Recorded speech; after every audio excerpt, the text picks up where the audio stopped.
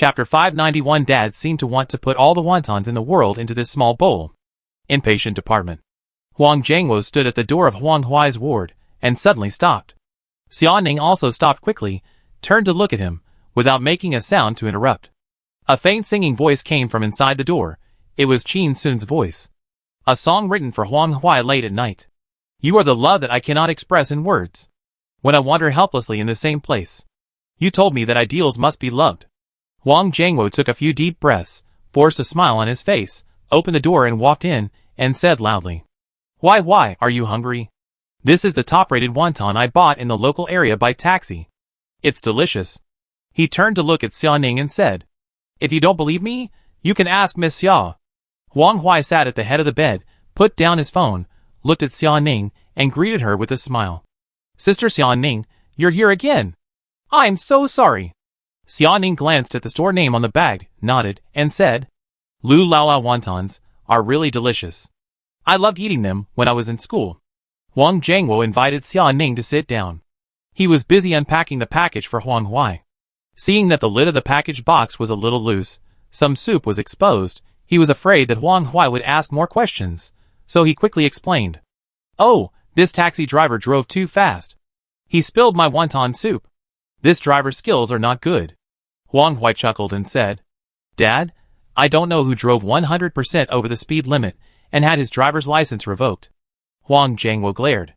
TSK? You kid. As he said, he unpacked the disposable spoon and handed it to Huang Huai. Eat it while it's hot. Eat more. More, ah.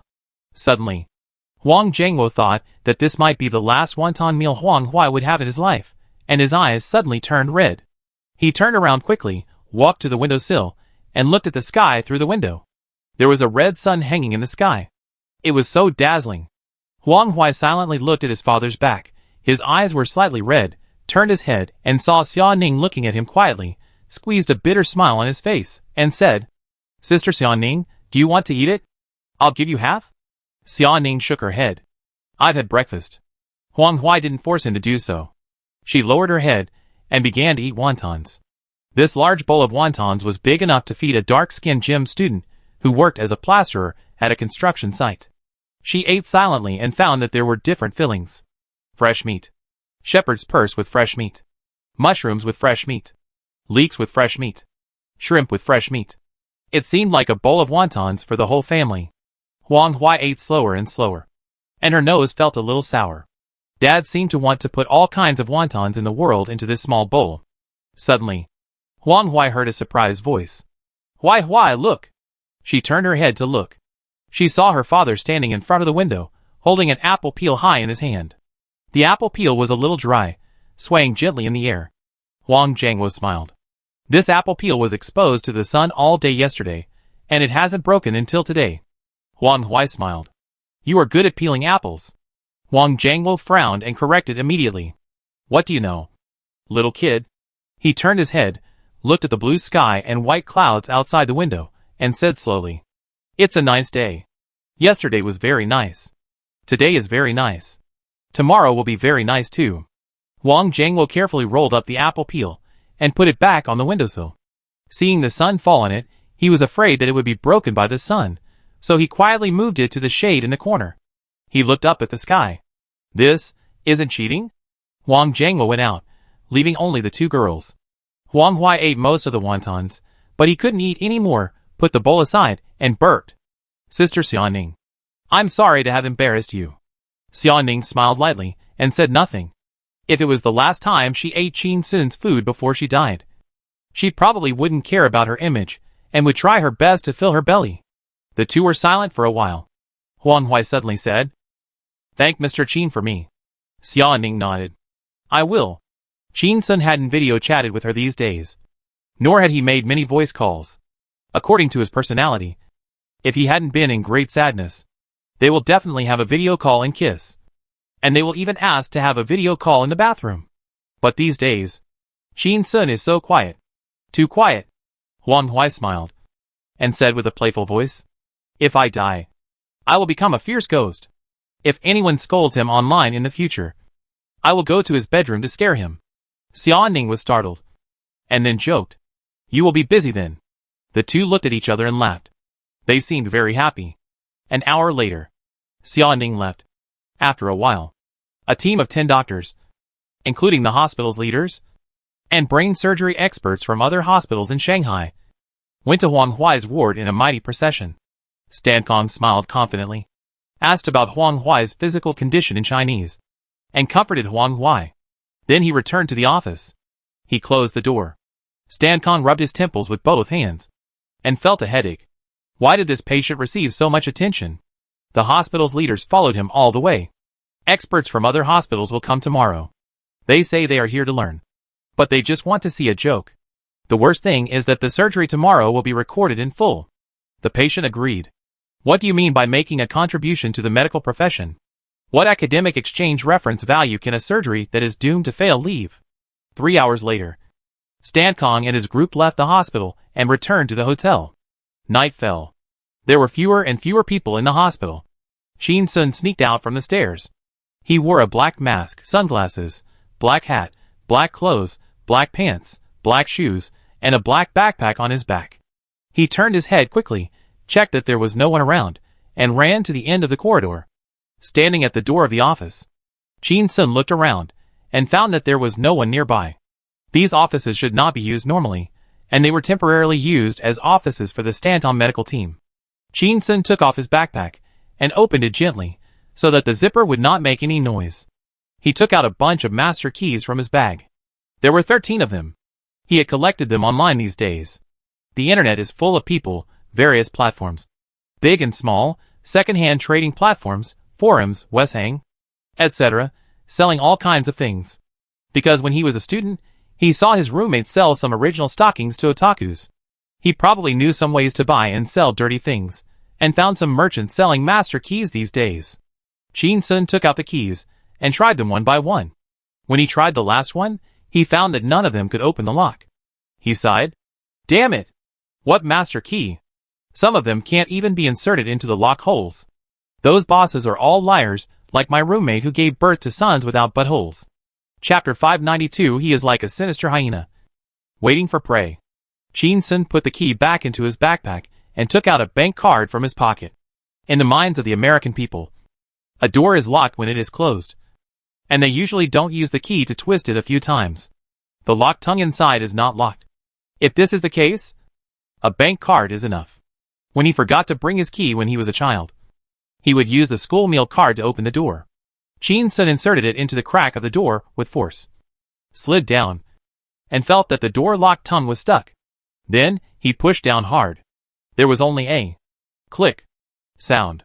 Qin Sun held the door handle with his left hand and turned it, pushed the door open, and walked in quickly. He locked the door. He put away the bank card, and a smile appeared on his face. Sure enough, there is no lock that cannot be opened with money. If you can't poke it open, just plug it open. The lights in the office were not on. There was only light from the street lamp outside the window. It was a little dim. Qin Sun half groped his way to sit on the sofa, laid down, and set an alarm for his phone, so as not to sleep too soundly. What if Stagom comes into the office tomorrow, and he is still not awake? That would be embarrassing. Old Deng would definitely yell. Oh my god! Who are you? Get out! Oh shit! Security guard? What the hell? Security guard? What the hell? Then, a group of security guards would rush in. How could they give him a divine hand? A high-end residential area in Shanghai, in a large flat of more than 300 square meters. Xia Ning was lying in the bathtub and browsing her phone. She actually saw the video of herself asking the security guard to drive the reporter out in the morning. She shook her head slightly. It's true that a tall tree attracts the wind. Such a small thing can be spread online. It's all Qin Sun's fault. Xia Ning clicked on the comment area. Such a cool sister. Such a strong aura. I really want to be her dog. Woof woof woof. Are these reporters idiots? How can they ask such questions? They know that this operation is almost a suicide, but they keep asking and keep asking. Why don't these reporters ask what position his parents used when they were pregnant with him? That's because Qin Sun wasn't here otherwise. They would have been slapped in the face. Why wasn't Qin Sun here? Why didn't he seize such a good opportunity to show off? I said, I don't want to be a shitty idol, I need to attract your attention. I think he deliberately avoided his girlfriend and secretly met with other women. Hey! How can you say that about Jin Sun? How can he be this kind of... he is this kind of person. Xia Ning saw this comment and sneered. Boring. Then, put the phone aside. Then, picked it up again, remembering the phone call with Jin Sun in the afternoon. He told himself that he had to stay vigil tonight, so it was not convenient to call. Xia Ning sent a WeChat message. What time is the flight tomorrow? I'll pick you up. After a while, Jin Sun replied. No need, you stay with Huang Hui during the operation. Otherwise, we will be so angry when she sees that neither of us went. Xia Ning replied. I'll send a car to pick you up. Jin Sun replied. No need, it's just a taxi. No need to make such a big deal. Xia Ning was silent for a moment, and sent a message. You've been acting strange these past 2 days. Jin Sun replied immediately. If Niu Xiaojun died, you'd also be acting strange these past few days. Xia Ning was startled, and immediately typed a reply. Sorry. Soon, Jin Sun replied. It's okay, I can't type anymore. I'm going to sing. Xia Ning was startled. Sing? Jin Sun replied. Custom. Xia Ning replied. Rest in peace to the deceased. Jin Sun replied. Good night. Xia Ning was startled. She felt that she had just sent rest in peace to the deceased, and he replied, good night, which felt a bit unlucky. She hesitated for a moment, and also replied, good night. Putting down the phone, Xia Ning lay in the bathtub, staring blankly at the ceiling, and always felt that something was wrong. Singing? I know that in some places, there is a custom of singing when an old person dies. It's called singing a mourning song. But a young man in his early 20s was electrocuted to death by an electric fish. This is considered premature death, and I still have to sing? In Stankang's temporary office in the hospital, Jin Sun lay on the sofa, looking at the ceiling, reaching out to touch his blonde hair, and took a long breath. Is a woman's intuition so accurate? She can actually feel that I'm weird? So handsome. That night, Jin Sun and Xia Ning didn't sleep well. The next day, when Jin Sun was half asleep, he heard the alarm ring, suddenly opened his eyes, and turned off the alarm on his phone. He turned over from the sofa with a somersault. He walked to the window and looked at the sky outside. It was just dawn, because it was only 6:30 in the morning. Jin Sun stretched in front of the window, turned around, picked up his backpack from the sofa, and took out a box of contact lenses. He opened the box, raised his head, and carefully put the contact lenses into his eyes. He took out a small mirror and looked at it. Jin Sun looked at the pair of blue eyes and smiled. Yoshi! That's the smell. Then, he walked to the big cabinet against the wall of the office with his backpack. On the cabinet were rows of medical books. Below were cabinets about 80 centimeters high and 60 centimeters wide. They should be used to store personal belongings. Jin Sun opened the cabinet doors one by one and found that each cabinet was empty, and there was no item at all. It seemed that no one had used this office before. What a wealthy private hospital. What a waste. Jin Sun stuffed his backpack into a cabinet and closed the door. He walked to the innermost cabinet. Jin Sun stood still, took a deep breath, closed his eyes, and slowly began to shrug his shoulders. After a while, there was a sound of bones rubbing against each other. Crunching. Like a mouse gnawing on glass. Gradually, Jin Sun's shoulders collapsed visibly and moved closer to the middle, and his upper body became much narrower. After that, he squatted down. He hugged his feet with his hands and buried his head in his knees. His whole body shrank into an oval flesh ball. This is the bone shrinking skill. And it is the ultimate bone shrinking skill. It was the reward he won from the fighting genius when he was playing the lottery. Jin Sun buried his head tightly between his knees. He could no longer see anything. With his keen sense, he pointed in the direction of the cabinet. He groaned and rolled forward suddenly. There was only a metallic sound of clang. Jin Sun, the flesh ball, fell to the ground. Jin Sun? Fuck.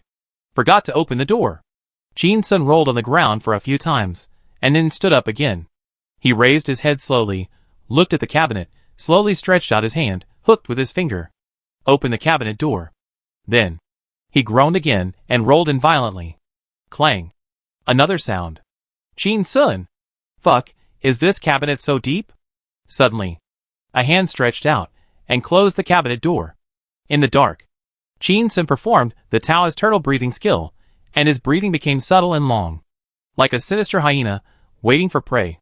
Chapter 593. The operation failed, and his legs were broken. In the darkness, Chin-sun breathed slowly.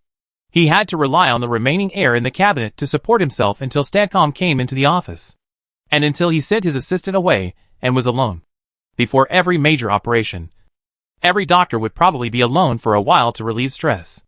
No matter how experienced he was, he would be nervous when encountering a major operation. Time passed by. 1 hour. 2 hours? 3 hours? Chin-sun huddled in the cabinet, feeling that time was passing so slowly. Sigh. Why does it feel like 4 or 5 hours have passed? It shouldn't be. The operation time is 9:30. Major operations are usually scheduled in the morning. Firstly, the surgeon and assistants are more energetic in the morning, and the probability of errors in the operation is lower. Secondly, if the patient waits too long, the anxiety will increase, and the effect of the operation will be affected. I came in at 5:30. If it really has been 4 or 5 hours, then the operation has already started. Right? Chin-sun waited quietly. Time passed by minute. He still didn't hear Stancom enter the office. He took out his cell phone with difficulty, tilted his head, and looked at the time on it. 12:03. Chin-sun! Oh my god! Damn it! Has the operation started? Or has it ended? Did I fall asleep just now? No. Then, Huang Hui is finished. Chin-sun exerted all his strength, pushed open the cabinet door, and was about to get out. He heard footsteps outside the door, and some people talking. Hurry up. Eon. Dr. Stancom, Dr. Stancom. The patient's family is already anxious. Can we prepare for the operation right away? Dr. Stancom, speak. Chin-sun heard this, and quickly rolled back to the cabinet. With a clang, hit the back of his head. The cabinet door was quickly closed. In the darkness, Chin-sun curled up, feeling the pain in the back of his head, and almost went berserk. Fuck your grandma. You're so late? Are you acting like a big shot here? I don't care if you're Stancom or Sylvester Stallone. I must let you know what a divine move is today. In the corridor, outside the office, Dr. Stancom looked worried, walked quickly to the office, followed by a bunch of people. In addition to the people in his team, there were also 7 or 8 anxious hospital leaders. Mr. Stancom, can you say something? When will the operation start? It's already noon. Do you need to change the time? The patient's family is very angry now, and we can't persuade them anymore. Do you want to change the time, or do you want to do the operation? Please give us an answer immediately, okay? Stancom. Stancom stood at the door of the office, turned around and looked at the group of people behind him, and frowned. Please remain quiet. Let me remain calm and posed alone. Okay. After saying that, the corridor immediately became quiet. Everyone looked at each other.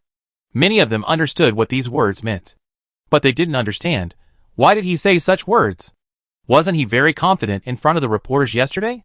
Seeing that everyone was silent, Stancom said with a somewhat impatient tone, he translated loudly. Please keep quiet. Let me be alone for a while. What are you waiting for? After saying that, Stancom pushed the door open, went into the office, and closed the door with his backhand. After thinking for a while, he locked it again. It seemed that this would keep all the troubles out of the door. Outside the door, the rest of Stancom's medical team entered the office opposite, and also closed the door. The hospital leaders looked at each other. Suddenly, one of the chubby men winked. Everyone understood, walked to the other end of the corridor, and immediately started to complain. What the hell is going on? Fuck foreign devil, are you here to act like a big shot? Even more pretentious than Chin-sun. Fuck his grandma. He arrived at the parking lot at 9 o'clock, and has been staying in the business car, and just shook his head, sighed, shaked his head, sighed. He finally got out of the car, and now he says he wants to be alone for a while? Fuck, he's not going to make fun of us. Is he? If you don't have the diamond, don't take on this porcelain job. Now there are dozens of media outside the hospital, and 40 or 50 internet celebrities, all broadcasting live. No one blames him if he can't be cured, but what's his attitude?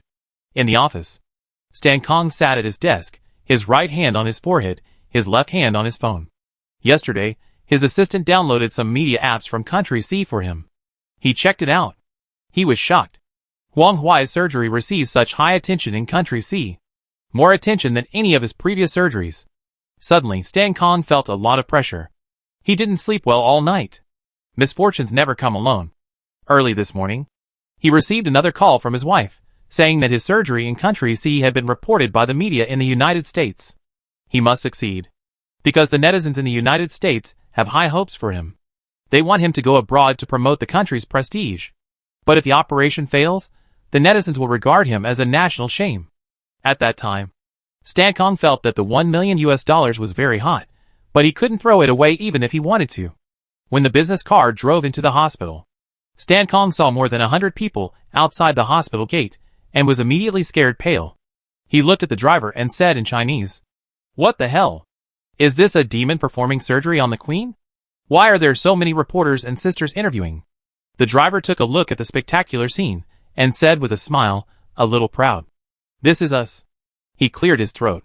"This is the influence of our current top star Qin Sun in Country C. He will definitely become an international superstar in the future. Huang Hui is his #1 fan. So he has received so much attention. Dr. Stan Kong, I wish you a smooth operation today." Stan Kong leaned back in his chair, looking hopeless. "Qin Sun? Why is it Qin Sun again? Who is he? Oh my god." In the office, Stan Kong saw a Douyin anchor named Xiaoying Gongzai, who had 20,000 viewers online. The camera was aimed at the hospital gate. Comments were flying. "The operation has begun. The doctor has already gone in. It started at 9:30 and has been going on for more than 3 hours. I hope Huang Hui is safe. The operation goes well. Pray for blessings. I am willing to give up my ex-boyfriend's 30-year life in exchange for Huang Hui's successful operation. Everything goes well. Safe and sound. If the operation fails, I will prevent Shit Dan Kong from returning to the United States. If the operation fails, his legs will be broken. If you take the money, you have to do the job. It's reasonable." Stan Kong held his forehead with his right hand, shook his head with a painful look on his face, and sighed and complained, "Oh my god! Oh my god! Oh my god!" Suddenly, I heard a clang sound behind me. Sure, Dan Kong turned his head and looked around, but he didn't see anything. He lowered his head and was stunned. WTF? Chapter 594. Who is what? What is in daddy? Stan Kong was stunned. He looked down and saw a big oval meatball wearing clothes on the ground. He stood up in fear. Oh my. Shit. WTF. As soon as he finished speaking, he saw the big meatball quickly stretched out, lying on the ground. It turned out to be a person. Stan Kong? What? Qin Sun stood up with a somersault and walked in front of Stan Kong. Stan Kong backed away again and again, yelling, "Who are you? Get out." Oh shit. He looked at the man in front of him wearing a hat, a mask, and black clothes, who seemed to appear out of thin air in the office. He was so scared that his mind went blank. He was afraid that the other party would not understand English. So he repeated it in Chinese. "Who are you? Get out." Oh. Shit. Stan Kong backed away again and again until his butt was against the desk, and he could no longer retreat. And he looked at the office door and yelled, "Security! Security! Security! Security! Security!" Qin Sun walked over quickly. His body was so fast that he brought a gust of wind. In an instant, he stood in front of Stan Kong, staring at him coldly. This old ding. Huang Hui had been lying in the ward waiting, but she had delayed for 3 or 4 hours. Every minute of delay is torture for the patient. Anxiety can affect the hormone level in the patient's body and increase the risk of surgery. The most annoying thing is that this old ding himself is very anxious. In this state, he seemed to be ready to perform surgery. What's the difference between this and murder? Stankin swallowed his saliva, felt the opponent's powerful force, and dared not shout anymore, fearing that his neck would be broken. Killer? Assassin? Or the fucking devil? Outside the door, there was a violent knock on the door. Bang. Are you okay? What happened? Open the door. Mr. Stankin. Are you okay? What happened? Open the door. Mr. Stankin. Stankin looked at the mysterious man in front of him, and dared not speak at all. His mind was blank due to nervousness. But he saw the mysterious man staring at him, and shouted loudly, "Shut up. If you keep bothering me, you'll have to stuff that damn groundhog into your butt. Shut up. If you keep bothering me, you'll have to stuff that damn groundhog into your butt." Stan Kong was awakened, and did not hear what he said clearly. It was just surprising. Why did a bad guy dare to yell here? Aren't you afraid of exposing yourself? Then, Stancom heard the voices of his assistants outside the door. Sorry. Relax. Everything will be fine. Sorry. Relax. Everything will be fine. Then footsteps sounded, and they seemed to leave. Stancom was confused. Why did my assistants comfort this assassin? Let him relax? What do you mean everything will be fine? I am in a terrible state now. Stancom felt that this mysterious man seemed to know magic and hypnotized his assistant. He looked at the man in the mask and hat in front of him, and said in a trembling voice, Who are you? Afraid that the other party would not understand, he quickly translated. Who are you? Chin Sun looked at Stancom quietly, took off his hat, revealing a head of blonde hair. Stancom looked at Chin Sun's golden hair, which was exactly the same as his own.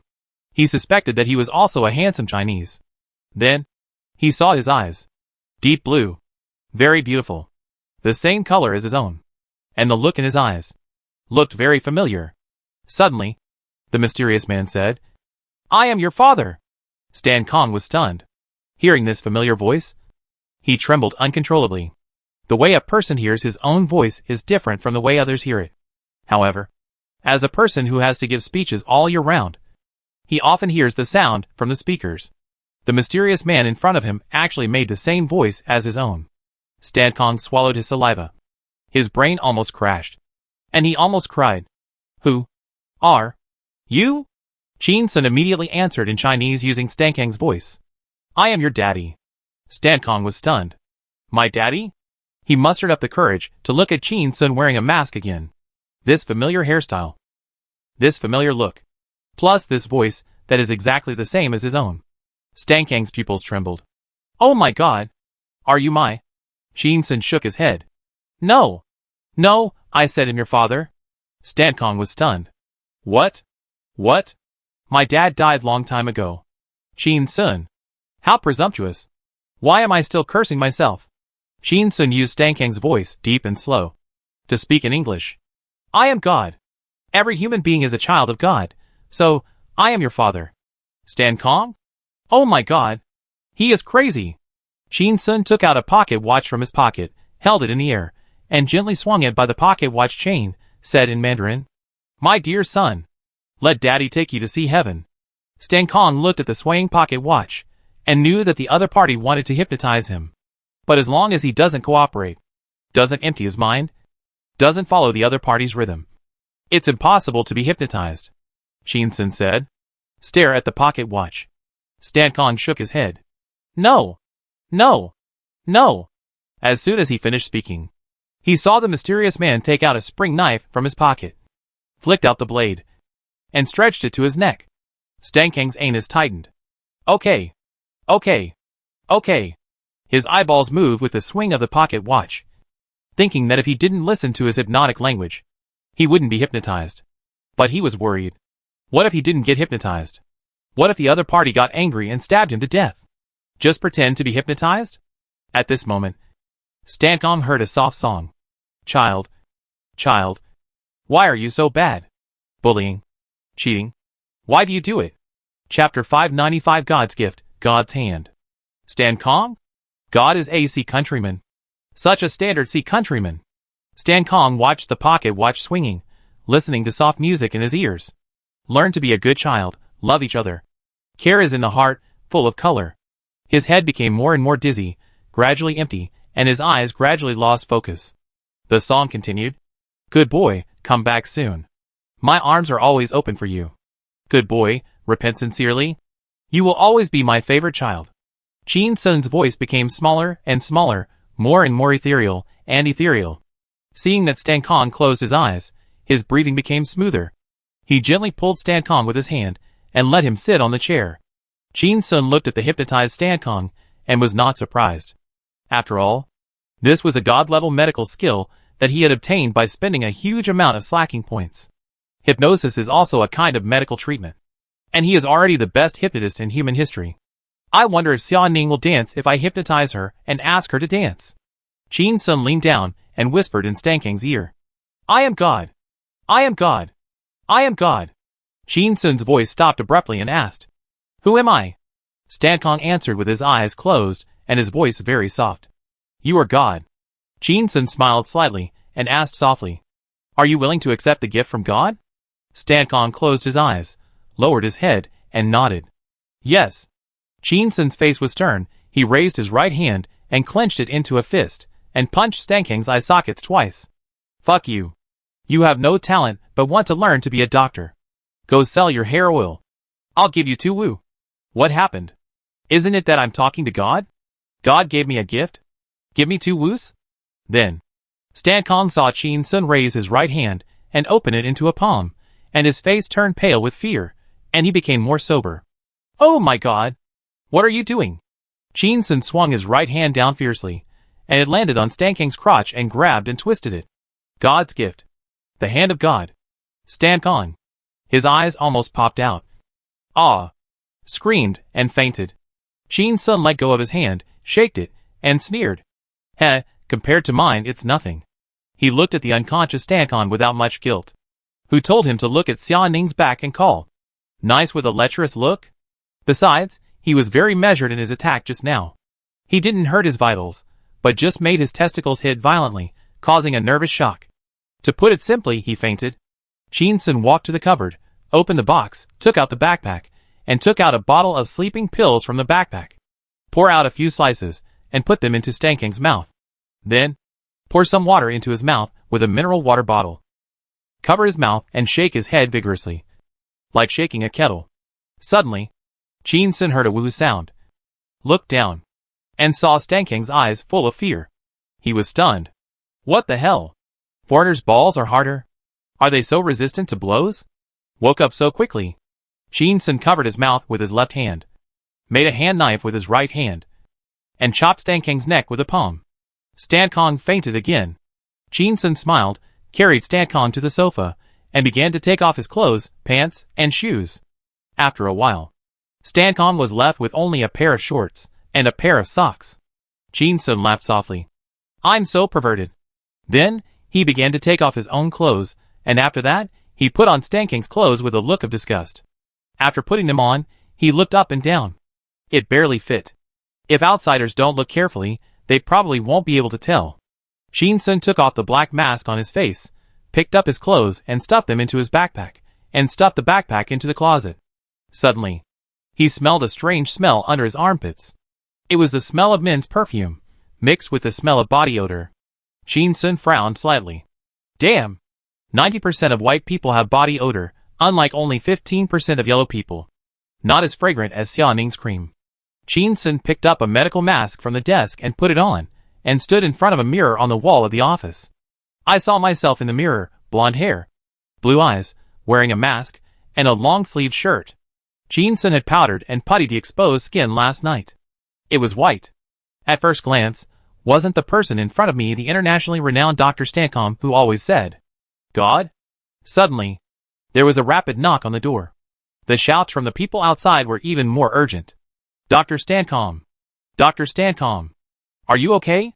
Should I have the surgery, or postpone the surgery? Give me a definite answer. The patient's family is going to beat me up. Just give me a straight answer. Qin Sun turned his head and looked at Stan Kong, who was lying quietly on the sofa. He is in a coma now. When the sleeping pills take effect, he will not be woken up with that dosage.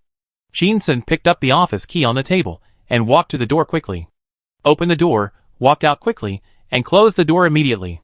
He turned around and locked the door with the key. The action was smooth and fast as lightning. 7 or 8 leaders of the hospital were all confused. What's going on? Qin Sun glanced at them, said nothing, walked to the opposite office, and opened the door. I saw 8 or 9 foreign men and women inside. Some were chatting, some were kissing, some were browsing their phones, and some were sleeping. There was no tense and serious atmosphere before the operation. Qin Sun cursed loudly. Oh my God! Son of B*******. Fuck our grandma! The assistants were confused. Today, Dr. Stan Kong was particularly unrestrained. Qin Sun waved his hand. Let's go! Go! Go! Go! Dressing room. Qin Sun went in to change clothes first, took off his shirt, pants, shoes, and socks. After a while, he was left with only one bitter tea seed. Suddenly, a message alert sounded from his cell phone. Qin Sun took out his cell phone from his trouser pocket and saw that it was a WeChat message from Xiaoning. Call me when you get off the plane. I'm a little panicked now. Dr. Stancombe seems to be in some trouble. Master Huang and Huang Huai just hugged each other and cried. I don't know how to comfort them. After a while, another message came. I miss you a little. Qin Sun looked at the message and felt a little distressed. He didn't reply, and sighed. According to my plan, I will be by Ningning side at about 3:30 p.m. because there is only one flight from Shuren to Magic City today, which arrives at 3 p.m. If I don't show up later, she will be suspicious with her cleverness. It will be troublesome then. Qin Sun looked at the time. It's already 12:40. With other miscellaneous preparations, it will take about 1 p.m. to start. If I have to be by Ningning side at 3:30, wouldn't it be only 2 hours for the operation? It's 4 hours less than the previous plan. This shit stank on. Waste. What a waste. A doctor who has performed so many operations is actually more nervous than a novice like me. Qin Sun put away his clothes, changed his clothes, put on a hat, a mask, and went to disinfect his arms. Put on sterile clothes and sterile gloves. Walk into the operating room. Chapter 596. Why are you in such a hurry? Are you in a hurry to let the patient reincarnate? In the operating room. In addition to Stankang's medical team, there are 8 people wearing sterile suits, standing not far away. Some of them are experts in this hospital, some are leaders of the hospital. There are also brain surgery experts from other hospitals in the Magic City, and some even flew from Beijing. They are here to watch the famous Knife Stankong perform surgery. At this time, they whispered. His team has come in. Why hasn't Stankong come yet? He's too nervous. Yeah. Not to mention him. I was nervous just watching him. If you perform surgery with such a nervous mood, wouldn't it reduce the success rate of the surgery? Oh. Why don't you change the time? Actually, changing the time won't make much difference. Just now I heard from the security department that the patient's family is very emotional. If the surgery fails, Stankong may encounter medical disputes. Let's wait and see. Even if the surgery fails, there should be something we can learn from him. After all, he is an internationally renowned doctor. Suddenly, the door of the operating room opened. A doctor dressed neatly and well protected walked in. The operating room immediately became quiet.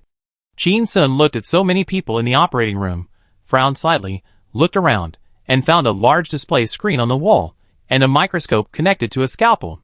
He was stunned. Damn it! This kind of life or death operation still needs a surgical demonstration? This will affect the surgeon's mood and reduce the probability of surgery. Did Huang Huai agree? Could it be that the hospital gave money, and gave a lot? She wanted to leave a legacy for her old father? Qin Sun walked forward silently, and looked at the operating table. Huang Huai was already lying on the operating table, covered with several layers of sterile green cloth. Only a bald head was exposed. She was already connected to various instruments, and the display screen beside her showed various indicators. Qin Sun took a deep breath and encouraged himself. Take it easy. It's no problem. If I can't show up in front of Ning Ning after 3 p.m., I'll make up an excuse then. Human life is at stake, take it easy. Qin Sun stretched out his hand. The assistant immediately handed over the scalpel. On Huang Huai's head, he slowly cut open her scalp along the drawn line. The knife was moving very slowly, very slowly. The assistants looked at this scene with some surprise. Why did Dr. Stankong cut so slowly today? In order to make the camera take a clear enough picture? Not far from the operating table, the 8 experts who were watching silently also felt very strange when they saw this scene. Isn't this too slow? Scalping is an operation with almost no risk. He is so slow. After opening the skull, he will go to remove the tumor in the brain. Won't it be even slower? The whole operation will take at least 1 day and 1 night. Is Stankong a fool? Qin Sun cut open the scalp. Slowly drill a hole in Huang Huai's skull. Remove the bone flap. Cut open the dura mater. Reveal the brain, trembling. Qin Sun looked at the slightly beating brain, closed his eyes, and slowly adjusted his breathing. Seeing this, the assistants stopped handing him the instruments and waited quietly. They understood Dr. Stankong's nervousness at this moment. After all, he would most likely suffer a Waterloo in his career today. The experts standing by held their breath and watched Qin Sun, unblinkingly, wanting to see how the world-class Stankong would cut into the patient's brain. What level is it? The assistants of Stankong's team waited quietly on the side. No one urged them. In fact, They were very relaxed in their hearts. As long as they did their job, they treated this operation as an ordinary operation. Qin Sun stood in front of the operating table, breathing slowly and long. Although when he obtained the god-level medical skills, in the mysterious space in his mind, he didn't know how many operations he had performed. Among them, there were tens of thousands of brain surgeries. But in real life, this was his first time entering the operating room. After the small trial just now, he found that it was okay. His hands were very steady. His heart was also very steady. It was the same feeling as in the mysterious space. After a while, Qin Sun opened his eyes and held the high-power microscope with both hands. In an instant, a warm current flowed through his whole body, causing his whole body to tremble slightly. Then his heart became extremely calm. Although it was the first time to touch this kind of instrument, Qin Sun felt as if he had played with it for a long time. Very familiar. Very kind. As if it had merged with his body. It was like holding his little brother. He could hit whatever he pointed at. Qin Sun started. He was heading for the tumor deep in the brain. First, he had to pull the brain tissue apart. Then he found the tumor. Then he separated the tumor from the surrounding blood vessels, nerves, and brain tissue one by one. As the operation progressed, Qin Sun felt more and more at ease, and the speed was getting faster and faster. The assistants of Dr. Stancombe, who was most familiar with him, felt uncomfortable and exchanged glances, and saw the shock in each other's eyes. What happened? What happened to Dr. Stancombe today? Why is he so fast now? This is totally different from what he taught us before. That we should be serious, careful, and patient when doing surgery. So strange. Qin Sun was so focused that he didn't notice the abnormality of the people around him at all. He just felt peaceful inside. It was even a little satisfying. As the operation progressed, he actually felt a crazy pleasure of getting a pentakill. The experts around the operating room were stunned, and their hearts were beating hard. What is he doing? Even a veterinarian performing surgery on a dog can't move so fast. Is this the standard of an internationally renowned doctor? How many times did he practice to achieve such godlike movements? Did he practice this life-saving surgical technique with the athlete's belief of higher, faster, stronger? How could it be so fast? How could it be so fast? The experts were terrified. One expert was so excited that his blood boiled, and he clenched his fists tightly. My God! No wonder he is an internationally renowned doctor. He has more than 2 tricks, he has 10,000 tricks. There is a galaxy between me and him. Too strong. Too strong. Too despairing. I can't even think of catching up with him. An expert looked at this picture, not feeling a miracle, but just feeling horrified, subconsciously took a few steps back, until his back was against the wall before he stopped. This is the human brain, one of the most sophisticated organs in the body. Why did he give me the feeling of swinging a hoe in the black soil? That's too much. If I shake my hand a little bit, I thought that at this speed, the patient would die. This is killing people, this is committing a crime. Gradually, other experts also found something wrong. Some actions are a little faster, they can understand, but not all actions can be so fast. And it's getting faster and faster, faster and faster. It seems that Dr. Stancombe is very anxious. One expert was furious, clenched his fists, and cursed in his heart. What are you anxious about? What are you anxious about? Are you anxious to reincarnate? No. Are you anxious for the patient to reincarnate? Chapter 597 Peaceful and Safe, Forever and Ever? Fuck feudal superstition. An expert took a step forward and wanted to shout. Dr. Stancombe, stop. But after taking a step, he quickly retracted it. He was afraid that shouting would affect Stancombe's operation and kill the patient. Qin Sun was completely immersed in his own world. Some operations that were extremely dangerous in the eyes of others were as gentle as a mother caressing a baby's face in his eyes. It was all warm love. Around him, the assistants who were responsible for wiping his sweat and handing him instruments were extremely alert, fearing that if they were a second late, they would not be able to keep up with his pace. They had completely lost the ease they had before, and only felt a huge pressure. In addition to the physical tension, there was also psychological pressure. Because an idea emerged in their minds uncontrollably. Dr. Stancombe was going to kill someone. To perform such a super dangerous operation at this speed, an operation with a success rate of only 3%, was just to make a sudden mistake, and then the patient died. After that, say a word of sorry. Everything is over. The whole operating room. Except Qin Sun, everyone else felt very uncomfortable. Scalp numbness, nausea, vomiting, goosebumps, various symptoms appeared on different people. Even the air seemed to condense. 8 experts all leaned against the wall, one next to the other, closely together. Some people clasped their hands together, and their palms were sweaty. Now they felt even more terrible. It was not only because Chin Sun's operation was too fast that they felt terrible, but the operation had been going smoothly so far. If anyone in the world were to do the operation, the patient would have died by now. This is really terrifying. The experts' hearts were pounding.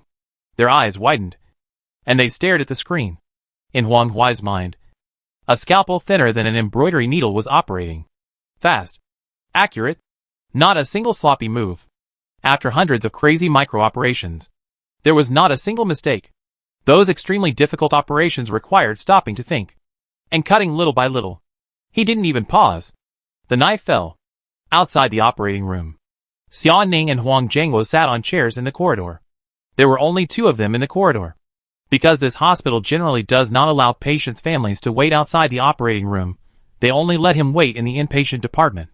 After the operation is completed, there will naturally be a nurse to send the patient over. This rule may be to prevent the operation from failing, and the patient's family members will press the doctor to the ground and beat him to death. But Huang Jianguo couldn't stay in the inpatient department at all, and went to the nurse station to ask for help many times. A grown man shed tears many times. Xia Ning felt sad, so she used her connections to bring Huang Jianguo outside the operating room. Neither of them spoke. Huang Jianguo stared blankly at the sign on the operating room door, which had a few words on it. In operation. He kept staring. Staring. In a trance, he saw the words in operation suddenly change to successful operation. Huang Jianguo stood up suddenly, and a smile just appeared on his face. After a closer look, he found that the words were still. During the operation, he sat down weakly. Xia Ning had seen Huang Jianguo stand up and sit down several times, sit down and stand up again, feeling a little sad. She took out her cell phone and looked at the time. It was already 2:40. Chin Sun's plane would land in Shanghai in 20 minutes, and it would take 3:30 to get to the hospital. Xia Ning turned to look at Huang Jianguo, and asked in a low voice, "Master Huang, you didn't eat in the morning nor at lunch. If you keep going like this, you will easily get hypoglycemia. What do you want to eat? I'll bring it to you." Huang Jianguo shook his head. "I can't eat," Xia Ning persuaded. "I asked the doctor. The shortest estimated time for this operation is 8 hours, and it will take more than 10 hours if it is longer." Huang Jianguo said quickly after hearing this. "The longer the better. The longer the better. This doctor is experienced, skilled, and patient. Then our operation is, At the end, he choked up a little, couldn't find the right words, and couldn't continue. Xia Ning comforted. "Master Huang, the operation will definitely be successful. Dr. Stankom's skills and character are both good. I have read the information. He said that he would treat every operation with an absolutely scientific attitude. Every operation is a scientific research for him." He paused and said, "If Huang Huai finishes the surgery later, and you collapse from not eating, who will take care of her?" Huang Jianguo heard this, and a hint of joy appeared on his haggard face. "Then I'll eat wontons." "Thank you." Xia Ning nodded, got up, and walked towards the elevator at the end of the corridor. Huang Jianguo lowered his head, looked at the roll of dried apple peel in his hand, gently unfolded it, and muttered to himself, "Be safe and sound, and live long and long. Be safe and sound, and live long and long." Suddenly, the apple peel broke into 2 pieces. Huang Jianguo was startled. He covered the apple peel with both hands and rolled it into a ball. He threw it on the ground. He stepped on it hard. He gritted his teeth and said in a low voice, "Fuck your feudal superstition." Xia Ning walked to the elevator entrance, feeling a little depressed. She took out her mobile phone to watch Douyin and directly entered Song Ying's live broadcast room. This girl really wants to be an internet celebrity to the end. She will go wherever there is traffic. There are now 40 or 50 netizens live broadcasting outside the hospital, among which Song Ying's live broadcast room is the most popular. At this time, in Xiao Ying's live broadcast room, there are already 50,000 people online. There are also many comments. "Why are you always shooting at the hospital building? What's the point of this? You can go into the hospital through the dog hole and look outside the operating room. This operation will take more than 10 hours. What's the point of watching this now? It's so boring." I have a rumor that the operation was delayed for a long time and only lasted for more than 2 hours. This doctor seems to have a mental breakdown. Pray for blessings. May Huang Hui be safe. May peace. Peace. Huang Hui is such an excellent girl. It's a pity to die. I sell coffins. If you need it, you can chat with me privately. Get lost. Do you still have any humanity? I have no humanity, but I have brains. The success rate of the operation is so low, the doctor himself said, only God can save Huang Hui. You all stand here like saints. It's really embarrassing. If the operation is successful, I'll eat shit. If the operation is successful, I'll stand upside down and have diarrhea. Most of the comments are positive, but once someone leads the rhythm, the style becomes a bit disgusting. Xia Ning turned off the live broadcast room. She was not a nosy person, and was even less willing to interfere with other people's decisions, but she still sent a message to Song Ying. Take care of the audience in your live broadcast room, and pay attention to the comments. She walked to the elevator door and pressed the switch. Suddenly, Huang Jiangluo's wailing came from the other end of the corridor. Xia Ning turned her head and saw that the door of the operating room was open. A doctor wearing a mask, a hat, and a surgical gown stood blankly at the door. Huang Jiangluo collapsed on the ground. Chapter 598. Stand calm. I will definitely file a lawsuit against you. Qin Sun looked at Huang Jiangluo sitting on the ground, a little confused. Hey! Why did the patient's family come here? Doesn't this hospital do a good job of preventing medical disputes? Aren't you afraid that the operation will fail, and the doctor will be beaten to death by the family? Qin Sun looked at Huang Jiangluo slumped on the ground, trembling all over, crying, walked forward, reached out to hold his arm, said in Mandarin with an English accent, "Oh dear Huang Shifu, get up. The ground is cold." But Huang Jiangluo suddenly raised his head, widened his eyes, and waved his arm to shake off Qin Sun's hand. "Who is your dear? Who the hell is your dear?" He quickly got up from the ground, with tears on his face, and rushed towards Qin Sun, with a shrill voice. "What are you doing out here? What are you doing so soon? What are you doing out here? Don't come out." Qin Sun looked at Huang Jiangluo rushing towards him with his teeth bared, jumped to the side, avoided his attack, and said urgently, "Come out, to the toilet." Huang Jiangluo rushed too hard, and hit the wall in front of him. Hearing that the doctor came out to the toilet, slowly turned around, and looked at Qin Sun. He wiped the tears from his face with his hand, and asked cautiously in a trembling voice, "Are you out to use the toilet?" Qin Sun nodded. "Yes." Huang Jiangluo breathed a sigh of relief, feeling that all his strength was drained away, sitting down against the wall, panting, looking up at the doctor in front of him, and asked again cautiously, "What about the operation?" Qin Sun made an okay gesture. "The operation is done. Very successful." Before he could utter the two words, Qin Sun saw Huang Jiangluo, who was limp at the foot of the wall, jump up like a mad tiger, rushing towards him, with an amazing momentum. Qin Sun was startled. "What the hell? What are you doing?" Huang Jiangluo opened his hands with his 10 fingers, made a gesture of strangling his neck, and rushed towards Qin Sun, with a crying voice. "I'm going to kill your mom! Kill your dad! Kill your grandma!" Qin Sun dodged Huang Jiangluo's attack, turned around and saw him staggering a few meters away, said unhappily, "This family member is too rude." Huang Jiangluo immediately turned around and walked over slowly, crying as he walked. "You were late this morning, and the operation was not performed until noon. My daughter hasn't eaten a single bite of food or drunk a single drop of water since last night. If you can't do it, just don't do it. Do it another day. You have to do it. You have to do it. It's only been more than 2 hours. And she's gone. Ah? Are you still human?" At this point, Huang Jiangluo had already walked in front of Qin Sun, without any radical movements, staring into his blue eyes, crying and saying, "Give me back my daughter. Give me back my daughter. Give me back." Huang Jiangluo's voice became smaller and smaller. The sound of high heels was heard. Qin Sun looked up and saw Xia Ning approaching him. Xia Ning said with a cold face, "Dr. Stancombe, I am very disappointed in you. Your professional attitude makes me feel sick." As she spoke, her tone became even colder. "Damn disgusting." She reached out and patted Huang Jiangluo on the back, without saying anything. If it weren't for Stankin's irresponsible attitude and the failure in such a short time, Huang Jiangluo's temper would not have strangled the doctor. But it's only been 2 hours. Qin Sun looked at Xia Ning, thinking about her dirty words just now, and found it very interesting. It's rare to hear Ning Ning swear. Qin Sun heard Huang Jianguo still muttering "Give me back my daughter," and reached out to pat his shoulder, saying gently in a comforting tone, "Your daughter. I will give it back to you. She becomes a demon when she puts it on." As soon as the words fell, Huang Jianguo trembled all over, slowly raised his head. His eyes turned red, and stared at Qin Sun with hatred. Xia Ning also opened his eyes wide, with an incredible expression on his face. The operation obviously failed. Huang Huai is dead. He even said that he would return his daughter to Master Huang? What is coming out soon is a corpse. Huang Jianguo clenched his fists and waited for Qin Sun. Xia Ning said coldly, "Stand calm. I don't care whether you don't understand the customs of country C, or you are not proficient in Mandarin, and your expression is not accurate enough. There are surveillance cameras here. I will definitely sue you. I want you to pay a huge amount of mental damages." Qin Sun? At this moment, there was a sound of a cart being pushed outside the door. Excuse? Excuse? Qin Sun made way.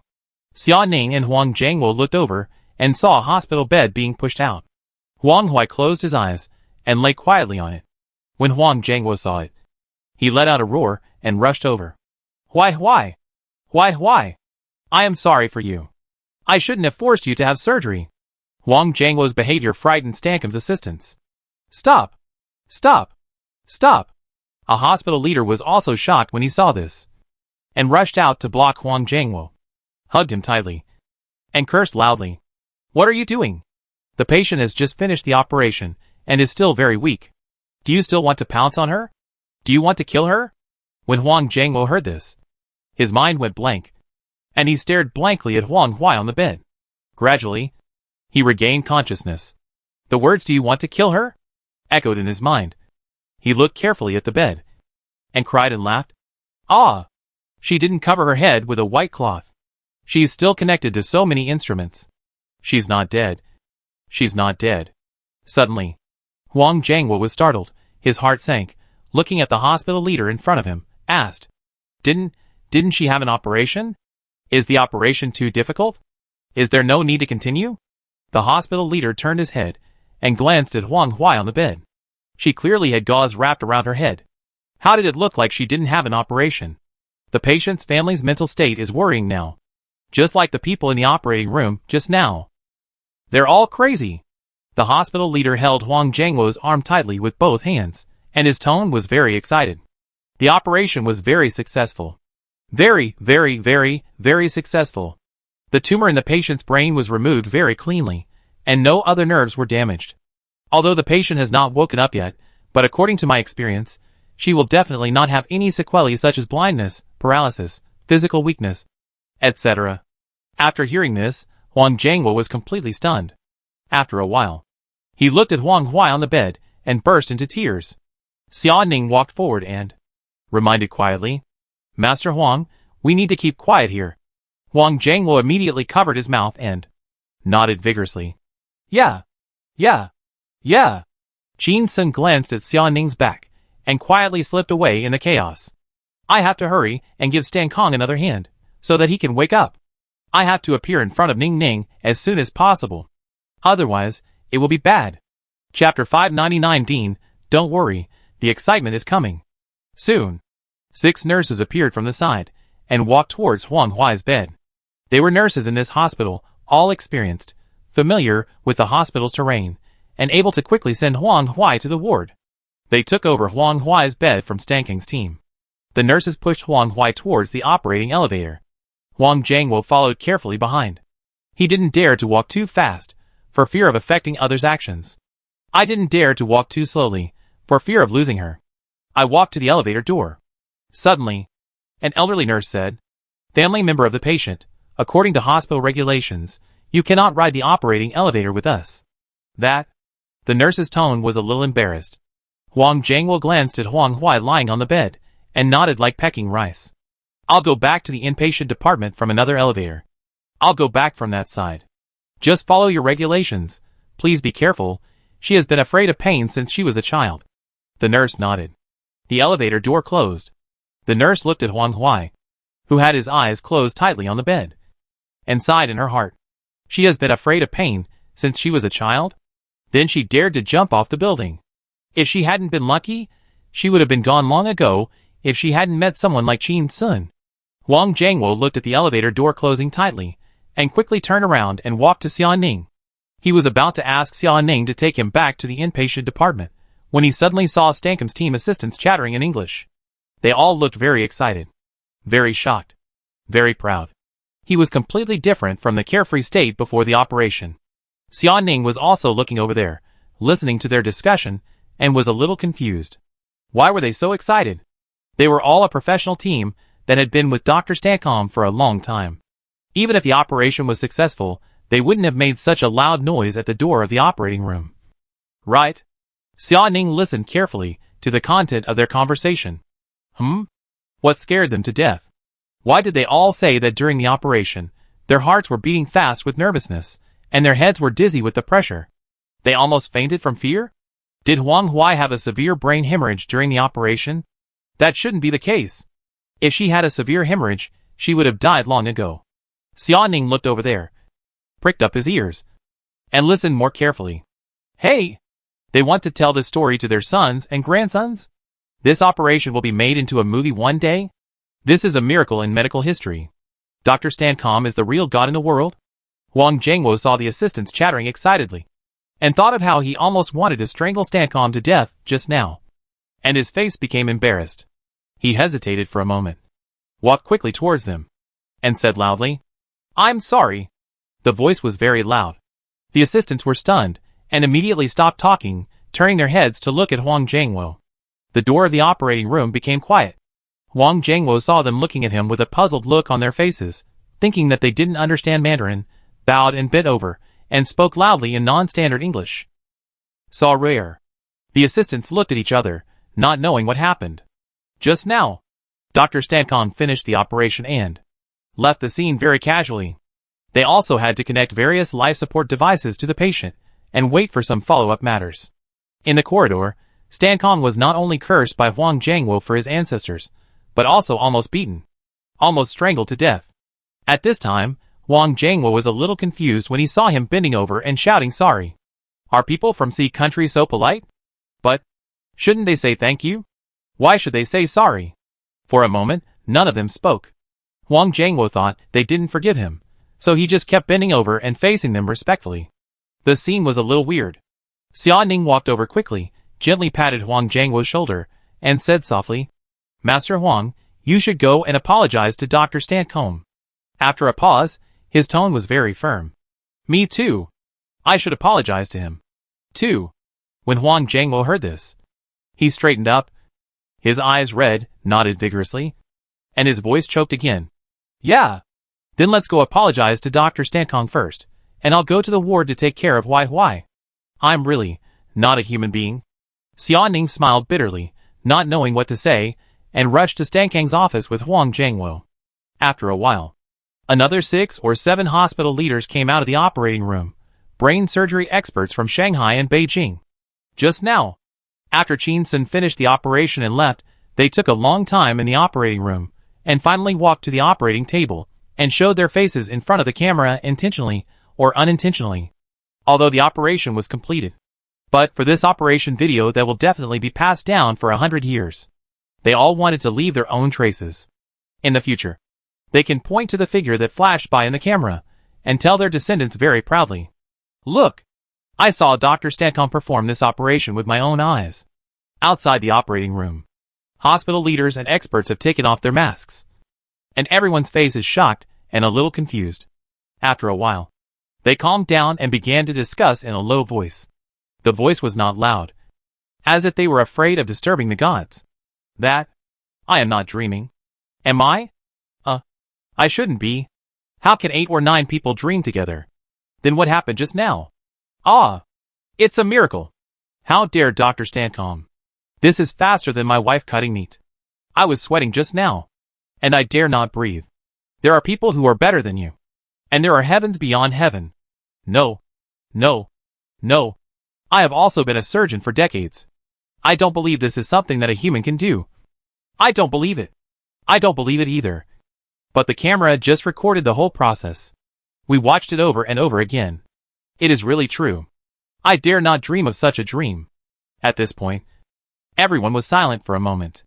Suddenly, an expert said, "In theory, as long as every step is done correctly, it is possible to achieve it." He was immediately refuted by a bunch of people.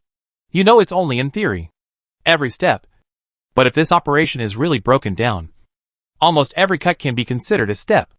Even the weight and direction of each cut. Other doctors have to think carefully and do psychological preparation before they dare to cut. In my opinion, every cut will be fatal. But every cut is so perfect. Dr. Stancomb is a god. He dragged patients in and out of the gates of hell thousands of times. But every time he was safe and sound. This is really snatching people from the hands of the king of hell." At this point, everyone was silent again. After a while, someone said worriedly, "Is this surgical video still valuable for academic exchange?" Everyone was stunned. It seems not. He completed a surgery that took more than 10 hours in just 2 hours, and that kind of precise operation actually gave me the feeling that he was scraping a white spot. If all future students follow his example, how many people will die in vain?" At this time, someone asked, "Should the video be sealed?"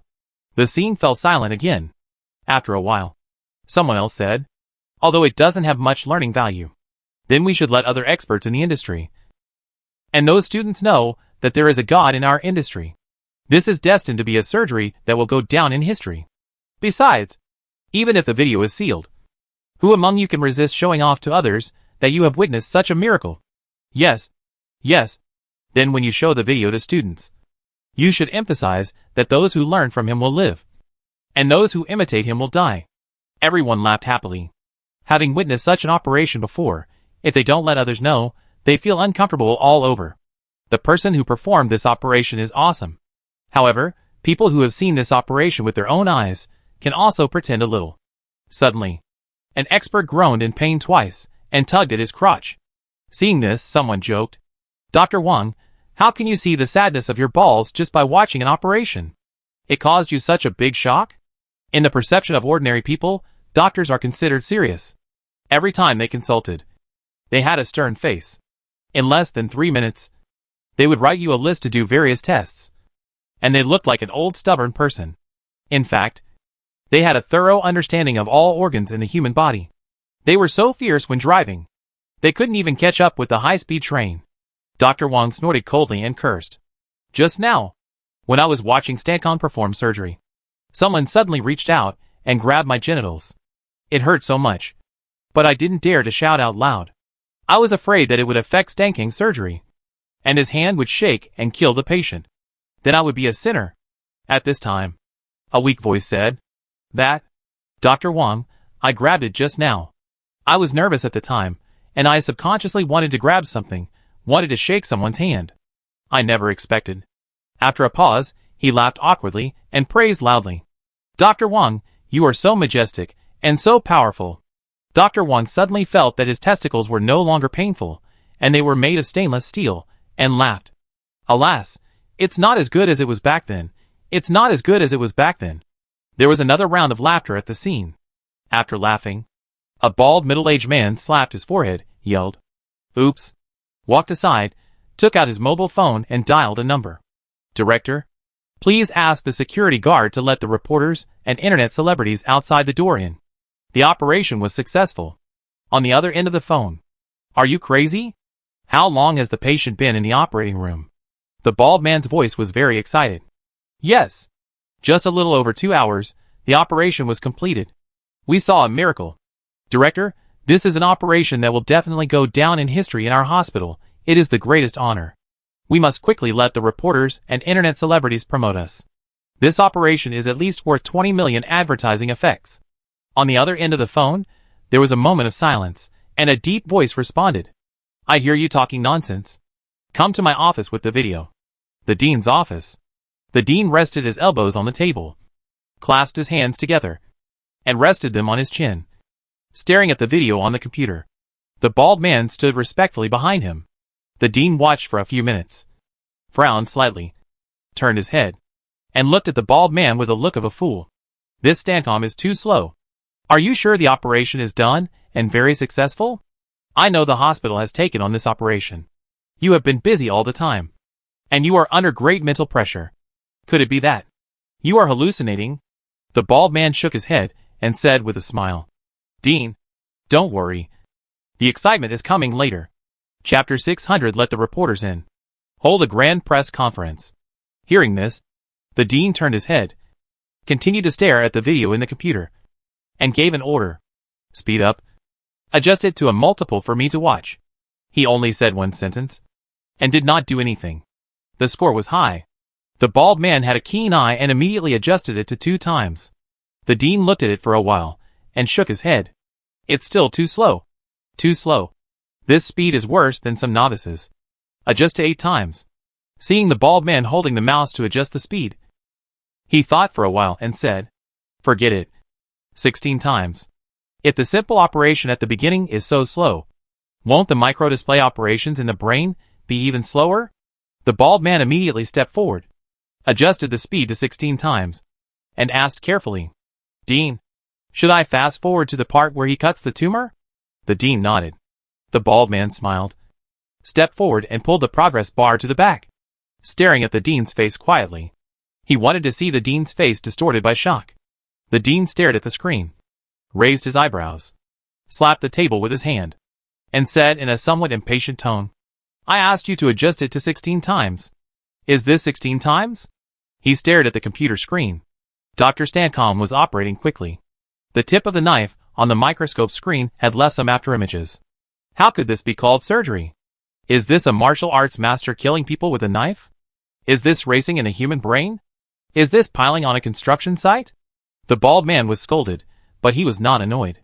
With a smile on his face, he pointed to the lower right corner of the computer screen and explained softly, Dean, look. This is 16 times. When the dean heard this, he was stunned. Looking at the magnification display in the lower right corner of the video, it really showed X16. Suddenly, he felt cold all over, as if he had seen a ghost. Whoever cut into the patient's head, it must be very, very slow. Because if one hand is not steady, it may cause death or disability. Although it is 16 times now, it should not leave any afterimages. The dean was horrified and instructed the bald man, turn it to normal speed. The bald man felt very relieved when he saw the dean's loss of composure. It seemed that just now in the operating room, it was not that his group lacked self-control. Even the dean, who was used to seeing big storms, would be shocked. The bald man adjusted the video to normal speed.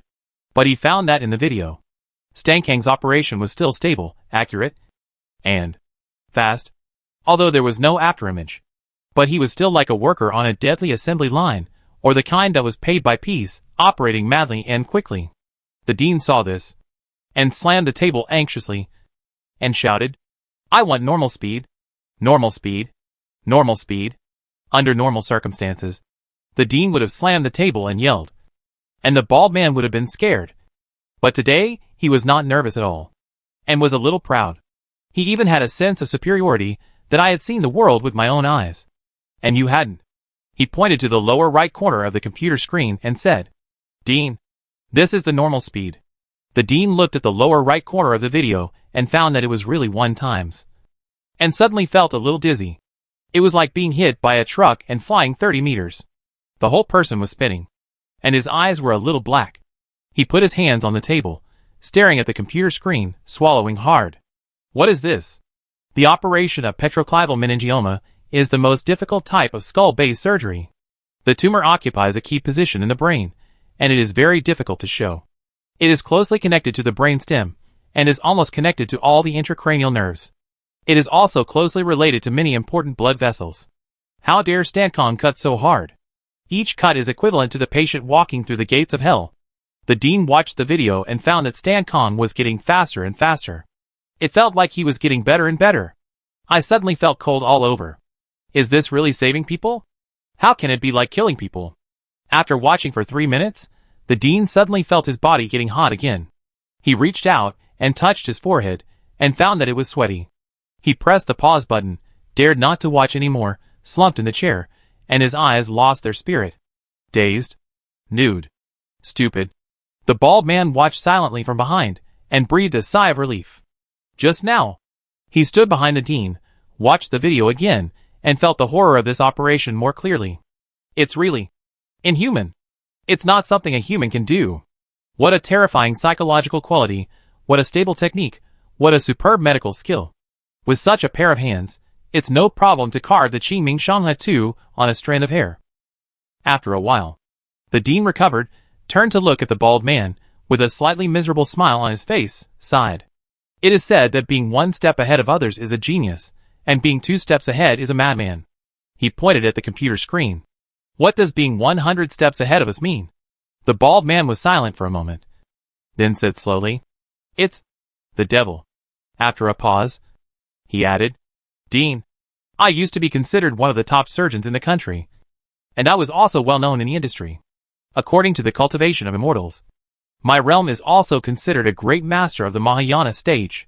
But after ascending, I met a real boss like Stan Kong, and found that I was just a worm. The dean looked at the lost look on the bald man's face, patted his shoulder, and comforted him. Don't feel too bad. We are all bugs, aren't we? After that, he ordered, Go and call the security. The dean said this, and took out his phone and said, Forget it, I'll do it myself. Dialed a phone call. A respectful greeting came from the other end. The dean didn't explain too much, and gave a direct order. Set up the stage in the garden at the west corner of the hospital, and roll out the red carpet. You must be quick. After setting it up, have the security let all the reporters and internet celebrities outside the hospital in. Let's hold a grand press conference. Hang up the phone. The dean stood up, and said to the bald head of the hospital, Let's go visit Dr. Stankong. Stankong's office. Jin Sun locked the door, took off only Kucha-zi, and was about to change into his own clothes. Suddenly, there was a knock on the door. Dong dong dong. Xia Ning's voice came. Dr. Stankong, are you there? Jin Sun was naked, frowning slightly, and sighing deeply. This Ning Ning is the same. Is this hospital owned by your family? Running around everywhere. Always appearing in places where they shouldn't be. Do you want to block me here, and then let people find out that I'm the one who performed the surgery, and have them take me for slices and research? Jin Sun looked at the door, and shouted loudly in Stankong's voice. What's the matter? Outside the door, Xia Ning's voice sounded. I'm here to apologize to you. I didn't clarify the facts just now, and I was disrespectful to you, and I offended you with my words. I want to apologize to you in person. Jin Sun shouted. No more hugs. It's okay. Then, Huang Jiangluo's voice with a crying tone also sounded. Dr. Stankong, I apologize to you. I'm not a human, I'm a beast. I kneel down to you. Thank you. Jin Sun hurriedly trotted away, not letting the door point at him. There is a custom there. Elders kneeling to younger ones will shorten their lifespan. Outside the door, Xia Ning's voice was a little anxious. Master Huang, you stand up. You stand up, foreigners don't do this. Huang Jiangluo cried. But I only know this. Jin Sun took out clothes from his backpack, put them on, and shouted. Let's go! I'm very tired now, I need to rest. If you want to apologize sincerely, please respect my intention and let me be alone. Outside the door, Xia Ning said immediately.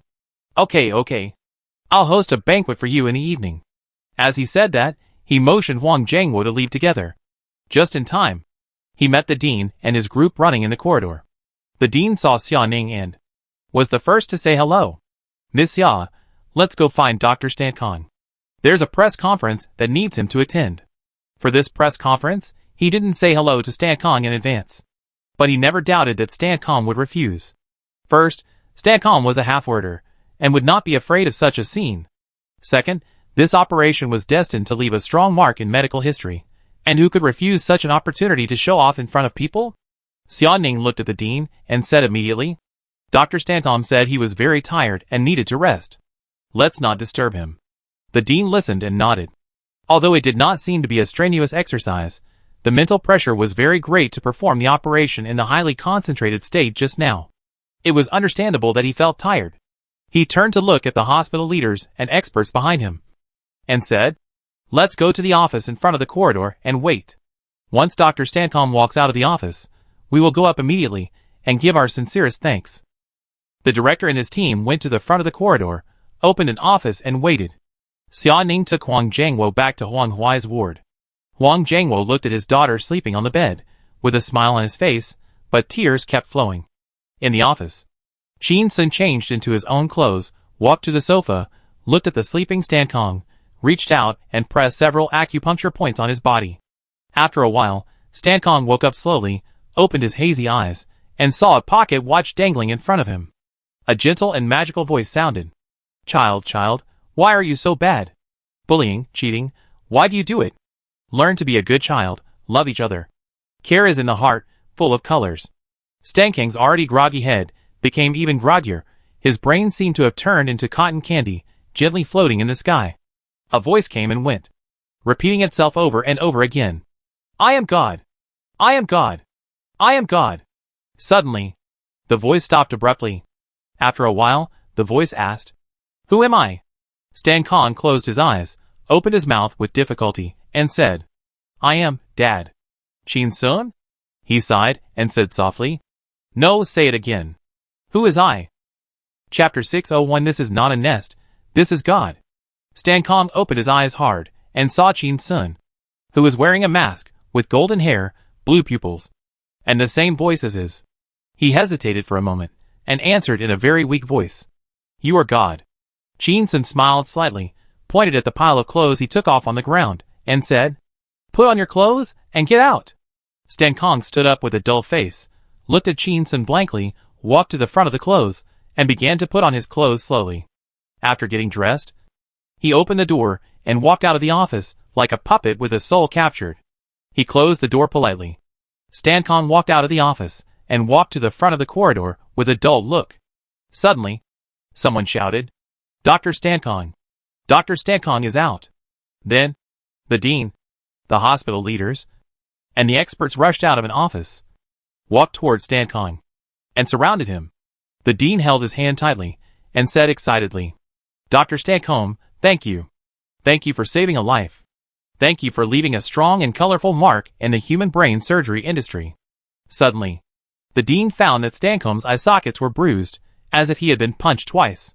He was shocked and asked, Dr. Stan Kong, what's wrong with your eyes? Stan Kong heard the noisy sounds around him, gradually woke up, recalling the dreamlike scenes in the office. She screamed, Oh my God! Oh my God! Oh my God! The dean asked in a hurry, showing off his foreign language skills. What happened? What happened? Stan Kong looked horrified, turned to look at the office at the end of the corridor, and answered directly in Mandarin. There is an assassin hiding in my office. A fool. A scary bastard. When the dean heard this, he thought of the bruise on Stan Kang's eye socket. He believed it a little. He looked nervous, and winked at the person next to him. Everyone rushed to the office, and pushed open the door. It was empty inside. How could anyone be there? They walked in and began to check everywhere, opening the curtains, opening the desk cabinets, and opening the boxes under the wall cabinets. They checked one by one. Nothing was found. Stan Kong stood at the door, holding the threshold with both hands, like a frightened young wife. Seeing that everyone had searched everywhere, they did not find anyone at all. His already dizzy head became even more confused. WTF. Stan Kong shook his head, paced in the office, and the scenes just now kept flashing through his mind. An assassin? An assassin exactly like me? Is he God? Stan Kong looked up, saw everyone looking at him, said a little embarrassedly, I'm very sorry. I may have suffered something very mysterious. My current mental state and physical state are not enough for me to perform a high-level operation. Today's operation needs to be postponed. As soon as the voice fell, Stan Kong saw the dean, the hospital leaders, and the experts staring at him with wide eyes. Everyone was surprised and puzzled. Can't perform a high-level surgery? Is Stan Kong so pretentious? Wasn't the level of the surgery just now high enough? The dean stepped forward, looked at the dark circles under Stan Kong's eyes, and said, Dr. Stan Kong, what are you talking about? Stan Kong was a little embarrassed and explained again. I know it's hard to believe, but I just met someone who looks exactly like me, and he tortured my body. I can't perform the surgery now. I want to schedule it in a week. Is that okay? Everyone looked at each other, getting more and more confused. Stan Kong seemed to be speaking sincerely. Did he really forget that he had just performed an operation? The dean smiled bitterly and said, Dear Dr. Stan Kong, but the operation is already completed. Stan Kong was shocked. What? Who performed the operation? He looked at the experts behind the dean, but he saw that they all avoided his eyes. Some people shook their heads directly, some waved their hands, all indicating that it was not them. The dean sighed. Dr. Stankong, you performed the operation yourself. Stankong was shocked, and did not want to take the blame. No! No! No! I will not take the responsibility for the failure of the operation for others. The dean immediately said loudly. But, Dr. Stankong, the operation was successful. Very successful. Stankong was shocked. There's a master in this hospital? Who is it? Can you introduce me to him? The dean? Is this guy pretending, or has he really forgotten what happened just now? The dean's office. The computer on the desk was playing a video of an operation. Stankong sat in his seat, watching the video. A person who looked exactly like him was performing an operation very quickly. Exactly the same body shape. Exactly the same voice. Exactly the same surgical technique. Exactly the same surgical habits. Stankong kept shouting. Oh my god! He pressed the pause button, daring not to watch anymore. Not to mention performing an operation at this speed. Even just watching it, it would be a huge pressure. Fearing that the patient would die, Stankong recalled that ethereal voice in his mind. I am God. His expression became a little fanatical. He stood up suddenly, turned his head to look at the dean and others, and said in a trembling voice, This is not me. This is God. God showed up. This is God's divine hand. Suddenly, he thought of his balls being grabbed by God, and he was a little excited. Madam, you are blessed. Stankong's office. The sofa suddenly arched up, and after about half a meter off the ground, Chin-sun climbed out from inside. He reached out to wipe the dust off his face and cursed. The cleaning staff here is not careful at all. Why is there so much dust under the sofa? Chin-sun took out a mask from his bag. Put it on. Put his ear to the back of the office door, and listened carefully for a while. After confirming that there was no one behind him, he opened the door and walked out. Chin-sun walked quickly to the bathroom, found a cubicle, closed the door, and took out a razor and a bottle of shaving foam from his backpack. He rubbed his hands, and quickly shaved off the golden hair on his head. After shaving, he flushed the hair into the toilet. Chin-sun put on a hat and a mask and walked out of the bathroom.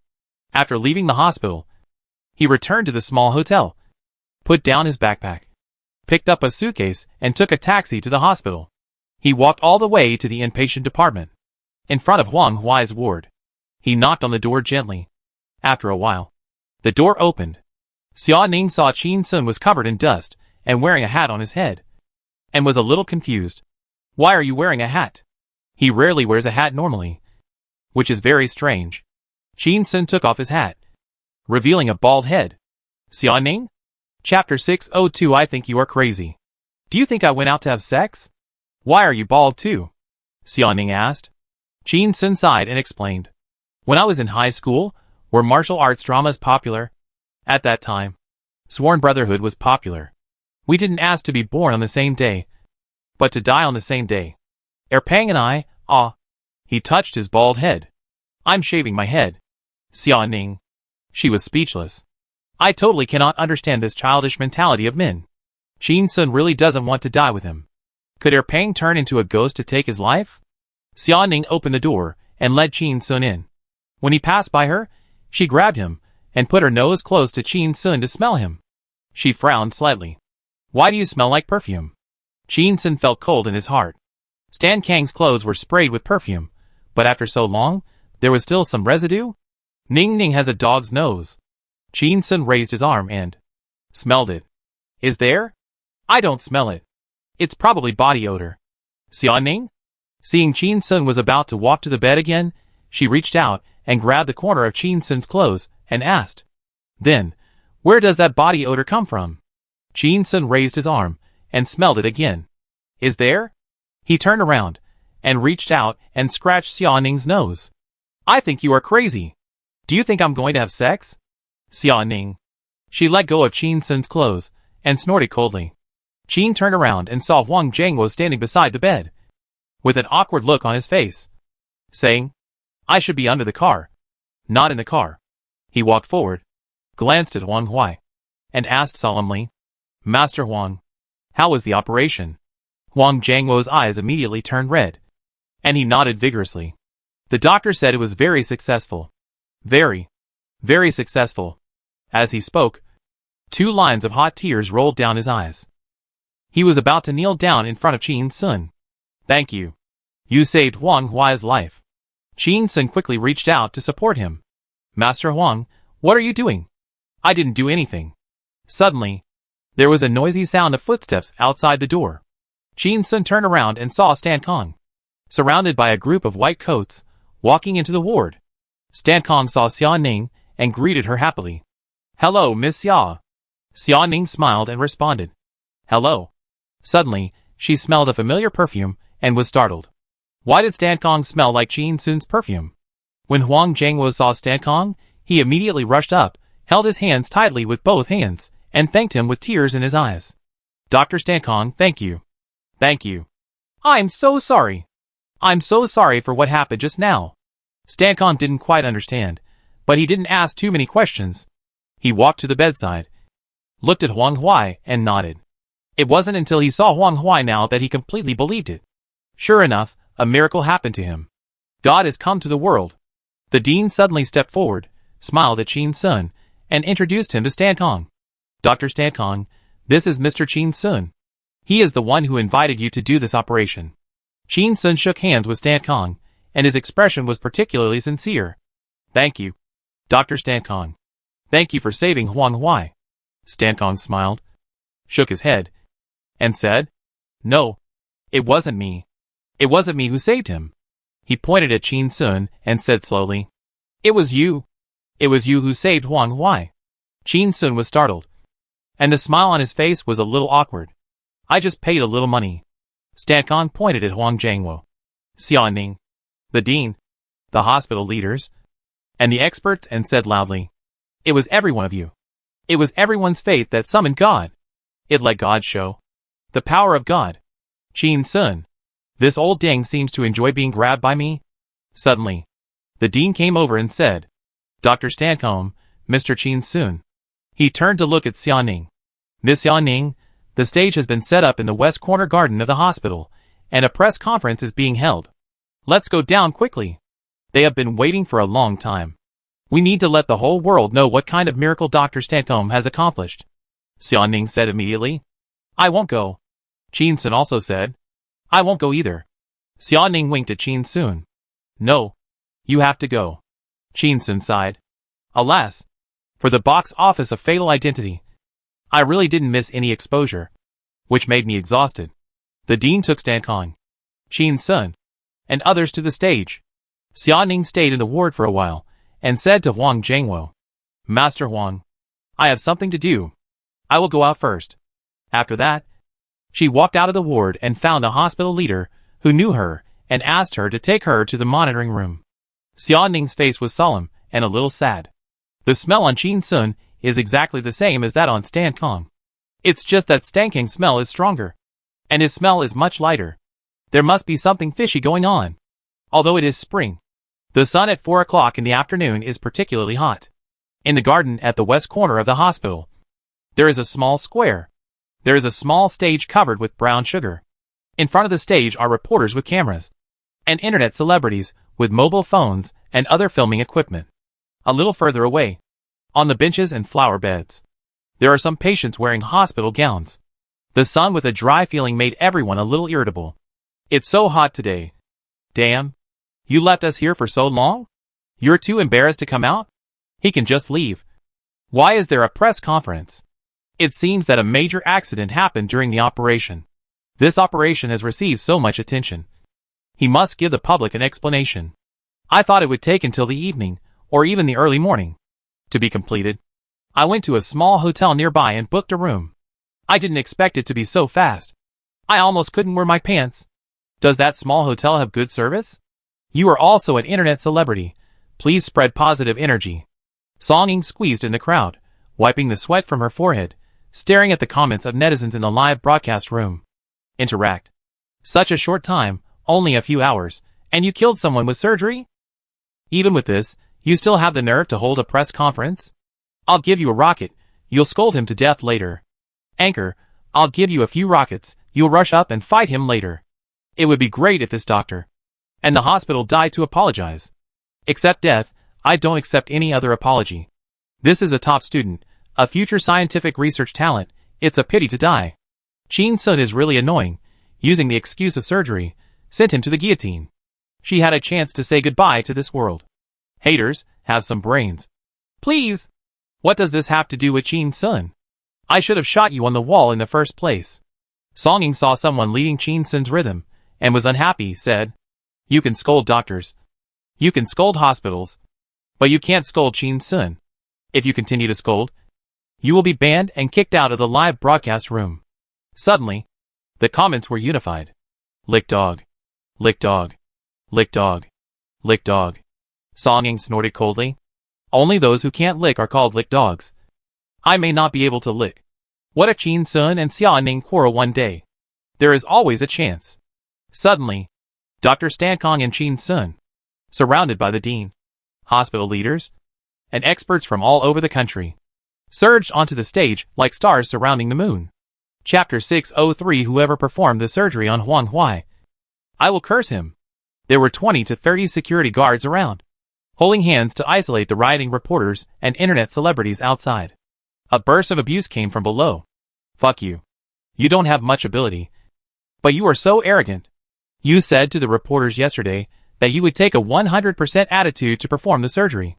Is this your 100% attitude? Look. He is still smiling. He has 2 dark circles under his eyes and wounds. Was he beaten by the patient's family? He deserved it.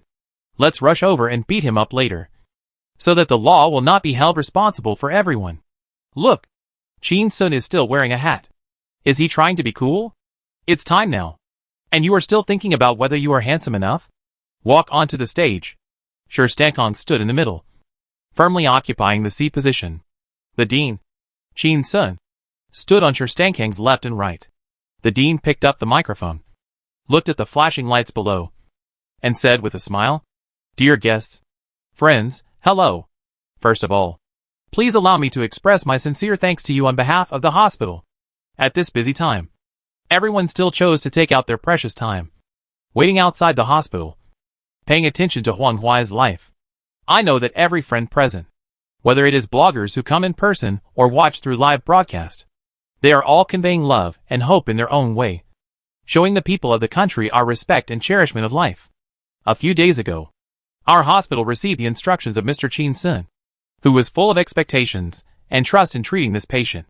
In order to respond to this expectation, we have made unremitting efforts, overcome many difficulties, and finally invited the world-renowned doctor, Mr. Sure Stankong, from abroad.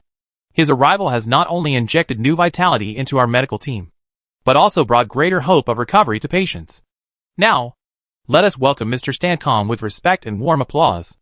Mr. Stankong is not only an outstanding doctor, but also a guardian of life. He has superb medical skills and noble medical ethics, and has brought good news to countless patients. The dean spoke passionately and clapped his hands. But except for a few people on the stage who clapped along, there was no sound under the stage. The dean did not feel embarrassed, turned around and looked at Stankong, and said with a smile, Mr. Stankong, please give us a report on the operation. We look forward to your sharing, and we believe that under your leadership, Huang Huai will be able to defeat the disease and regain a new life. Thank you again for coming and supporting us. Let us join hands to cheer for life and pray for health. Thank you all. On the stage, the hospital leaders, experts, all clapped vigorously. Their palms turned red. But the stage was quiet. After a while, there were more curses. Fuck your grandma. Fuck your mother to death. Waste. Get out. Murderer. You still have the nerve to report? Report your grandma's legs. Qin Sun is an accomplice. In order to gain traffic, the internet celebrities used particularly fierce words. Other people on the stage looked unhappy and gradually stopped clapping. Qin Sun looked indifferent. The dean still had a smile on his face. He worked his way up from the front line to the dean's position and was proficient in medical skills. Since he became a manager, he also began to understand some management and marketing. This hospital spends a lot of money on marketing every year. The more people below curse now, the more guilty they will feel later. This strong contrast can create topics and make the hospital more well-known. Song Ying listened to the curses of the people around her, and thought of Huang Huai, the girl with a bright smile and a single ponytail, and felt a little sad. I am almost the same as her. How come she is gone? Isn't it said that good things will happen to people around Brother Chin Sun? How come you see our sister can live? She can't? Song Ying untied the single ponytail on the back of her head, looked up at Stan Kong who was smiling on the stage, picked up the microphone, used more than 10 years of singing skills, and shouted, "Fuck you." This voice was full of energy, and immediately suppressed the buzzing discussion at the scene. The scene immediately became quiet. Xiaoying Doll Live Broadcast Room. 666. Xiaoying Doll, I respect you as a man. You have the potential to be a shrew. You curse well, I will give you a rocket.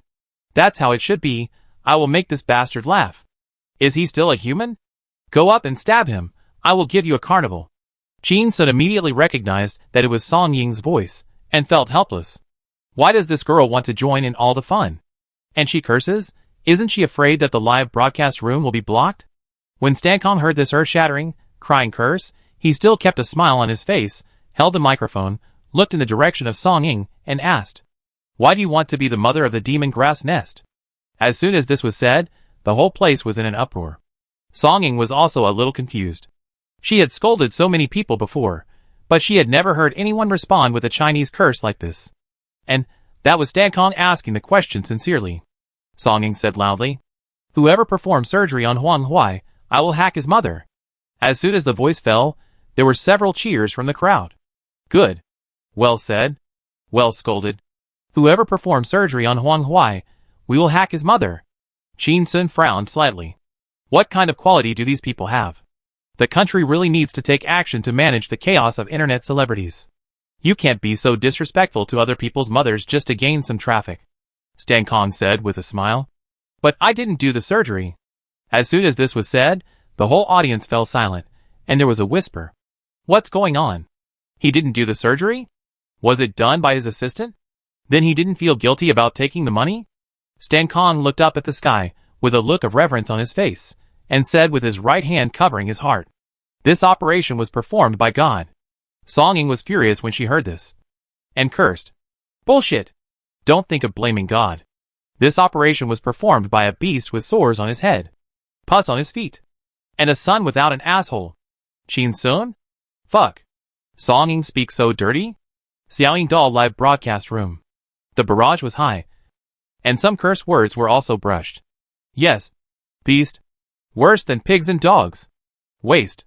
Waste of air when alive. Waste of land when dead. Chin Sun stood on the stage, feeling a little unbearable, and suddenly saw Song Ying looking at him. Then, Song Ying shouted, "Brother Chin Sun, do you think I was right in scolding you?" Chin Sun? Hey! You scolded me, and you want me to praise you for scolding me? Chin Sun slowly looked away, not wanting to talk. Suddenly, Stan Kong knelt on the ground with a plop, his hands raised to the sky, his face full of tears. God! My God! God! The voice was loud, very crazy, like a cult member who was about to be shot in the head. The scene became quiet. Chapter 604. Is he crazy? Why is he talking nonsense? Off stage, the reporters and internet celebrities were silent. Stan Kong knelt down, an unhealthy red color appeared on his fair skin, and his expression became a little crazy. Stan Kong closed his eyes, and the image of the operation in the operating room immediately appeared in his mind. Fast, precise, crazy. It was like driving a racing car. Incredible scenes flashed in his mind, and Stan Kong became more excited, closing his eyes tightly, and kept shouting, "Oh yes! Oh yes! Oh no no no! Crazy!" Everyone looked at Stan Kong's trembling body, and did not dare to disturb him. The audience in the live broadcast room, but there were quite a few people of high quality. Some comments showing the brilliance of human nature jumped out. If the operation failed, he blamed God, and now he is pretending to have a cerebral hemorrhage. Is this old ding rabbit? His purple mood is on full power? Why is he talking nonsense? What's the meaning of yes, yes, no, no, no? It doesn't sound right? No one called Yamidi. How can it sound right? If the operation failed, he blamed God, and even performed as an AV actor on the spot? Chrysanthemum. I just want to have fun by venting my anger, but if I really fart, I have to look at this old man's mouth. Why is Chin Sun standing there without blushing or beating his heart? Chin Sun is popular, has works, and somewhat of a character, so he has no confidence to stand there? Why is Chin Sun standing there stupidly? He killed your #1 brainless fan. Why don't you go up and poke him? Let him shout a few words. If I were him, I would ride on the dung beetle's head now. Suddenly, through the cameras of the internet celebrities, the netizens saw the stage. Stankin's body began to stop shaking, the abnormal redness on his face began to fade. He opened his hands and placed them on his chest, slightly opened his palms, and lifted them up to the sky. He looked like he was praying devoutly. The scene was quiet. No one on the stage, nor the people off the stage, didn't disturb them. The comments didn't matter. The people hiding behind the internet, the keyboards were always shining with gold. What kind of posture is this?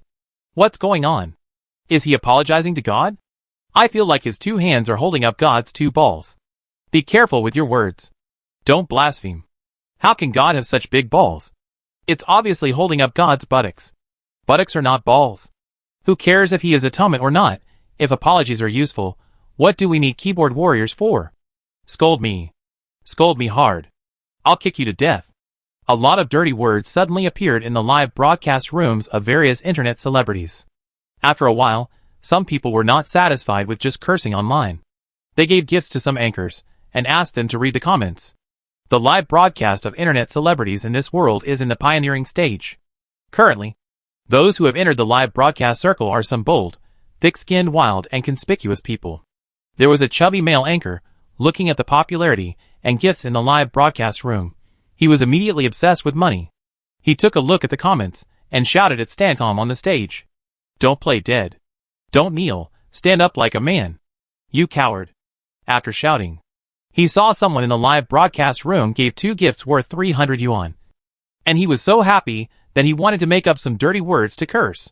In other live broadcast rooms, the audience also encouraged the anchor to read the bullet comments. If you read it, you will be given gifts.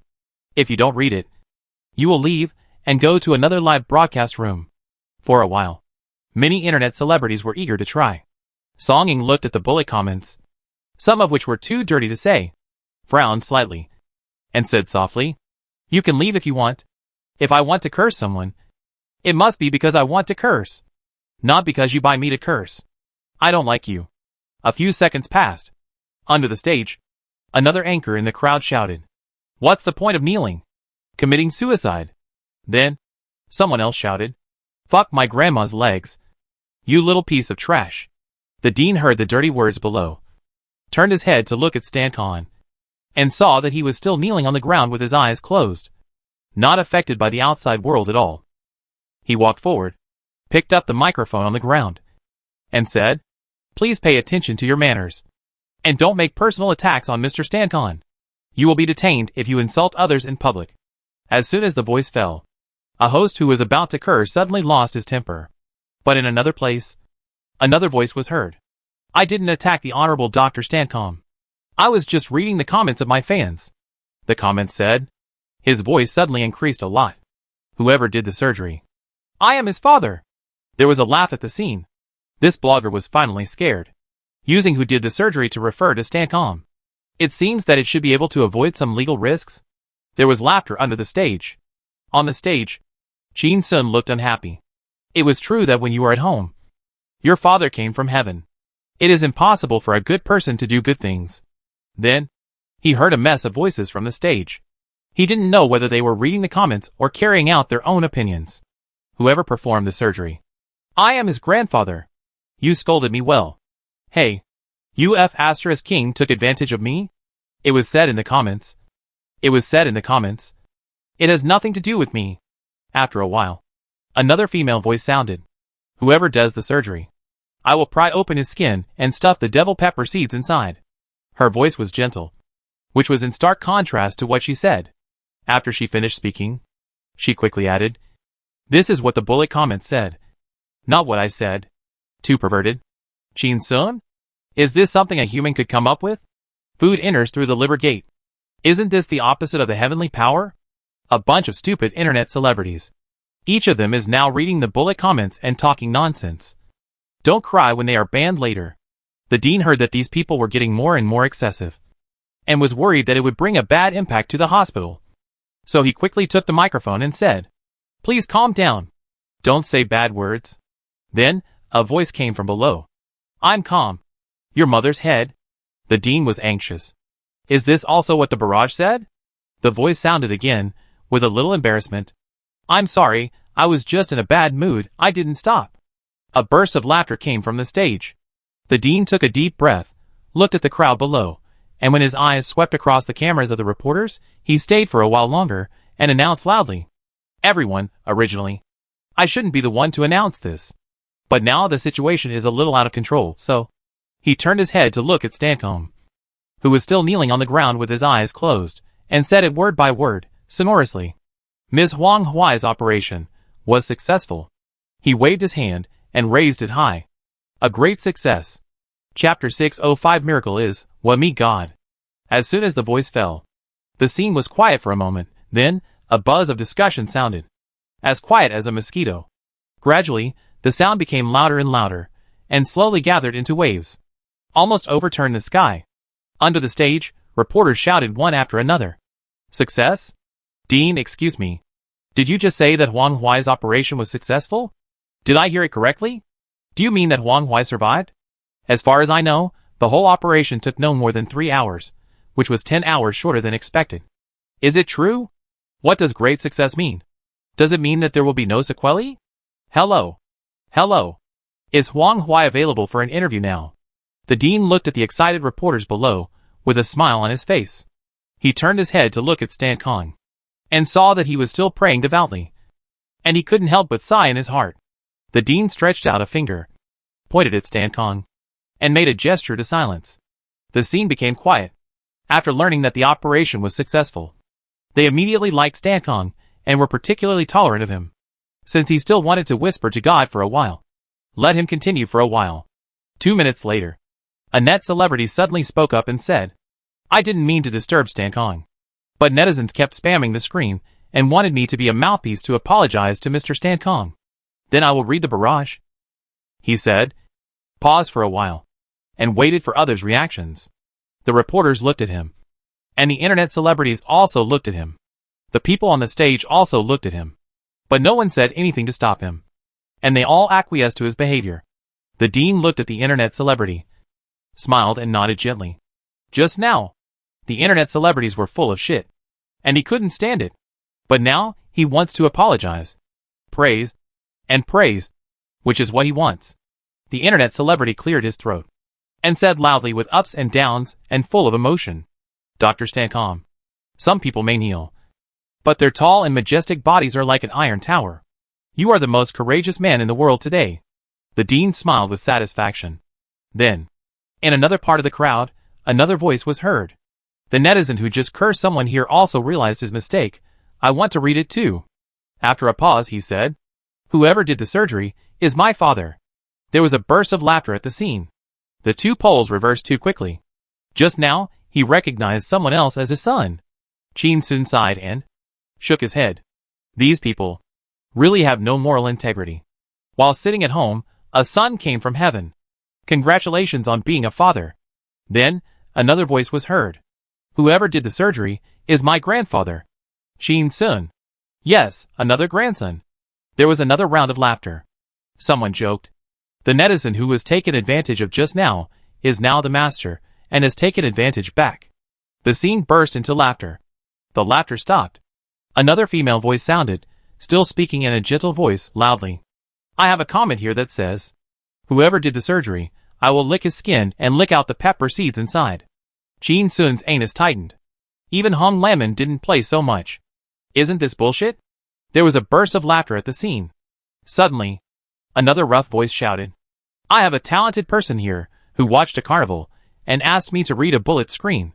He paused for a moment, and then, in a tone that he thought was full of emotion, like a primary school student reciting poetry, he began to read. Brother, I didn't scold you in vain just now. I wish the person who performed the operation on Huang Huai a clean, fresh, and no odor in the coming year. The scene burst into laughter. Qin Sun sighed, laughing. Not laughing at all. The dean looked a little embarrassed, and regretted letting the internet celebrity in. These people are shameless for traffic, and their compliments to others are so dirty and disgusting. If I were Dr. Stancomb, I would want to find a place to hide when I heard others praise me like this.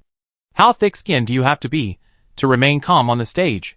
The dean turned his head to look at the other people on the stage, and saw that everyone else was trying to hold back their laughter. Only Chin Sun had a cold face.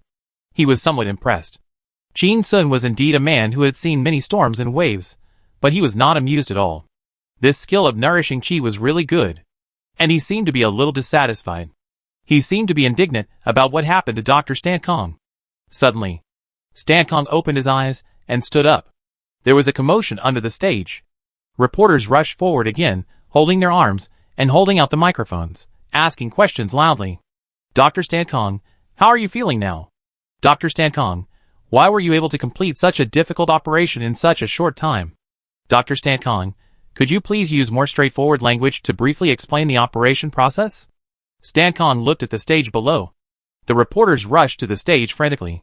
If the security guards hadn't stopped them, they would have rushed onto the stage. He walked to the dean, took the microphone, and spoke in fluent, but not quite standard Mandarin. Ladies and gentlemen, please forgive my rudeness just now, but every time I think of the miracle that happened to me today, I feel very excited. I must express my gratitude to God in time. He put his right hand on his heart, said with a pious face, Amen. Listening to Stan Kong's words, the people below were confused. Today, Stan Kong kept talking about God and miracles, with a pious and fanatical face, like a nun who was blessed by a great monk. It seems that she really encountered something incredible. At this time, a reporter shouted, making his voice stand out in the noise. Dr. Stan Kong, can you tell me about the miracle you mentioned? Stan Kong looked at the reporter, with a smile on his face, put down his hand covering his heart, and said, Okay. I am happy to share the glory of God. He held the microphone, looked at the horizon. His eyes became gentle, and his eyes were full of aftertaste and yearning. This morning, I came to the hospital. I saw many reporters and bloggers gathered outside the hospital, and I felt a huge pressure. It was the greatest pressure I have ever felt in my life. He stopped and smiled. I didn't expect that under such pressure. I actually saw God. He grew out of the ground like a black and dazzling flower, growing rapidly, and actually grew into my appearance. Chin Sun looked at the infatuated expression on Stan Kong's face, and was stunned. What the hell? Did I hypnotize him and ruin his brain? I rolled out of the box in the cabinet. Wasn't it just a meatball? How could it be a flower?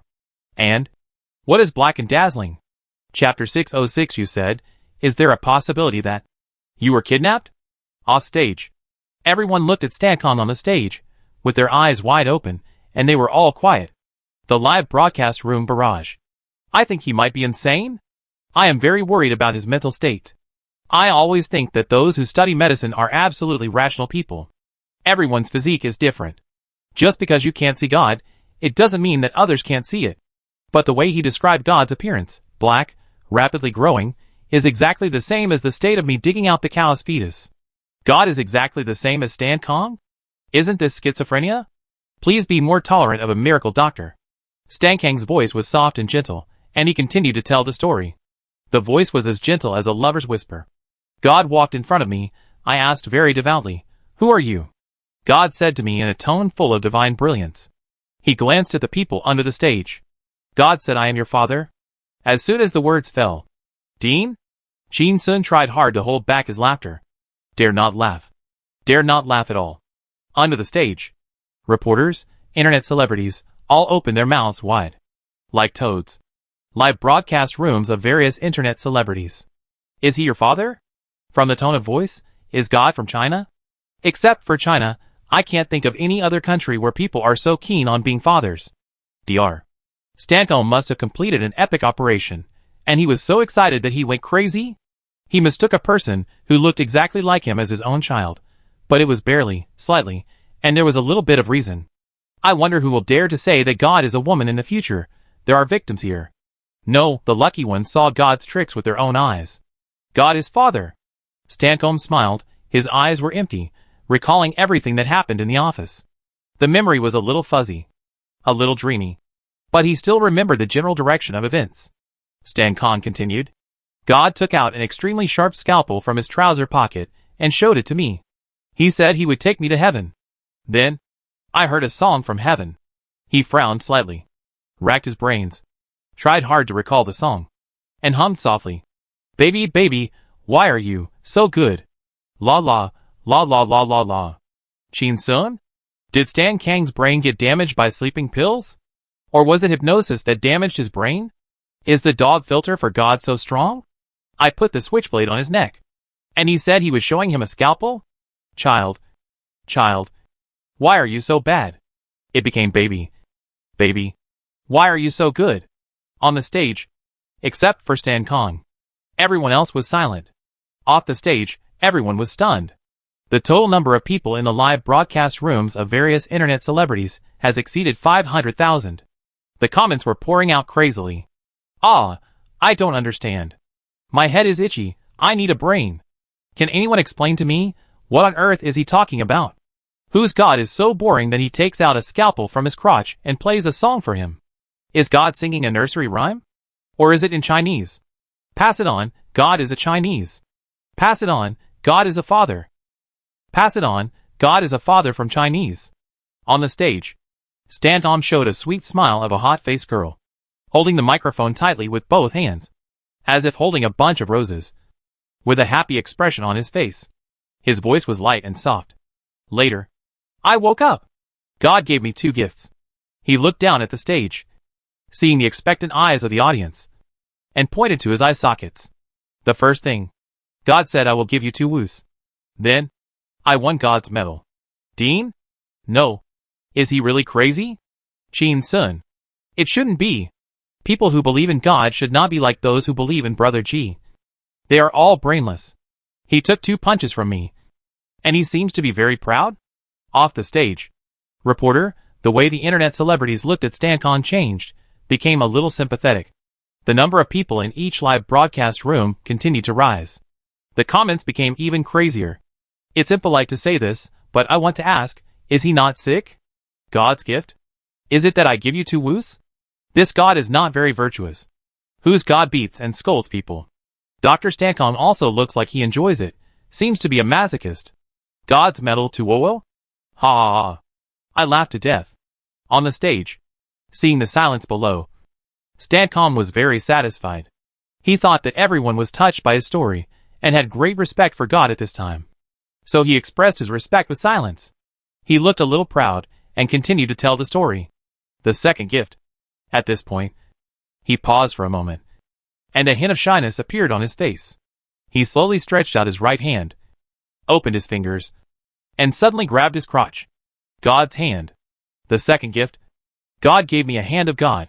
After that, I lost consciousness. I should have reached heaven, he said slowly.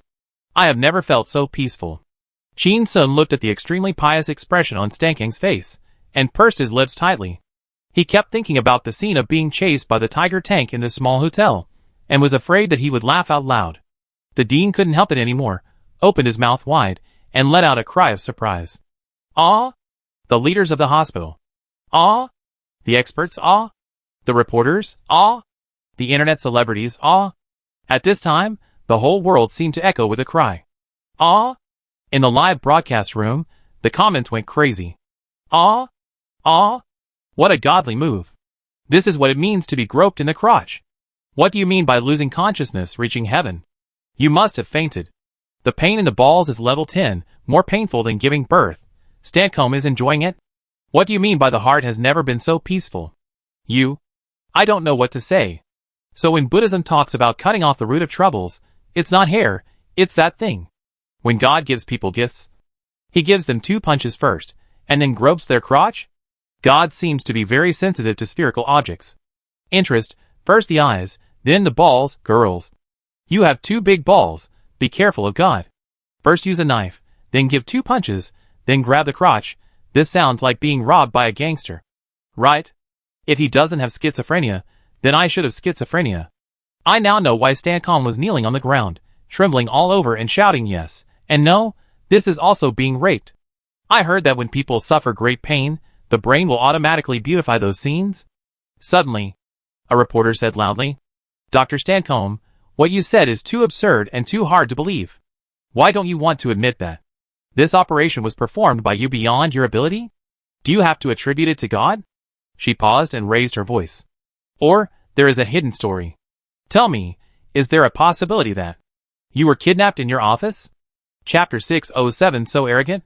Could it be that you really did the operation?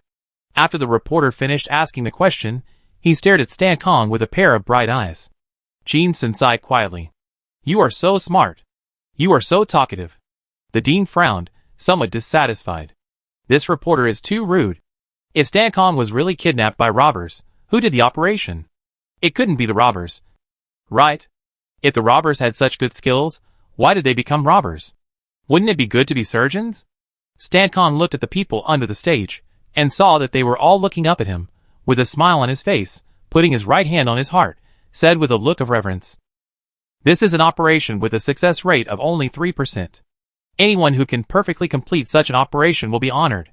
I really hope I can do it myself. But I know I can't do it. At least not to that degree of perfection. I dare not covet God's masterpiece. This will bring God's punishment. As he spoke, his face became a little excited, and his eyes became wet again. This is a miracle. This is something that only God can do. At the end, he said with a smile on his face and a crying voice, Oh, my God. He knelt on the ground, closed his eyes, put down the microphone, and began to pray again. It seemed that he was not going to accept any more interviews from reporters. Under the stage, the reporters were quiet for a moment, and immediately turned their firepower to another big shot on the stage. Jin Sun, a reporter said loudly. Mr. Jin, first of all, congratulations on saving a life again. Saving a family. From kneeling to save a daughter, to raising surgery fees for the sister of an internet celebrity, to now contacting doctors to perform surgery on the school beauty of Beijing University. You have saved 3 lives now. And some people on the internet have teased you as a living Buddha on the internet. What do you think now? The dean had picked up the microphone from the ground and handed it to him. Jin Sun held the microphone, looking at the cameras of all sizes below, feeling a little helpless. Speaking some high-sounding words is not his strong point. But looking at those pairs of expectant eyes, he knew he had to say something. He picked up the microphone, put it to his lips, and said with a smile, Living Buddha on the internet? Thank you for the praise from netizens. Wow, I really don't deserve it. After all, what kind of virtue I am, I believe Kato Oki has the most say. Living Buddha, I don't deserve it. Under the stage, everyone was stunned for a moment, and classic scenes emerged in their minds. Jin Sun spit on Kato Oki's face. Jin Sun grabbed Kato Oki's feet and spun around. Jin Sun knocked Kato Oki into the ICU with a push-up. Then, a burst of laughter rang out from the stage. The live broadcast rooms of various internet celebrities. The comments were flying. Kato Oki is so miserable. Even when he is disabled, he is still called up by Chin to be a joker. Kato Oki, are you polite? Are you polite? Are you polite? There are many ways to insult people. But he just has to do this most fancy way. Living Buddha? This is the living king of hell. Right? Jin Sun's friends of course regard him as a Buddha. And Jin Sun's enemies see him as a Shura. Wahahaha. I laughed to death. The reporters have been laying the groundwork for you for so long. To let you show off. Not to make you funny. He is so down to earth. I often forget that he is a big shot. I often even forget that he is a person. Off the stage, another reporter raised his hand to ask a question. Mr. Chin, Mr. Stancom just told a story about God, which is really absurd. To be rude, it makes people feel that his mental state is not normal, just like your performance in the octagon.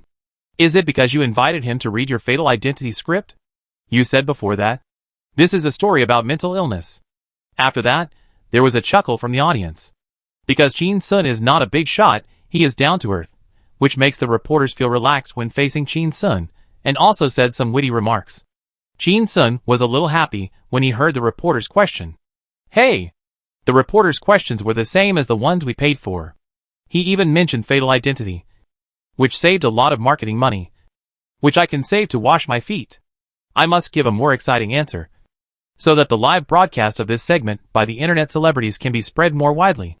I can save a lot of marketing money again, which I can save to wash my feet more often. Jin Sun smiled, looked at the reporter, and said softly, Dr. Stancom's words and actions just now are indeed a bit absurd. But I believe he must have encountered something supernatural. This is indeed somewhat similar to some of the plots of Identity. At this point, he paused for a moment and continued. But I can totally understand it. After all, when humans face unsolvable difficulties, They always pray for the emergence of divine power. Mr. Stancombe believes in God, so he thinks that God helped him. Give him a divine hand. The reporter looked at Chin Sun and asked again. So, Mr. Chin, do you also think that the person who performed the surgery mentioned by Stancombe is God? Chin Sun smiled and shook his head. The American people believe in God, but the most fundamental belief of the sea people is their ancestors. So, when they are in danger, they will say, "Oh my God," and we will say, "Oh my God." He paused, took a step forward, held the microphone in his left hand, and slowly raised his right hand to point at the reporter with his palm. So, according to Dr. Stanking's description, the God who performed the surgery might be your ancestor. The reporter was stunned. After a moment, the reporter smiled and said, I understand. This 3% survival rate must be blessed by a God. It could be Stanking's God. Or it could be my ancestor. Chin Sun smiled and nodded. No wonder he can be a reporter. His comprehension ability is top-notch. Then, Chin Sun smiled and pointed to another reporter. He could be your ancestor. The reporter smiled in surprise and said hurriedly, I wish my ancestor was this great. Chin Sun swept his eyes over the crowd, pointing at them one by one. He could be your ancestor? Yes. He is your ancestor? Yes. He is your ancestor? Yes. He is your ancestor? The reporters and internet celebrities pointed at by Chin Sun all smiled happily, and were proud of having such an ancestor. Song Ying stood on tiptoe, staring at Chin Sun on the stage, with a little disappointment in her eyes. Brother Chin Sun's eyes clearly swept over me just now. Why didn't he say he was my ancestor? Is it because my dad almost bought me Shear's virginity? But I have always helped you, Brother Chin Sun. Alas, it was a wrong decision after all. On the stage, Chin Sun had a gentle and firm smile on his face like a pastor, waving his hands up to the sky, and shouted, He is the ancestor of all of you. There was a burst of applause from the audience. We are all proud to have such a powerful ancestor. In the hospital monitoring room, the surveillance footage in the corridor of Stanking's office was playing at 16 times the original. Xia Ning had a cold face, holding her phone and looking at Chin Sun in the live broadcast room. Her heart was hanging in the air. Chin Sun, why did you say that the person who performed the surgery was their ancestor? And you are still so arrogant? Could it be that you really performed this surgery?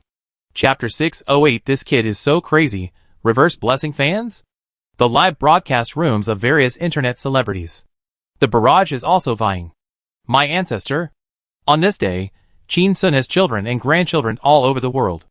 On the stage, Chin Sun looked at the smiling faces below and smiled. Suddenly, a female reporter looked up at Chin Sun and asked with a smile, Mr. Chin, there has always been a saying on the internet that good things will always happen to people around Chin Sun. Huang Huai's successful surgery witnessed this. Then can you use this mysterious power of God or ancestors to send me some blessings today? Chin Sun looked at the filial sons and grandchildren in the audience, without hesitation, and spoke without hesitation. I wish you good luck and good fortune. I wish you have someone to love you every day. I wish you can love the right person every day. I wish you are awesome in every ranking match. The female reporter smiled and bowed with both hands while holding the microphone to express her gratitude. Thank you, Mr. Chin. Chin Sun waved his hand. Hey! No need to thank me. This is a blessing from your ancestors.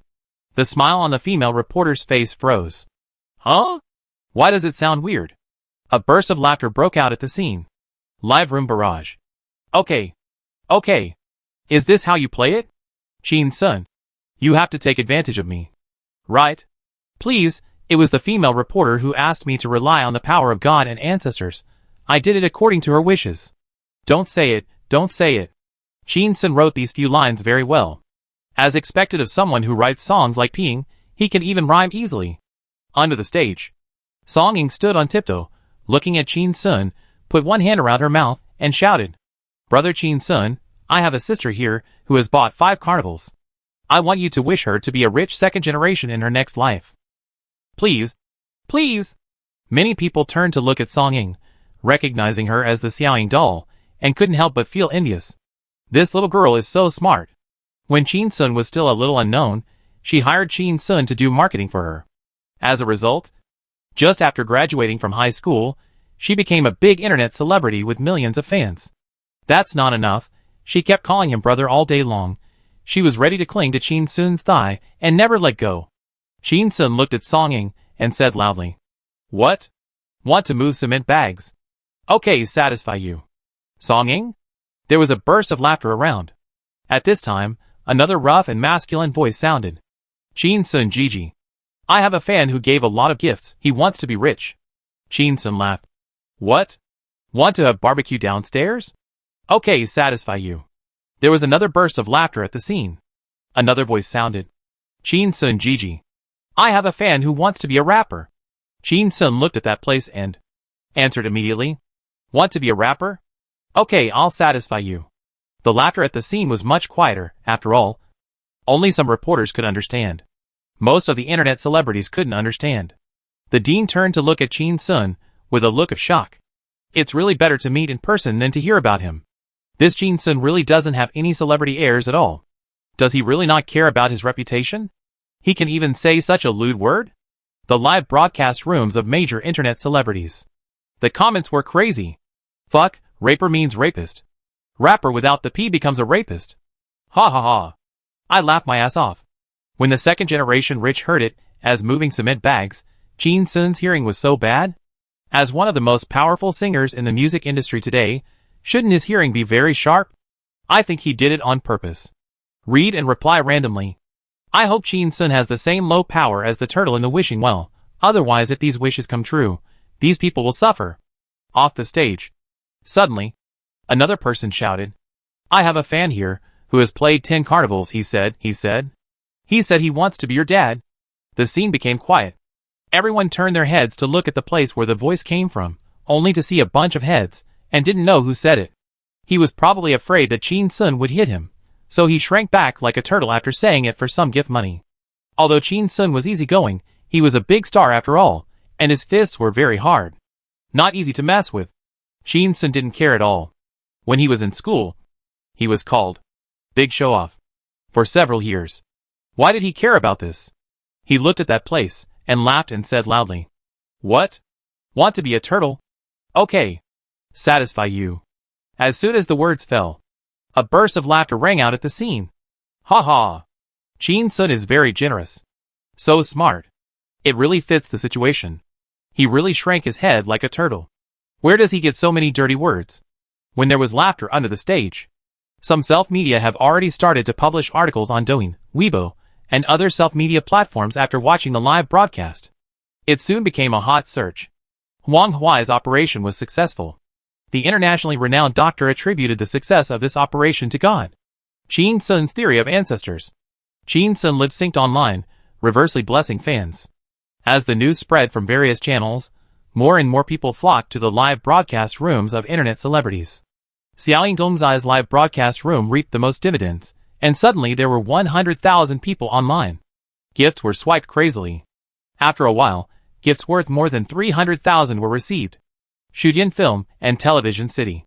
In the courtyard, Wu Yu and Yo Xiaojun were watching the live broadcast on their phones. Wu Yu was smiling. Qin Sun is such a smart bastard.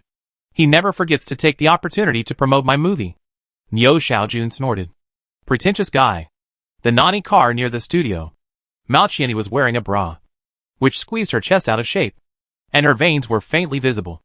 Alas, Qin Sun's reputation is going to rise again. There are so many women around him staring at him. It's hard for me to do anything.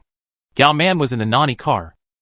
Gao Man was lying on the bed, covered with a thin blanket, looking at the gifts being sent out crazily in the mobile live broadcast room, and sighed, I don't understand this world any more and more.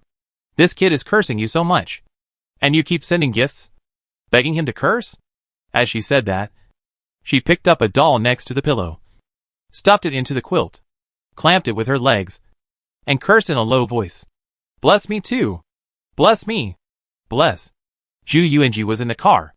He sat on the small table, staggered with a glass of red wine, and smiled bitterly. Damn it! I was seduced by an old woman, and then by an old man. It took me a lot of effort to get to where I am today. Your debut is the peak? After a pause, he spilled the wine on the ground. Damn it, he never said he debuted. Beijing Film and Television, Senior Office. Zhang Lei looked at the live broadcast room on the projection screen, and saw that the number of people was increasing. His face became more and more gloomy. Other executives complained on the side. Are these people who give gifts cheap bones? I have some money in my pocket. Why can't I buy 2 big cakes for myself? Give them to Chin Sun. What does the healing of this fan have to do with Chin Sun? How come in the eyes of netizens, Chin Sun has become the savior? Just now he said with a smug look on his face, it was your ancestor. This smugness makes it seem like he performed the surgery. Suddenly, the sound of the live broadcast room on the projection screen stopped abruptly, and it was displayed on it. Your live broadcast room has been closed. Chapter 609, Practicing Medicine Illegally. But you will go to jail. Seeing the live broadcast room suddenly closed, Zhang Lei said him in dissatisfaction. The owner of the mobile phone screen projection immediately picked up the phone and found the next live broadcast room on Douyin. The scene of Chin Sun blessing others on the stage appeared again. In less than 3 seconds, the live broadcast room popped up again. Your live broadcast room has been closed, the man exclaimed in surprise, and found the next live broadcast room, and just clicked it. The prompt popped up again. Your live broadcast room has been closed. The man searched on his phone and found that he could not find the live broadcast room. Mr. Zhang, all the live broadcasts about Chin Sun have been blocked. As soon as these words came out, the air in the office seemed to be a little happier. Ha ha ha. The arrogant will be punished by heaven. It must have been reported by others, who made these internet celebrities talk without restraint. I think Chin Sun was too arrogant, so he was reported by righteous netizens. Zhang Lei swept his sharp eyes over the crowd, and his tone was cold.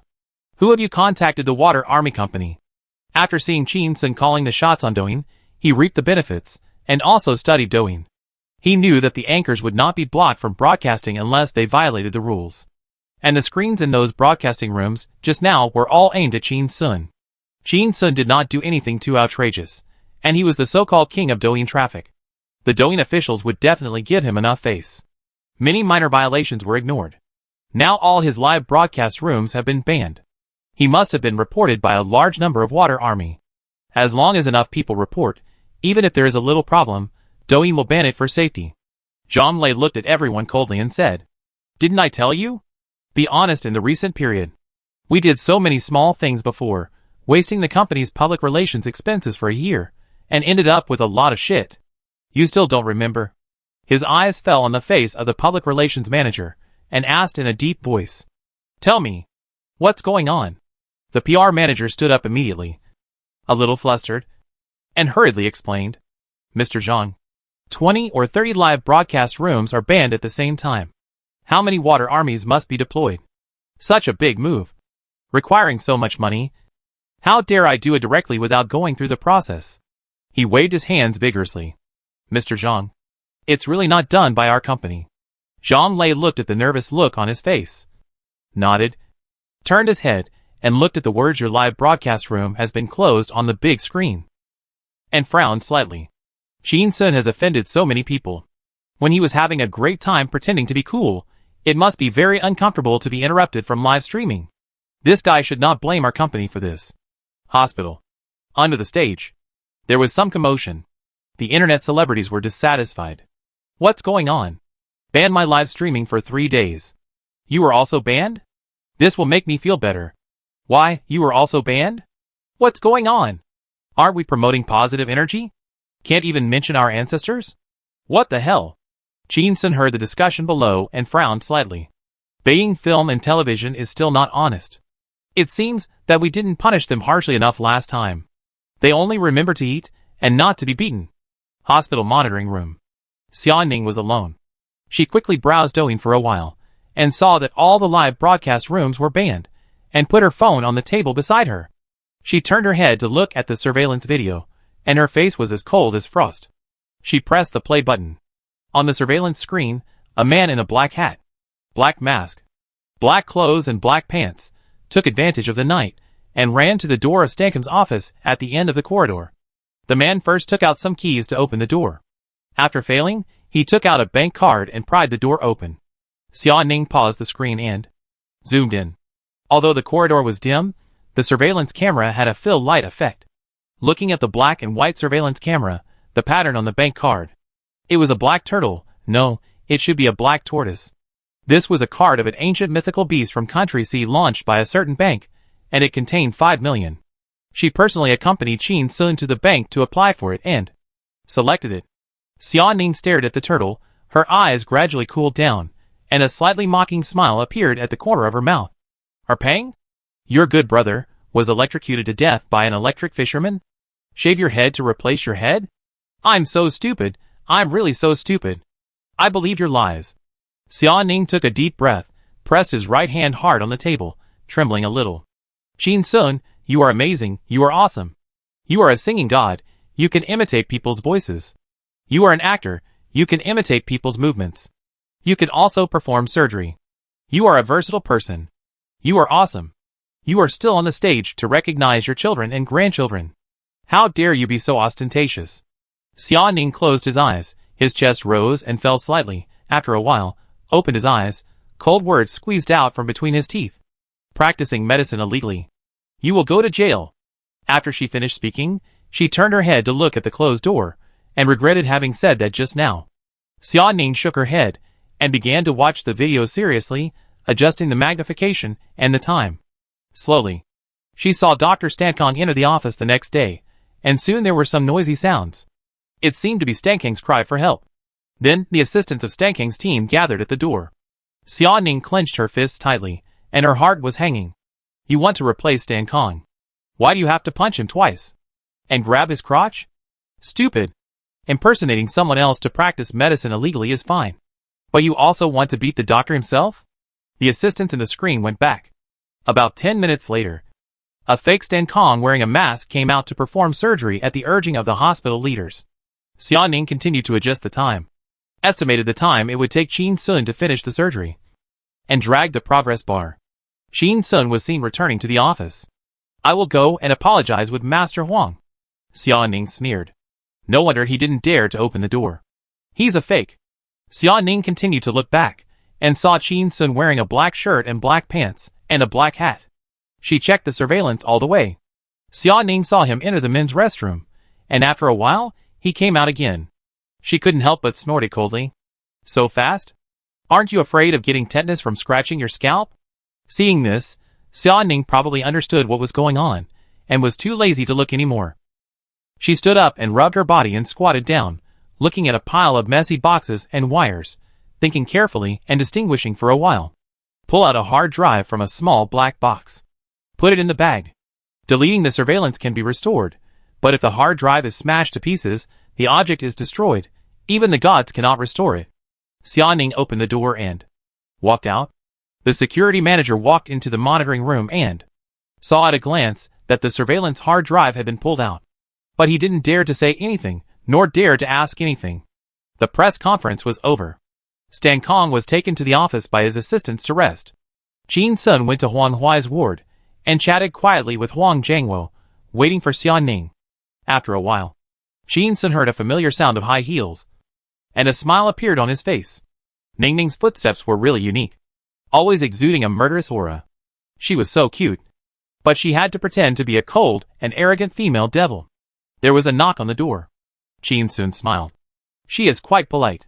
He extended his hand to signal Huang Jiangwo, who stood up to sit down, and he went to open the door. When he opened the door, he saw that Xia Ning had some dust on her nose. After a closer look, there was also some dirt on her shoulders and knees. Qin Sun was a little surprised. Ning Ning has a mild mysophobia. How did she get so dirty? Did she have a fight? Qin Sun reached out to wipe her nose, and asked with a smile. Did you go through the dog hole? Xia Ning had no expression on her face, grabbed Qin Sun's hand, pulled him out of the room, and closed the door. Her voice was cold, calling Qin Sun by his name. Qin Sun! Come with me! Chapter 610. What the hell? She called me Mr. Qin? Looking at Xia Ning's back, Qin Sun was a little confused. Why was she so angry? Did she really fight with someone? Haven't you fought yet? Qin Sun quickly followed, walked side by side with Xia Ning, turned his head to look at her face, and said with a smile. Ning Ning, there is dust on your face. I'll wipe it for you. Xia Ning had a cold face, walked forward without looking around, and said nothing. Qin Sun raised his hand, reached for Xia Ning's face. But she turned her head slightly, her eyes were as cold as a blade, and her tone was as cold as a sword, and said in a low voice. Get lost. Qin Sun saw Xia Ning's expression, and knew that she was really angry. so he put down his hand. He followed silently and asked in a deep voice, "Where are you taking me?" Xia Ning continued to walk forward, without even looking at Qin Sun, with a cold tone. "I killed someone. Would you like to go with me to sort out the beginning and the end?" Qin Sun was startled, looking at Xia Ning's back as she walked away quickly, without waiting for his answer at all. He was a little confused. Killed someone. The dust on his face, clothes, and pants, was it left when he killed someone? What the hell? Killing someone. Is it hard for you to kill a chicken? Qin Sun trotted over, patted Xia Ning's shoulder, speaking with a little impatience. Ning Ning, what happened to you today? Xia Ning stood still, turned her head, looked around, and saw that there was no one around. She looked at Qin Sun coldly, suppressed her voice, and whispered, "With the distribution of surveillance and Skynet, there are fewer and fewer so-called perfect crimes in the world. Ordinary idiots would think that the police solve cases just like in TV dramas, through tiny details, to infer the behavior of various criminals, and then arrest suspects and interrogate them. It's like Rengia solving a case."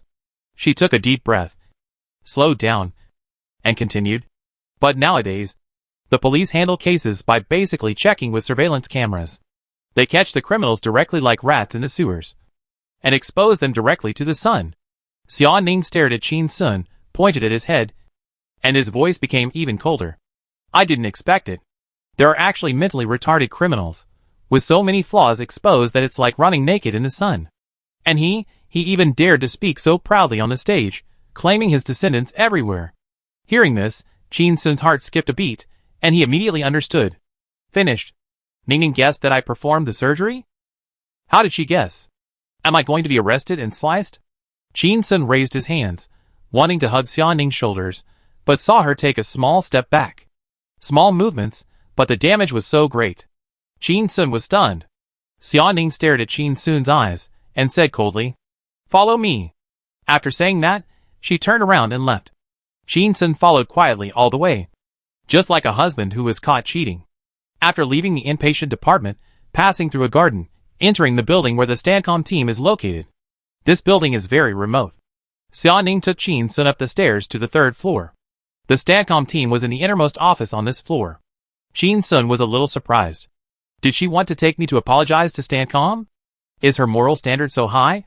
Soon, Qin Sun found out that he guessed wrong. Xia Ning went to the 3rd floor and went straight to the toilet in the corner of the floor. Arrived at the toilet door, Xia Ning looked around and saw that there was no one around, and asked a question to the men's toilet. "Hello? Is anyone there?" She paused for 3 seconds, and saw no sound coming from inside. She went straight into the men's restroom. Qin Sun? He also looked around, and found that there were indeed few people in this area. If Stan Kong hadn't come, there might not be many people on this floor in a year. He followed him in. Xia Ning immediately locked the restroom door. Qin Sun laughed. "Ning Ning, look, this restroom has a door, and there is a lock on the door. Are you afraid that someone will steal your shit?" Xia Ning looked at Qin Sun, frowned slightly, and tilted her head slightly. Qin Sun could imagine her voiceover when he saw her like this. "Do you think you are humorous?" He immediately shut his mouth. Xia Ning turned around, stretched out her hand, and pushed open the door of each compartment, until she opened the last one. She turned her head, looked at Qin Sun with a cold face, pointed at the ground, and asked, "Qin Sun, what is this?" Qin Sun walked over and looked down. He saw some golden hair scattered on the ground. It was what he had just dropped when he shaved his head. "I was in a hurry, and I just grabbed a few handfuls of hair on the ground with my hands, and rushed to the squat toilet. I didn't expect that there were still a few strands left." Qin Sun looked at Xia Ning and smiled. "Hair." Xia Ning frowned. Qin Sun immediately changed his words. "Hair?" Xia Ning asked coldly. "Whose?"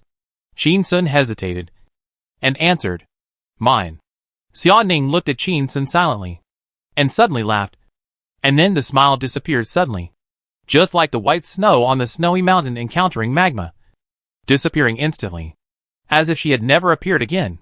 She gave Qin Sun a thumbs up. "Qin Sun, you are amazing. So, you did the surgery?" Qin Sun nodded. Xia Ning, "So, Erpang didn't exist at all? No one died at all? You have been staying in the Magic City these days?" Qin Sun shook his head and nodded. Erpang existed, And he is indeed dead, but I am not familiar with him.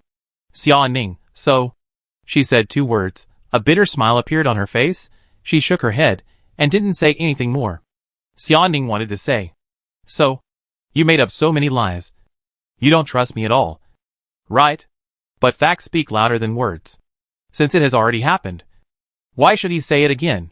Listening to him make up some more excuses. It's fun. Right? I'm not a child anymore. And those kinds of lies to lie to little girls. I'll tell you to hell. The bathroom fell into silence. Qin Sun saw that Xia Ning was silent, and quickly broke the awkward atmosphere and asked, Ning Ning, how did you guess that I performed the surgery? So smart. Xia Ning heard Qin Sun praising himself for being smart, just like coaxing a child. She frowned slightly, hesitated for a while, and decided to part ways amicably. Her face returned to its usual coldness. She explained in a tone without any emotion, You have his. She paused, shook her head gently, and seemed to find this line of lyrics a bit disgusting. You have the smell of Dr. Stancombe's perfume and body odor. Considering your abnormal behavior in the past few days, I was a little suspicious. And then? Xia Ning opened the bag and took out a palm-sized hard drive from it. I checked the surveillance. She smiled. Her voice was soft but powerful. You have accomplished such a feat alone these few days. You must be under a lot of pressure. There are flaws everywhere. Qin Sun looked at the hard drive, somewhat surprised, and gave a thumbs up. Ning Ning, you are really a detective. Xia Ning looked at the smile on Qin Sun's face for a long time, and suddenly smiled. Mr. Qin, thank you for the compliment. Qin Sun? What the hell, she called me Mr. Qin. Chapter 611 Sunny Day Yuri Dog. Qin Sun looked at the polite smile on Xia Ning's face, and the smile on her face immediately disappeared. She is smiling. She is smiling? What a strange smile. She is standing in front of me, but she feels so far away from me. Suddenly, Xia Ning moved. She put the hard drive back into her bag, turned and walked into the toilet cubicle, squatted on the ground, carefully picked up the hair on the ground, and held it in her palm. Qin Sun saw this scene, and was dumbfounded. She is a woman with mysophobia. Squatting in the toilet to pick up hair now. Looking at Xia Ning squatting back, Qin Sun's nose felt a little sour, and he immediately walked over and put his hand on her shoulder. Ning Ning, I'll do it myself. He knew that Xia Ning wanted to destroy the evidence of her surgery. Practicing medicine illegally, you will go to jail. But Qin Sun felt Xia Ning's shoulder tremble slightly, as if she wanted to shake his hand away. Xia Ning was not a martial arts master. She didn't have that strength. But Qin Sun still slowly took his hand away. His heart sank, his throat was a little tight, and asked, Ning Ning, what are you doing? Xia Ning still squatted on the ground with her back to him, picking up the hair on the ground carefully. A calm voice that made Qin Sun's heart palpitate came. Mr. Qin, you are a man after all. Many things are done too roughly. Leave this delicate work to me. As she said, she threw the hair in her palm into the hole and pressed the flush valve. With a burst of splashing water sound, the hair was flushed into the sewer. Qin Sun clearly saw that the water splashed too much and splashed on Xia Ning's shoes, and wanted to say something. But when he thought of the words Mr. Qin, and you in her words, he couldn't open his mouth and couldn't say anything. Qin Sun kept looking at Xia Ning quietly. After Xia Ning finished flushing, he lowered his head and checked the ground carefully again. After confirming that no hair was left, he pressed the flush valve again. Then, he stood up. Xia Ning turned his head and looked at Qin Sun.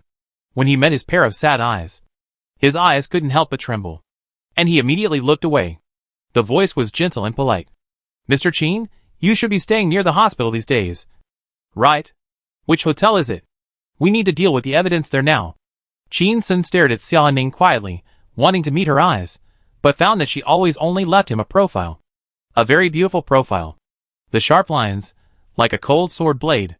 He took a step forward, but saw Xia Ning take a step back.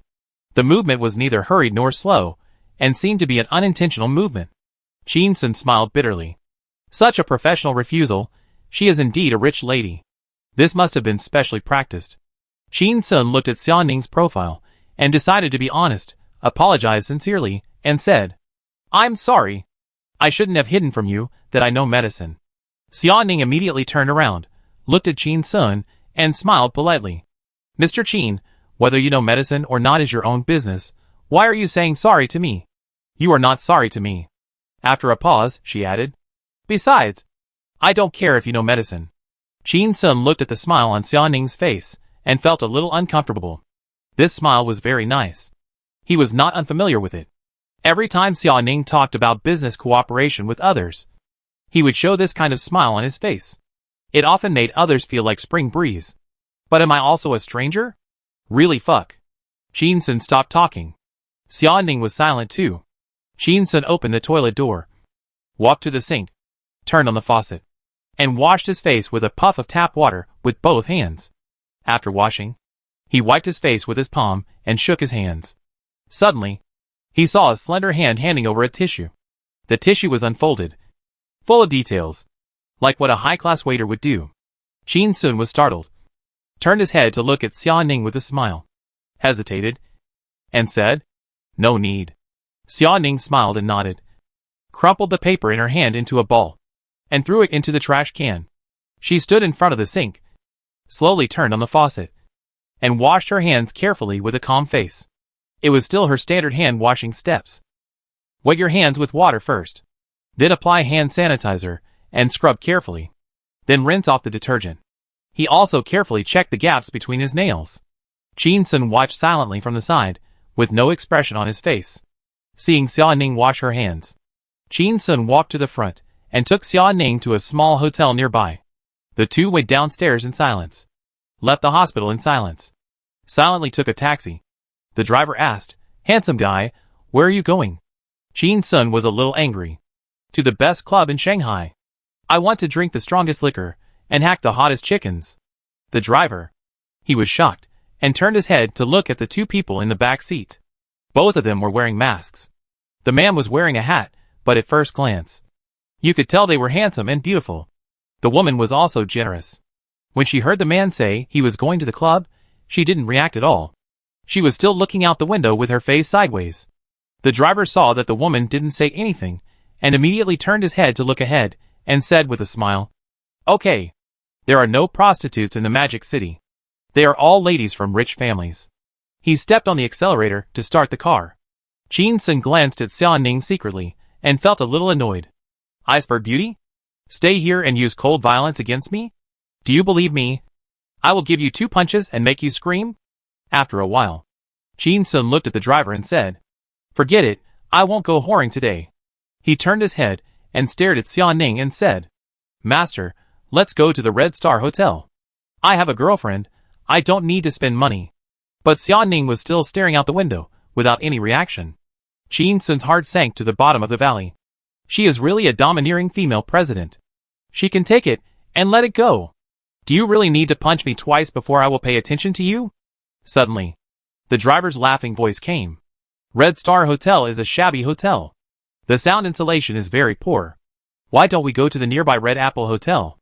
It has all kinds of equipment that young people like: swings, horizontal bars, and a big bathtub. Qin Sun glanced at Xia Ning quietly, and saw that she still had no reaction, and a ball of fire rose in his heart. "Go to Red Star Hotel if I tell you to. Why are you talking nonsense to me? Believe it or not, I will punch you twice and make you scream." The driver stopped the car, turned his head, and was about to curse at Qin Sun. He met the woman's eyes with an apologetic smile. "Master, please calm down. He had a brother who passed away recently, and he was in a bad mood, and he would bite anyone he caught. You are a magnanimous person, and you won't bother with him." The driver looked at Xia Ning, and saw that she had a good figure and spoke nicely, and his anger immediately subsided, and he muttered, "A flower stuck in cow dung. Fuck it." He stepped on the accelerator, and drove quickly to the Red Star Hotel. There was silence in the car. Xia Ning looked out the left window. Qin Sun looked out the right window. The sun was shining outside the window. What a good day for fucking. Chapter 612. She is so gentle, unlike me, who is cold. Red Star Hotel. In a room, Qin Sun sat on the bed, watching Xia Ning busying herself. Xia Ning took a rag, carefully wiping the windowsill, computer desk, bedside table, bed edge, TV, door handle, everything that might have Qin Sun's fingerprints on it. Qin Sun saw Xia Ning's serious look, sometimes standing up, sometimes bending down, sometimes kneeling on the ground, and speaking. "It's not that serious. Is it?" You don't even sweep the floor normally, don't do that. Xiaoning knelt on the ground wiping the legs of the computer desk, without turning her head, with her back to Qin Sun, said, I really envy Mr. Qin's attitude towards life. Practicing medicine illegally, more than 3 years, but less than 10 years, we must be more cautious. After saying that, she squatted on the ground and turned to look at Qin Sun, and suddenly laughed, as if to comfort Qin Sun. But we really don't need to be too nervous. I got the surveillance of the hospital. I will not spend money to remove the surveillance of this hotel, because it will arouse other people's suspicion. She paused and continued. But after I wipe the fingerprints from the hotel, after a month, the surveillance of this hotel should be automatically covered. By then, no one should ever know that you are impersonating someone else and practicing medicine illegally. Qin Sun snorted coldly, with sarcasm in his voice. When Grandma was doing the operation, the whole process was filmed. After today, it will definitely be shared across the country, and even the world. As soon as the words fell, Xiaoning's face changed slightly, and he looked at Qin Sun coldly. Things have their priorities. Mr. Qin, you should have told me about this a long time ago. As she spoke, she forgot to stand up, still half crouching on the ground, taking out her cell phone to make a call. Grandpa, please ask Dean Wang to seal and destroy the video of Dr. Stankon performing surgery on Huang Huai, and never leak it to the outside world. She paused for a moment, as if listening to the other party. Because I don't like Dr. Stankon who performed surgery on Huang Huai. I don't want him to be remembered in history. When Qin Sun heard this sentence, I don't like Dr. Stankon who performed surgery on Huang Huai. She grabbed the quilt tightly with both hands. Her nostrils slightly flared, and she was a little angry. What are you doing? Are you breaking up? This is making a big fuss. Send me for a slice. Send me! You always say you don't like me. Why are you so teasing? After a while, Xiaoning hung up the phone, seeing Qin Sun's face was not good, smiled, said, Sorry to make you laugh. Mr. Qin, this hospital is also one of my family's businesses. Qin Sun glanced at Xiaoning indifferently, and said nothing. Ha, is it great to be rich? You can play with the feelings of pure boys just because you have money? Xiaoning continued to wipe things. The hotel was quiet. Qin Sun silently watched her busy back. And gradually, he became a little annoyed and said, Okay. No need to wipe it anymore. If you wipe it again, the table will be scratched. Xiaoning stood up, put the towel on the table, turned to look at Qin Sun, and smiled. Just as she was about to speak, she heard Qin Sun say coldly, If you can't say anything nice, just shut up. Xiaoning was startled, smiling, and stretched out her hand to make an okay gesture. Qin Sun was even more angry. You are angry if you want to fight. Then fight if you want to scold. Then scold. What's the matter with your cold violence? We can just fight. But seeing that Xiaoning still had that dying smile on his face, Qin Sun was so annoyed that he felt disappointed. He lowered his head, and was silent for a long time, and suddenly whispered, I thought we would be together forever. Xiaoning was startled, and saw Qin Sun lowering his head, and his nose felt a little sour, and he immediately turned around, and turned his back to Qin Sun. After a while, she spoke out her anger. Her voice was not loud, her tone was not excited, she was so calm as if she was talking to herself. Mr. Qin.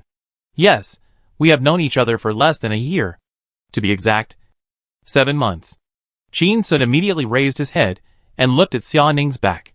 As long as he could speak, instead of being so polite, and keeping people at a distance, everything would turn around. Xiaoning's voice was as cold as a stream in the snowy mountains. You have reservations about me, and don't trust me enough. I can understand. After all, are you in love? Who knows when you will break up? You are the dream of 300 million girls. You broke up 1 second, and you can find someone the next second. She was silent for a moment, and continued. Even the Queen Yilan is queuing up. She is so gentle. Unlike me. Cold. Qin Sun finally understood where Xiaoning's cold violence came from. It turned out to be a trust problem, not the so-called medical skills. He stood up and explained. It's not that I don't trust you, I just... Before he finished speaking, Xiaoning turned around and interrupted him forcefully. You don't have to say sorry to me. I have always failed in starting a business, but I started to get lucky after meeting you and made a lot of money. No matter how you look at it, I owe you all this. As she said this, she picked up the bag on the table, opened it, and took out the hard drive. She gently threw it to Qin Sun. Today, I'll give it back to you. Qin Sun reached out and caught it steadily, his hand just froze in the air, staring at Xia Ning's eyes without blinking. After a while, he opened his mouth slowly, saying, "So, you have been cleaning my ass today, just to say this now. In the future, we owe each other nothing?" Xia Ning's eyes were red, looking away, without a direct answer. "You said in the courtyard before that you wanted to." I didn't even lock the door when I went to bed at night. You are going to die these days, but you don't want to tell me. Is this fair?" Qin Sun just realized that this was the case, and was about to speak. Xia Ning picked up the bag on the table, slung it over his shoulder, and looked like he was leaving. "Also, about what you said about wiping his ass. There is a big problem, which is the bruises on Stancombe's face. From what he said on stage, he has some memory of what happened in the office. When he goes for a physical examination, it will be found that he was beaten. At that time, it may be a bit troublesome. But don't worry. In the next few days, I will arrange various social activities for him, so that he has no time to think about those things. After this period of limelight, you will be completely safe." Qin Sun looked at Xia Ning, waving his fist, and said loudly, "You still want to socialize with that old ding? I'll socialize him." Xia Ning frowned. "Pay attention to your manners." Qin Sun continued to curse. "I was already merciful enough not to beat the shit out of this old ding, and I even invited him to dinner. Drinks and girls. Fuck me." Xia Ning turned around, without even looking at Qin Sun, and walked out the door. "You're too rude." Qin Sun saw Xia Ning was leaving, and didn't try to stop him, and cursed with a ball of anger in his stomach. "This old ding looked at your back yesterday morning, and said nice with a lecherous look. Not only will I punch him twice today, I'll punch him twice tomorrow, and the day after tomorrow, until he becomes impotent." After hearing this, Xia Ning stopped, turned his head to look at the angry Qin Sun, with some surprise on his face. Qin Sun is not very delicate in his work, but he is definitely not rough. Unless he has lost his mind. How could he leave such obvious scars on the victim? So, he is jealous? This silly boy. Xia Ning looked at Qin Sun quietly, hesitated for a while, got angry, and said coldly, "Qin Sun, he is just a liar. You don't need to leave such a big flaw for a irrelevant remark and put yourself in such a dangerous situation. You can't always be so childish. Ignore the overall situation, and be arrogant and willful. What will you do when I am not by your side in the future?" Qin Sun stared at him, and said loudly, "Then you will always be there. Fuck." Chapter 613 Kiss. How can I let you kiss me now? After a sound of fuck, Xia Ning and Qin Sun's faces turned red because of anger. They were both stubbornly silent. Qin Sun stared at Xia Ning without blinking. Xia Ning's mind echoed the words. "Then you will always be here." Inexplicably, I was actually a little moved. But Qin Sun's this time was really too big. It was not the small matter of peeking at her breasts. It must be dealt with seriously, and cannot be easily forgiven. After a while, Xia Ning frowned slightly and whispered, "Don't shout. The sound insulation here is not good. Pay attention to your quality." Qin Sun knew that she was worried about attracting other people's attention, exposing his identity, and getting into trouble. And his expression suddenly eased a lot. Ning Ning is like this. It's obviously because she cares about me, loves me, and is worried that I will be caught in the cell for practicing medicine illegally. But she has to make such an uncomfortable gesture. Moreover, she doesn't seem surprised at all that she knows medical skills. Annoying. Qin Sun stared at Xia Ning's eyes, and explained softly, "Ning Ning, there are some misunderstandings between us. You always have to give me a chance to explain. Like what was sung in later. If we were not so stubborn at the beginning, we would not be so regretful now." Xia Ning felt a little painful when she heard this lyric. After a moment of silence, she said coldly, "You say?" Qin Sun took a step closer, but saw Xia Ning take a step back and sigh. "I always thought you should be angry because I hid the fact that I can be a doctor from you. I didn't tell you about my schedule just to hide the fact that I can be a doctor." Xia Ning frowned slightly, feeling a little strange. "Why did you hide the fact that you can be a doctor from me?" Qin Sun was startled, looking at Xia Ning's sincere expression, knowing that she was not mocking him, said, "Medical skills. A serious medical student who can perform brain surgery needs 5 years of undergraduate study, 2 years of graduate study, and nowadays he almost has to start with a doctorate. Then he has to do regular training in the hospital for 2 years, plus several years of surgical experience, to be qualified to perform this kind of surgery. After this whole set of procedures, it takes a doctor in his 40s to do it. He stared at Xia Ning and asked, "Don't you think this is strange? Will I be caught and sliced for research?" After listening to Qin Sun's words, Xia Ning thought about it carefully. She was a little slow to realize how powerful Qin Sun was, and suddenly felt a sense of danger. He might really be sliced. But why did he hide it from me? I just want to pass on his genius genes. How could I send him to be sliced? Einstein's brain was sliced, but he didn't come up with anything new. So why is he pretending to be here? There's no need to be too nervous. There is no shortage of geniuses in this world. Xia Ning was a little angry again, looking at Qin Sun coldly. It's a bit amazing. But, she raised her voice a little. Her voice was a little cold. But is that strange? Qin Sun? He was a little confused. Isn't that strange? Moreover, isn't this a bit amazing? This is super awesome. So awesome that I am afraid of it myself. Qin Sun asked. Don't you think I'm a monster? Xia Ning saw Qin Sun's lack of confidence, and felt a little proud for no reason. With a cold face, she continued, You are a monster. I knew it the first day I met you. Who can finish writing a whole day's PPT in 3 or 5 minutes after get off work? The sound of typing is denser than the sound of bullets on the battlefield. She spoke faster and faster. Also, you have a strong learning ability. That perverted meditation training method. I have seen it during the devilish training before the match with Kato Daiki. Just sit there and do nothing, and you can learn by meditation. Since I met you, you have spent more than half of the day napping. You don't know what you are meditating about, but if you suddenly say one day that you can build an aircraft carrier, I will believe it. I even thought about donating you to the country, letting you learn scientific knowledge. Maybe it can improve the country's technology. Qin Sun was stunned. Ah. This. Ningning has always said that Song Ying's admiration for me is a bit too blind. Who is blind? Xia Ning took a step closer to Qin Sun and asked loudly. Have you forgotten that when you were meditating and practicing boxing in the training room, I was the one who showed you the door? At this point, Xia Ning felt a little sour again. I was his watchdog for 10 days, always guarding his secret of meditation and learning. But now, he is hiding his medical skills from me. What's there to hide? Will I really donate him to the country? It's a mistake after all. Qin Sun was relieved to see that Xia Ning didn't treat him as a freak. After all, it's hard to explain that there is a system. First, no one believes it, not even dogs. Second, if the system fails, if it is leaked, it will be a big loss. Qin Sun looked at Xia Ning with a cold face, reached out to hold her hand, but was thrown away, so he had to smile bitterly.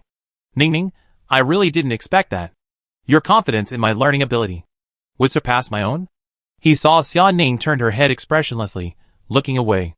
In a sincere tone, he continued, But even if you knew I could do medicine beforehand, I would not let you know my schedule. Xia Ning suddenly turned her head, stared into his eyes, a little surprised, a little sad, and squeezed out a few words from her throat. Why? Still don't trust me? Qin Sun stared into her eyes, and said seriously, I'm going to practice medicine illegally. If you know, come with me.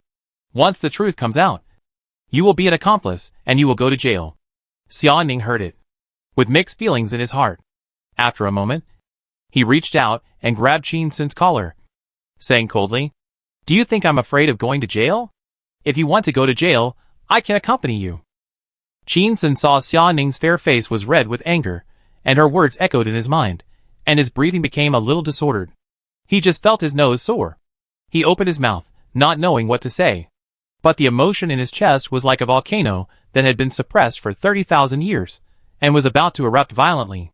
He looked at Xia Ning, and pouted slightly. Kiss! Kiss! I'm going to kiss you now. Xia Ning? She took a step back, with a vigilant look on her face. Are you sick? Qin Sun raised his hand suddenly, grabbed Xia Ning's shoulders, and hugged her into his arms. Xia Ning stretched out her hands, pressed them on Qin Sun's chest, and leaned back hard. Are you crazy? Are you crazy? How can I give you a kiss now? Chapter 614, But I am good at beating girls, but I am not good at coaxing girls. Seeing Xia Ning struggling, Qin Sun showed no mercy to her. He grabbed Xia Ning's shoulders with both hands, rubbed her shoulders like kneading noodles, and immediately took away the strength from her arms. He hugged Xiaoning in his arms. He lowered his head and kissed Xiaoning's soft mouth. Warm and moist. Xiaoning stopped struggling immediately. She was limp all over, like a kitten. Qin Sun closed his eyes, slowly extended his tongue, and probed into Xiaoning's mouth. Suddenly, a sharp pain came. Qin Sun opened his eyes, let go of Xiaoning, and said with a look of shock, "You bite me?" Xiaoning glanced at Qin Sun, did not answer, lowered her head, wiped the saliva on her lips with the back of her hand. She turned around and walked out the door. Qin Sun looked at Xiaoning's back as she walked towards the door, and his heart sank. He saw her hand holding the door handle. Suddenly, he said loudly, "You obviously care about me. Why do you have to make such a scene? Is it interesting?" Xiaoning turned around, looked at Qin Sun, and his face was cold. "Are you saying that I am very pretentious?" Qin Sun answered immediately, "Yes." Xiaoning was silent for a moment, took a deep breath, and said slowly, "How old am I?" Qin Sun, "Ah?" Xiaoning repeated the question. "I ask you, how old am I?" Qin Sun answered, 24. Xiaoning asked again, "Are you my first love?" Qin Sun answered immediately, "Yes." Xiaoning snorted coldly, leaning against the door, losing her usual dignified and cold demeanor. "I am a 24-year-old young girl. It's my first time in love. And I met my boyfriend, who made a mistake as serious as cheating on me. Is it illegal for me to be a little bit pretentious?" Qin Sun, "Why does this sound so familiar? Isn't this my way of speaking? So I'm usually so annoying? I have to change in the future. I've led Ningning astray. Also, how can this be compared to cheating?" Seeing that Qin Sun didn't say anything, Xiaoning asked again, "Is it illegal?"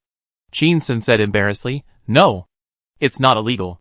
Xiaoning showed a disdainful smile on her face, lowered her head slightly, looked at the floor, seemed not wanting to see Qin Sun's eyes, said in a deep voice, "Also, Mr. Qin, you just said that I obviously care about you. Why do you have to make such a scene?"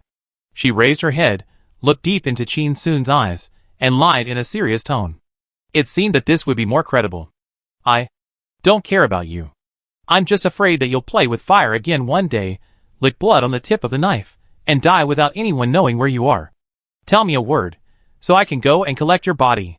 In the room, they fell silent again. Qin Sun looked at Xiaoning, and saw her turn her face away, and was a little annoyed. "You are concerned about me and your words, but you always put on this attitude? Can't you sit down and talk like a man? You are really a stubborn donkey. You want me to give in to you, but there is no way. This involves the family status in the future. If you are timid, you will be timid at every step." Xiaoning turned her head away, and looked at the corner of the room.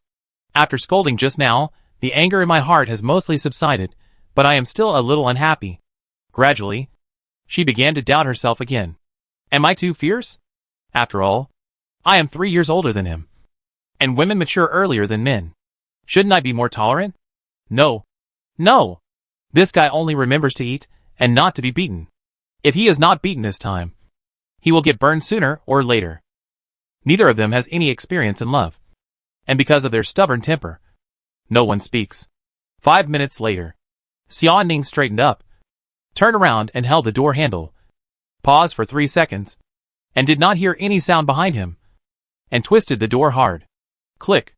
With a sound, the door lock opened. Qin Sun looked at Xiaoning's back and said loudly, "I'm sorry."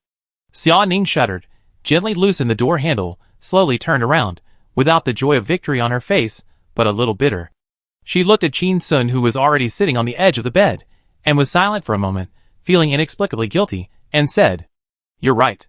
Qin Sun opened his eyes wide, looking at her, with an incredible look on his face. Xiaoning immediately realized that Qin Sun had misunderstood. He must have thought he was speaking in a sarcastic way. Xiaoning looked into Qin Sun's eyes, and said seriously, "Don't get me wrong. I mean it sincerely. From your perspective, you didn't want to implicate me, so you kept it from me. You're not wrong." Qin Sun looked at Xiaoning, not knowing what she wanted to say. Xiaoning continued, "But from my perspective, you went to die without letting me know. I feel bad. I don't think I'm wrong either." Qin Sun said, "You're right." Xiaoning smiled. Qin Sun followed suit. Even the air seemed to liven up. and the atmosphere was no longer so serious. Then, unfortunately, Qin Sun was wrong. Xia Ning continued in a cold tone. You have your reasons, and I have mine. Maybe neither of us is wrong, but people's emotions are unreasonable. I really feel bad. She looked at Qin Sun and forced a bitter smile on her face. You don't have to apologize to me. I know how strong you are in your bones. You don't have to be servile. And I can't bear to see you being servile. Just let it be. Xia Ning turned around and quickly turned the doorknob, opened the door, and just took a step out. Then she heard Qin Sun's voice behind her. Then I'll comfort you. She stopped, turned her head, and saw Qin Sun standing up from the edge of the bed, looking at her, with a gentle smile on his face. Since you're upset, then I'll comfort you. Xia Ning looked at Qin Sun silent. Qin Sun smiled softly, and said, You obviously love me too. There's no reason why love can't have a result. Xia Ning pursed her lips, wanted to say something but stopped, hesitated again, and said softly, I am hard to comfort. You have to work hard. Qin Sun nodded. I will. Xia Ning slowly turned around, slowly put his hand on the door handle, gently pushed the door open, slowly took a step forward. Qin Sun Xia Ning really wanted to leave, hurriedly said, But I'm good at beating girls, but I'm not good at coaxing girls at all. He said with a smile. Sister, can you teach me? Xia Ning turned around, looking surprised. He really deserves a beating. Just hug me. I finally understand why some rebellious children get into trouble all the time, but they can always get money from their families. I really hate and love him. Idiot. Xia Ning had a cold face, making himself look more serious. You can try to beat me up? Qin Sun heard Xia Ning say this, and knew that her anger should have subsided. With just one opportunity, he could hug her, kiss her, and lift her up high. He smiled and said nothing. Xia Ning sighed in her heart and said, You can ask Enku. She should know this very well. After saying that, she opened the door and walked out. This time, her steps were fast. Chapter 6:15 Forced Kiss? What a dog-headed military strategist. A few minutes passed. Qin Sun walked out of the small hotel, looking at the couples coming and going on the street, sighed deeply. It's so hard to fall in love with a girl as good as Ningning. What is there to talk about? You think life is too long? Break up all of you. Love is a serious waste of life. I want to create a world without the sour smell of love. Qin Sun carried a backpack, took a taxi, and went to the best hotel in Magic City. He wants to spend money. He wants to act pretentiously. He wants to act wild. Night falls. Qin Sun lies on the luxurious bed in the hotel, holding a rabbit doll in his arms, looking at the sky outside the window, guessing that Enku should be off work. He takes out his phone and sends a WeChat message to Enku. Are you there? Almost 15 minutes passed. Enku replied. What a boring way to say hello. Qin Sun looks at the message, snorts coldly. Little green tea, don't think I don't know that you are deliberately stalling for time, and deliberately mocking my way of saying hello, trying to play hard to get with me. He hasn't replied yet. I received Encore's message. Boss Qin, don't get me wrong. I didn't delay on purpose. Dunuti is stepping up store upgrades for the summer peak season. I'm still working overtime. Besides, I mocked your way of greeting, but I wasn't suppressing you, I wanted to play hard to get with you. I've never been a mistress. Qin Sun sat up from the bed, looked left and right, looked up and down, and felt like he was being watched. He threw the rabbit doll in his arms to the ground, and sighed in his heart. What a powerful little green tea. How many men's hearts must she have broken to be able to grasp men's psychology so accurately? Then let her teach me to coax a woman. Isn't that a trick? After waiting for a while, Qin Sun saw that Enku didn't send any more messages, and took the initiative to send one. It's not playing hard to get, but playing hard to get. Very quickly. Enku replied. I did it on purpose. It's a pity that you, with your lack of love quotient, didn't realize the beauty of this sentence. Qin Sun was stunned. Lust? Lust? Lust? Fuck? This little green tea really has a brush. A seemingly careless slip of the hand and a typo will give many ignorant boys wild thoughts. She is really a high-level tea artist. Moreover, she is now directly confessing, making it difficult for me to call her a little slut. Shit!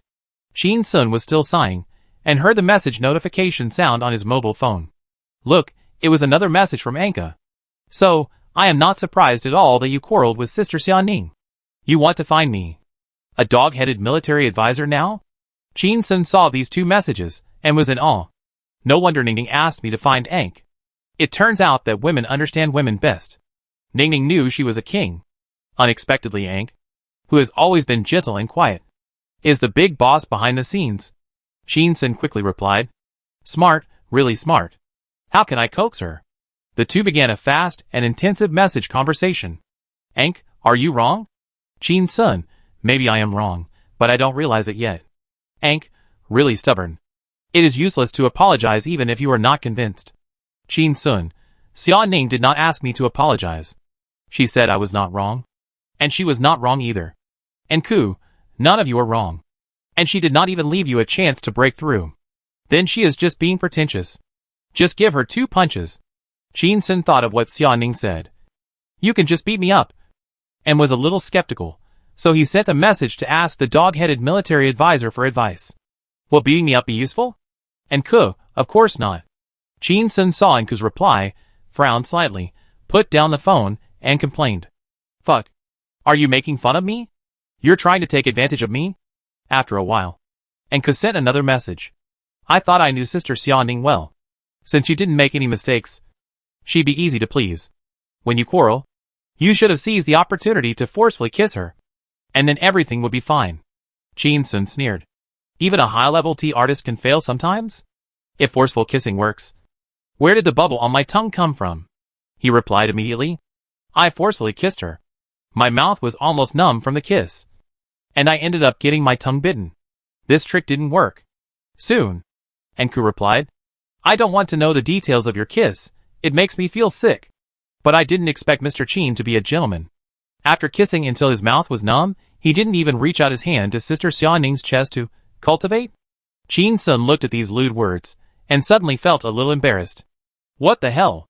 I know Ku is not an old-fashioned person. But can she say such things so openly? Qin Sun replied. Stretching out dirty hands will work? This doesn't make sense at all. Ku replied.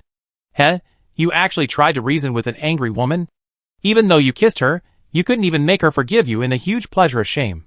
When it comes to love, you are such a weakling. After reading these messages, Qin Sun's face was distorted by shock.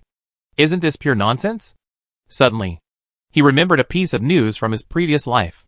A woman confided in her bestie, saying that her husband always beat her, and used her money. She kept scolding for more than half an hour, crying and making a fuss. Finally, the best friend asked, Is your sex life particularly harmonious? The woman was shy. Yes. Yes. Yes. Qin Sun was shocked, thinking of Xia Ning who was as cold as an iceberg. How could he shamelessly attack her by seizing her weakness? Isn't this the same as kidnapping? Isn't it a threat? Qin Sun immediately shook his head. Reply to Ku. I don't believe it even if you kill me. You said. I want to get her forgiveness. I have to forcefully kiss her. And touch her breasts. Isn't this a stinky hooligan? Ku replied immediately. I never thought that Mr. Qin always thought he was not a gangster. Qin Sun. Am I such a person in their minds? I am pure. Okay. After a while, Ku sent another message. Send a screenshot of our chat history to Sister Xia Ning. And then you can coax her in any way. Special reminder. Don't screenshot this sentence. Qin Sun looked at the chat history, and there are many sensitive words on it. Desire for the reason. I intentionally. That's her work. Just give her 2 punch. You should kiss her. The mouth is kissed, she didn't put her hands on Sister Xia Ning's chest for hard work. Qin Sun looked at these words, the temple jumped. Oh shit, I want to post these screenshots, I am afraid that there will be no life. Can you still coax? I see, this little green tea is to intensify our contradictions. Let's break up. Let us have the opportunity to take advantage of it. Qin Sun replied. I believe in your evil. Chapter 616 You went to see your grandpa. But you didn't come to see me. Is the magic city too far away? Qin Sun thought Ku was just talking nonsense. He threw his phone on the quilt. And didn't bother to pay attention to it anymore. He leaned against the bed and was in a daze. He looked at the ceiling, feeling a little irritated. After a while, the message alert sounded again. He glanced down at the phone. Guessed it was Ku's message. Sighed. And didn't pick it up to read. This little girl only taught him some evil skills. Not decent at all. After a while, the message notification sound ding dong dong.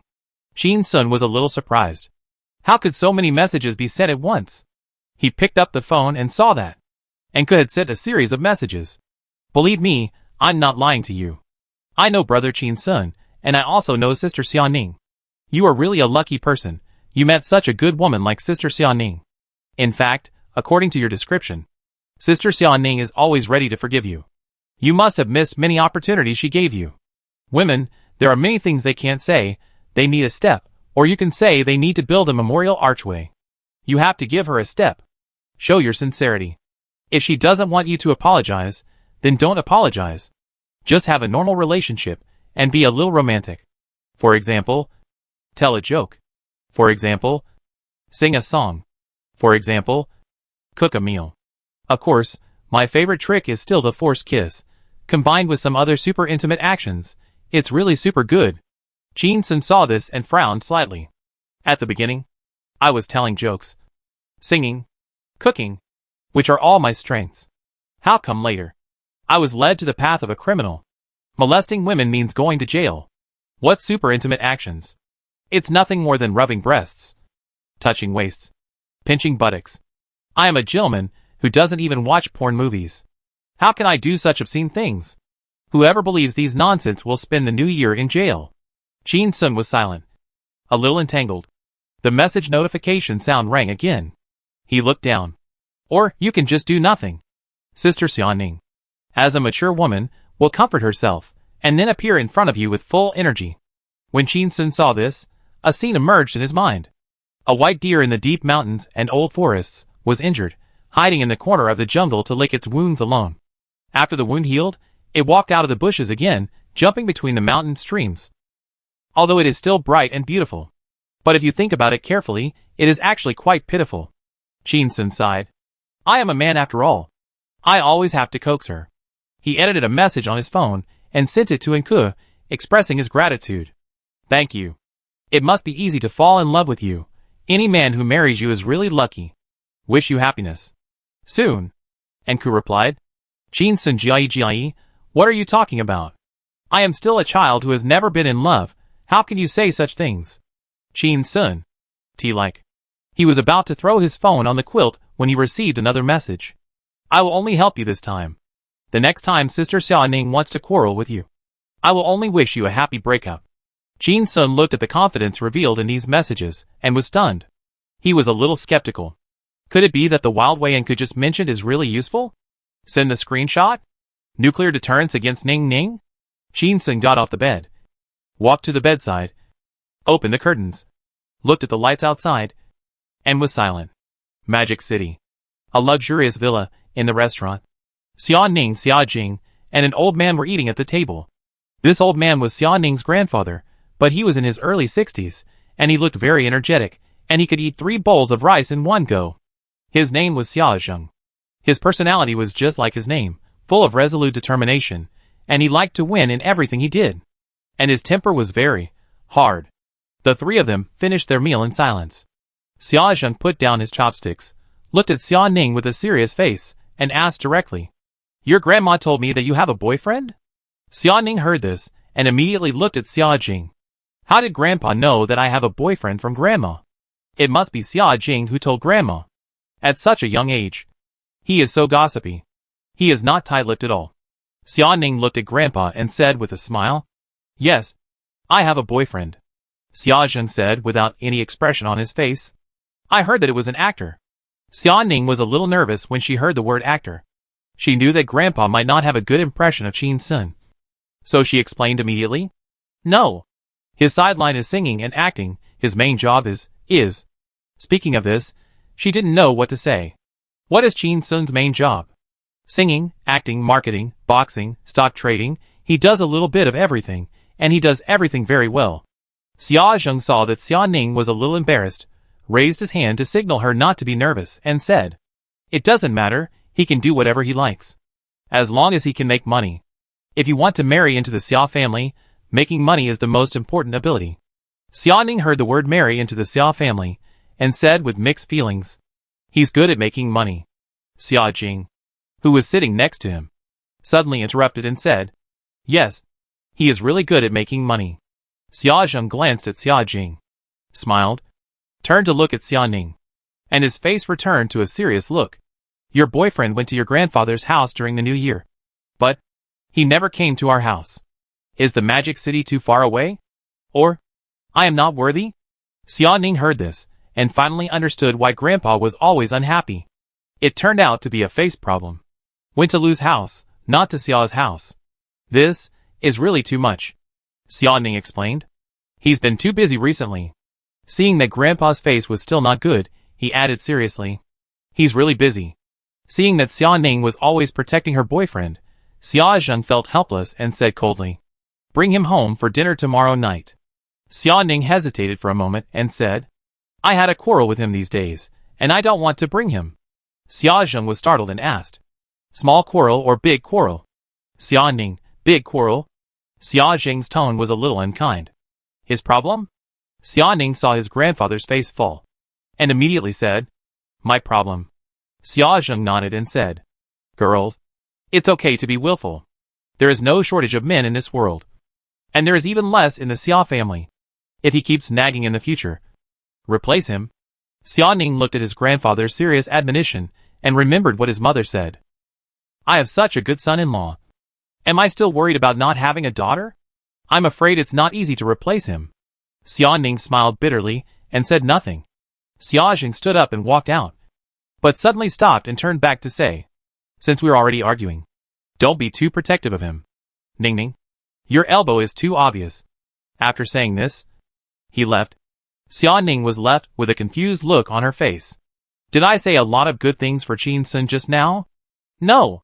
Xia Zheng left suddenly. Xia Ning heard the WeChat notification sound on her phone, took out her phone, and saw that it was a message from Qin Sun. It was a screenshot. Chapter 617 Gossip. Can it be sold for money? Xia Ning took a closer look, and her face immediately became a little hot, and her brain was buzzing. Those eye-catching words, and constantly stimulated her brain nerves. Playing hard to get what she wants. I did it on purpose. That's just her doing. Just give her 2 punches. You should have kissed her forcefully. You kissed until your mouth was numb, and you didn't even reach out to Sister Xia Ning's chest to cultivate it? Xia Ning regretted letting Qin Sun go to Enku. Not only did she flirt with Qin Sun, she also encouraged Qin Sun to commit crimes. Qin Sun is also a fool. What if he believes it? Just when she was upset, Xia Ning suddenly felt a figure quietly appearing behind her. She turned her head, and found that it was Xia Jing who quietly walked behind her. Her eyes were full of gossip. Xia Ning quickly covered the screen of her mobile phone with her hand, frowned slightly, and scolded. Jing, do you know that it is very impolite to peek at other people's mobile phones? Xia Jing, who had a mushroom head and no embarrassed expression on her face, said, I just want to see why you quarreled. I want to know more details. Xia Ning was unhappy. You are a little girl. Why do you want to know so many details? Xia Jing said calmly. Qin Sun is a big star. There are several girls in our class who are his fans. Some love stories about Qin Sun. I can sell them. For money. Xia Ning? She opened her eyes wide and stared at Xia Jing for a long time. Although she was already a girl of more than 1.5 meters tall, she looked very old, but she was only 8 years old. You're actually concerned about other people's love gossip? And sell it for money? Xia Ning stood up, put her phone in her pocket, looked down at Xia Jing, exercised her right as a sister to educate her younger sister. Xia Jing, you're only in the 2nd grade. Can you focus on studying? Don't think about those things all day long. Seeing Xia Jing's calm face, she was a little angry, and said coldly, Have you finished your homework? Xia Jing nodded. I've finished it. Xia Ning was startled, and asked again, Did you do well in the exams this semester? Xia Jing put her hands behind her back, and a proud look appeared on her young face. Not bad. I'm in the top 3 in the grade. Xia Ning. She was speechless. She felt that she might not be a qualified mother in the future, and she couldn't educate a child well. At this time, Qin Sun had to step up and give the naughty kid 2 punches. Xia Jing saw that Xia Ning was silent, and turned defense into offense, and said, I saw the screenshot. Qin Sun was flirting with someone. Xia Ning thought of the screenshot of Qin Sun and Enku's chat, which said lust is hard to stop. And her face became a little embarrassed. You know so many words? Xia Jing lowered her head and sighed. You knew 3,000 words when you were in the 2nd grade. Why can't I? After a pause, she continued the previous topic, slightly lowered her voice, and asked in a very gossipy tone. Jin-sun, he cheated?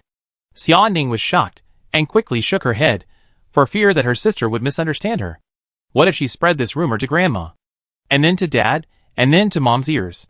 That would be terrible. Xiaoning explained seriously. No. You misunderstood. Jin-sun shaved his head without my knowledge. And he became a bald man. I don't like bald heads.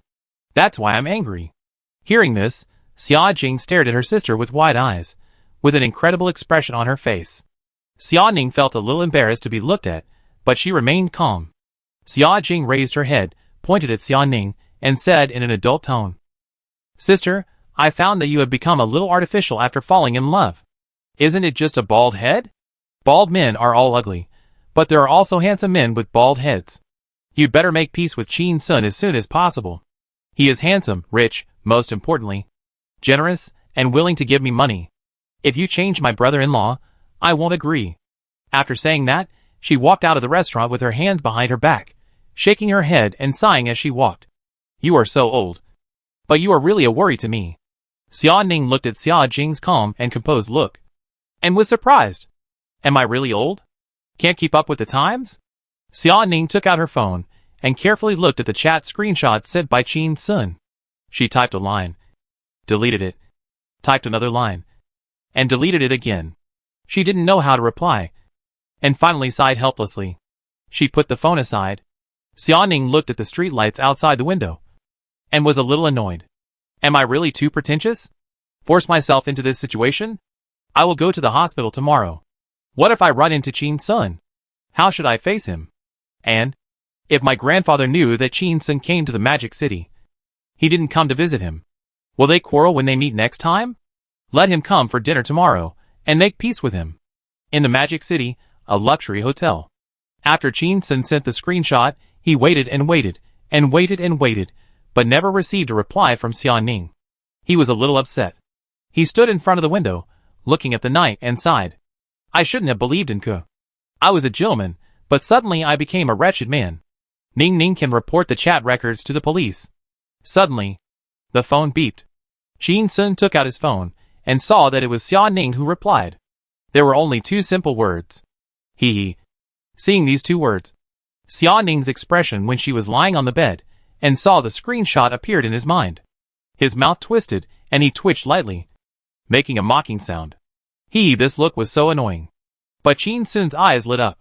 Even though he was a pig's hoof, he knew that it was better to respond than not to respond. Maybe this he was just pretending to be cool, which was the woman's memorial archway that Enku was talking about. Jin-sun replied immediately. In the villa. Xiaoning was lying on the bed. When she heard her phone ring, she immediately picked it up and looked at it. She couldn't help but frown. Why did he send What does this mean? I sent. And he sent. This is not a couplet. Xiaoning was a little helpless. She put down her phone, looked at the ceiling, and racked her brains to think about how to reply. How to reply without hurting his feelings, and maintaining her pride. After thinking for a long time, she couldn't think of anything. Suddenly, the phone rang again. She picked it up, and saw that it was a message from Jin-sun. Do you know which animal is the quietest?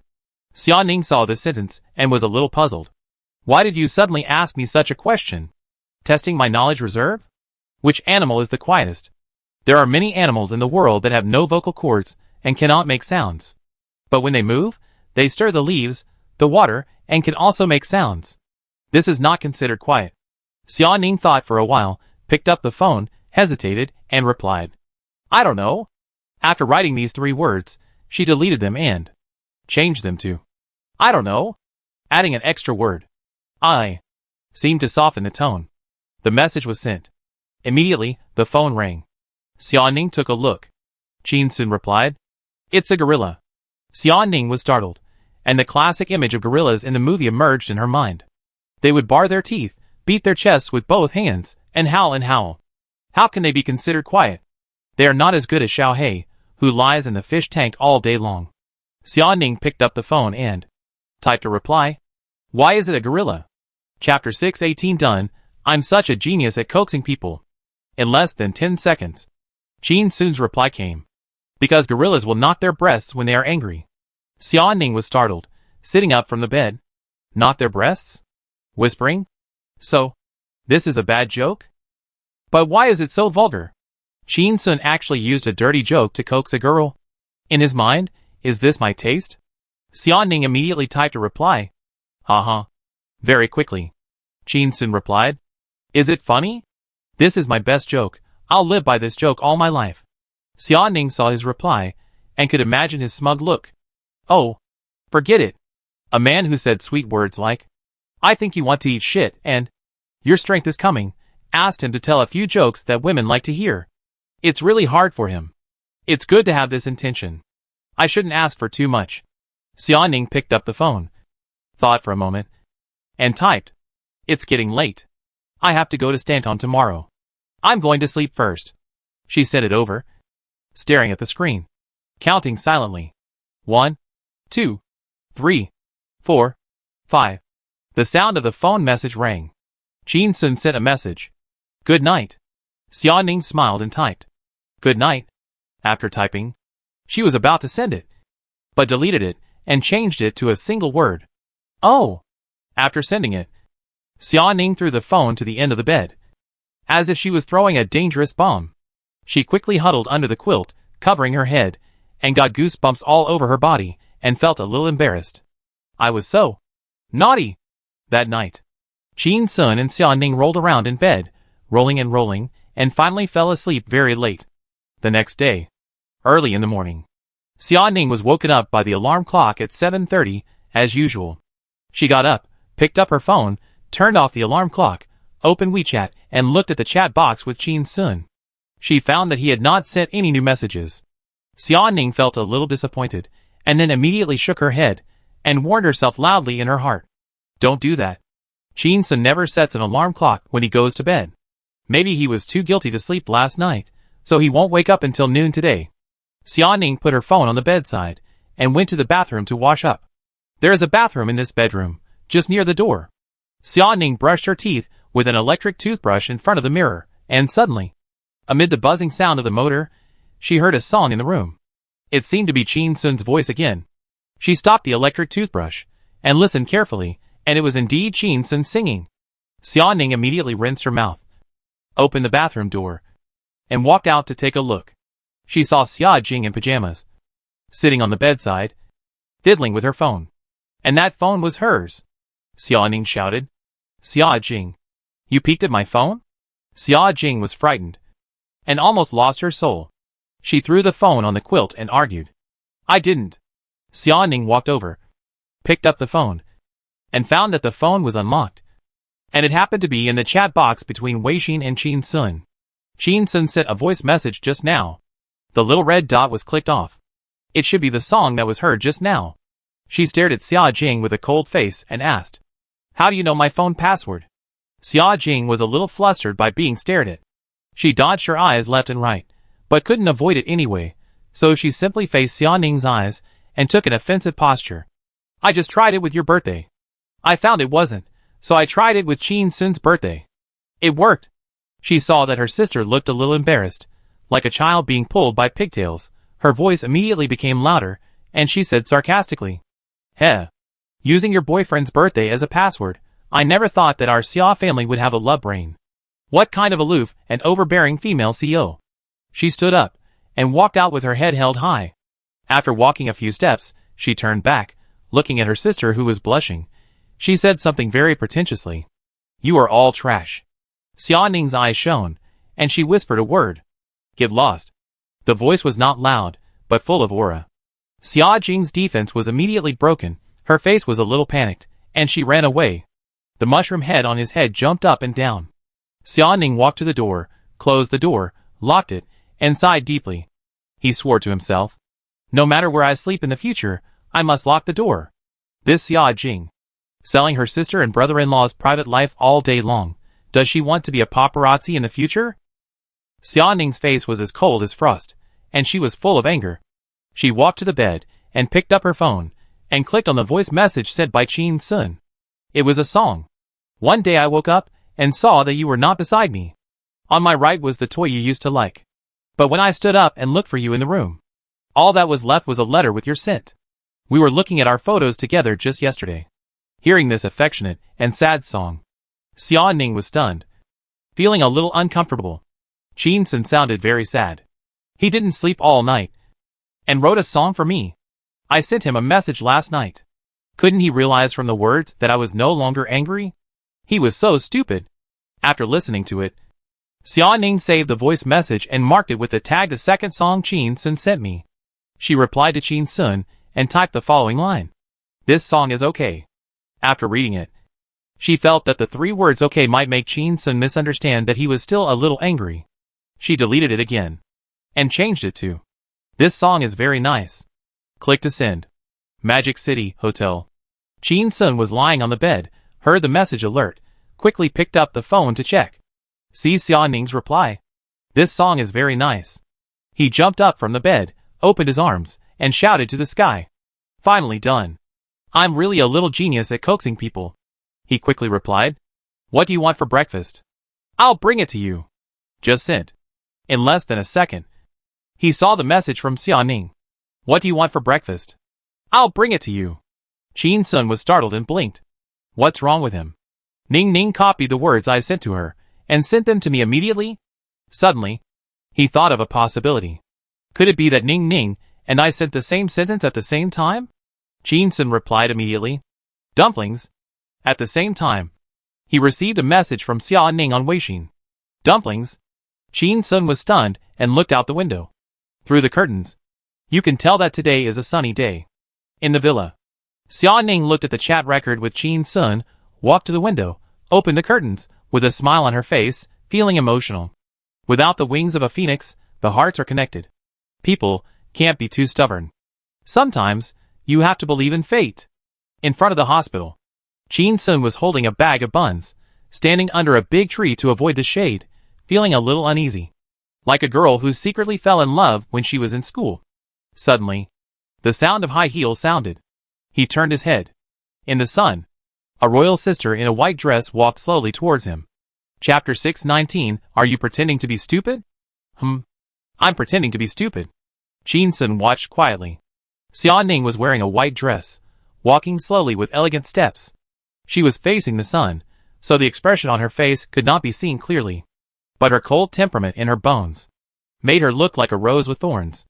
Xia Ning walked slower and slower, and saw Qin Sun standing there stupidly, hesitated for a moment, quickened her pace, and walked over, with a smile. "Good morning." Hearing this greeting, Qin Sun came back to his senses, and saw a gentle smile on Xia Ning's face. My heart melted. A gentle knife.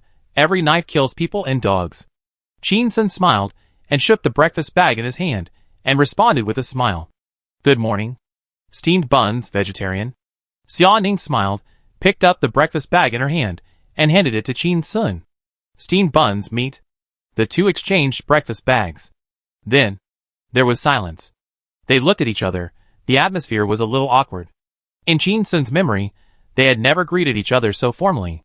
Even when they met for the first time in the company, they were not so serious. Both of them were a little reserved. It was like two people who were forced by their parents to go on a blind date. Xia Ning decided to break the awkward atmosphere, and looked at Qin Sun's head.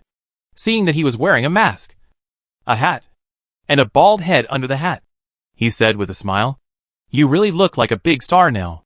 Wrapped up tightly, Qin Sun reached out to take off the hat, touched his bald head, made a very appropriate joke, and said, "Do I look like a chemotherapy patient?" Xia Ning knew that most people have misunderstandings about chemotherapy. They think that chemotherapy is to expose patients to radiation to kill cancer cells. They lose their hair because of the radiation. In fact, chemotherapy is usually injected intravenously, or some chemical drugs are taken orally to kill tumors. These drugs not only kill cancer cells, but also healthy cells, greatly destroy the body's metabolism, making people feel very uncomfortable. It can even be said that life is worse than death. During chemotherapy, due to the loosening of scalp hair follicles and toxic reactions, hair will gradually fall out. Those patients simply shave their heads in advance, unwilling to endure the pain of losing hair every day. Bald head is more decent than alopecia areata. Xia Ning looked at the smile on Qin Sun's face, hesitated for a moment, and said softly, We better not joke about this. It's disrespectful to the patient. Besides, it's not auspicious. Chin Sun was startled, put on his hat angrily, and nodded. Oh, so annoying. Another boring joke. Xia Ning saw the disappointed expression on Chin Sun's face, forced a smile, and made a joke. I think you look like a Playboy monk. Chin Sun. Ah. This? Respect for Playboy monks? Ning Ning is really a person without a sense of humor. It's an even more boring joke. Chin Sun smiled, and said nothing. Xia Ning saw that his sense of humor did not make Chin Sun laugh, and felt a little frustrated, and immediately changed the subject, and said, Let's go check on Stan Kong. See if he notices that you beat him up, so we can respond as soon as possible. Chin Sun listened to the tone of the professional secretary reporting work, nodded, and walked towards the hospital entrance. The two walked in silence. Chin Sun turned his head to look at Xia Ning's profile, and found that her face was calm. She was completely different from the woman who called him Mr. Chin yesterday. There was no trace of the little trickster at all. Xia Ning noticed Chin Sun's gaze, turned her head, and asked with a smile. What's wrong? Chin Sun answered with a smile. Nothing. I just felt that you were… He couldn't find an adjective. So he said directly, You coaxed an iceberg beauty in an instant. Which made me feel like something was lifted up and gently put down. Xia Ning looked a little embarrassed, and said with a smile, I am currently emotionally stable. Chin Sun blurted out, I have normal intelligence. Xia Ning was shocked, not knowing why he would answer like that. Ah? Chin Sun laughed. It's okay. I'm just pretending to be stupid. Xia Ning. I'm pretending to be stupid. Chin Sun laughed a few times, and Xia Ning also smiled. The two continued to walk to the hospital. Chin Sun opened the package and started eating the buns. Although he was not like the people in a certain area of country C, who could eat noodles while riding a bike, he still had the skill of eating buns while walking. Xia Ning turned her head and looked at him, but said nothing. She would not eat breakfast while walking, and she would not allow her children in the future to eat breakfast while walking. But Chin Sun, he can. The two walked into the hospital gate in silence. Xia Ning looked straight ahead, walking with elegant and firm steps. Suddenly, she felt something touching the back of her right hand, and she subconsciously retracted her hand. She turned her head, and saw Chin Sun's somewhat lost face. She lowered her head. Chin Sun's hand was helplessly stretched in the air, like a lost child. Chin Sun looked at Xia Ning, smiled, continued to eat the buns, and walked forward, feeling a little uncomfortable. It is said that when a couple quarrels, they quarrel at the head of the bed, and make up at the foot of the bed. But they are a married couple, and they have obtained a marriage certificate. However, when my parents just made up after the quarrel, the atmosphere at home was a little awkward. I dare not take more dishes when I sit at the table to eat. Forget it. Wait a little longer. Suddenly, Chin Sun heard a rapid approaching sound of footsteps behind him, turned around, and saw Xia Ning catching up. She said softly with a slightly apologetic voice, I didn't mean to avoid it just now. It was just… a conditioned reflex. Chin Sun smiled, and tried to save face. It's okay. I was just shaking my hand just now, and accidentally touched it. I didn't mean to take advantage of you. Xia Ning. She sighed in her heart. If a man doesn't know how to talk, he can just shut up, and things won't get worse. On the contrary, there is a possibility of self-healing. The two continued to move forward. Chin Sun ate the buns, and continued to move forward. Suddenly, he felt his left hand being held by a soft hand. He looked down and saw. A white palm grabbed his hand, spread out the 5 fingers, and put them into his fingers. They held each other tightly, and their fingers were interlocked. Chin Sun looked up at Xia Ning, but she remained calm, and continued to walk forward, and only said lightly, I am your sister. It is my duty to let you go a little. Chin Sun was dragged away, looking at Xia Ning's back, suddenly felt that her girlfriend power was bursting. This aura probably attracts both men and women. In the future, we can't just be on guard against men. We have to be on guard against women too. The two walked to the door of Stan Kang's office. Chin Sun knocked gently on the door. Stan Kang's voice rang out from inside. Come in. Chin Sun pushed the door open and went in, with Xia Ning following behind. Stan Kang stood up excitedly with his mobile phone in his hand, and walked towards the door. Chin Sun smiled, but saw Stan Kang's bright smile on his face, laughed loudly. Oh! Beautiful, elegant Miss Xia Ning, I'm glad to see you. Chin Sun raised his eyebrows and exuded a domineering look. Stan Kong didn't see the expression on Chin Sun's face. He walked around him, walked towards Xiao Ning, raised his mobile phone and said, "Miss Xiao Ning, I'll introduce you to something good. It's really fun." Chin Sun turned his head and saw Stan Kong picking up his phone and showing Douyin to Xiao Ning. "Look, this is Douyin, it's really fun." As he said that, Stan Kong slid his finger upwards on the phone. The phone immediately emitted the same sound as his. "The world needs me, and even more." Chapter 620. What girl? What dear? Who is your dear? Suddenly, the three of them were silent. Stan Kong lowered his head and took a closer look. Found that the picture was a hotel room door. My voice came from inside. The sound on the phone was still going on. A voice that was obviously a dog sounded. "Early in the morning, you are reciting your mother's book." Then, Stan Kang's voice came from inside the door. "Get out. Believe it or not, I will give you 2 whoops." Stan Kang's head was a mess, and he was stunned. Was voice? This is was voice. What happened?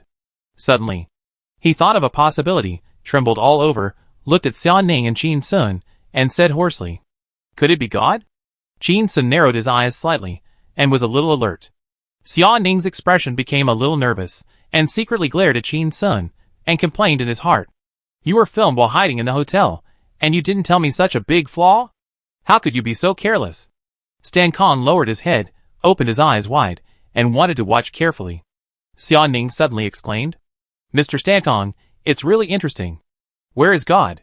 She snatched the phone from Stan Kang's hand, and quickly glanced at the title. Poor Russians have no guns to shoot, so they can only get up early in the morning and bark. So miserable. After reading it, her fingers seemed to accidentally click on the phone. The video was refreshed.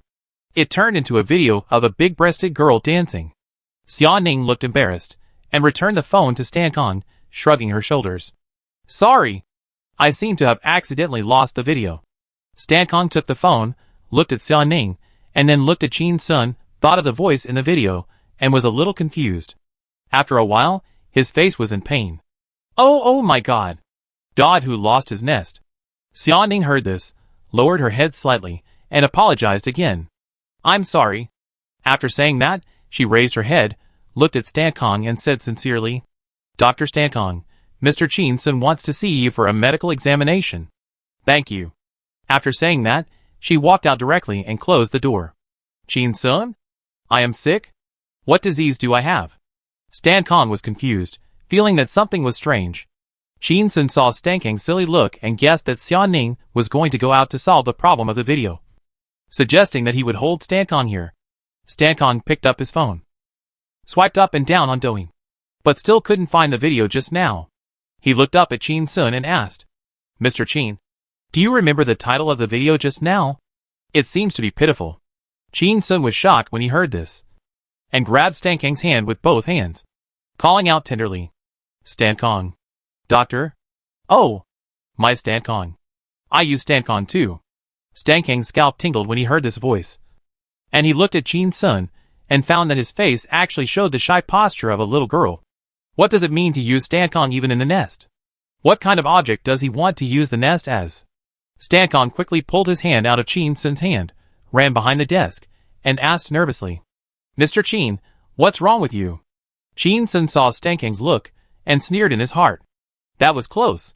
I almost reminded this old man of the title of the video. I have to give him a little shock, so that his head is full of pornographic things, and he completely forgets the video just now. Chin Sun stared at Stan Kong without blinking, slowly stepped back, leaned against the door panel, gently touched the door handle with his right hand, and pressed the anti-lock button. Stan Kang's eyes widened, with a bad premonition, and he clamped his anus tightly. You. What are you going to do?" Chin Sun covered his chest with his hands and sighed deeply. I'm embarrassed to say it." Stan Kong looked carefully at Chin Sun's figure, which was about the same as his own. However, the muscles on his arms showed his explosive power, and he probably couldn't beat him. Stan Kong quietly took 2 steps back and asked, "Mr. Chin Sun, what do you want to say?"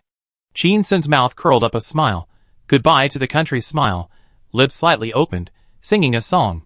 "I love you, dear girl. When I see you, my heart gets flustered. The wind blows my long hair, gently caresses my already intoxicated eyes. Stan Kong watched Chin Sun walk towards him step by step with a smile on his face, and got goosebumps all over his body, and kept backing away until he reached the corner. What girl? What dear? Who is your dear? Who is your dear? Chin Sun did a waldong, pressed Stan Kong against the wall, and looked at him with eyes that were as affectionate as looking at a toilet bowl. He spoke with emotion about the classic lines in Crazy Stone. Whenever I look at the city from the window in the morning, I feel strongly that the city is the mother, and we live in its womb. When Stan Kong heard the words mother and womb, a look of horror appeared on his face, and he pressed his hands against the wall. It seemed that he wanted to dig a hole and jump out. Chin Sun continued to speak affectionately. Just now when I was thinking about this question, I suddenly looked up and saw you. There is something about you that deeply touched me. Do you know what it is? Stan Kong looked at Chin Sun, who was close at hand, swallowed his saliva in fear, and asked nervously, What is it? Chin Sun answered immediately. Motherhood. The great motherhood. Stan Kong. Motherhood? Maternal breath? Stan Kang's mind was blank and messy. It seemed like 100 dogs screamed in it. Then, 100 heads ran rhinoplasty stepped on the brain trimmer. At last, a group of alpacas passed by again. Stan Kong looked at Chin Sun. The chrysanthemum is tighter, drum courage, said. My hair? What are you talking about? Chin Sung opened the hand that supported the wall, until the niche cage of Stan Kong. Turn around and walk to the desk and sit down, exposing a harmless smile of humans and animals, asked sincerely. Mr. Stan Kong. Am I a pervert? Stan Kong estimated that Chin Sun was 2 meters away from him, and he should be safe. So he breathed a sigh of relief. He looked at Chin Sun, regained a serious look, and explained seriously. No. No. No. Homosexuality is the result of the combined influence of genes and acquired environment, and it is not rare, accounting for about 4% to 6% of the world, and there are more than 30 million people in the world. He looked at Chin Sun and said very seriously, You don't have to, and you shouldn't be bothered by it. Chin Sun looked at Stan Kong tenderly, revealing an expression that was so touching that he wanted to cry. He agreed with Stan Kong's idea in his heart. Whatever your relationship is, if you like men, you like men. If you like women, you like women. Just don't bang my ass. Chin Sun looked at Stan Kong, stood up, stretched out his hand and pinched a orchid finger. But Dr. Stan Kong, you look a little scared of me? Stan Kong looked at Chin Sun's orchid finger, and thought of what Chin Sun said just now. Maternal breath. His brain short-circuited, and explained in a low voice. I can accept a little bit, but I want to be a top. Chin Sun was startled, quickly put away the orchid finger, sat on the stool, crossed his legs, and said in a very rough voice, Okay, satisfy you. I am a top. Chapter 621 I will persuade you not to seek death. If you can't persuade me, I will help you. Stan Kong huddled in the corner, looking at Chin Sun with a vigilant face. Oh! Oh! Oh! Chin Sun saw Stan Kong like this, and became more excited. Dr. Stan Kong, when I first met you, I found that you have a talent for being a submissive. Stan Kong straightened his chest, squeezed his anus, and said loudly, No! No! No! He looked at the door of the office, wanting to shout for help, but he was worried about being known. He was once pressed against the wall by Chin Sun, and his asshole was clamped like a woman. It was a bit insulting to his current glorious image. He is now the brightest star in the medical field all over the world. There can't be any stain. Chin Sun saw Stan Kong's look, and asked casually, Stan Kong, I will treat you to dinner tonight, tomorrow night, the night after tomorrow, and the night after tomorrow. When Stan Kong heard that all these invitations were made at night, he knew that Chin Sun had bad intentions. How can a good family invite others to dinner every night? He shook his head quickly, and said loudly, No! No! No!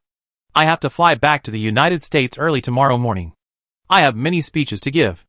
I don't have time to eat with you. Chin Sun raised his eyebrows. I don't believe it, I don't believe it. Show me the ticket. Stan Kong didn't buy the ticket at all. When he heard Chin Sun's words, he was so scared that his rectum was knotted. He quickly picked up the phone and operated it quickly. Buy the plane ticket on the spot. Then showed Chin Sun the phone interface. I've bought the plane ticket. Chin Sun saw Stan Kang's nervous look, and was a little confused. What the hell? So scared?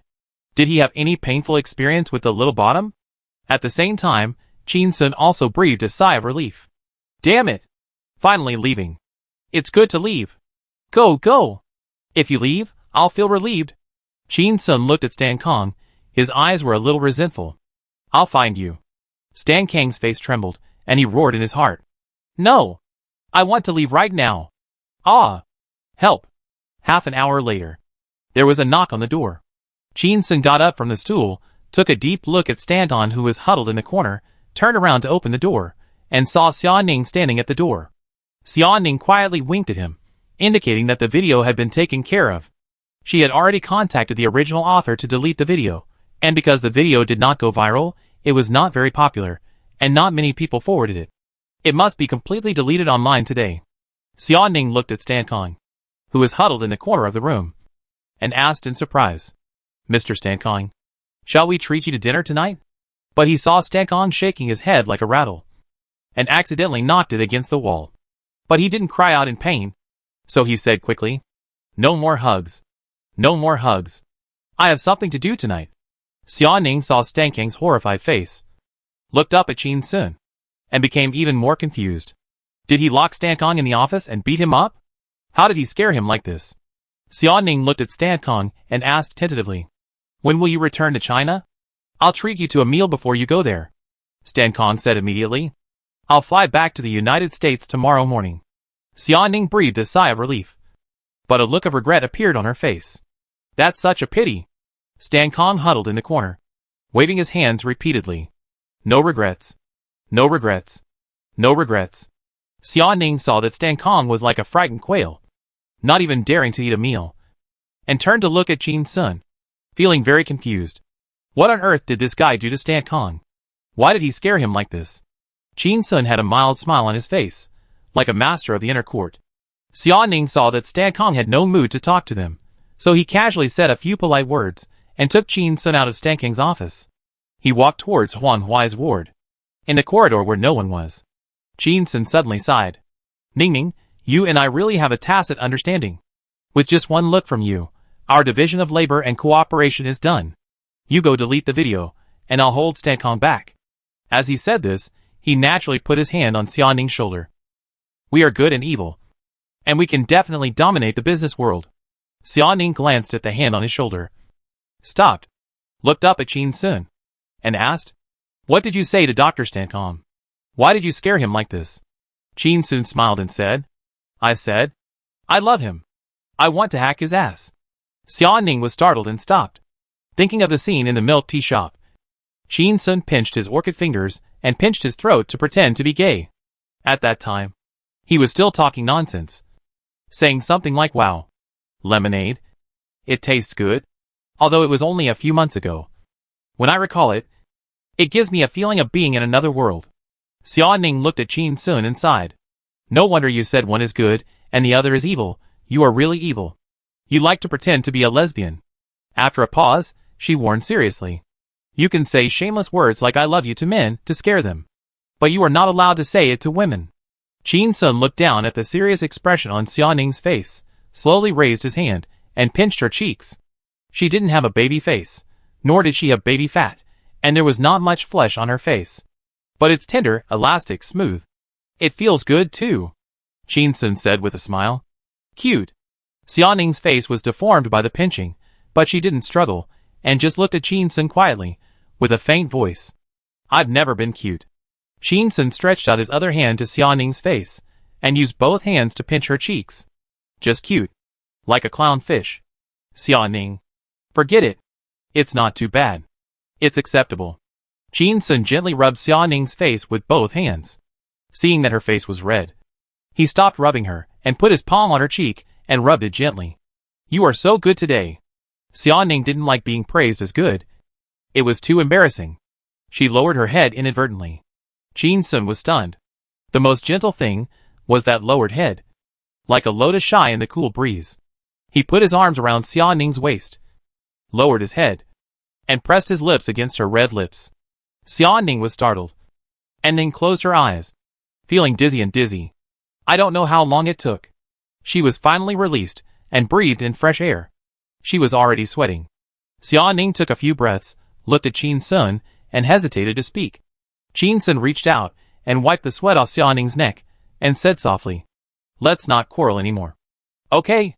Xia Ning met Qin Sun's gaze, thought for a moment, and said, "You can have your own secrets, and I don't need to know all your whereabouts. But if you want to do dangerous things, like illegal medical practice again in the future, you must tell me." She paused, and said very seriously, "First, I will persuade you not to commit suicide. Second, if you can't persuade me, I will help you." Qin Sun hugged Xia Ning tightly in his arms, trying to embed her into his body, almost making her unable to breathe. Suddenly, Xia Ning's cell phone rang, and when she looked, it turned out to be Xia Jing. She answered the phone and asked directly, "You don't have class today?" Xia Jing said on the other end of the phone, "Today is Saturday." Xia Ning, "You don't have makeup classes?" Xia Jing snorted on the other end of the phone. Hee hee. "I don't have to endure the hardships you suffered as a child." "Xia Ning?" Xia Jing said mysteriously, "I'll tell you a piece of gossip worth 100,000 yuan. Grandpa saw Stankam's press conference on TV and saw Qin Sun in Shanghai. If he didn't visit Grandpa in the past 2 days, you two should prepare to break up." Hee hee. The phone was hung up. Xia Ning. "Qin Sun?" Chapter 622. What? Is your grandfather's silence just an act? Hang up the phone. Xia Ning was holding the phone in a daze, and suddenly noticed that Qin Sun was looking at her without blinking, and that expression clearly showed that he had heard the conversation. She couldn't help but feel a little strange. "I didn't use a loudspeaker, and Xia Jing's voice wasn't loud either. Can you hear our conversation?" Qin Sun looked away, and scratched his head awkwardly. Since he gained the ability of a fighting genius, his 5 senses are more acute than those of ordinary people. He did hear the phone call just now. He put down his hand, turned to look at Xia Ning, and asked directly, "The news worth 100,000 yuan that your sister said. Is it a hint that when I visit your grandfather, I need to bring a gift worth 100,000 yuan?" Xia Ning sighed quietly, feeling a little embarrassed about the misfortune of her family, and explained softly, "That, Xia Jing, the miser, means that the news that she told our grandfather that he was angry is worth 100,000 yuan. She pointed at Qin Sun. A smile appeared on her face, and said, "You have to give her 100,000. Qin Sun was shocked. "What the hell? This girl is only 8 years old. 2nd grade or 3rd grade. Just passing a message, you dare to ask me for 100,000? I am very rich now, but I am still used to freeloading. This 100,000 cannot be given." Qin Sun snorted coldly, cursed. This Xia Jing is really a little vampire. Xia Ning. She didn't know how to reply. Xia Jing's behavior really made me unhappy, and I would definitely teach her a lesson. But calling her a vampire directly? Forget it. That's fine, it's a courtesy. Otherwise, I should call Xia Jing a little beast, which indirectly scolded me. Xia Ning looked at Qin Sun, hesitated for a long time, and finally asked, "Qin Sun, why don't you go see my grandfather tomorrow?" Qin Sun saw the nervous expression on Xia Ning's face, and asked in surprise, "Is your grandfather difficult to deal with?" Xia Ning. Why use the word deal with? If this guy faces my grandfather with this mentality, I'm afraid he will suffer a lot. Xia Ning sighed, turned around and looked around. She saw a few staff members in the corridor, which was not a good place to whisper. She naturally took Qin Sun's hand. "Let's go to the garden downstairs and find a quiet place to talk." The two entered the elevator. After leaving the building, they walked around the hospital and sat on the flower bed under a big tree. Qin Sun saw that Xia Ning was so cautious, and there was a trace of sadness on her face. He put his hand on her shoulder, shook it, and asked softly, "Is your grandpa fierce?" Xia Ning turned to look at Qin Sun, and then lowered her head, and clenched her hands tightly together. She looked at the ground, and her voice was a little sad. "My grandpa and my grandfather both look like quiet people, but they are actually not the same at all. My grandfather is quiet in his bones. But my grandpa, he..." Speaking of this, she frowned, not knowing what to say. Qin Sun patted Xia Ning's shoulder and asked, "What's wrong with your grandpa?" Xia Ning raised her head, looked at Qin Sun, and said with a wry smile, "He's just pretending to be quiet." Qin Sun. Pretending to be quiet? What does that mean? Why would a mute pretend to be quiet? Xia Ning saw Qin Sun's puzzled look, felt something interesting, and suddenly said, Actually, I'm a fourth-generation rich man. My grandfather is a second-generation rich man. Qin Sun thought about it, and figured it out. Xia Ning's grandfather's father was a first-generation rich man, who started a business and built up a huge fortune, which was passed down from generation to generation to Xia Ning. And with this trend, it should be able to be passed down for a few more generations. Perhaps influenced by movies and TV dramas. Many people believe that wealth cannot last for more than 3 generations. But in fact, if society is stable, there is no particularly big turmoil. There are no people in the rich families who like to stir up trouble, start businesses, or make trouble. It is difficult for their huge wealth to be squandered through sensual pleasures. Of course, they may be penniless in the end, but the inheritance of wealth should be more than 3 generations. And poverty cannot last for more than 5 generations. It is probably true. Because you really can't get married. Qin Sun was getting more and more puzzled and asked, "Your grandfather is a rich second generation. So what does it matter if he pretends to be dumb?" Pretends not to speak? Xia Ning sighed and explained.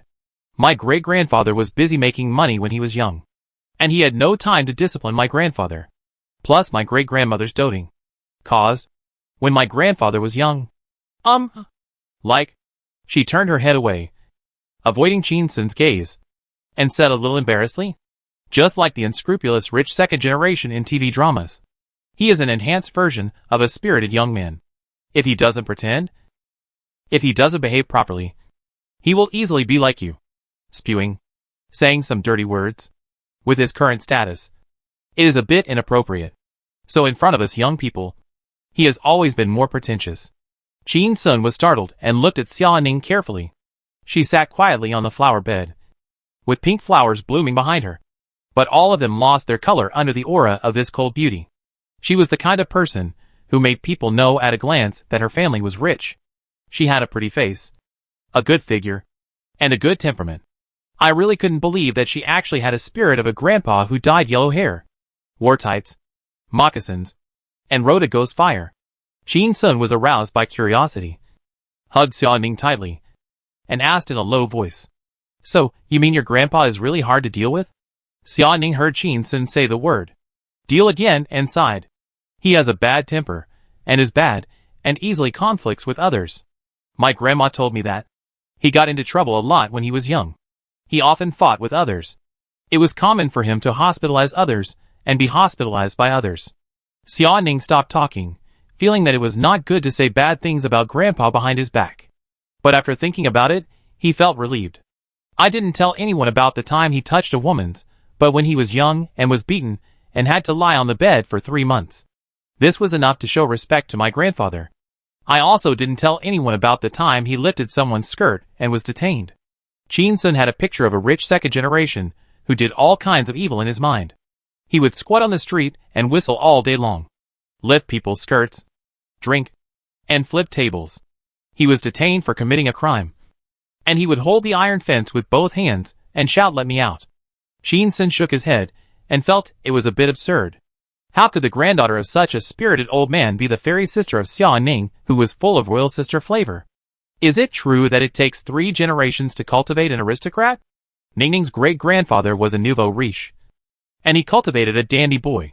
The dandy boy then cultivated a gentleman like Xia Shujia, who seemed elegant but actually liked to mess with his brother's wife. Finally, a beautiful girl like Ningning was born.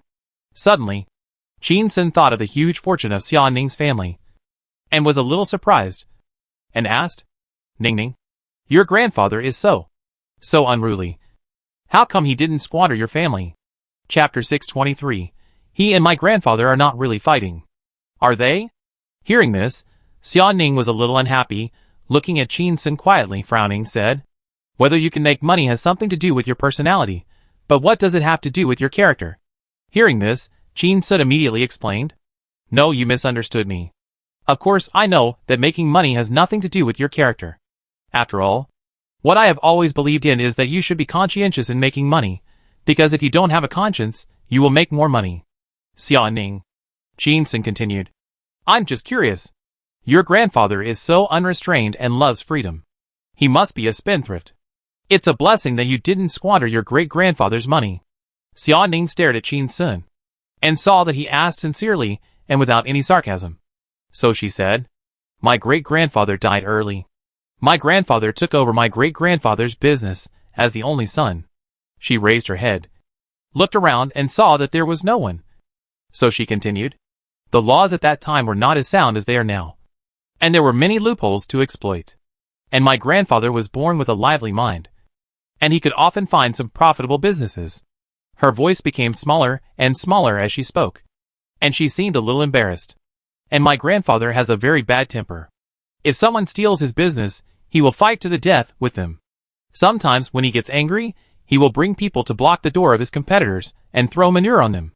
Occasionally, he will also fight in groups. He was once hit by a dump truck by his opponent. That time, he almost died. Maybe it's because the fortune is unstoppable.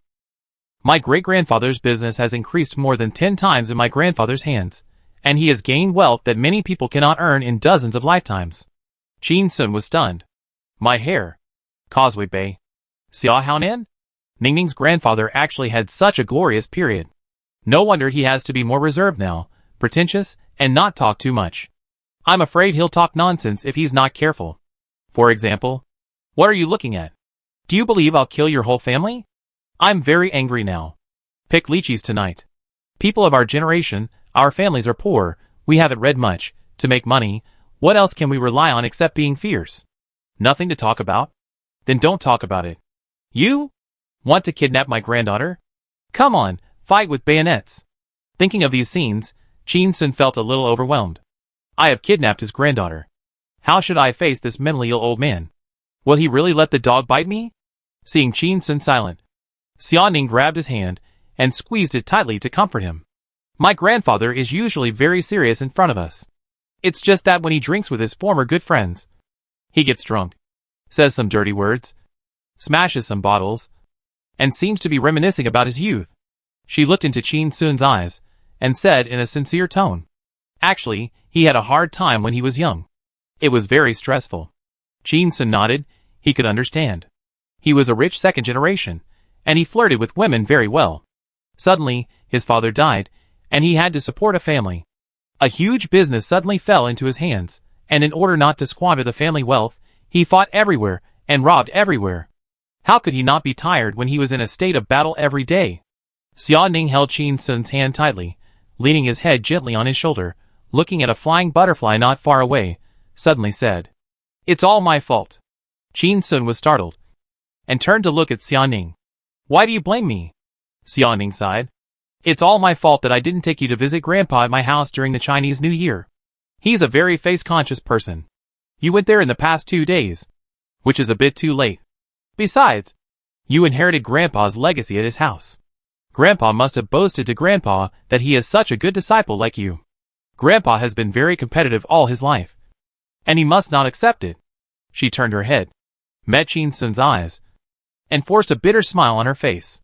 "You will definitely be bullied when you visit Grandpa tomorrow. He might scold you. Maybe he will even hit you." Chin Sun smiled and kissed Xia Ning gently on the forehead. "I'm not afraid." Xia Ning felt a heat on her forehead, and then a little cool, and she felt happy. She had never thought that one day she would be willing to be kissed by a man anytime and anywhere. Xia Ning straightened up, sat next to Chin Sun, and asked with a smile, "Why not?" Chin Sun was confident. "I'm not afraid." Xia Ning smiled. "If you get scolded tomorrow, I'll help you." Chin Sun shook his head quickly and said, "Don't do that. The more you help me, the more your grandfather will scold you." Xia Ning looked around and saw that there was no one around. He looked at Chin Sun and said coldly, "Whose grandfather?" Chin Sun was startled. "Our grandfather." After saying that, he hugged Xia Ning tightly in his arms and put his mouth close to her red lips. Suddenly, the sky became dark again. Xia Ning struggled for a few times, and seeing that she couldn't push the beast away, she had to give up struggling and her body softened. She accepted the fact that she would be kissed anytime and anywhere. Kissed passionately, and kissed passionately. This seemed to be the only way to transform from a girl into a queen. The two of them embraced each other. Behind them, a cleaning lady holding a broom was dumbfounded, and she walked away quietly, looking back every few steps. This, I dare not look at this. I dare not look at it. This is immoral. This is immoral. This is outrageous. This is outrageous. The sun is very strong. It was cool under the shade of the tree. The pink flowers in the flower bed smelled very fragrant. There was a woman with a very moist mouth. I don't know how long it took. Qin Sun let go of Xia Ning, breathing heavily, and saw Xia Ning's face flushed, and the lipstick on her lips was a little smudged, and a sense of pride rose in his heart. Suddenly, Xia Ning raised her head and looked forward, with a somewhat flustered look. Qin Sun turned his head and saw 7 or 8 men and women in hospital gowns, standing not far away and staring at them. Seeing Xia Ning's face getting redder with shame, he immediately stood up, his manliness bursting, and he put his hands on his hips and cursed loudly. What are you looking at? Look at you. You idiot. Fuck you. Xia Ning was lowering her head, wiping the saliva on her lips with the back of her hand. When she heard this, she suddenly looked up and quickly put her hand down, with a look of shock on her face. What? Does this guy speak without thinking? What does look at your mother mean? He was full of swear words. If I drink with my grandfather tomorrow, if both of them get drunk, will they really start cursing at the table? And then fight? So annoying. Just thinking about it. Xia Ning saw Qin Sun arguing with a group of people, and scolding away those who were watching. Qin Sun sat down, grabbed her hand, rubbed the back of her hand, and said, Ning Ning, we are going to see Grandpa tomorrow. We will stay together tonight, discuss a plan, formulate a strategy. Xia Ning? Chapter 624. I hope you will be worthy of the words unparalleled in the country one day. Xia Ning looked at Qin Sun's serious expression. I don't know if I'm overthinking, or Qin Sun's acting is too good. This expression seems to really just want to discuss the grandfather across the street tomorrow, what time to go, how to dress, how to give gifts. Qin Sun saw Xia Ning silent, didn't say anything. Remembered a famous saying, if a woman doesn't explicitly refuse, it means she agrees. He held Xia Ning's hand tightly, and said with a smile, shall we go back to the bar together tonight? Xia Ning hesitated to speak. Qin Sun thought she was going to refuse, and his heart sank, but he pretended to be strong and smiled. It's okay, I'm just kidding. Ha ha ha. Heh. Suddenly, he heard Xia Ning say, well, I have a house in Shanghai. Qin Sun was startled, and immediately realized the sister in front of him was a rich 4th generation. It's normal to be one way in front of people, one way behind people, one way in Haicheng, one way in Shanghai, and one way in Shanghai. Qin Sun asked seriously, then tonight, I'll go for a visit? Xia Ning. Whatever you want. The two of them stayed in the flower bed under the tree for a while, and walked to Huang Huai's ward in the inpatient department to visit the patient. They held hands and walked all the way to the door of Huang Huai's ward. Xia Ning struggled to get rid of her hand, seemingly a little embarrassed to be so intimate with Qin Sun in front of acquaintances. Qin Sun didn't mind, after all. They could stay together again in the evening. He knocked on the door. Soon, the door opened. Huang Jiangwo saw Qin Sun and Xia Ning standing at the door, and immediately showed a bright smile on his face, turned his head to look at the bed, and said, Why, look who it is. After saying that, he immediately made way, opened the door as wide as possible, so that Qin Sun and Xia Ning could come in.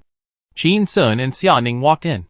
Huang Huai was lying on the bed, with some wires connected to her body, a nasal oxygen tube in her nostrils, and a hose tied to the back of her hand for infusion. Her head was wrapped in gauze, her face was a little haggard, but her eyes were open. The moment she saw Qin Sun, she suddenly burst out with a fascinating look. Xia Ning noticed it, and became alert. She gently stretched out her hand, and it seemed that the back of her hand accidentally touched Qin Sun's hand, and she grabbed it. Xia Ning walked forward quickly, and took Qin Sun to the bedside of Huang Huai. She leaned down, looked at Huang Huai, and asked with a smile, Are you awake? Huang Huai withdrew his gaze from Qin Sun, looked at Xia Ning, opened his mouth slightly, and said softly, Yeah. Xia Ning smiled and asked again, How do you feel now? Huang Huai whispered, Good. Xia Ning wanted to ask more questions, but seeing that she only said one word each time, she stopped asking and said with a smile, You should have a good rest. Qin Sun saw that Huang Huai was very frugal with words and only said one word each time, which was a bit strange. He believed in his medical skills very much. After performing surgery on Huang Huai yesterday, she was able to wake up in about 3 or 4 hours. Now a day has passed. Although she is weaker than ordinary people, She should not be in this state. Qin Sun took a step forward, bent down, and stared at Huang Huai's pupils. It was even more strange. She looked fine. Her eyes were clear, and it was obvious that she had recovered well. But why were her eyes red? Did she cry just now? She looked guilty? Qin Sun asked directly. Huang Huai, why are you sad? Huang Huai was startled, avoiding Qin Sun's gaze, and her eyes immediately turned red. She choked and said, I can't pay it back. Qin Sun was confused. What can't you afford? Tears welled up in Huang Huai's eyes. Money. Qin Sun smiled bitterly, shook his head, and consoled him. I thought you were robbing eggs.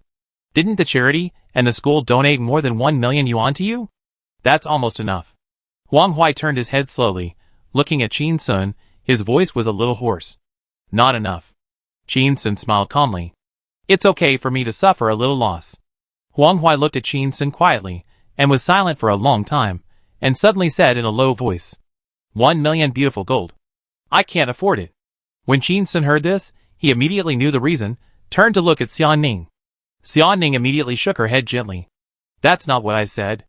Qin Sun saw a trace of panic on Xiaoning's face, as if she was afraid that he would blame her, felt a little distressed, held her hand tightly, and said softly, I don't suspect you leaked it. I just want to ask for your opinion. Is 1 million beautiful gold a lot? Why is Huang Huai so nervous? He turned to look at Huang Huai and said, You are the top student in the School of Information Science and Technology, and you want to study artificial intelligence, which is destined to be popular in the future. It can even be said that the future world is the world of artificial intelligence. You actually think you can't earn 1 million yuan? Huang Huai sniffed and said, But a piece of my brain was cut off. I am worried that I won't be able to get the first place in the exam in the future. Qin Sun smiled and said, Don't worry. Dr. Stancom called this operation of yours the hand of God. It's a miracle. It will definitely not leave you with any sequelae. You will definitely be smarter than before. Smart, brave and strong. I envy you a little bit. Hearing these comforting words, Huang Huai gradually stopped crying, and a smile appeared on his face. Thank you, Qin Sun. It's great to be your fan. Qin Sun replied with a smile. I'm also very happy to have a crazy fan like you. Huang Huai wanted to laugh out loud, but he held it back, for fear of hurting his brain. When I get better, I'll continue to criticize people for you online. Qin Sun nodded. Then your quality needs to be improved. You need to improve your strength. Huang Huai narrowed his eyes with a smile. I'll try my best. Xiaoning watched from the side, feeling a little complicated. Although she didn't want to admit it, Huang Huai obviously fell in love with Qin Sun. The way she looked at Qin Sun was different from before. Although I was often looked at like this by men before. But I am a cold person, and I won't mess around with other girls. Qin Sun comforted other girls with a lot of tricks, saying things like smart, brave and strong. When he tried to keep me, he said something very domineering. Then you will always be here. After that, he had to say something powerful. Fuck. Will my existence limit this guy's emotional intelligence? Huang Huai glanced at Xiaoning secretly, and caught a strange look from the smile on her face. Worried that his little tricks would be seen through, he quickly said to Qin Sun, I want to rest. She said these words very slowly, with great difficulty. Qin Sun is a big star, not so easy to see. After saying this, maybe there will be no chance to meet again. If I want to see him again, it seems that I can only put on a hat and mask to work overtime and squat. Qin Sun turned around, and saw Huang Jiangwo's face full of tears. Huang Jiangwo came over immediately, and held Qin Sun's hand tightly with both hands, choking and unable to speak. But his hand was getting tighter and tighter. Qin Sun looked at the old father. There was still some gray on his temples, but his complexion was much better, as if he was 10 years younger. Qin Sun reached out and patted Huang Jiangwo on the shoulder, and said with a smile, Master Huang, do you still remember the pickle recipe I gave you? Huang Jiangwo nodded immediately. Remember. It's been a while since he got this recipe, but too many things have happened recently, so he hasn't had time to try it out according to the recipe. Qin Sun said with a smile. If you run it well, you can make money. After that, he took Xiaoning's hand and walked out of the ward. Standing at the door, Qin Sun looked at Huang Huai on the bed and said, Student Huang, study hard and make progress every day. I hope you can live up to the title of unparalleled scholar one day. Qin Sun and Xia Ning left, to prepare a special gift for Xia Ning's grumpy grandfather tomorrow. Huang Jiangwo thought about the name of the pickle shop. Or Old Chi-Tu Pickles. Huang Hui was lying on the bed, tears could not stop flowing, and whispered in a firm tone. Unparalleled Scholar. Chapter 625. What sex eggs, funny eggs, are not as good as Ningning. This cute egg. Qin Sun and Xia Ning left the hospital and found a quiet cafe to discuss meeting Grandpa tomorrow. A small table in the corner of the cafe. Qin Sun and Xia Ning sat face to face.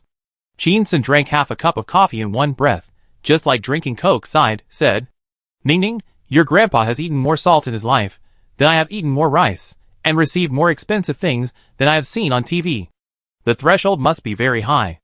I thought about it, and it is almost impossible for me to give a gift that suits his heart. Xia Ning thought of the gifts his grandfather had received. From gold, jewelry, jade, watches, to antiques and calligraphy and paintings. A room is dedicated to store them. The value should be several hundred million. If Qin Sun wants to impress his grandfather with the price of the items, it is simply a daydream. Xia Ning saw the worry between Qin Sun's eyebrows and smiled gently. This guy has always been fearless. He did not even breathe a sigh of relief when he went to practice medicine illegally and performed operations with a success rate of only 3%. He also dared to recognize his grandson everywhere in front of hundreds of thousands of live broadcast viewers. But he seemed a little nervous about meeting his grandfather tomorrow. Is he afraid of me? Xia Ning picked up the coffee, took a sip, said with a smile. Little brother, you don't know how to give gifts, I can teach you. Qin Sun's eyes lit up.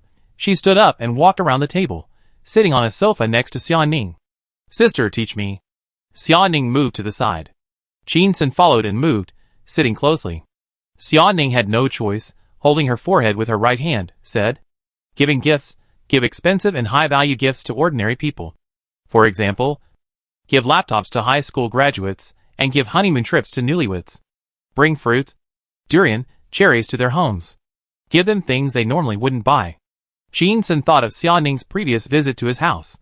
She gave all the relatives, male and female, old and young, a peace and safety plaque. Her status in front of her relatives instantly reached the highest point. Although she kept telling herself that time was short, and she didn't have time to choose one by one, she had to give such vulgar things. In fact, everyone likes vulgar things. Striptease is vulgar, but everyone likes to watch it. Liu Bei's writings are vulgar, but everyone likes to read them. Gold is vulgar, but everyone likes to receive it. And Ningning was very smart, and she told her relatives that she was giving peace at that time, taking advantage of the festive atmosphere of the new year. The relatives took the heavy gold naturally, without any sense of shame for greed, because the gold peace and safety badge is not money, but peace. Qin Sun looked at Xia Ning and praised. Right. Xia Ning smiled, took a sip of coffee, and continued. If you want to give a rich relative, you have to give a low cost-effective gift. Hundreds of thousands of brand-name bags, tens of thousands of belts, tens of thousands of scarves, tens of thousands of lighters. What you are giving is a thought and face. Qin Sun smiled when he heard the prices. He felt that although he was worth hundreds of millions, he still hadn't gotten rid of the smell of a local dog. Deep in his heart, he still felt that these things were not worth it. He was either reluctant to spend money, or he hadn't developed the habit of spending money recklessly. With his current values, he couldn't accept things with too high a premium. For example, he once saw a pair of sexy underwear worth 20,000 yuan on Douyin. He was shocked at the time and cursed. This set of clothes has less than 2 taels of fabric, and it is almost disposable. It will be torn apart on the spot after use. How dare you sell it for 20,000 yuan? Is it inlaid with gold or something? Qin Sun thought of this, staring at the noble and cold Xia Ning in front of him, and his heart began to itch. However, if Ningning is willing to wear it, it is not expensive. Life is short. Why not give it a try? Xia Ning saw Qin Sun looking at him and smiling for no reason, and the smile seemed to be a little malicious, and asked, Did you listen to me carefully?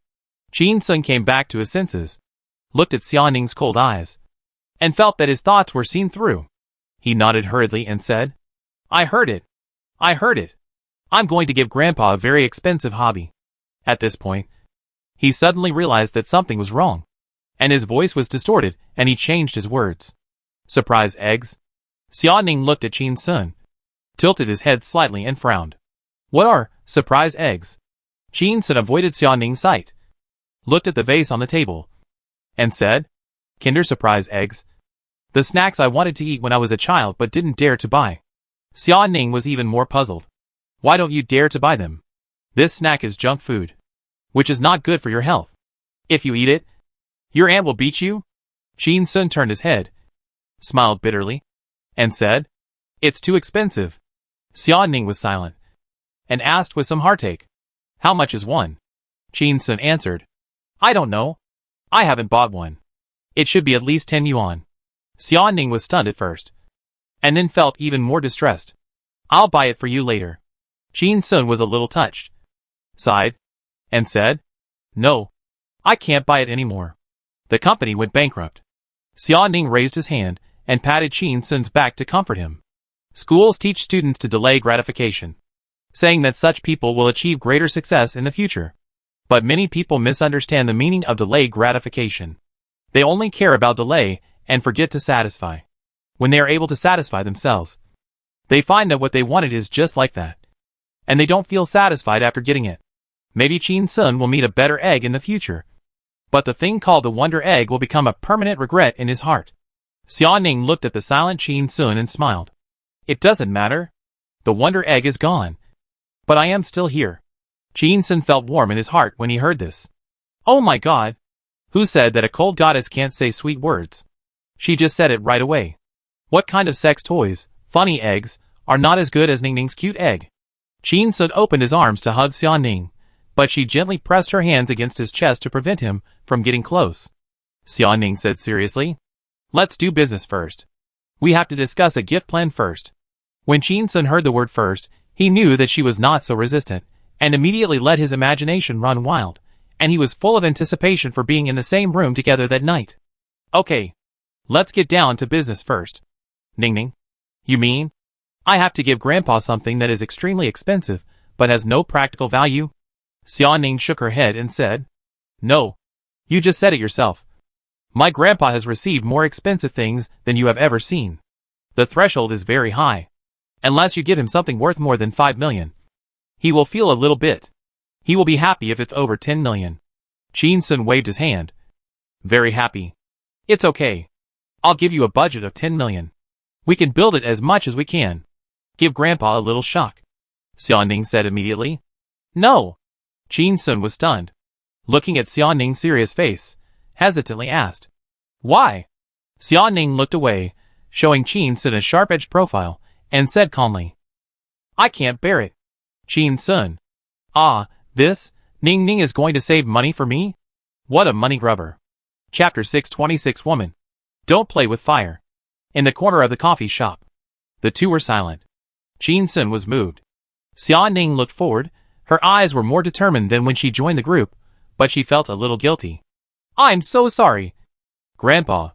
After a while, Xiaoning turned to look at Qin Sun and said seriously, This time, I went to see Grandpa because it was too late. He was not happy, so it would be a bit troublesome. But you only give expensive things, which is actually not very meaningful. She emphasized her tone and said seriously, You have to give something that money can't buy.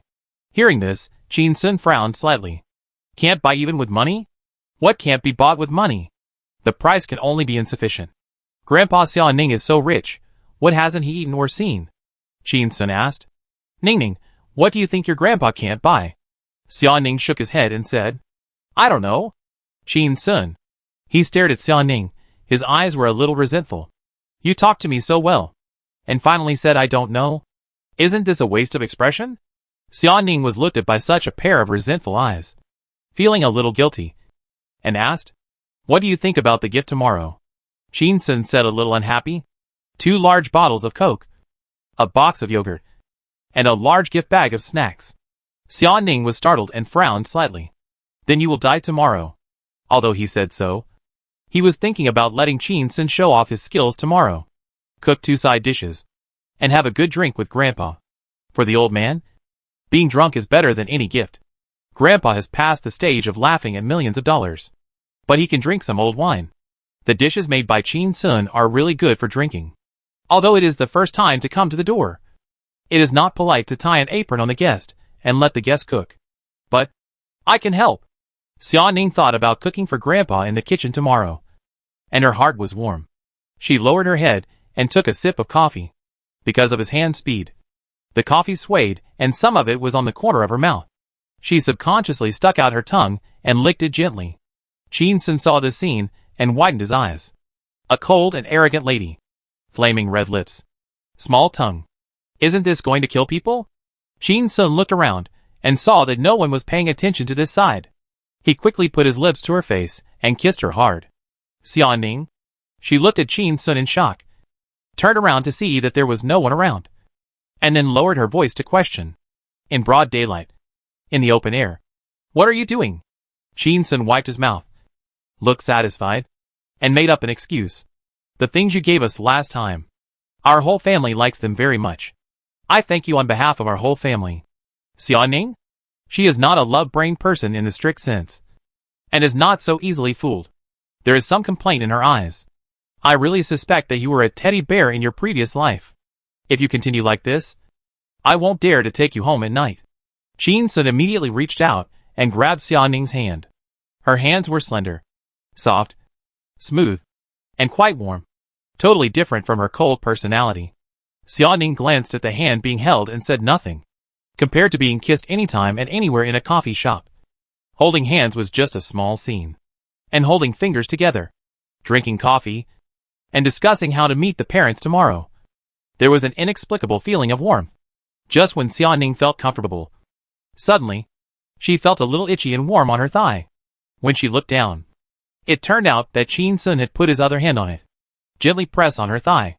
Today she was wearing a knee-length dress. The material was very thin. With this hand on it, the distance between them was less than 0.2 millimeters. Xia Ning turned to look at Qin Sun, frowned, and scolded in a low voice.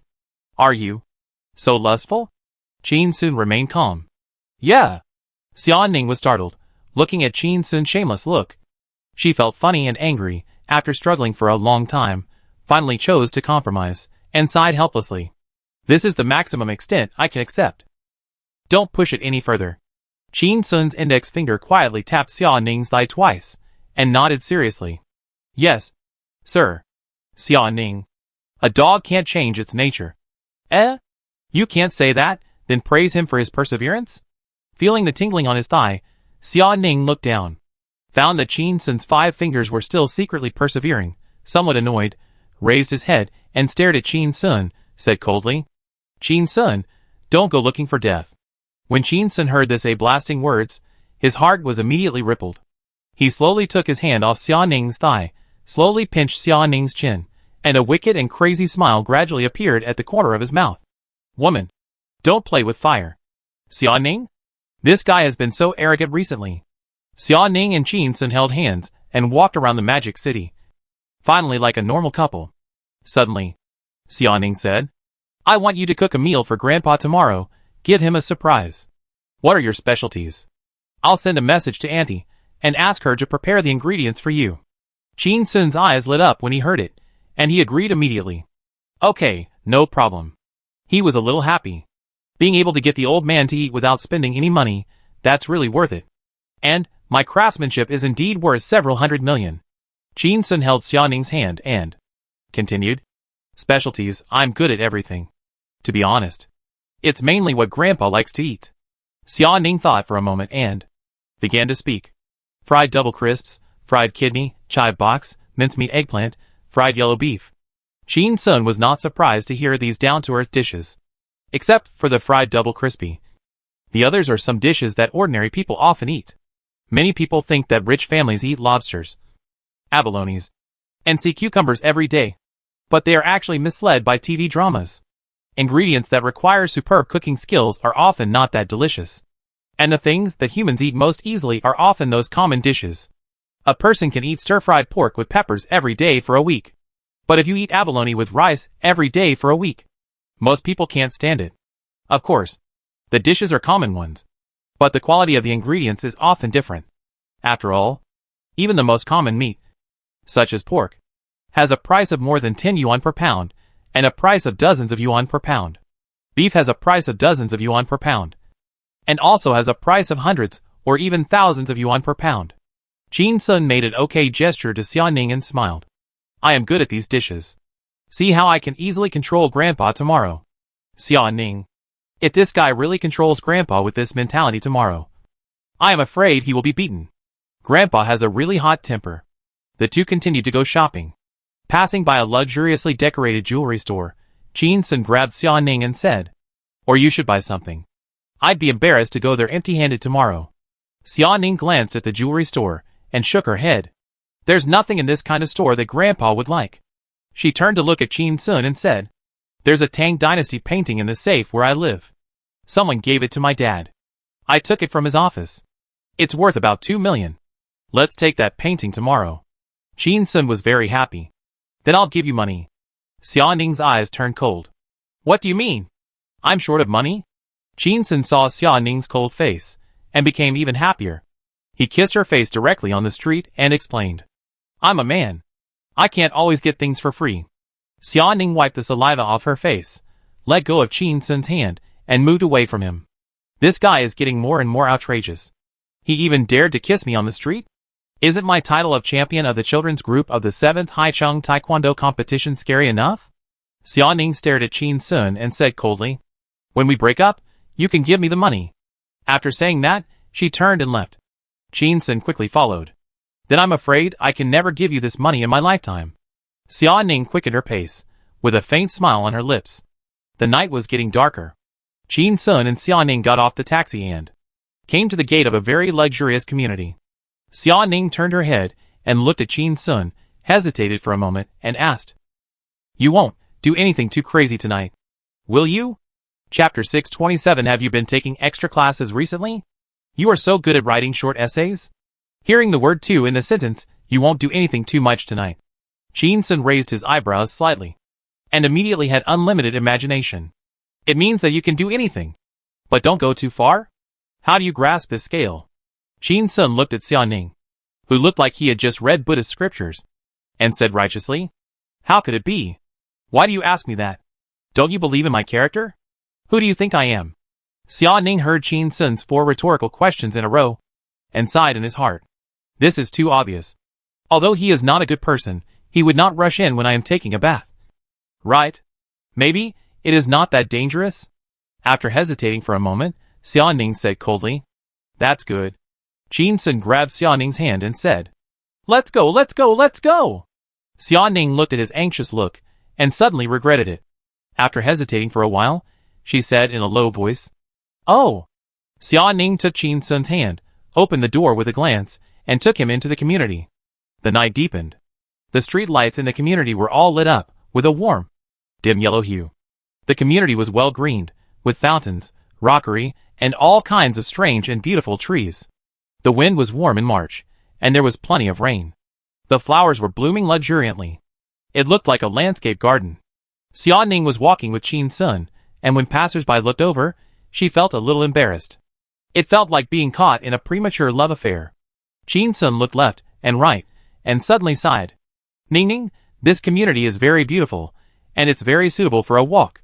Xia Ning smiled and said, I seldom walk in the neighborhood. No matter how beautiful the scenery is, you will get tired of it after seeing it several times. Qin Sun turned his head and looked at Xia Ning. I can never get tired of seeing you.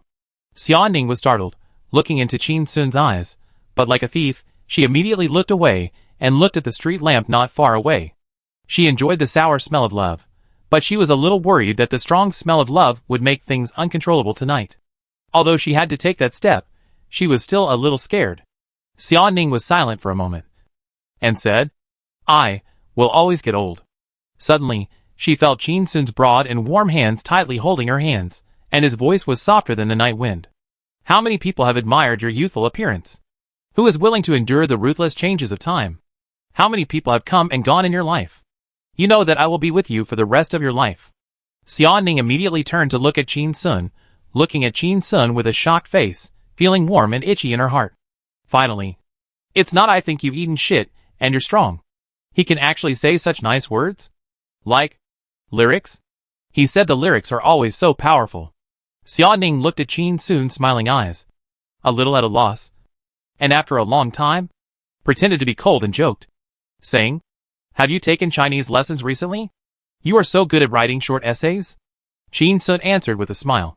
The first element of writing an essay is true feelings. I just write what I feel. Xia Ning only felt her face begin to heat up, pursed her lips gently, turned around and walked quickly with Qin Sun. I think you just, well, see that my family is rich. You want to be with a rich woman. Qin Sun was pulled away by her, said with a smile. I have had a bad stomach since I was a child, so I have to eat soft food. Xia Ning walked faster. Qin Sun looked at her graceful back. The hem of her skirt that was below the knee was bouncing, which stirred the boy's heart. The night was charming. She was also charming. Qin Sun was led by Xia Ning all the way to the door of a building, and stood in front of a card reader and scanned his face. The glass door opened automatically. What came into view was the entrance hall. On the right stood a slender woman in a white shirt and black suit, smiling and greeting. Welcome home.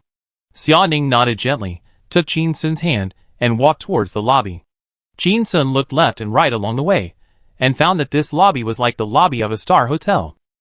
The lobby was very high, estimated to be about 10 meters. There were some small tables arranged in a staggered manner on the right, and some bookcases against the wall. It should be for the owner to rest. But who would read books and drink tea in the lobby downstairs after the owner of the household has entered the building?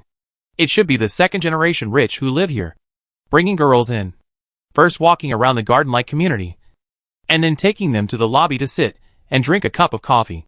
Give them a little bit of a shock, then take them upstairs. Isn't that a natural outcome? The whole room begins to be filled with the scent of heather. Is this called a room full of romance? Thinking of this, Qin Sun glanced at the hand held by Xia Ning and smiled. This mansion is full of style, let alone women.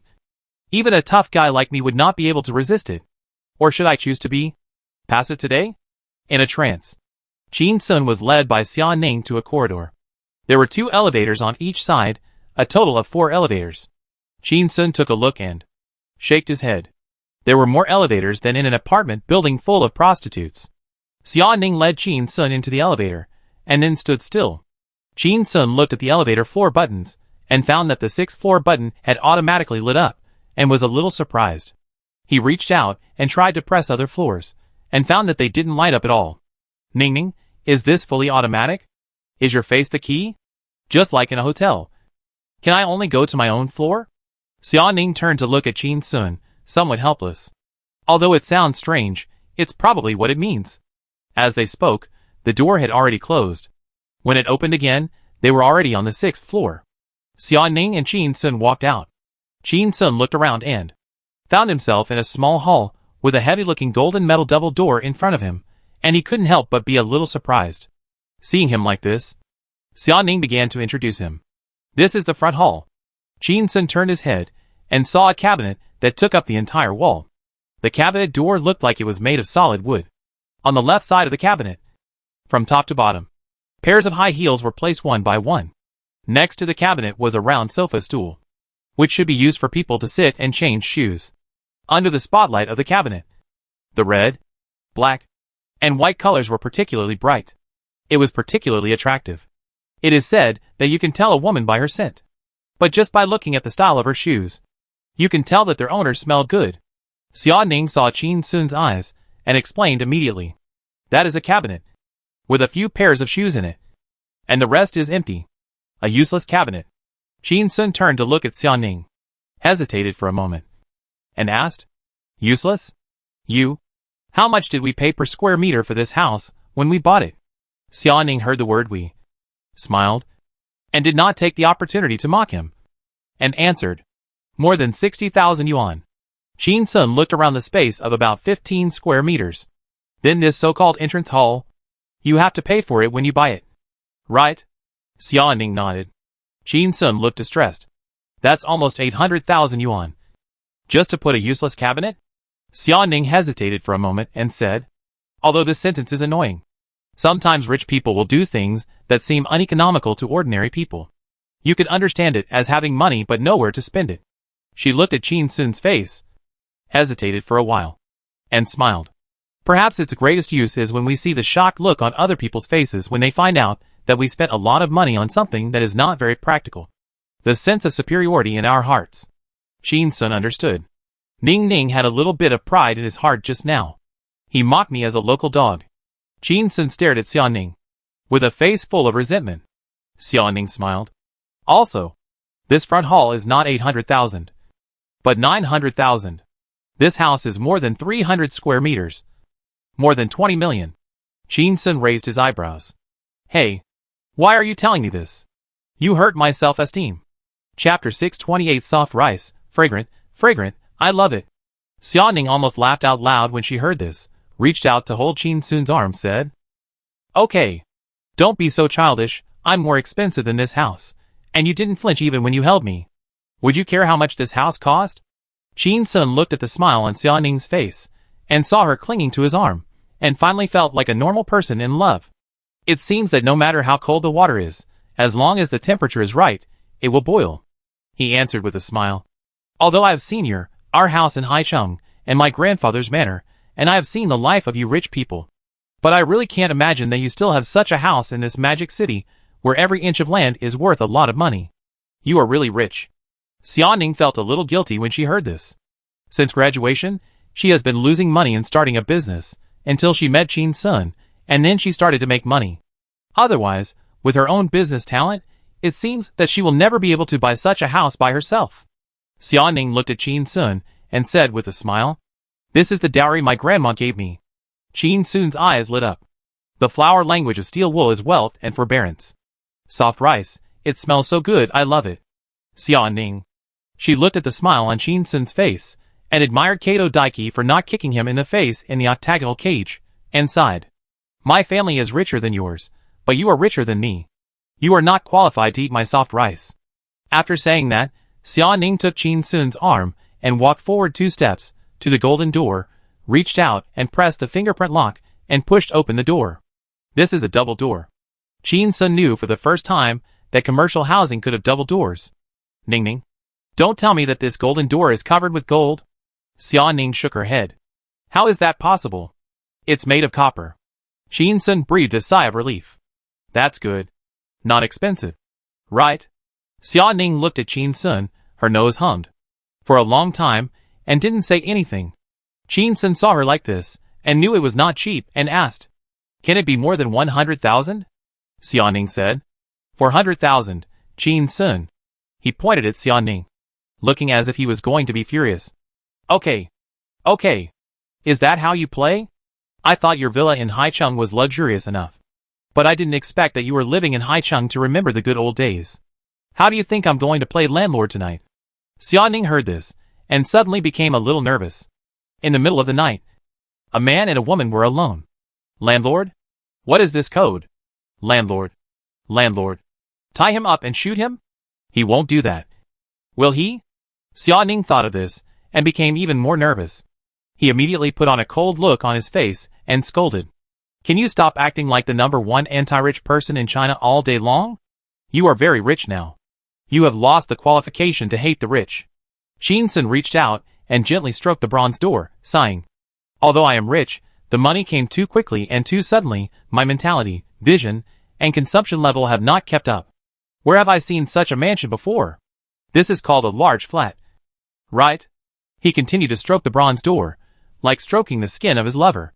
Xiao Ning saw his hand gently stroking the door, and inexplicably thought of the way this hand wandered on her body, and suddenly got goosebumps. Haven't you seen this kind of house in idol dramas when you were a child? Qin Sun was startled, and turned to look at Xiao Ning's cold appearance. A little surprised. Idol drama? Ning Ning. An iceberg beauty. Watched idol dramas in front of the TV when she was a child. Can people think of those lines in idol dramas? She and you are siblings. You can't get married. You only lost your legs. But she lost her love. You are all my best friends. And you have had the closest relationship with me. Don't worry about who is the father of the child. If you are full, I will overflow. Xiao Ning saw that Qin Sun's expression changed from surprise to a little contempt. And he actually felt like he was caught watching a movie. And asked back in a hurry. I'm not much older than you. When I was a kid, idol dramas were very popular. Have you never watched idol dramas?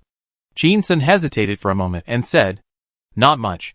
He turned his head away, and his voice became much more confident. I usually watch legal programs. Seeing that the topic had changed, Xia Ning took Qin Sun's hand and walked into the house. What legal programs? Qin Sun said. Friends who often kill people know that. When a person kills someone and disposes of a body, men use sacks. And women use suitcases. It's very fashionable and international. Xia Ning. This is a legal program? And it uses English? What kind of killing and disposing of a body is very fashionable and international? Xia Ning let go of Qin Sun's hand and looked at him warily for a while. I wonder if he has some bad thoughts in his mind. And then deliberately said that he often watched murder shows and packaged himself as a devil. He was hinting and hitting himself here. Xia Ning walked forward, walked through the entrance hall by himself, and began to introduce the house to Qin Sun one by one, like a newly employed real estate salesperson. This is the entrance hall. This is the living room. This is the bar. This is the kitchen. This is the second bedroom. This is also the second bedroom. This is the children's room. This is the public bathroom. This is the nanny's room. This is a suite. Qin Sun followed Xia Ning's ass, looking at the luxurious decoration of the house, and said sarcastically, Ning Ning, if you were a real estate salesperson, you would not be able to sell a house for a year. Xia Ning heard this and knew he was mocking her. She took his hand and walked to a door. She pushed the door open. She smiled professionally, bowed slightly, gestured with her hand, and said, Mr. Qin, this is a 3-entry master bedroom. The cloakroom is in the middle. The bathroom is on the right. The bedroom is on the left. Qin Sun walked in, opened the door of the cloakroom, and was startled by the clothes hanging inside. There are a lot of clothes inside, probably hundreds of sets, and they are all spring clothes. Most of them are mature style. There are also some cool ones, some sweet ones, and some dark ones. Moreover, there are stepmother skirts. She doesn't live in this house often. How can there be so many treasures? Qin Sun turned to look at Xia Ning and asked, You have so many beautiful clothes. Why do you wear white shirts and black suits most of the time? Xia Ning smiled. Wearing formal clothes during work hours is basic professional ethics. And if you dress too nicely in the workplace, you will be easily harassed, which is not conducive to concentrating on work. Qin Sun. Except me. Who dares to harass you? Seeing Xia Ning smiling without saying anything, he silently said hack in his heart. It turns out that it was me that they were guarding against. Qin Sun walked to the bathroom on the left and saw a large white bathtub. His eyes narrowed, and he thought of a picture of mandarin ducks playing in the water. The mist filled the bathroom, and 2 naked people were looming. Okay, this can be considered a romantic house. Suddenly, Qin Sun felt a cold gaze fall on his face, and quickly turned his head, looking at Xia Ning and smiling. This bathtub is quite big and quite round. Xia Ning. Qin Sun put his hands behind his back, walked past Xia Ning, walked to the door of the bedroom, looked inside, and nodded. Well, the bed is big enough. Enough for the 2 of us to sleep. Xia Ning? Chapter 629 Little brother, are you so weak? After saying this, Qin Sun didn't even look at Xia Ning, put his hands behind his back, and walked straight to the bedroom, like an old cadre inspecting a construction site. Suddenly, he felt someone pulling the corner of his clothes, turned around and saw that it was Xia Ning. Xia Ning had a cold face, grasped the corner of Qin Sun's clothes, and gradually exerted force, pulling him out of the bedroom door. It's still early now. We haven't eaten yet. We haven't taken a shower either. 1 key triple. Qin Sun slowly raised his right hand, grabbed the door frame of the bedroom, and looked at Xia Ning with resentment. That little look. He said nothing, but it seemed that he said everything. Xia Ning saw him like this, and was startled. Is this guy acting like a spoiled child with me? What should I do? It seems a little cute. Xia Ning pulled his clothes hard and said, Food is the first necessity of the people, you go cook first. When Qin Sun heard this, he let go of the door frame, and walked out of the bedroom quickly. Okay. When you are full, you will have more strength to do anything. Xia Ning looked at his back, and was confused. Have I been teased? Qin Sun went to the luxurious kitchen and took a look. Although all the equipment was new, and it was cleaned very carefully, but you can tell at a glance that someone has cooked these days. Ning Ning can't cook. If she doesn't know how to wash clothes, cook or feed pigs. If she is not so beautiful, she would be a defective product in the countryside, and the bride price would be several tens of thousands less. The meals these days must have been made by her nanny. The nanny is not here today, so she has been fired. Deliberately created a private space for the two of us? Humph. And you pretended to pull my clothes? Then I have a show tonight. According to Encore's strategy guide, I just need to give Ningning a way out. Thinking of this, Chin Sun was particularly motivated. He went to the refrigerator to find some ingredients and started cooking. Scrambled eggs with leeks nourished the kidneys. Cold okra nourished the kidneys. Stir-fried beef with black fungus nourished the kidneys. Mountainside pork rib soup nourished the kidneys. Xia Ning crouched out of the bedroom and quietly walked to the kitchen door to take a look. Seeing Chin Sun concentrating on preparing the ingredients, I originally wanted to help him. But on second thought, I turned around and left quietly. First, I was afraid that the more I helped, the more trouble I would cause. Second, I was worried that Chin Sun would get excited and put his hands that had cut the meat into his collar, which would be dirty. Xia Ning sat in the living room, turned on the TV and stared at it for a while, without knowing what she was watching at all. Suddenly, she stood up suddenly, as if she had made up her mind, and walked quickly towards a suite. The so-called suite is just like the king-size bedroom in the hotel. It is equipped with a bathroom, bedroom, small balcony, and small coffee table. Xia Ning pushed open the door, looked at this room that had never been lived in, and went in to carefully check if there was any dust. After finding it was very clean, she breathed a sigh of relief and turned to the cupboard. She opened the door. She took out the quilt and pillow and started to make the bed. After making it, Xia Ning looked at the neatly made bed, clapped her hands with satisfaction, and was a little proud. Who said I'm not good at housework? Whoever marries me is really blessed. Suddenly, she thought of something, walked quickly to her bedroom, took a teddy bear from the bed, returned to the suite, put the teddy bear on the pillow. Xia Ning looked at the cute teddy bear, and a smile appeared on her face. I really made the bed for you with my heart. You can't blame me.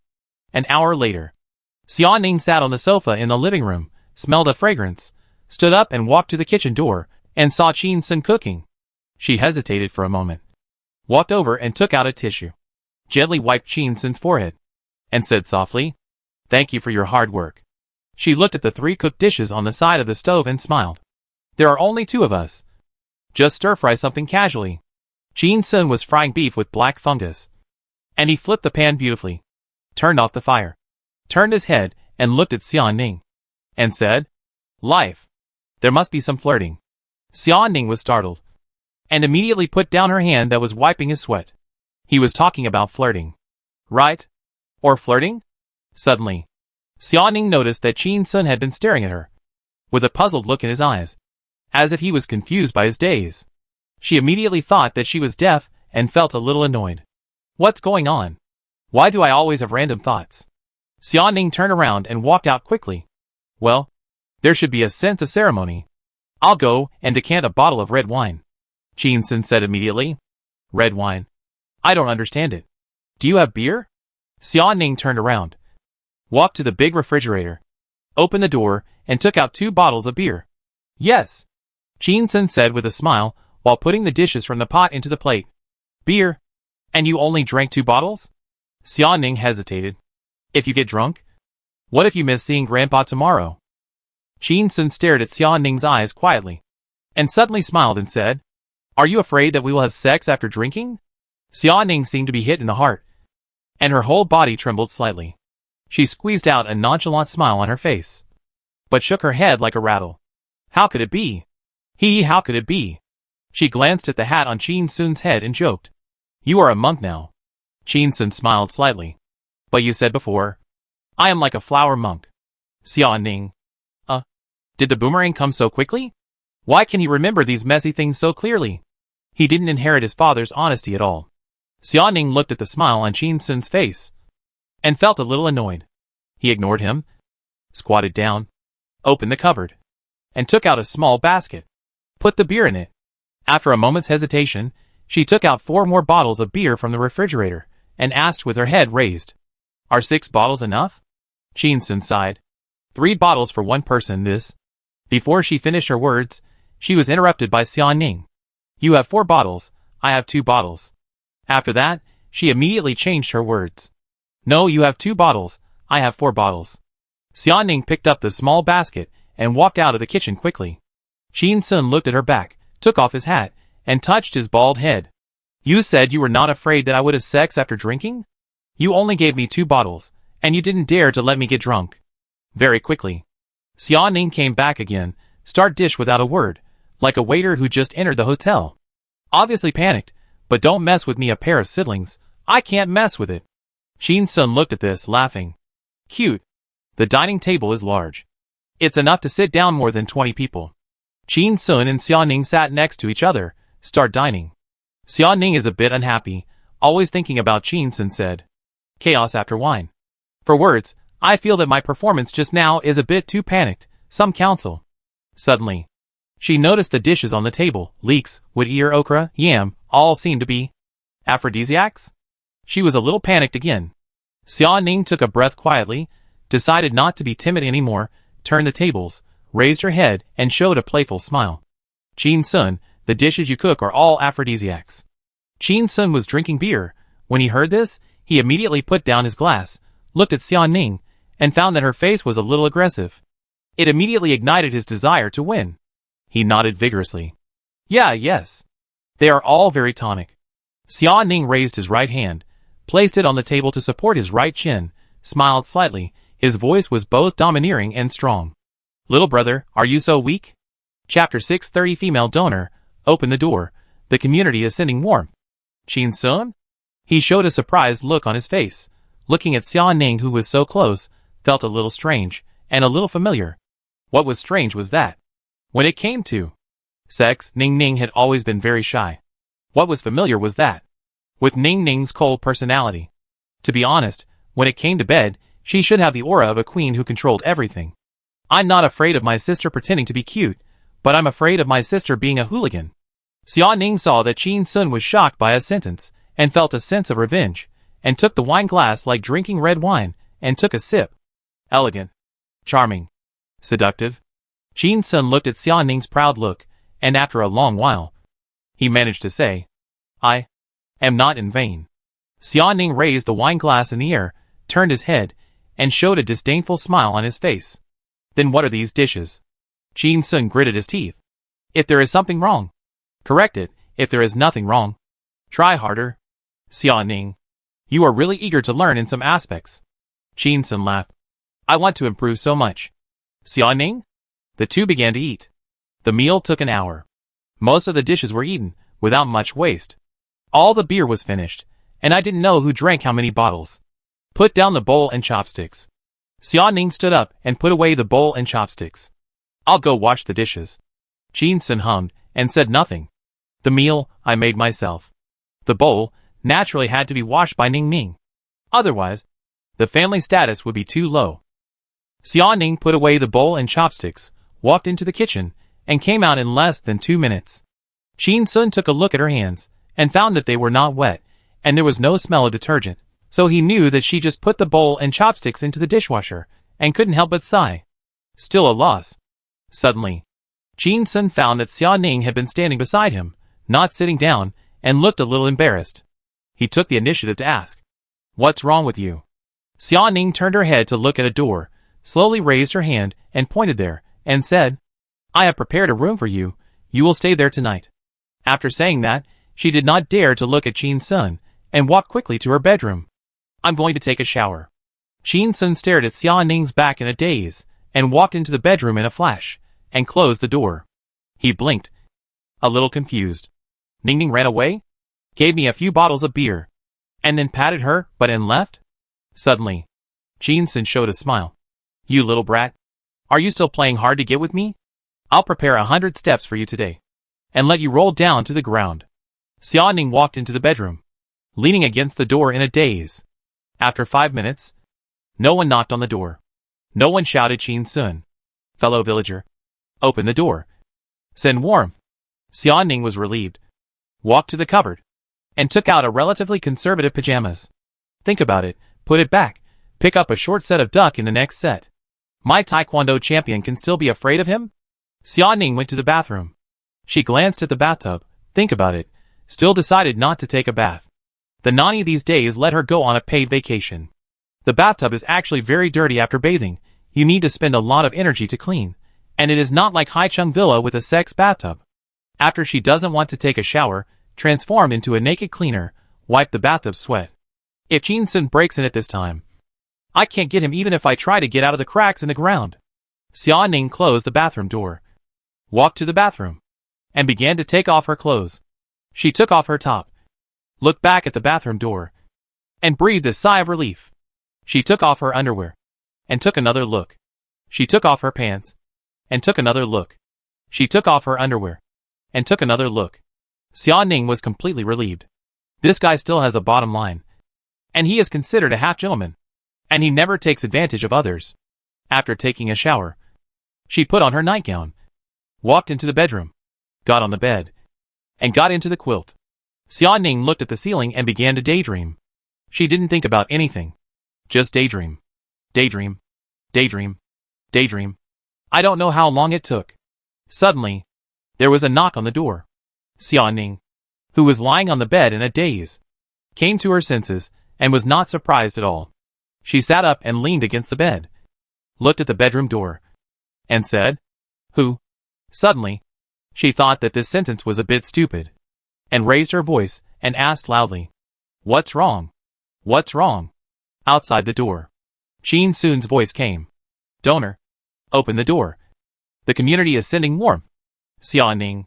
She pulled the quilt up, covering her bare shoulders, covering her slender collarbone, and replied, "There is air conditioning at home.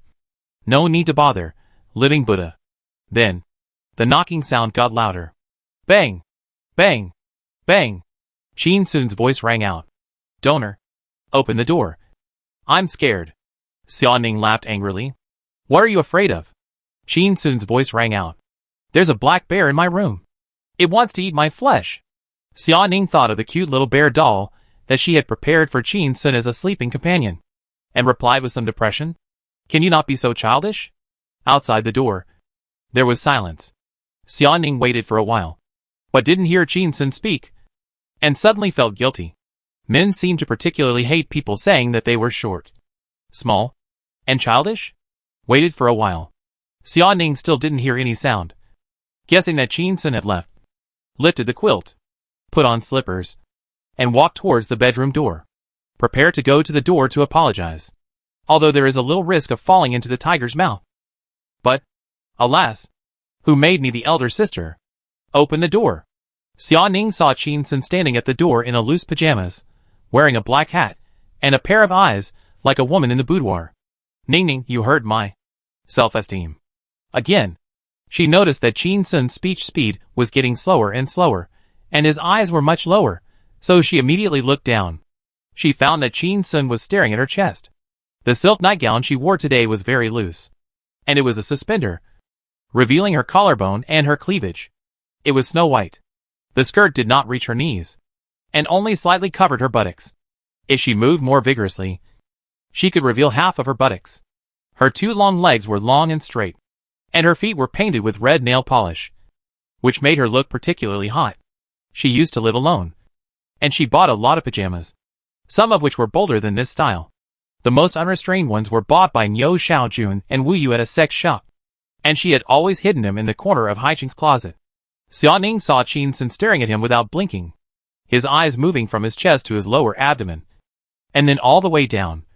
So he quickly stretched out his hand and waved it in front of his eyes.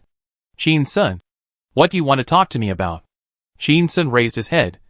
The dreamy look on his face disappeared instantly, and he spoke in a news anchor accent. "I came to talk to you about Grandpa's life experience, to make adequate preparations for tomorrow's meeting. Maybe, tomorrow, I can make Grandpa as happy as his grandson." He gave a step, waiting for Xia Ning to go down. Xia Ning smiled helplessly, and shook her head gently. "Do you think I will believe it?" Qin Sun heard this, still with a calm face, and said very frankly, "Ning Ning, I'll give you a step, and you just go down. Okay?" Xia Ning was stunned. "So direct?" Qin Sun continued. "Neither of us has a high love quotient. Let's not play those twists and turns. Or let's just fall in love as science students." Xia Ning was shocked when she heard such frank words, and she didn't know what to say for a while. Seeing Qin Sun staring at her, she sighed and asked, "How do science students fall in love?" Qin Sun raised his hand, pointed to Xia Ning's bed, and said seriously, Tonight, I want to sleep with you. Xia Ning was startled, quietly stepped back, and slowly touched the door handle. Science students should not be all straight men. Please put it another way. Qin Sun looked into Xia Ning's eyes, and said affectionately, Tomorrow, I want to wake up from the bed with you. Xia Ning showed a helpless smile on her face. Very cliché. She opened the door. But, okay. Chapter 631. Not everything has to be said. How many times do I have to teach you?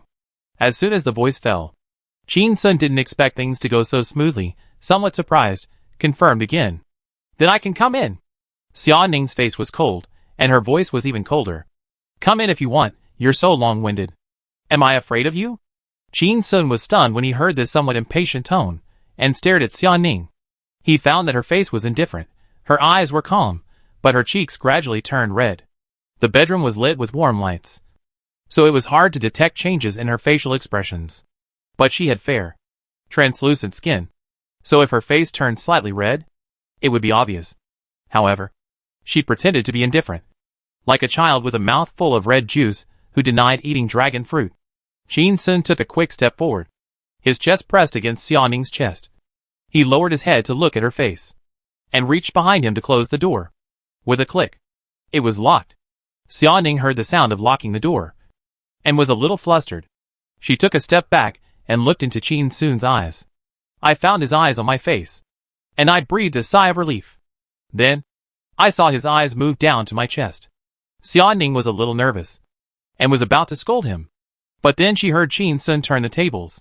Ning Ning, you wear a bra under your nightgown when you sleep at night? Isn't it tight? Xia Ning. Qin Sun deliberately showed a sad look on his face. So you have been on guard against me tonight. We are alienated. Alienated? We are alienated? Xia Ning pursed her lips, and suddenly realized that this action is suitable for little girls, not suitable for her temperament. She immediately relaxed her lips, curled up a strong smile at the corner of her mouth, asked in a queen-like voice, Little brother, do you have to tease me tonight? Qin Sun immediately denied. No. Little?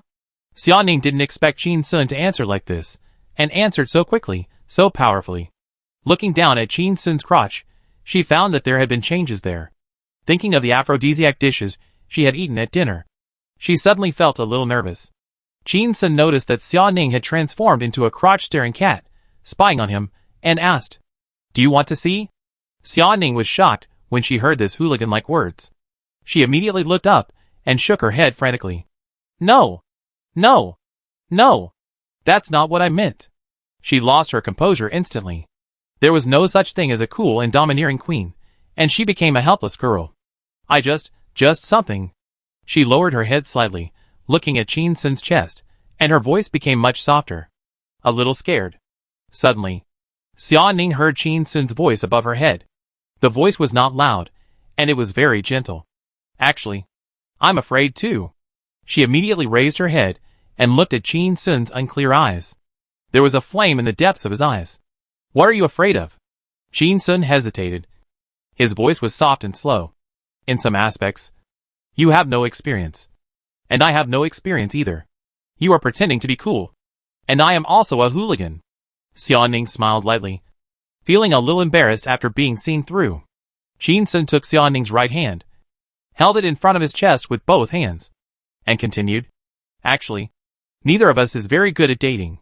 I even memorized some quotes about bad guys who trick girls into bed, and made up some nice lyrics to please you. But when I saw you, I couldn't say it. I felt that I shouldn't use tricks on you. Xia Ning felt that Qin Sun's palm holding her was sweating, slightly hot, and her breathing gradually became disordered.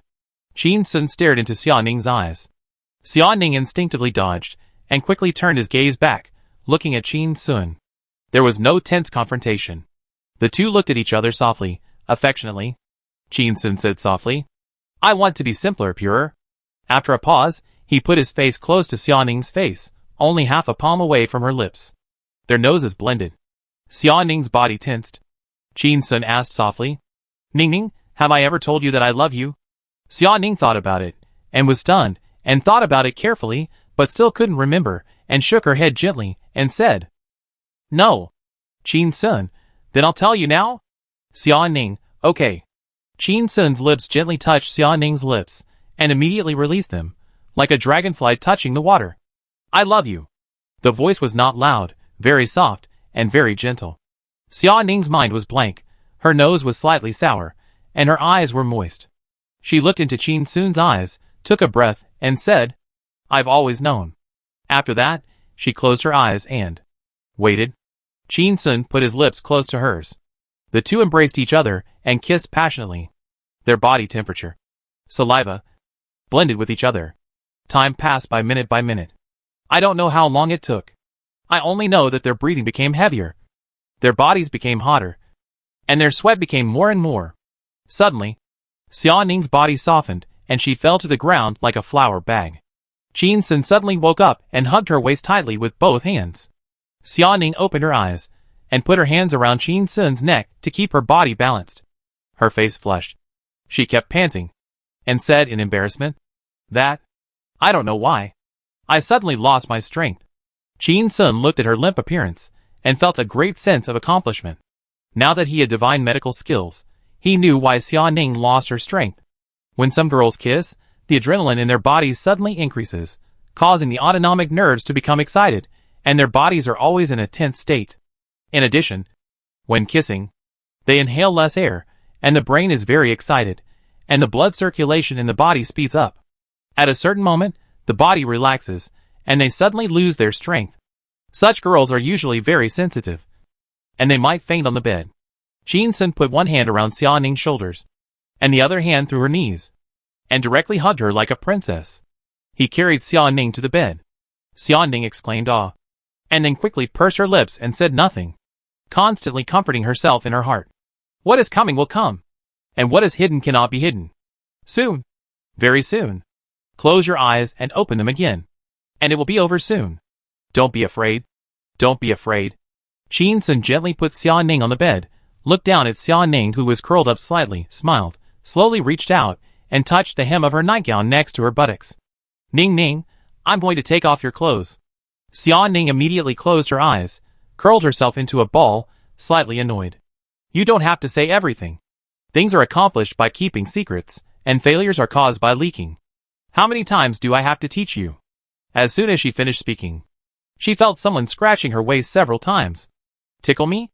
Xia Ning opened her eyes, with a look of surprise on her face, and twisted her body to avoid the shameless hand. In a panic, she stretched her limbs, revealing her flaws. In this lightning moment, she felt a big hand suddenly grab the hem of her nightgown, lift it up, and then pull it up hard. Suddenly, her body felt cold. Xia Ning was stunned, and opened her eyes. She saw Qin Sun standing by the bed, grabbing a white silk suspender pajamas, and throwing it on the floor. Chapter 632 Grandpa is indeed a great hero. He has a bad temper. When Xia Ning was stunned, she saw Qin Sun pressing down on her. Then, a quilt covered the two of them, swelled by the waves. Xia Ning closed her eyes tightly. Her mind was blank. Her hands were clenched into fists. In the darkness, she clearly felt that everywhere from top to bottom was lost. 10,000 words are omitted here. Another 10,000 words are omitted. Another 10,000 words are omitted. Another 10,000 words are omitted. Qin Sun captured the city and the stronghold, advancing triumphantly. Suddenly, Xia Ning felt something was wrong with her body. Her whole body trembled. She clenched her teeth, waiting for the last inch of land to fall. But everything was still. Xia Ning was puzzled and opened her eyes. Under the cover of the quilt, the light was dim, and she could only vaguely see the outline of Qin Sun. She reached out and touched Qin Sun's back, patted him gently, hesitated, and said softly, It's okay. I'm ready. Qin Sun sighed and cursed in annoyance. Fuck. Xia Ning was startled, and asked awkwardly, Are you done? Qin Sun straightened up immediately after hearing this, and the quilt was lifted. Under the warm light, Xia Ning blushed, and saw Qin Sun's body, the tense muscles, and covered her face with her hands in fear. What are you doing? Qin Sun's somewhat annoyed voice was heard. Ning Ning, just because of your words just now. It's too hurtful to my self-esteem. You underestimate me. I know a set of good skills to strengthen the body from ancient medical techniques. And there is also a secret pill recipe, which can make people vigorous. You are rude to me now. Wait half a month. You will cry. Xiaoning heard this, and was a little confused. Half a month? Isn't the refractory period of men so long? Isn't this a frequency that only middle-aged men have? Qin Sun is so young, shouldn't he be a so-called 7 times a night man? Does he have a hidden disease? So he lies on the bamboo recliner every day to meditate and studying medicine? Xiaoning released her hand that was covering her face, and quickly glanced at a certain part of Qin Sun, and found that there was a heroic and high-spirited look there. A murderous look. Where does he look like he has a hidden disease? She was even more confused, looking at the depressed Qin Sun, and asked, "What's wrong with you? Do you have a mental disorder?" After saying that, she regretted it. Is it possible that if I say such caring words to him while naked, will he misunderstand that I miss him? Will it be too wild? Qin Sun raised his eyebrows, said with some displeasure, "I have shaved my head now, I can't go in like this. It's like a fucking labor camp inmate molesting a woman." Xiaoning hesitated and asked, "You really can?" "Qin Sun, I'm a fucking gentleman." Xiaoning saw his angry look, and knew that he was speaking sarcastically, and said in a low voice, "Whether you have hair or not, I don't really mind." Qin Sun sighed again. His eyes fell on Xiaoning, and he quickly turned his head to look at the computer desk in the bedroom. He said leisurely, "I mind." After a pause, he explained, "I said, I am a pure love war god. Purer than milk."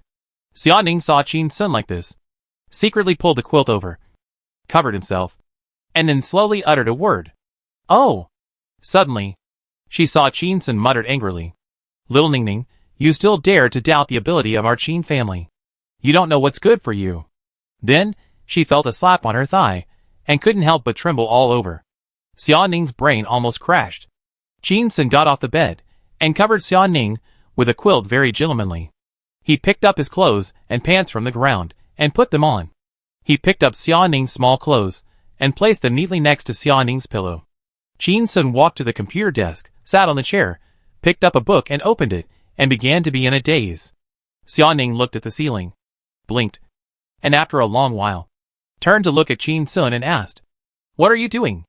Qin Sun did not turn his head and replied, "I am reading a book, cultivating my sentiments. When I recover, I will go to sleep with you." "You sleep first." Xiaoning breathed a sigh of relief and said with a smile, "You hold the book upside down." Qin Sun was startled and immediately turned the book over. "It's the same. It's the same. You can read it." He closed the book and looked at the cover. The title of the book was written in bold font. Courage. There was a line of slightly smaller words on the side. Autobiography of Chairman of Xiao Group. Qin Sun immediately turned around, and saw Xiaoning secretly taking his underwear into the bed. He immediately suppressed the anger in his stomach and asked, "Is this Grandpa's autobiography?" Xiaoning turned around and took a look, and said, "Yes. 10 years ago, Grandpa dictated it, asked others to write and polish it, and published it with his own money. He gave a copy to each member of the management of Xia Group, and the descendants of our Xia family." Qin Sun immediately became interested and raised the book in his hand. "How much of the content in this book is true, and how much is false?" Xiaoning answered, "I don't know. Who dares to ask? You can only assume that everything is true." Qin Sun smiled, turned on the overclocking mode, and began to read the book seriously. Big people like to write autobiographies, but the final result of those books is that they are put in the corner to gather dust. In the countryside, it is even worse. They may be put in the public toilet as toilet paper. The stories in them probably all have prototypes, and then the protagonist beautifies them in his brain, and the ghostwriter beautifies them again with words. It is probably 3 parts true and 7 parts false. But it can also reveal a person's character. Studying carefully will be very helpful for meeting Xiaoning's grandfather tomorrow. People who care about face like others to listen to his past the most. Let's preview it today. Xiaoning secretly put on her clothes in bed, staring at the ceiling in a daze, listening to the sound of flipping books in the room. She inexplicably felt a huge sense of loss. This guy can even bear this? Is he allergic to women? Is he really a gentleman? Xiaoning secretly turned her head, and turned into a crotch-staring cat again, and found that Qin Sun's physical condition was still not right, and she was shocked. She quickly turned around and turned her back. "It turns out that I am not charming enough. He is indeed a ruthless person." At the desk, Qin Sun turned on the overclocking mode, quickly flipped through his grandfather's autobiography, and was shocked. What the hell?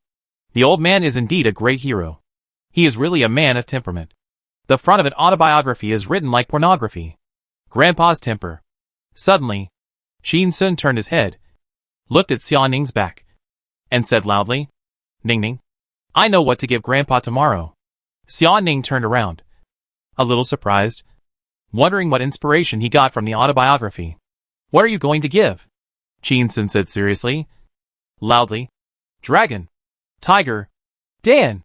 Chapter 633. If you dare to give this, you will definitely be thrown out with you." "What is dragon tiger pill?" Xia Ning lay on the bed sideways, looking at Qin Sun and asked. Qin Sun smiled confidently and answered, "Dragon tiger pill. Dragon and tiger are fierce. It is a pill I saw in an ancient medical book. It warms the kidney and helps yang, and it activates blood circulation and replenishes qi. It is a must-have medicine for men at home and traveling. And it regulates the body, stimulates the body's own qi and blood, and solves the problem fundamentally. Unlike some medicines that overdraw the body at the cost of keeping men vigorous for a while." Hearing Qin Sun talking, Xia Ning felt a little dangerous. "Are you talking about aphrodisiacs?" Qin Sun waved his hands and denied it immediately. "No, it's aphrodisiacs, which are different from aphrodisiacs. Aphrodisiacs stimulate people's desires, and people with normal and healthy bodies are in a fighting state almost every day, so they don't need to use that kind of drugs to help them." Xia Ning saw Qin Sun seriously popularizing some strange knowledge, covered the quilt, and only showed his head, and his voice was a little unhappy. "Grandpa is an old man in his 60s, almost 70. If you give that kind of thing, isn't it like calling a eunuch to visit a brothel? Insulting people? Do you believe it or not? If you bring this kind of thing to Grandpa's house, you will be thrown out. I'm not just talking about the gift. In addition to the gift, you will also be thrown out." Qin Sun denied it immediately and explained, "You don't understand." He stood up, and was excited when talking about such things, with a face full of energy. As long as it is properly maintained, a man's sexual function can be maintained even until he is 80 years old. Xia Ning saw that he was serious, and after a moment of silence, he sighed and asked, "Why do you have to give Grandpa that kind of thing?" Qin Sun picked up the book on the table and shook it, explaining, "Grandpa's autobiography. The first 20,000 to 30,000 words are all about how reckless he was when he was young. Fighting, drinking, singing. Although it is written obscurely, I smell a smell of youth between the lines. The singing he mentioned several times must be touching singing. Grandpa must be a man of temperament." He paused. His expression was a little yearning, full of imagination. Then, seeing Xia Ning's face turn cold, Qin Sun's face became somewhat critical. "It's not good to say things about elders behind their backs, but I have to say that Grandpa did not do the right thing when he was young." Xia Ning found it a little funny to see Qin Sun, who was so sensible, and shook his head gently. "There's really nothing you can do about him," Xia Ning said with a smile. "You should have finished reading the autobiography." At that time, many of Grandpa's businesses were negotiated while singing and drinking. Qin Sun was startled, and said immediately, "Grandpa was 19 or 20 years old at that time. Of course he thought he was handsome. That was the age when he would react to seeing a woman wearing stockings, and fall face first and make a dent. It was reasonable to sing with the girl." Xia Ning? This guy really has no shame at all? Now he is praising Grandpa again? Hey! Why did he say that men aged 18 or 19 are very vigorous? Then he is about the same age? Is he hinting at me something again? He regrets not eating me just now. Xia Ning turned into a crotch-staring cat again, sneered at Qin Sun, and found that he had regained his composure. A plain look. She realized that she had thought too much, and her face became a little strange. This guy wanted to give Grandpa aphrodisiacs, and he was sincere? He was not thinking with his lower body? Xia Ning thought of the scene of carrying a bag of aphrodisiacs to Grandpa, and she picked her toes in embarrassment, and sat up immediately, revealing her small suspenders. "Qin Sun, are you crazy? Do you really want to give that kind of thing?" Qin Sun nodded. "Really? Xia Ning, if you were old, and someone gave you aphrodisiacs, how would you feel?" Qin Sun's eyes lit up, and he smiled. "Then he is my adoptive father." "Xia Ning? This guy wants to be my grandfather's adoptive father." Qin Sun thought about the gift he would give tomorrow, and the way his grandfather held his hand and swore brotherhood with him, and a smile appeared on his face. A man's pursuit of that aspect may be second only to the pursuit of immortality. Food and sex are also human nature, which is engraved in the bones. There is a very good saying. When a man is impotent, he talks a lot. When he was young, he was a lone wolf who didn't talk much. As soon as you entered the door, he tore up all the bitter tea seeds. Live. No skills, all strength. When you get older, you lie in bed. He talks about the universe, philosophy, history, life. You say, take medicine. He says, I took it, but the effect is not up. This extreme change, is it because men have more experience, eat more, and become picky about food? No. It's just that the body is not good, and the hormone secretion is not enough. The hormones don't support him to run wild. Xia Ning saw Qin Sun's soul flying away, and he was daydreaming happily, guessing that he might be imagining the scene of being treated as a guest of honor by his grandfather tomorrow. She laughed in anger and shouted, Hey! Hey! Hey! Seeing Qin Sun wake up and look at her, she said very seriously, Mr. Qin, when you gave that kind of thing to Grandpa, did you consider Grandma's feelings? She's in menopause, can she bear it? After saying this, she felt that it was a bit disrespectful to Grandma, and shook her head vigorously. But she saw Qin Sun wave his hand, and said with a smile, Young Ningning, you worry too much. He put his hands behind his back, paced in the room, and said confidently, At 30. You are like a wolf, at 40. You are like a tiger, at 50. You can sit on the ground and suck dirt. Women's sexual function generally lasts until they are 70 years old. After menopause, some women's sexual desire may increase. After hearing this, Xia Ning knew that Qin Sun was determined. Her right eyelid twitched, and she felt something was wrong. She felt that something big was going to happen tomorrow. Something big. She struggled for the last time and asked, You will tell Grandpa tomorrow that this is the aphrodisiac I gave you. Is this appropriate? Qin Sun walked to the bed, and saw Xia Ning quickly slipping into the quilt, with only her head exposed. He sighed and said with a smile, I'm not stupid. Will I really say to Grandpa, Do you and Grandma have a harmonious sex life? I'll give you a box of aphrodisiacs. I wish your grandpa to be a groom. Xia Ning was lying in the quilt, looking up at Qin Sun, asked, Then what are you going to say? Qin Sun said with a smile, I'll say, Grandpa, I'll give you a box of great wilderness prisoner heaven pills. I wish you to unify the world. Xia Ning, do you think you are humorous? Qin Sun was a little embarrassed, coughed, reorganized his words, and said, Grandpa, I'll give you a box of Jiuhuilu pills. This is not just a box of black pills, it's health, youth, and romance. Xia Ning looked at Qin Sun, stunned for a long time, and sighed. Whatever you want. I can't stop you even if you want to risk your life.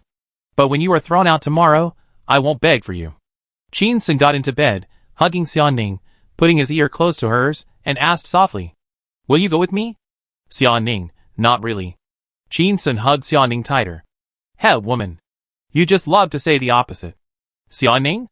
Chapter 634. Do you want to read Buddhist scriptures to purify your soul? The next day, early in the morning, Xia Ning was dreaming that she had become a female soldier like Hua Mulan. On the battlefield, she was stabbed in the waist with a spear. She fell to the ground with one shot. And that frenzied enemy actually whipped her corpse. He kept stabbing her waist with a spear. Suddenly, Xia Ning was shocked, woke up from her dream, and opened her eyes. She found that something was indeed pressing against her waist. Xia Ning.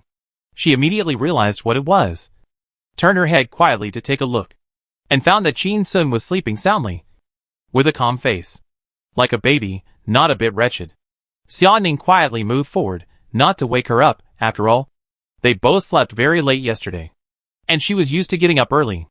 But this guy sleeps in every day. Xia Ning picked up her phone, and saw that it was only 6 o'clock. She continued to lie in bed, and waited until 7 o'clock to get up and wash.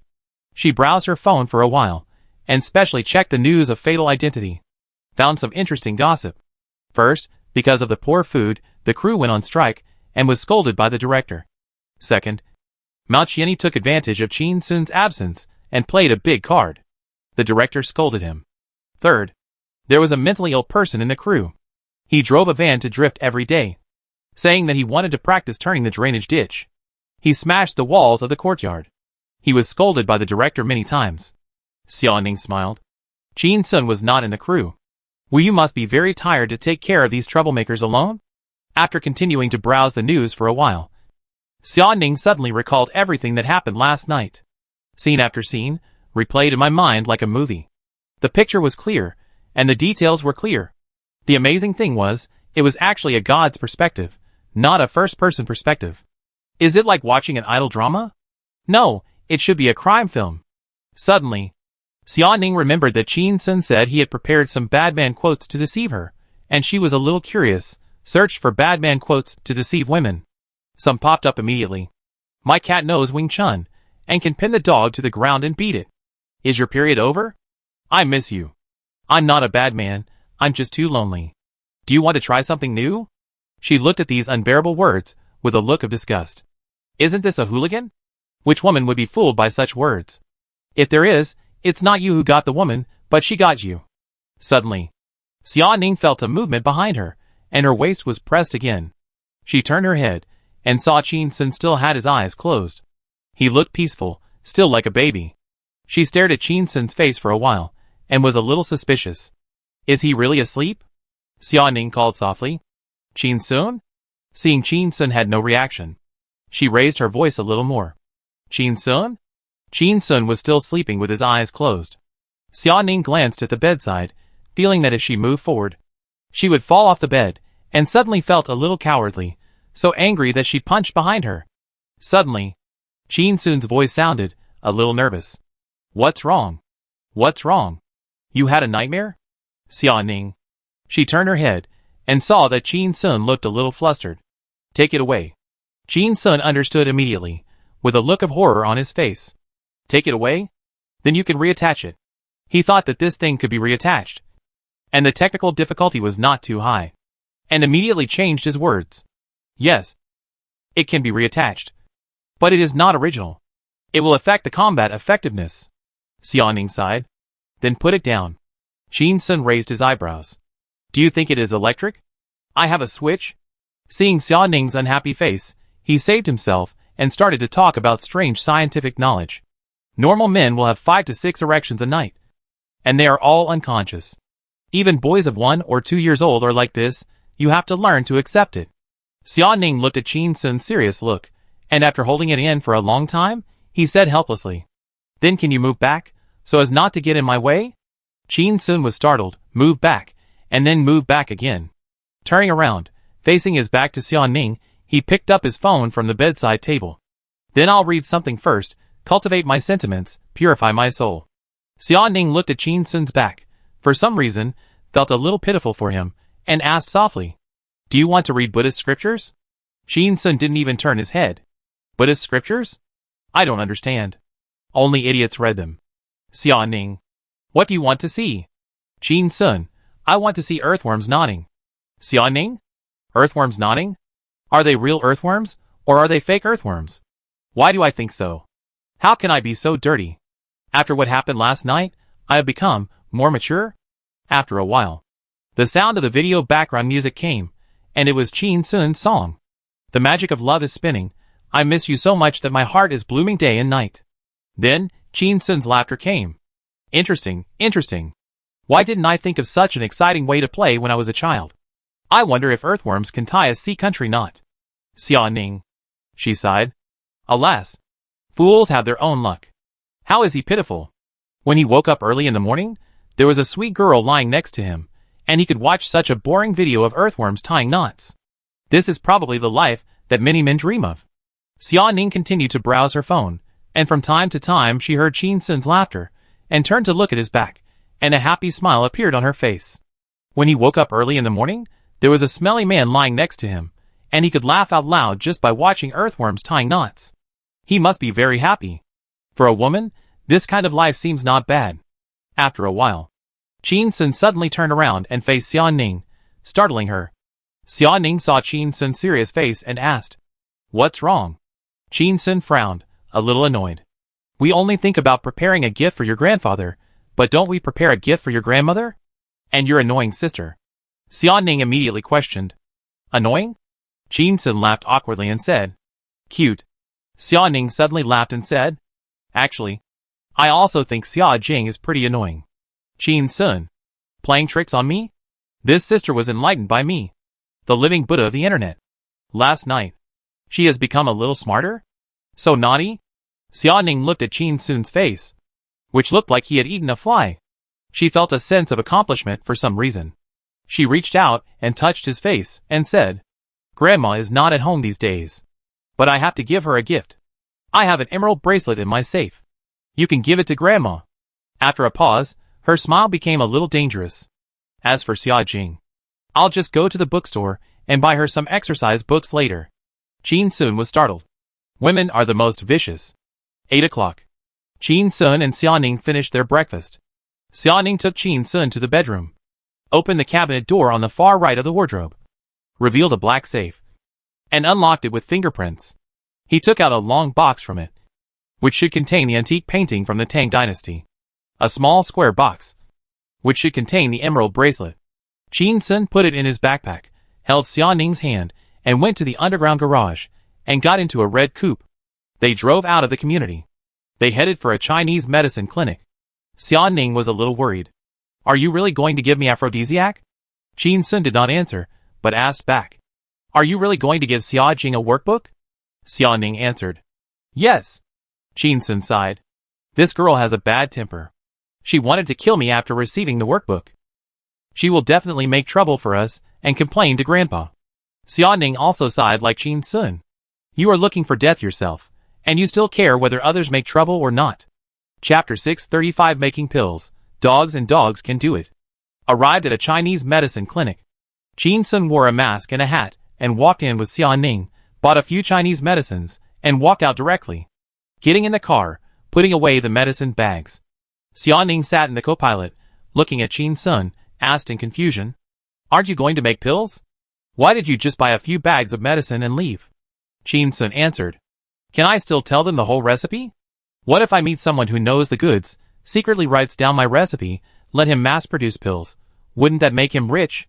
I have to change a few more pharmacies, and buy the medicine separately." Xiaoning saw that Qin Sun was talking seriously, and was actually worried that someone would steal his recipe. He seemed to be very confident in his own craftsmanship. Xiaoning was a little surprised. "Where did you get this recipe? Is it really that powerful?" Seeing a dangerous and coquettish smile gradually appearing at the corners of Qin Sun's mouth, she hurriedly said, "Don't tell me that you researched this dragon tiger pill yourself while meditating." Qin Sun smiled. "Is it not possible?" Xiaoning was speechless for a long time, and suddenly smiled, and said, "Your recipe had better be the same as those health products that deceive old men and women." "Qin Sun, what do you mean?" Xiaoning replied, "The most important feature of these health products is that they won't kill people." Qin Sun stretched out his hand and pinched her face. "Your sister has such big eyes. Why do you look down on people so much?" Xiaoning felt her face being gently pulled and deformed, and she felt helpless.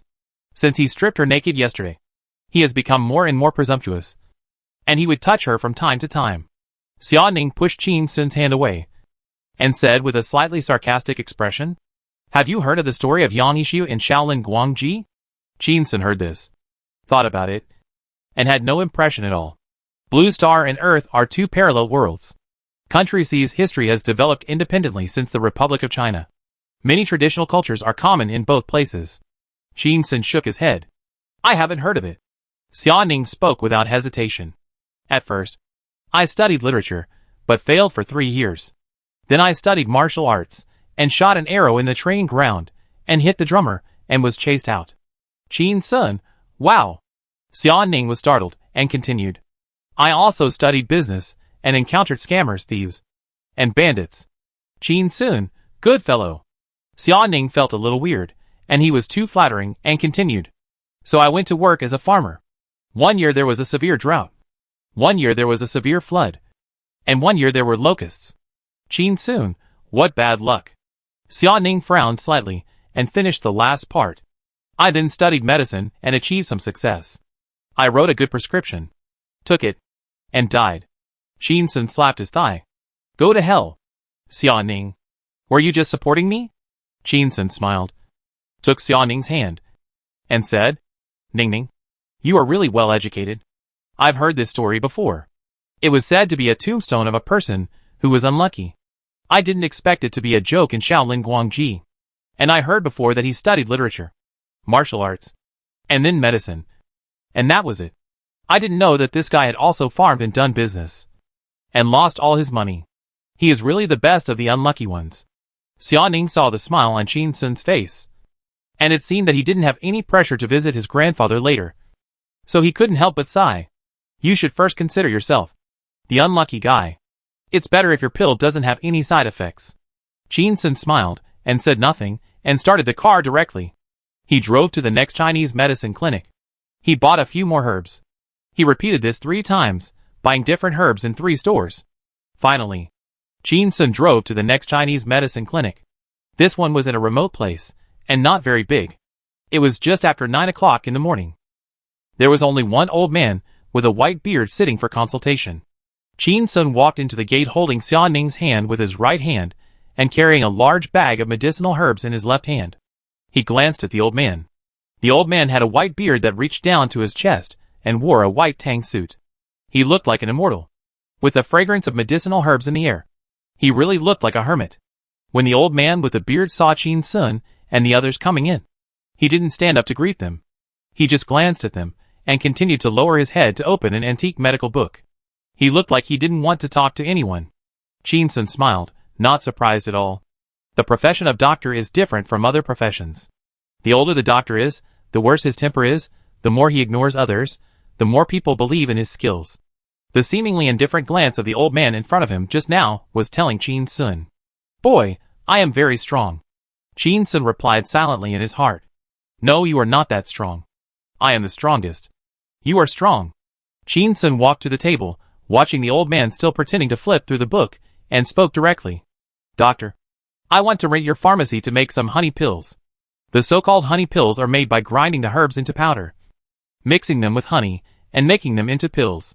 Honey pills are easy to store, have a long shelf life, and do not contain preservatives. The old doctor took off his reading glasses, closed the book, raised his head, and said in a somewhat unhappy voice, Rent my pharmacy? I have never rented one before. I would not rent one before. And in the future. He did not finish his words. Qin Sun interrupted directly. That was because you had not met me before. If you had met me earlier, you would have rented it a long time ago. He took Xiaoning's bag, took out a wad of money from it, and put it on the table. 10,000 for 1 hour. He likes to use wads of cash, which is easier to give people a little shock than scanning a code. The old doctor looked at the wad of money on the table, and then looked at Qin Sun carefully. Seeing that he was wearing a mask and a hat, looking mysterious, somewhat not like a good person, he glanced at the medicine bag in Qin Sun's hand, and hesitated. You are not going to do anything dirty, are you? Qin Sun smiled. You can call the police, and let the police watch me make pills. Hearing this, the old doctor felt relieved, reached out to take the money and checked it, and put it in the drawer and locked it. He stood up, and extended his hand to Qin Sun. Give me the herbs. You wait here for a while. This 10,000 yuan is the processing fee. With my decades of medicine-making skills, it will take less than an hour to make it. Qin Sun took a step back, and shook his head. This thing is very important to me. I want to make it myself. The old doctor looked at Qin Sun and frowned. Qin Sun looked at him and thought. No wonder I have to be cautious. Because this is not an ordinary prescription, it is a prescription in the God-level medical skills given by the system. Thousands of years ago in Country C, it was popular among the nobles, and made many old men have murderous intent in their crotches like young men. Later, the prescription was lost. But the system still gave me the prescription. If this prescription is given to a large pharmaceutical company, it can probably sell hundreds of millions a year. This system is really my big brother. After solving this mess here, I must slack off to make the system happy. Seeing that Qin Sun did not back down, the old doctor asked, Can you make honey pills? Qin Sun smiled and asked back, Doctor, is it difficult to make honey pills? The old doctor heard Qin Sun's slightly contemptuous tone, and knew that this guy might know something. So he stopped talking.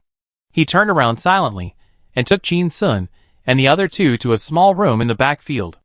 Inside were knives, crushers, pots, molds, sieves and other utensils. The old doctor said lightly, Everything is here. Be careful. Don't burn down my house. If you don't understand anything, you can come out and ask me. After saying that, he walked out directly. Xiaoning saw the doctor walk out, closed the door of the room, and asked, "Can you really make pills?" Qin Sun laughed. "Dog on dog is fine." Xia Ning. "I can't." Chapter 636. Like a gangster boss going home. It's pretty good. Then you are worse than a dog. Qin Sun said, ignoring the unhappy look on Xia Ning's face, put the medicine bag on the operating table, rolled up his sleeves. "Wait until you finish watching my performance, you will be able to do it." After saying that, he started to act. Xia Ning stood aside and watched. I saw Qin Sun unpacking the medicine bags one by one, pour them into a grinder, cover the lid, and start to grind. After a few minutes, pour the powder into a basin. After that, the powder was sifted through a fine sieve. The remaining slightly coarse particles were returned to the grinder and pulverized again. Then sifted. Suddenly, Qin Sun turned to look at Xia Ning and asked, "Pulling? Sifting, have you learned it?" Xia Ning nodded. "Yes." Qin Sun smiled and continued to operate. He took a jar of honey from the shelf and poured it into the pot, and started heating it with an induction cooker. After the honey started to bubble, he picked up a spoon and poured the honey into the powder, one spoonful, adding it in small amounts and multiple times. At the same time, he rubbed it slowly with his hands. When the powder became flocculent, Qin Sun kneaded the powder like dough, kneaded it into a ball, and began to beat it. After a few minutes, he took a mold from the shelf, rolled the ball into strips, and put it on a mold with many closely arranged grooves, covered it with a similar lid, and pushed it from front to back. Thumb-sized black and round pills fell on the plate. Xia Ning was stunned. "Is that the end?" Qin Sun looked up and asked, "Ning Ning, is it easy?" Xia Ning nodded. "Easier than making dumplings." Qin Sun, "Dog on dog is fine." Xia Ning, "Almost." Qin Sun smiled and made way. "Then you do the rest." Xia Ning? She looked at Qin Sun for a while, mumbling, and finally said nothing. Xia Ning walked forward and imitated Qin Sun, pressing the dough into pills with a mold. Every time a row of pills was pressed out, she muttered something. "That's it? That's it? That's it. How dare the doctor charge 10,000 yuan for processing fee? Qin Sun, are you too bad at living? That's not how you spend money. You should save more in the future." Qin Sun stood behind Xia Ning, watching her playing in the mud like a child for the first time, enjoying it, and couldn't help but smile. "Ning Ning is so cute." She even learned to mutter. "Do you want me to give her the money?" "No way." In less than 10 minutes, Xia Ning rolled all the powder into pills. Looking at the bowl full of pills, she had a satisfied smile on her face, like a mother who made dumplings for her family on New Year's Eve. She turned her head to look at Qin Sun, and found that the way he circled around her was also like those greedy children guarding the stove in TV dramas. Qin Sun walked forward, picked up a pill, and handed it to Xia Ning's mouth. "Try one?" Xia Ning immediately shook her head. "I don't want to eat it." Qin Sun did not force her. He opened his mouth, stuffed it into his mouth, and swallowed it. Xia Ning was startled and a little nervous. "Why do you want to eat this dragon tiger pill?" She looked at Qin Sun's head and asked, "Aren't you waiting for your hair to grow longer?" Qin Sun smiled. "Before the troops move, the food and grass must go first." He picked up another pill, pinched it between his fingertips, and examined it carefully. "It smells delicious. It smells delicious. I love it." Xia Ning. "Hey man, do you like it because it smells delicious?" "I'm embarrassed to expose you." Qin Sun took 10 jars from the shelf, put the pills in them, and found a bag to pack them. He walked out of the pharmacy with Xia Ning, walked to the hall. The old doctor heard the footsteps, turned his head, and looked at the medicine jar in Qin Sun's hand, a little curious. "Young man, what medicine do you have?" Qin Sun led Xia Ning out the door and replied, "Blood nourishing and hair growth pills. It cures baldness." The old doctor's eyes fell on his hat, guessed that this young man was bald, and shook his head gently. "Where is the medicine to cure baldness? So many leaders in the world, and rich people are bald. If there was a way, why would they wear wigs? Baldness is harder to treat than most cancers." The old doctor saw Qin Sun and the other two leave the house, got in the car and drove away, opened the drawer, took out the stack of money, and said with a smile, "It's easy to make money from fools." Qin Sun drove to the suburbs for nearly 2 hours according to the navigation. It was almost 12 o'clock. He turned into a remote road and drove for a while. He saw the gate of a manor. The gate was very grand and European style. Xia Ning said, "Drive straight in." Qin Sun looked and saw 5 tall and strong security guards wearing black suits and black sunglasses standing on each side of the gate. Although he didn't see the wheel stoppers in the parking lot, he couldn't help but step on the brakes. He was afraid that they would misunderstand that he was forcing his way in and take out something from his crotch to shoot him. As soon as the car stopped, he saw a security guard jogging over, ran to the passenger window, saluted, and said loudly, "Welcome home, Miss Ning." Then, 9 security guards shouted in unison, "Welcome Miss Ning home." The momentum is huge. Xia Ning's face was cold. Nod, speaking to Qin Sun. "You hurry in." Qin Sun's accelerator slowly opened into the manor. The rockery came from the face, fountain, green plants, white pigeon. Look at it, there is a human-made lake in the distance. There is a gazebo in the middle of the lake pavilion. A group of wild ducks on the lake, still flying bird, mandarin duck. The smell of money in the air. Qin Sun slowly drove the car, asked, "Ning Ning, why do I feel that this manor is much more angry than your grandfather's manor?" Xia Ning replied, "I said, Grandpa cares about his reputation. So he invested a lot of money in the manor. This manor is more than 20 acres. And it costs almost 700 million yuan. There are more than 200 security guards and more than 50 maids." As she said that, she sighed. "Every time I pass the gate on my way home, I feel embarrassed when I see those 10 security guards wearing sunglasses. Grandpa's taste is actually average." Qin Sun thought that the 10 security guards were about the same height, and knew that they were carefully selected. He did not agree with Xia Ning's statement. "I think it's good. When you go home, you act like a gangster boss, which is quite intimidating." Xia Ning was a little helpless. This is probably the second-year syndrome of men. "Maybe you and Grandpa can have a good chat today." Qin Sun stopped at the gate of the villa. In the yard, a housekeeper in black clothes immediately came out, greeted Xia Ning and Qin Sun, took the car keys, and drove the car away. Xia Ning took Qin Sun's hand and walked into the yard, and saw a mushroom-headed girl coming out. It was Xia Jing. She walked in front of Xia Ning, but looked up at Qin Sun, and said with a fake smile, "Wearing a mask and a hat. Are you playing big?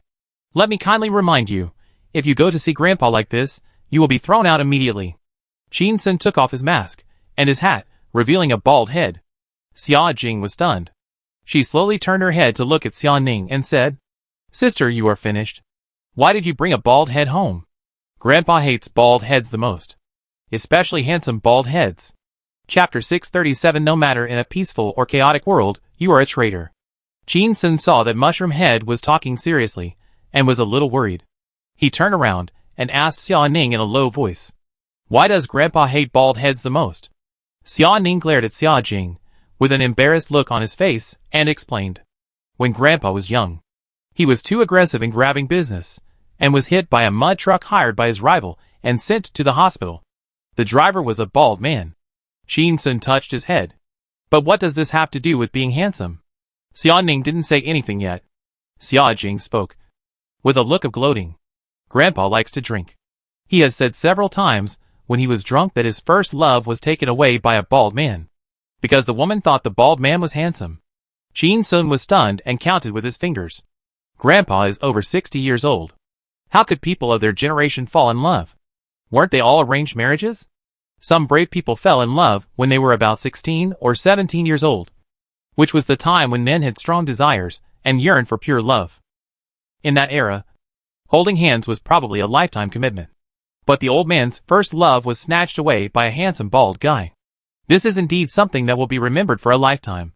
If the first blood is taken by that bald guy, then I will never be able to swallow this breath until I die. Qin Sun quickly put on his hat and complained, "Is it my fault that he is handsome?" Xia Jing pulled the corner of her mouth slightly, as if she was laughing. "I provided you with this key information, and I am doing you a favor." As she said that, she stretched out her hand to Qin Sun and said, "Gift." Qin Sun looked at the mushroom-headed girl in front of him. A little brat who was extremely greedy for money, but wanted to imitate her sister's aloofness. He wanted to punch her in the face. He hesitated for a moment, took off his backpack, took out 3 thick exercise books from it, and handed them to Xia Jing. Xia Jing was stunned and threw the exercise books on the ground. "Is this your gift to me? Which student would like this kind of thing? I want money." Qin Sun sighed, bent down to pick up the exercise books, and handed them to Xia Jing again. Books are the golden house. Knowledge is wealth. Xia Jing frowned slightly, hesitated for a while, took the exercise book with both hands. She quickly turned the pages one by one. The exercise books rustled, and soon, all 3 exercise books were turned. She looked up at Qin Sun, and her face became a little gloomy. You said books are the golden house, but where is the check in the book?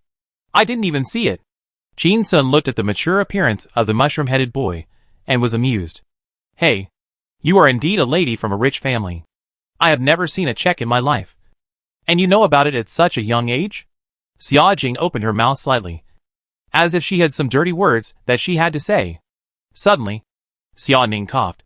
Xia Jing turned her head and looked at her, then closed her mouth, not daring to say those dirty words. Grandpa and Grandma spoil her. Dad and Mom also spoil her. Her sister really dared to beat her. Xia Jing's eyes wandered between Xia Ning and Qin Sun's faces, and after holding it in for a long time, she said loudly, You 2 adults are so shameless. You teamed up to bully a child. Xia Ning. Qin Sun smiled, thinking that this mushroom-headed boy was of high quality. If he were in their village, this half-grown child would be fooled by others again and again. Who knows what kind of vicious words he would say. Nowadays, many people see a child say grass online, and then turn into a righteous moral guardian in the comments section. It seems that they have forgotten that they shouted it every day when they were young. 1 bed. 2 people. In the middle of the night. Isn't this more vivid and dramatic than a simple grass? Qin Sun reached out and patted the exercise book in Xia Jing's hand, and said with a smile, You are now 8 years old, 9 years old, 10 years old, 11 years old, 12 years old, almost 13 years old, 14 years old, 20 years old, 21 years old, 30 years old, and 40 years old in the blink of an eye. Don't say you are a child anymore. Xia Ning turned his head and looked at Qin Sun. Xia Jing is almost 40? Then Xia Jing was stunned for a long time, wondering if she was hallucinating, and heard a dog barking. Suddenly, she raised the exercise book high and threw it to the ground, saying coldly, I don't think you plan to go back alive today. After that, she turned her head and shouted at the door of the villa. Grandpa, Qin Sun just cursed me to die. Qin Sun? My hair? What kind of comprehension ability is this? Qin Sun's sight passed through the yard, and looked at the gate of the magnificent villa, worried that an old man would rush out from inside, and hit his bald head with a cane. After a while, nothing happened. Xia Jing looked indifferent, turned her head, looked at Xia Ning, who also looked indifferent. Grandpa is hard of hearing. Xia Ning had no expression on her face, narrowed her eyes slightly. Pick up the exercise books. Xia Jing was indifferent. Xia Ning, I asked you to pick up the exercise books. Xia Jing hesitated for a moment, squatted down, picked up 3 exercise books and held them in her arms, turned around and walked into the villa. The back figure was lonely, like a child who was abducted and abandoned on the street. Qin Sun looked at her back, sighed, turned to look at Xia Ning with a frosty face, and said, Or give her a little money. The voice was not loud, but Qin Sun saw Xia Jing stopped in his corner of his eye, as if eavesdropping. Xia Ning looked at Xia Jing's back and said softly, No. Xia Jing stamped her feet hard and walked quickly towards the door angrily. The mushroom hair bounced on her head. Qin Sun was a little helpless. Ning Ning, meeting Grandpa today is a big deal. We should unite all the forces that can be united. Why do you make enemies for yourself just after arriving here? Xia Ning's face was solemn. You don't understand her. She matures much earlier than her peers, and is a bit treacherous. I'm worried that she will become the next Lu Yisan. Qin Sun thought of the woman who wrote his name on her chest when they first met, and liked to pick her feet everywhere regardless of the occasion. Lu Yisan is pretty good, except that she is a little wild. Right? Xia Ning looked at Qin Sun in shock. Are you serious? Qin Sun thought for a while and said, According to the 3 kingdoms evaluation, she should be considered a slut in a peaceful era, a traitor in a chaotic era. Xia Ning heard Qin Sun's inappropriate evaluation, and after thinking carefully, it made some sense. Lu Yisan is a woman with no bottom line, no moral integrity, and can adapt to any chaotic era. In fact, the more chaotic the times, the more she can take advantage of the situation to expand her power. Xia Ning looked at Qin Sun and asked, What about me? According to your 3 kingdoms evaluation, What comment do I deserve? Don't try to make me happy. Tell the truth. Qin Sun thought for a while. CEO in a peaceful era. Wrong soul in a chaotic era. Xiaoning? I understand CEO in a peaceful era. But what does wrong soul in a chaotic era mean? Qin Sun explained. In troubled times, women are worth 3 dough of rice. You are so beautiful.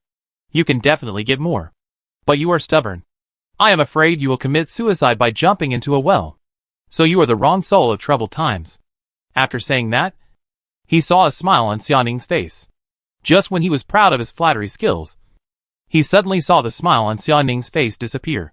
Xiaoning had a cold face, took Qin Sun's hand, and walked quickly towards the door. No matter in peace or trouble, you are a traitor. Let's go. Let Grandpa, a fan of the 3 kingdoms, see how much your bald head is worth. Chapter 638. This is Ironhead's skill. Xiaoning walked very fast. Qin Sun was dragged away, and was a little annoyed. Sure enough, the more beautiful a woman is, the more likely she is to lie. You are the one who insisted on hearing the truth. And I praised you for your noble character and your willingness to die. What are you angry about? Walked into the door, passed through the entrance. Xiaoning pulled Qin Sun to the spacious hall, saw Xia Jing sitting alone on the sofa sulking, and asked, Jingjing, where is Grandpa? Xia Jing did not even look at her, and replied, I don't know. Xiaoning's voice was slightly cold. Say it again? Xia Jing turned to look at Xiaoning. I'm not afraid of you. Don't threaten me. Seeing Xiaoning take a step towards her, she said immediately, Grandpa went to the pavilion in the middle of the lake to fish. Qin Sun thought of the artificial lake that he had just entered the manor. There was indeed a pavilion on the lake. Unexpectedly, there was an old man hiding there fishing. That girl Xia Jing was just yelling at the villa. But it turned out that she was just trying to scare people. She is really evil. Xiaoning raised her hand and looked at her watch, and found that it was already 12 o'clock. Grandma is not at home.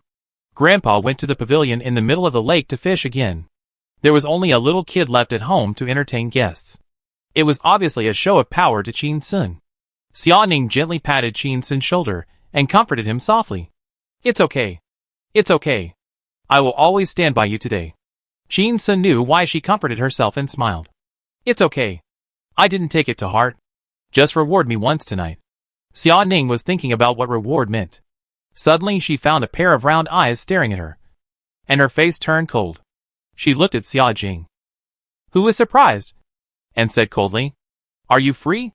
Have you memorized the ode to the goddess of Luo River that I asked you to memorize last week? Xia Jing pulled the corner of her mouth. No. Xiaoning, if you haven't memorized it, go and memorize it now. Xia Jing was very stubborn. No. I'm going to be a troublemaker today, and make trouble for you. Xiaoning was about to teach her a lesson, but suddenly found that Qin Sun's face looked strange. Looked at Qin Sun, and asked, What's wrong with you? Qin Sun answered in a low voice. I heard that the goddess of Luo River was written by Chao Ji to Chao Pai's wife. It expressed his admiration for his sister-in-law. Xiaoning, uncle-sister-in-law affair? Qin Sun, your unofficial history is really wild. Qin Sun smiled and said nothing. He had never read the goddess of Luo River. He heard that it was well written and included in university textbooks. Only liberal arts students would study it. The reason he knew about it was because he read a joke on the internet, which said that the theme of this article was, I love my sister-in-law. Xiaoning saw that Qin Sun was silent, and wanted him to forget that there was no host to welcome him. So he deliberately teased him, and said, even if Chao Ji wanted to express his love for Zhenmi, he could at least write the goddess of Luo River. If it were you, what would you say? Write a song lyric? Qin Sun waved his hand and said, What the goddess of Luo River? What lyrics? They are all nonsense. Simple it. Speak in a simple way. He puffed up his chest slightly, and said loudly, I would say, Sister-in-law, open the door. I am my brother. As soon as the words fell, a deep curse came from the entrance. Is that right? Say such a bullshit in front of a child, is that right? Xiaoning's face changed. Qin Sun turned his head, and saw a tall old man, holding a half-meter-long fish in his hand, walking towards him with big strides. At a glance, he felt that this man was not easy to mess with. Generally, old men have slightly hunched backs, walking slowly, but the old man in front of him walks like a dragon and a tiger. He looks like an old thief like Lianpa, who is old but still able to eat. He doesn't look like he's in his 60s. He looks like he's in his 50s. Some people have their own aura. And Grandpa Xiaoning gave him the feeling of dominance. Murderousness, banditry, heroism, sharpness, and arrogance. It's a peaceful time now. But he has become a little, old man fishing in the middle of the lake. If it were a war, Qin Sun would have every reason to believe it. This old man would wear a leather jacket, sunglasses, and ride a motorcycle around the streets to snatch other people's eggs. From time to time, he would take out a gun and shoot at people. My God! Just looking at this momentum, people who don't know the business must think that Xiaoning's grandfather can pick up Xiaoning's grandfather and beat him like a chicken. Xiaoning took Qin Sun's hand, walked quickly toward Xiaozheng, and said with a smile, "Grandpa, this fish is so big." Qin Sun followed. "Grandpa, this fish is very big." Xiaoning, why is this idiot asking hello like this? Is he playing awkwardly? Xiaozheng ignored Xiaoning and looked at the top of Qin Sun's head. Boy, is it cold in the room? Qin Sun felt Xiaozheng's obvious hostility. Although it was impolite to meet guests with a hat on, he didn't have to speak so bluntly. Maybe it was because he had kidnapped Ning Ning, and it took him so long to visit him. Qin Sun hesitated, took off his hat, and revealed a bald head. Xiaozheng was stunned. Bald head? Or bald head? Qin Sun looked embarrassed, and didn't dare to expose the fact that he practiced medicine illegally. So he made up a lie. I've been practicing Iron Head Kung Fu recently. It's easier to practice if I shave my head, Xiaozheng said coldly. Iron Head Kung Fu? I'm also practicing Diamond Legs. What era is it now? You're still practicing such useless things by self-mutilating your body. Can your Iron Head Kung Fu be stronger than a helmet? Qin Sun was silent, and didn't dare to speak. This old man really has a deep prejudice against bald people. Xiaoning didn't expect that there would be such a strong smell of gunpowder when the two met. Immediately stepped forward and stretched out both hands to the fish in Grandpa's hand. This half-meter-long fish was held by a willow branch through its gills, and its tail was struggling and swinging violently. It looked very strong. Xiaoning reached out to grab the willow branch and said, "Grandpa, I'll hold the fish for you." Xiaozheng subconsciously handed it to Xiaoning. Then, Xiaoning exclaimed, "Ah!" The big fish broke free from Xiaoning's hand, fell to the ground, and bounced violently, jumping more than 1 meter high. The fish's tail was about to hit Xiaoning's chest. Suddenly, "Fuck you!" With a curse, a bald head hit the big fish in the air. The big bald head hit the fish head. Pa! The big fish flew backwards, fell to the ground and broke shinner, slid 7 or 8 meters, and lay on the ground completely motionless. Xiaozheng was shocked. Xiaoning opened his mouth slightly. Xiaozheng stood up, and immediately took out her mobile phone to secretly take a few photos. Breaking news. The big star Qin Sun killed a fish with his head, which will definitely sell for a lot of money. Qin Sun picked up his hat to wipe the mucus on his head, and his expression was a bit embarrassed like a young wife. This is the Iron Head skill. Xiaozhen looked at him like this, and had nothing to say. Practicing Iron Head Kung Fu is one thing, and mastering it is another.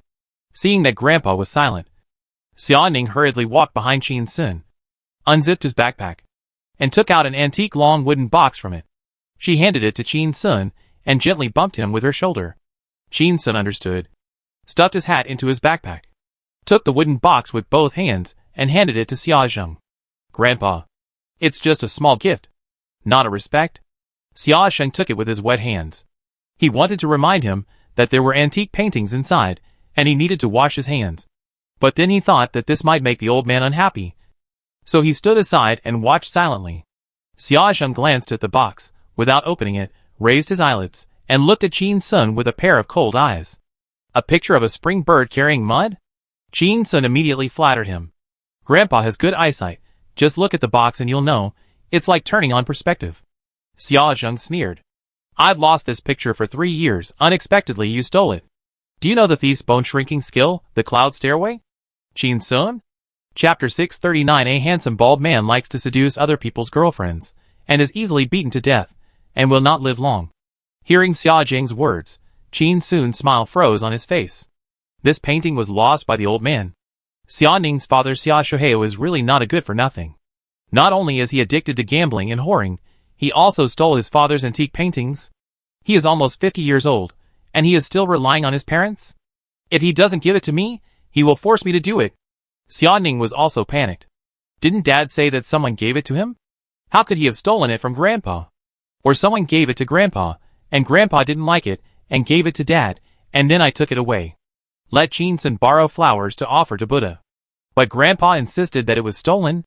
Xiaozheng stretched out the rectangular box in his hand to Xiaojing, who was sitting on the sofa, and said, "An antique painting worth 2 million is a child's plaything. Jingjing, you take it and play with it." Xiaojing stood up from the sofa, rushed to Grandpa quickly, and stretched out her hands. When she was about to grab the box, a slender white hand suddenly stretched out and snatched the wooden box. Xiaojing was stunned.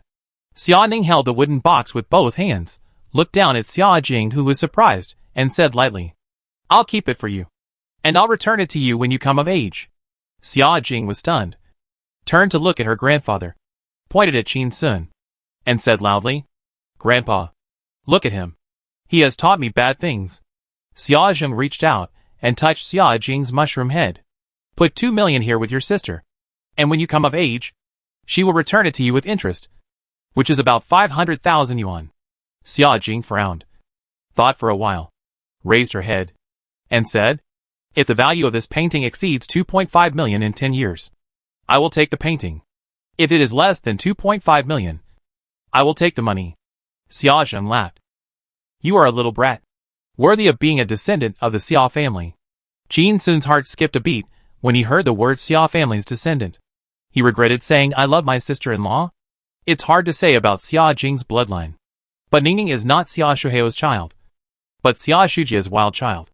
I didn't say those words just now, which would irritate her. Right? Xia Shujia saw Qin-sun's embarrassed face, snorted coldly, and said, "The gift you gave. The child likes it very much." Qin-sun. He didn't know what to say.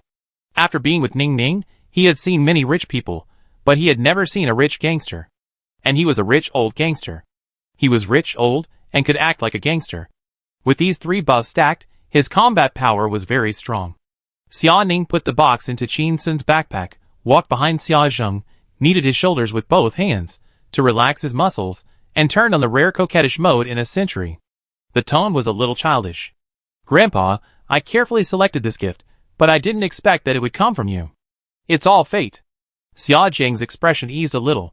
When Ningning was little, she loved to massage her shoulders, beat her back, and have him tell her stories about starting a business or business war. As she grew older, she massaged me less and less. I haven't seen her act like a spoiled child for 800 years. Now, for this stinky bald guy, she's massaging my shoulders again? It's true. Girls can't be kept when they grow up. Xiaozheng turned his head and looked at Xia Ning. "You haven't even married yet, and you've already turned your elbows so far outward?" Xia Ning increased the strength of the massage. "Grandpa, didn't you always urge me to find a boyfriend? I found boyfriends based on your model." Xiaozheng looked at Qin-sun and frowned slightly. "How is he like me?" She looked at Qin-sun, who was standing there stupidly, and said with a smile, "He is domineering, handsome, gentle, considerate, humorous, responsible, and talented. He really has some of your shadow." Qin-sun clearly saw that the corners of his grandfather's mouth were almost curled up. But he still tried to suppress his smile and maintain his domineering rich old gangster persona. He glanced at Xia Ning and was somewhat impressed. I didn't expect it. Ning turned out to be such a flatterer. Although she was telling the truth. I am indeed so domineering and handsome, mostly because I am handsome." Xiaozheng snorted coldly, looked at Qin-sun, and said, "Boy, find a seat by yourself. Do you want me, an old man, to ask you to sit down?" Qin-sun smiled, turned his head to look at the sofas, not knowing where to sit. Xia Ning walked over quickly, took off the backpack from his back, and handed it to Xiaojing, who was standing nearby and eavesdropping. "Put the backpack away, don't touch the things inside." Xiaojing pouted. Xia Ning took Qin-sun's hand and said to Grandpa with a smile, "There was a mistake in the spring bird carrying mud just now. As an apology, Qin-sun is going to cook a few dishes and have a drink with you." Xiaozheng was about to say something when he saw Xia Ning holding Qin-sun's hand and walking quickly towards the big fish on the living room floor. Qin Sun bent down to pick up the big fish and followed Xia Ning to the kitchen. Xia Jing looked at the backs of the two and sighed. What a bad fate. Xia Jing held the big backpack in both hands, looked up at Grandpa, and asked, Grandpa, why do you say they are doomed? Xia Jing looked at the mushroom-headed man and laughed. Why do you care about this at such a young age? Xia Jing said. I think Qin Sun is okay except for being a little stingy today. Several girls in our class have him as their idol, and some say they want to marry him when they grow up. There were even 2 fat guys fighting over who was the first wife, and who was the second wife. After hearing this, Xia Jing felt a headache. Is this what an 8-year-old child said? Are kids nowadays so precocious? I didn't start thinking about women until I was 15. Xia Jing looked at Xia Jing. His face was a little serious. Handsome bald guys like to seduce other people's girlfriends, and they are easily beaten to death, and their lives are short. So, I say this is a bad fate. Xia Jing. It turned out that it was because my grandfather's first love when he was young was taken away by a bald guy, and he was always unhappy, and took his anger out on Qin Sun. Qin Sun followed Xia Ning all the way to the kitchen. As soon as I entered, I saw more than a dozen staff members wearing chef uniforms and chef hats. Busy inside, someone noticed Xia Ning coming in, recognized her as the owner's granddaughter, and greeted her. Miss Ning, good afternoon. Then, greetings rang out from everywhere. Qin Sun was startled and asked quietly. Their salary must be very high. In addition to cooking, they also have to be dogs. Xia Ning glared at Qin Sun. Don't talk nonsense. This is my first time in the kitchen. Qin Sun smiled, and said nothing more. Looking around the kitchen, I found that this kitchen was just like the kitchen of a restaurant that serves Chinese and Western cuisine. Wok, boiler, pressure cooker, oven, electric griddle, deep fryer, steamer, low-temperature machine, all kinds of equipment are available. The chefs were doing their own jobs, cooking in the pot. At this time, a middle-aged man who looked like a chef came over and said, Ms. Ning, the dishes you asked me to prepare last night are ready. I've also left a stove for you. Xia Ning nodded.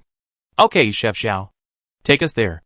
Master Zhao glanced at Qin Sun beside her, and was startled, obviously recognizing who it was, but said nothing. He took them to a stove. Behind him were the ingredients prepared according to Xia Ning's requirements. Qin Sun handed the big fish in his hand to Master Zhao, and said, Please ask someone to handle this fish. I'll cook it at home. Master Zhao took it with both hands, and quietly left. The rich lady wanted to cook and have fun with her celebrity boyfriend, and he didn't dare to disturb her. Xia Ning saw Qin Sun rolled up his sleeves, walked forward, and said, The picture of spring bird carrying mud that I just gave you caused a misunderstanding. You must be serious when cooking now, and let Grandpa know how good you are. Quick, show me your skills. Chapter 640 The Reckless Little Scout. You don't need to say anything, I can make it up. Qin Sun smiled slightly. Don't worry. This time, I will definitely show my best level and scare him to death. Xia Ning? That's not necessary. Qin Sun rolled up his sleeves, turned around, and counted the ingredients on the table. Fried crispy pork with oil. Fried kidney. Chives. Eggplant with minced meat. Stir-fried beef. All the ingredients for cooking are ready. Suddenly, a greeting came from the kitchen door. Miss Jing, good afternoon. Qin Sun looked up and saw a mushroom-headed person slowly approaching like a ghost. Xia Jing looked up at Qin Sun with a fake smile.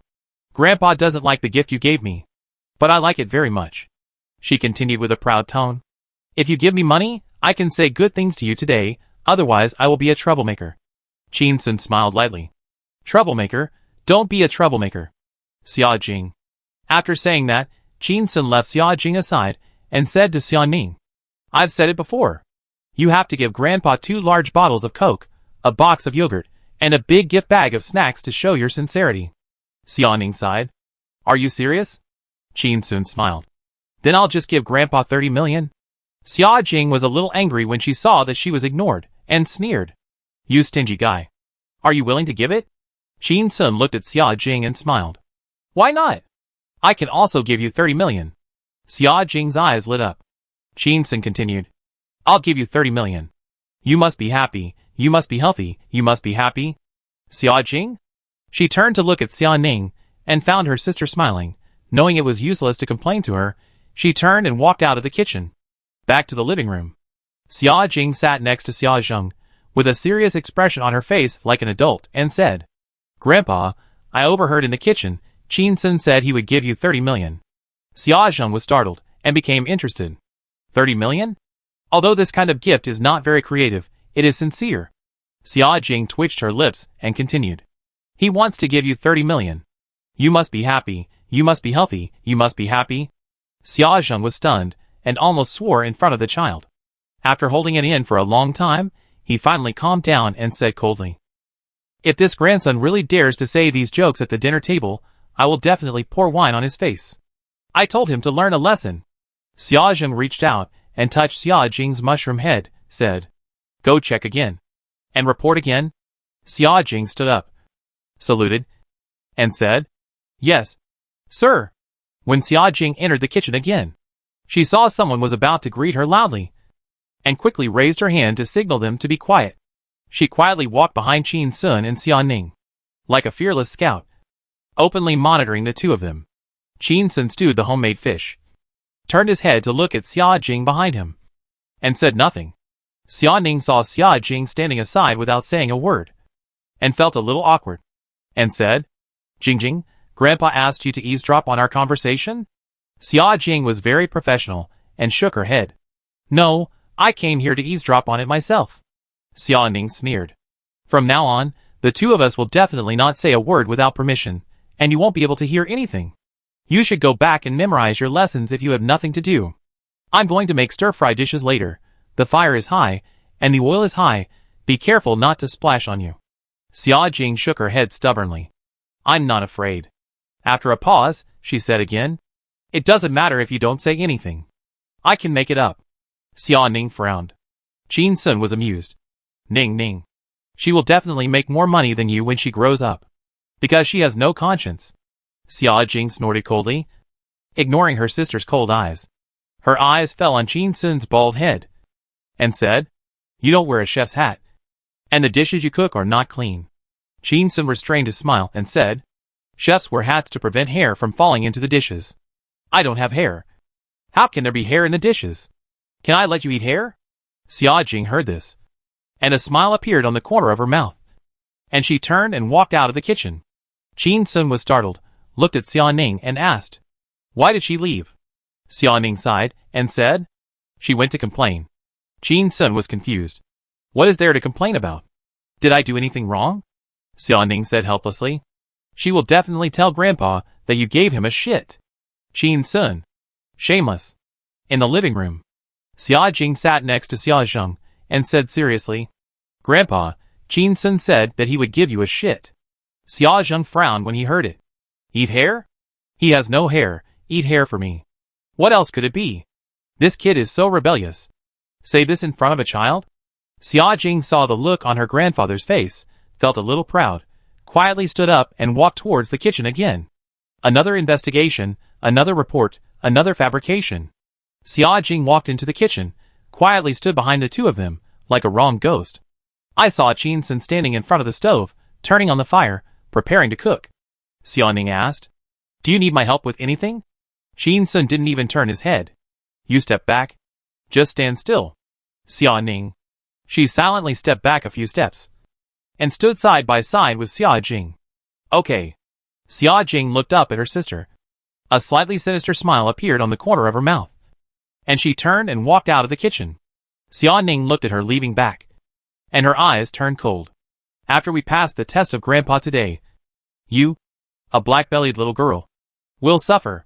Spreading rumors about your sister and brother-in-law all day long?" Xia Jing walked to the living room. This time, she did not sit down, and said, "Grandpa, Qin Sun said that my sister is a waste. Tell my sister to get out of here. He dares to jump like this now. Won't he be a domestic abuser in the future?" Xia Zheng smiled without saying anything and nodded. Xia Jing was very satisfied, turned and walked towards the kitchen. Xia Zheng looked at Xia Jing's back, and smiled. This girl's lying skills are a bit poor. It should be 70% true and 30% false to deceive people. It's not easy to deceive people with 30% true and 70% false. After all, she is just a child. Xia Jing returned to the kitchen, and just as she reached the door, she saw that the people in the kitchen surrounded Qin Sun. There were exclamations one after another. Fuck. Fuck. This technique is awesome. Oh my god. It's really a little trick. I'm really impressed. I didn't expect Mr. Chin to be so handsome and cook so well. Oh my god. The control of the heat. You can't do it without decades of practice. You're talking nonsense. Has Mr. Chin been flipping the wok since he was in his mother's womb? Bullshit. No. This dish smells good. Whoever dares to say that this dish is not delicious is out of his mind. Xia Jing looked at Qin Sun surrounded by people and was too lazy to squeeze in. So she turned around and walked out the door. Arrived in the living room. Xia Jing asked with a smile. This time, why did you come back so soon? Xia Jing hesitated for a moment and said, Qin Sun forced the people in the kitchen to flatter him and praised his delicious cooking. He also said that if anyone said his cooking was not delicious, he would call that person an idiot. Xia Jing suppressed his laughter, deliberately frowned, and slapped the sofa. Is this kid so arrogant? I will definitely say that his cooking was not delicious later. I see if he dares to fart.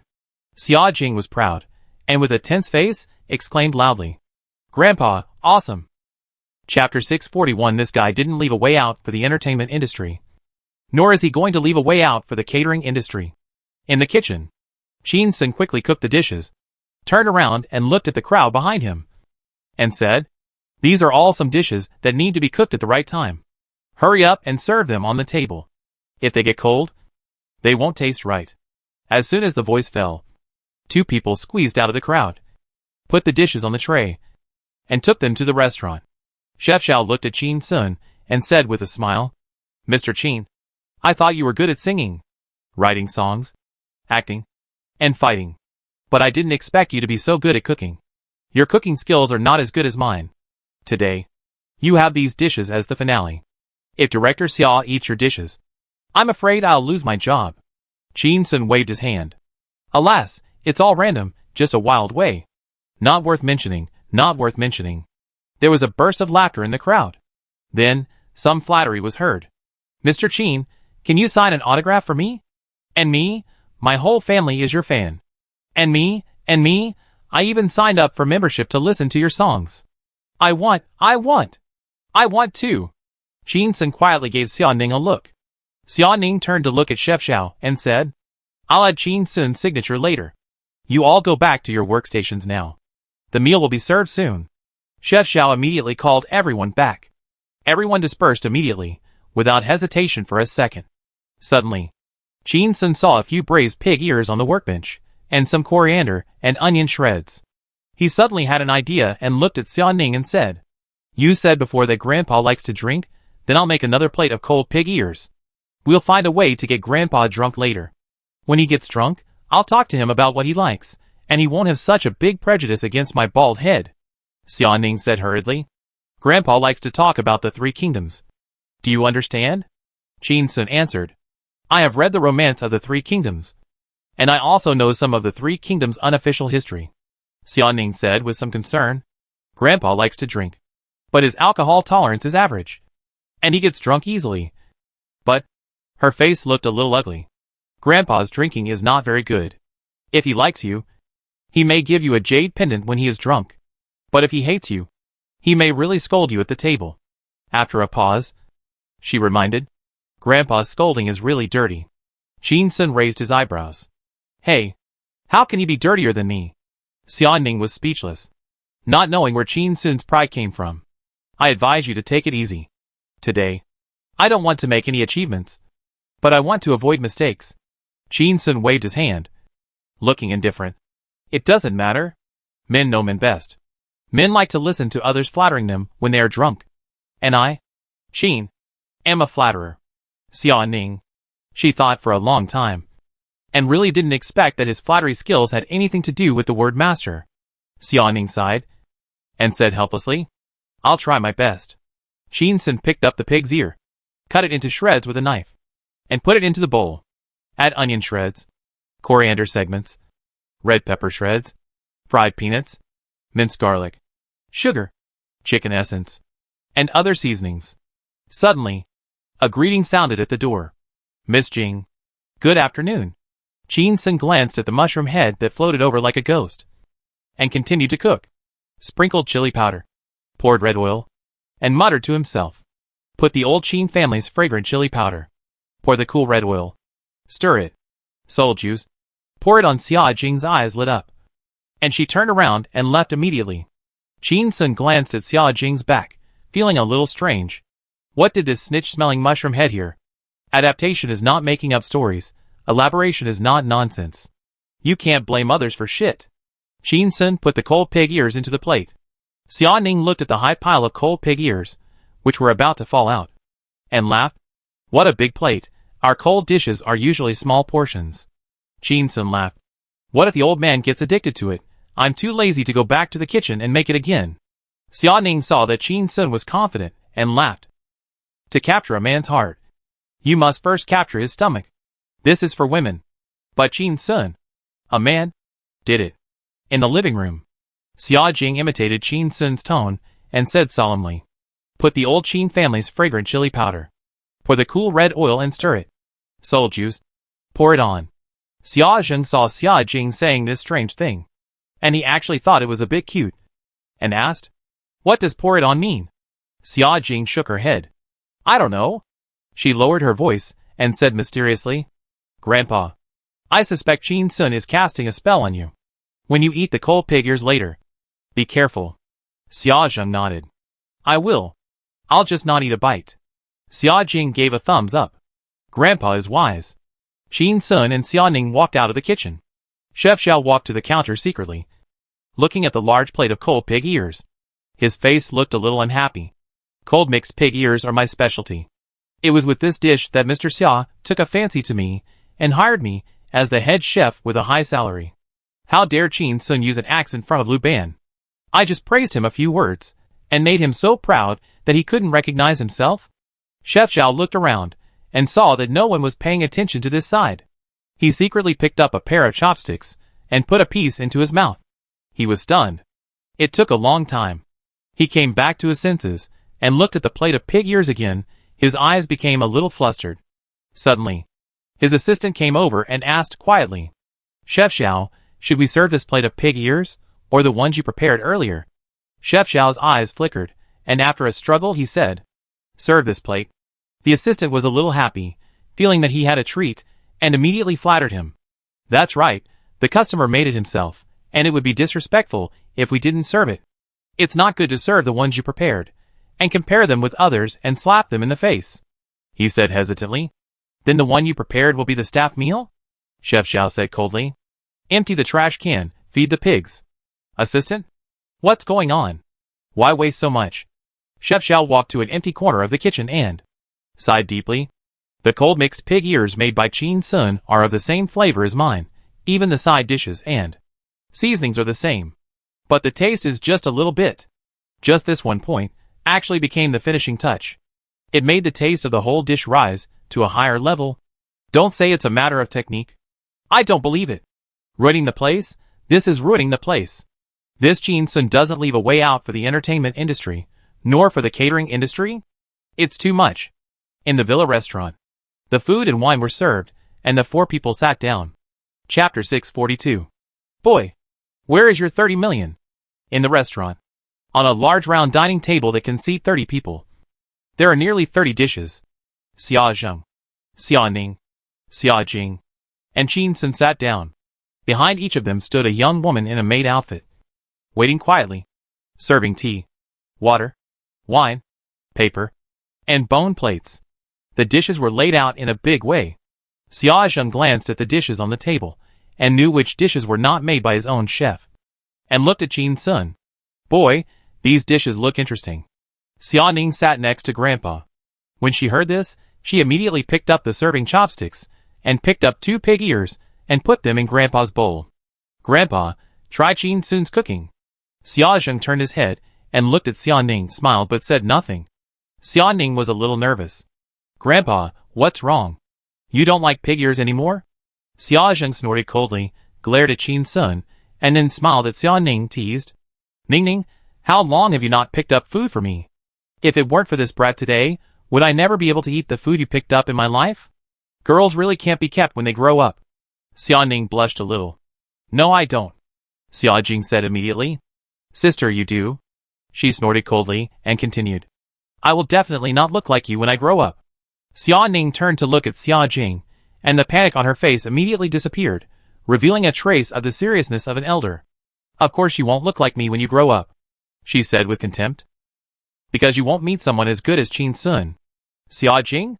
She opened her eyes wide, looked at her sister who looked calm, looked at Qin Sun who was holding back a smug smile, and finally looked at her grandfather, who looked a little weird. Grandpa, look. Sister has become shameless too. She can even show off her affection. She rubbed the goosebumps on her arms with both hands with a look of disgust. I'm so sick that I can hardly eat. Qin Sun smiled and found it quite interesting. I always thought this mushroom head was a mute, but I didn't expect him to talk so much.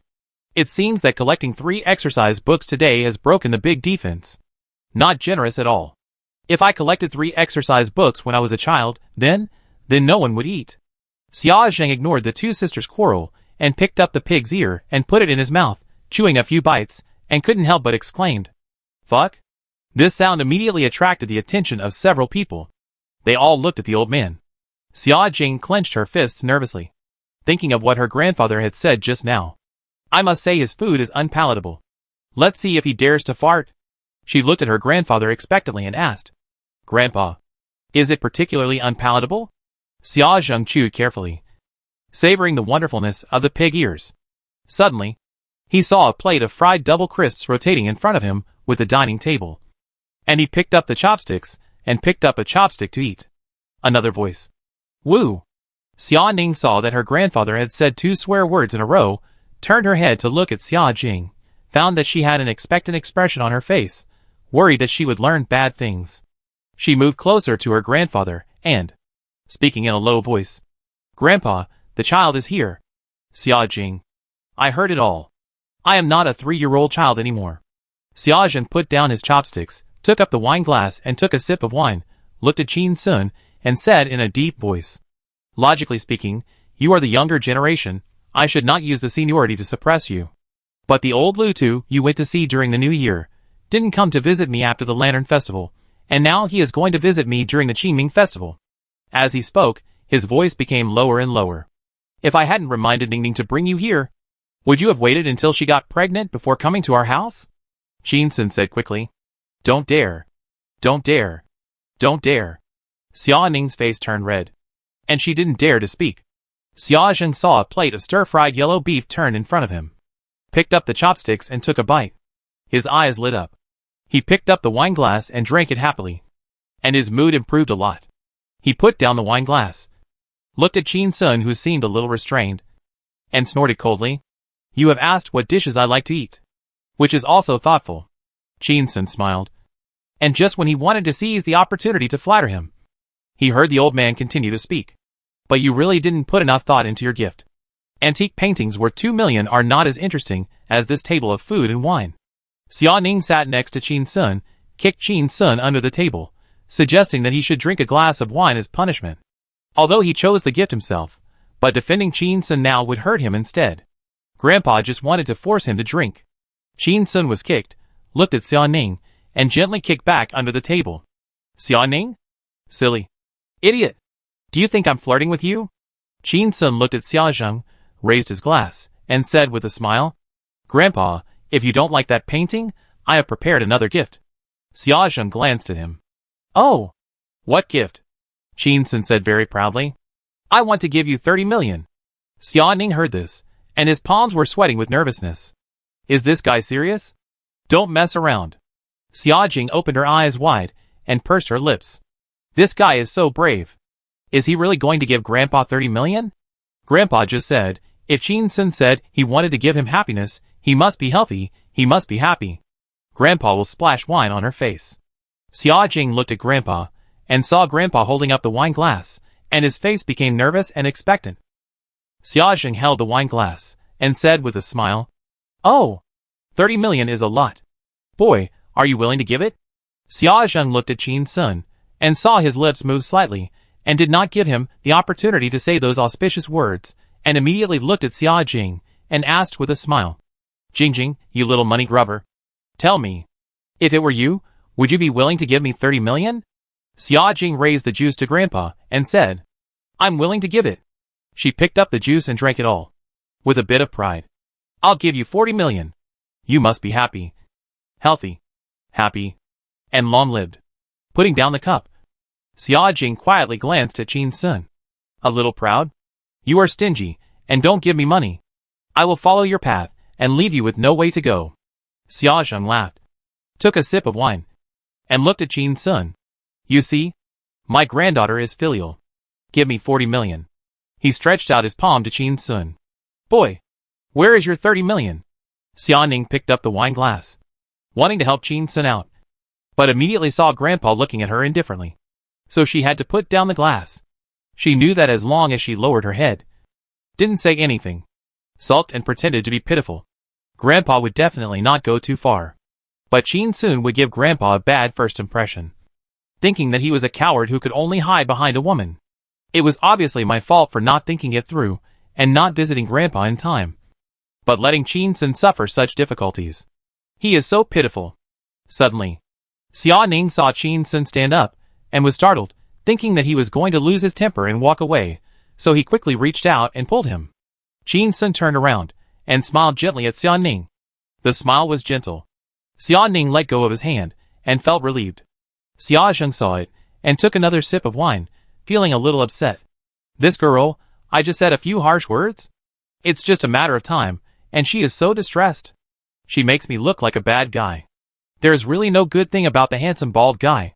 Xiaojing looked at Qin Sun, and saw him walk to the sofa in the corner of the restaurant, opened a backpack, and took out a can of black pills. Xia Ning was shocked. Is this guy really going to give Grandpa a can of aphrodisiac? Chapter 643. You two go away. Are you still telling crosstalk here? Xia Ning saw the can of pills, and his face turned ugly. It's over. I shouldn't have let go just now. Even if I just walked away. It's not as insulting as giving a can of aphrodisiac at this time. Giving aphrodisiac to an old man. Is this guy crazy? Qin Sun walked up to Xiaojing, handed him the pills respectfully, and said, "Grandpa, this is the 30 million I want to give you." Xia Ning stared at that place intently, and his heart was hanging. This guy wouldn't say that he would give you 30 million, but you must be strong and powerful, right? Xiaojing took a look, but didn't reach out to take it, and asked calmly, "What is this?" Qin Sun answered, "Pills." Xiaojing frowned slightly. "Of course I can tell it's a pill. I'm asking what it's called. What does it do? Why is it worth 3,000? His voice became louder and louder, and his tone became heavier. Qin Sun looked a little embarrassed, as if he wanted to say something but stopped. Xiaojing waved his hands impatiently. "You are so timid, if you don't want to talk. Just take it away, get out of here." Xiaojing thought that whatever Qin Sun gave out was good stuff, and heard that it was worth 30 million. She felt itchy, stretched out her hand, and said loudly, "Grandpa doesn't want it, I want it." When Xia Ning heard that the little brat was licking his face, and asking for aphrodisiac, his face turned cold and he scolded, "Adults are talking, children. Don't interrupt." Xiaojing snorted coldly, sitting on the chair and sulking. "You bully the weak, and take your anger out on me." Qin Sun opened the medicine jar, and a scent of medicine wafted out of his nose. "Grandpa, it's not that I don't want to tell you the name of this thing. It's just that its name is really not nice." Hearing this, Xia Ning was a little nervous, and winked at Qin Sun frantically. "Don't do it. Didn't you say it was called Jiuhua Yulu pill before? This name sounds good. Or, you can just call it Lunghu pill. You don't really want to call it that very childish Dahuang prisoner heaven pill, do you?" Seeing that Qin Sun didn't see her look, Xia Ning coughed lightly. Qin Sun turned his head to look at her, and gave her a reassuring look, meaning, "Don't panic, everything is under control." Xia Ning's heart immediately calmed down. For Qin Sun's eyes, she had some inexplicable trust. Although this was unreasonable, but her heartbeat would not lie, she just felt at ease. Seeing the young couple flirting with each other, Xiaojing asked impatiently, "Boy, what is the name of this pill?"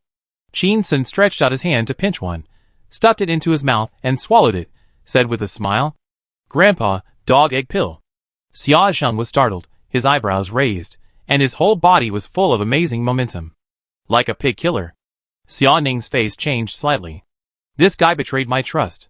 Xiaojing was stunned, looked at Qin Sun, and admired him from the bottom of her heart, and immediately turned into Grandpa's lackey to protect him. Qin Sun, you dare to scold Grandpa. Qin Sun didn't even look at Xia Jing, pointed at the pills in the jar, and explained seriously. Grandpa, I'm not saying you are a dog egg, I'm saying this pill is called a dog egg pill. Xia Jing's face darkened. Egg pill? Why not just call it a dog egg pill? Seeing her grandfather's face darken, Xia Jing knew his temper, and did not dare to escalate the conflict. She did not care that Qin Sun would leave a soft impression on her grandfather, and immediately stood up to intervene in the matter, holding a glass of wine and walking to Qin Sun, and stuffing it into Qin Sun's hand. Qin Sun, you should speak clearly in the future. Here, drink a glass as a punishment. Qin Sun took the glass, pinched it between his fingertips, and drank it all in one gulp. Very generous. He took a look at the glass, which was small and delicate, and could be filled with a spit, and was very suitable for pretending to be cool. Xia Ning took the wine glass from Qin Sun's hand, and casually placed it on the table, asking questions on behalf of his grandfather, giving some appropriate guidance, so that he wouldn't talk nonsense again. Qin Sun, why is this pill called Gooden pill? This name sounds vulgar. Is it made of Gooden? Qin Sun shook his head. No.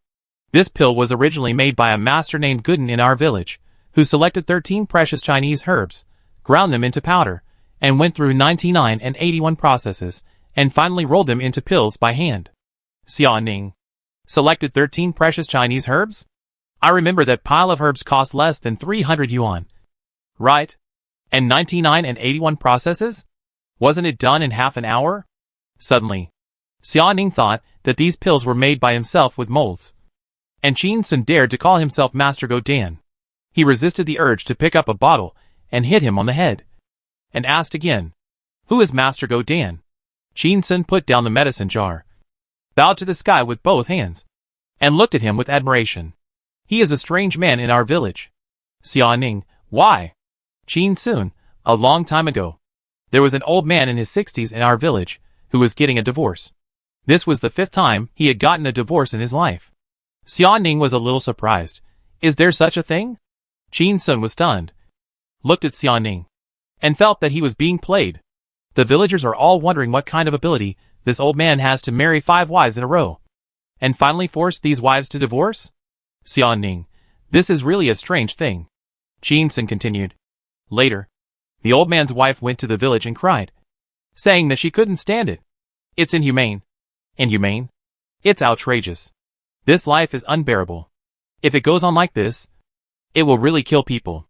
Xia Ning heard this, and guessed the content of the next part. His expression became embarrassed. After hesitating for a while, he still gritted his teeth, and continued to support the comedy. Is it because the old man is too poor? Qin Sun smiled, and waved his hands. That's not it. Auntie, no.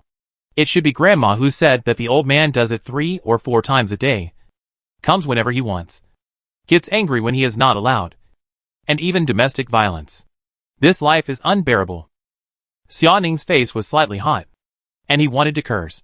But he still suppressed his anger, and continued to make a joke. Tell me, what is this called? Qin Sun spoke more and more smoothly. Later, the old man got a nickname in the village, called Gooden. Xia Ning, wow. Good guy. Qin Sun picked up the medicine jar and shook it. And the jar jingled, and said. Later, the bachelors in the village went to peek at the old man's recipe, and found that the old man took a pill every day.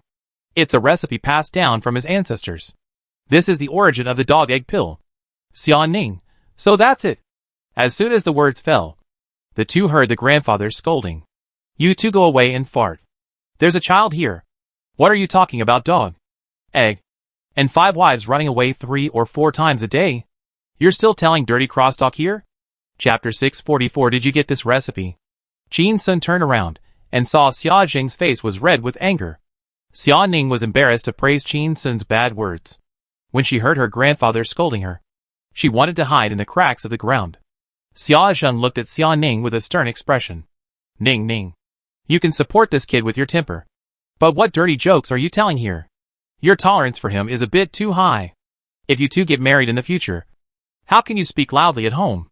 Xia Ning hesitated, knowing that her grandfather didn't like others to contradict him. But she still decided to defend Qin Sun. Grandpa, Qin Sun is also very good to me. Pause. Emphasized the tone. Really very good. Xia Zheng was angry. Suddenly saw Xia Jing eating melon with great interest. Seemed to be attracted by the story of Master Gooden just now. And said with a little irritation, Jingjing, when you are full, go out and play for a while. We adults have something to talk about. Xia Jing looked down at her bowl and chopsticks that were cleaner than her face. Raised her head. And pursed her lips. Grandpa. I haven't even started eating yet. Xia Zheng was a little helpless. Knowing that this child likes to secretly listen to adults talking about important things. And said in a deep voice, you are quite innocent at your age. You shouldn't listen to most of the adults' things. You won't understand even if you listen. You can take some dishes to another room to eat. Xia Jing was anxious. Her hands tightly grasped the edge of the table. As if she was afraid of being dragged away, she shook her head vigorously. No, I understand. You are discussing Lao Ding's happy pills. As soon as these words came out, the whole room was silent. Xia Zheng? Lao Ding? Happy pills? Xia Ning's face turned cold, decided to question Xia Jing after dinner. Did she make bad friends at school? Or did she learn to look at some messy websites? She even learned to give nicknames to aphrodisiacs. Qin Sun looked at this 8-year-old, 15-year-old tall, 18+ rated mushroom-headed girl, with a look of relief that she was a teachable child. I thought it was my problem that I was a little dirty at the age of 8. It seems that it is not the case. It is the other children who are pretending to be pure, who has not been a child. Adults insist on labeling children as innocent, pure, and innocent. It seems that they have forgotten what they were like when they were little. Xia Jing sensed that the atmosphere was not right, loosened her hands that were holding the table, and folded them on the table obediently, blinked her big eyes, with an innocent look. Xia Jing sighed, picked up the wine glass and drank it, turned his head and glared at Qin Sun. Boy! You should speak politely in front of children in the future. Look at how bad you have taught the children. You are just making up stories that no one believes, and fooling people. Qin Sun smiled, gently put the medicine jar in front of Xia Zheng and said, Grandpa, the story is fake. But the 30 million is real. Xia Zheng glanced at the medicine jar, guessed a little bit in his heart, Qin Sun might be talking about the prescription worth 30 million, and asked, What do you mean? After saying this, he felt something was wrong. Damn, how did I become a supporting role? Qin Sun pointed at the pills in the medicine jar, and said seriously, First, the effect of this dog egg pill is real. This medicine can really regulate the body, from a strong young man of 18 to an old man of 80. And there are no side effects. After saying this, he saw that his grandfather did not interrupt him, and continued. Second, I'm in marketing. I have a way to make this pill quickly go viral and enter the public's field of vision. So, I insist on calling it Gooden Pill.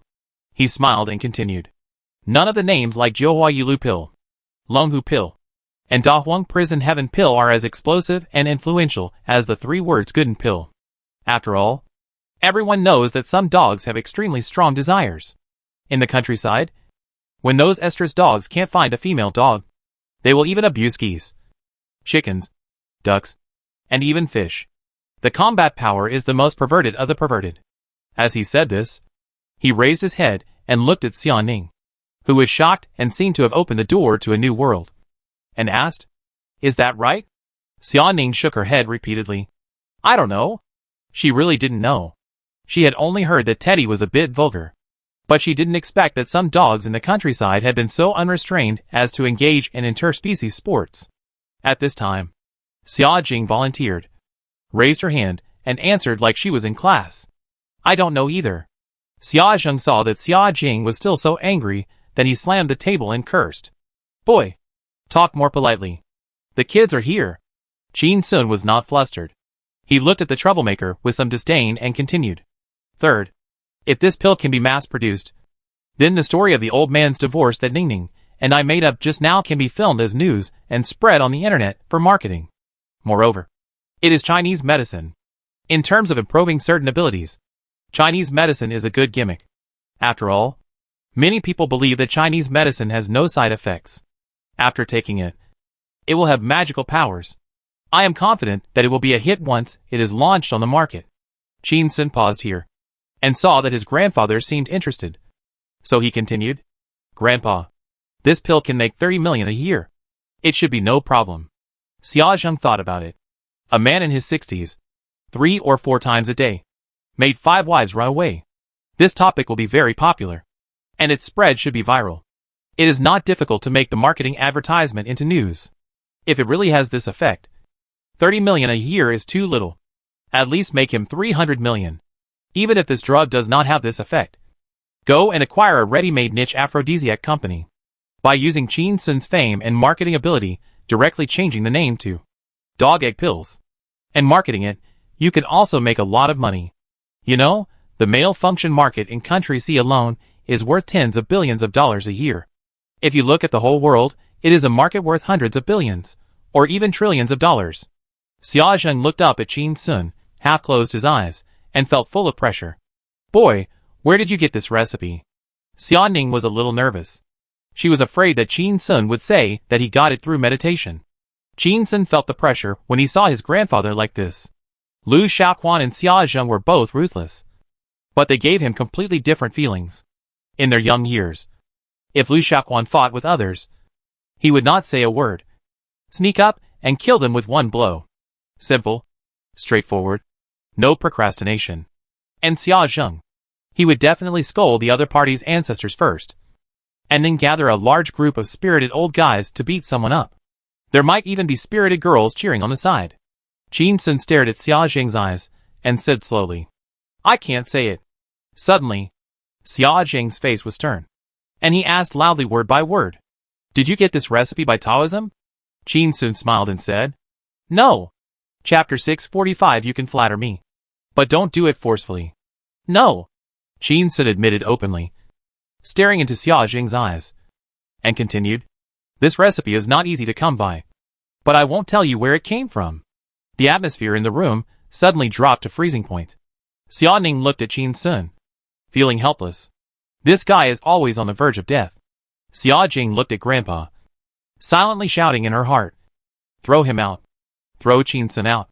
Xiaozheng squinted at Qin Sun for a while, and suddenly laughed.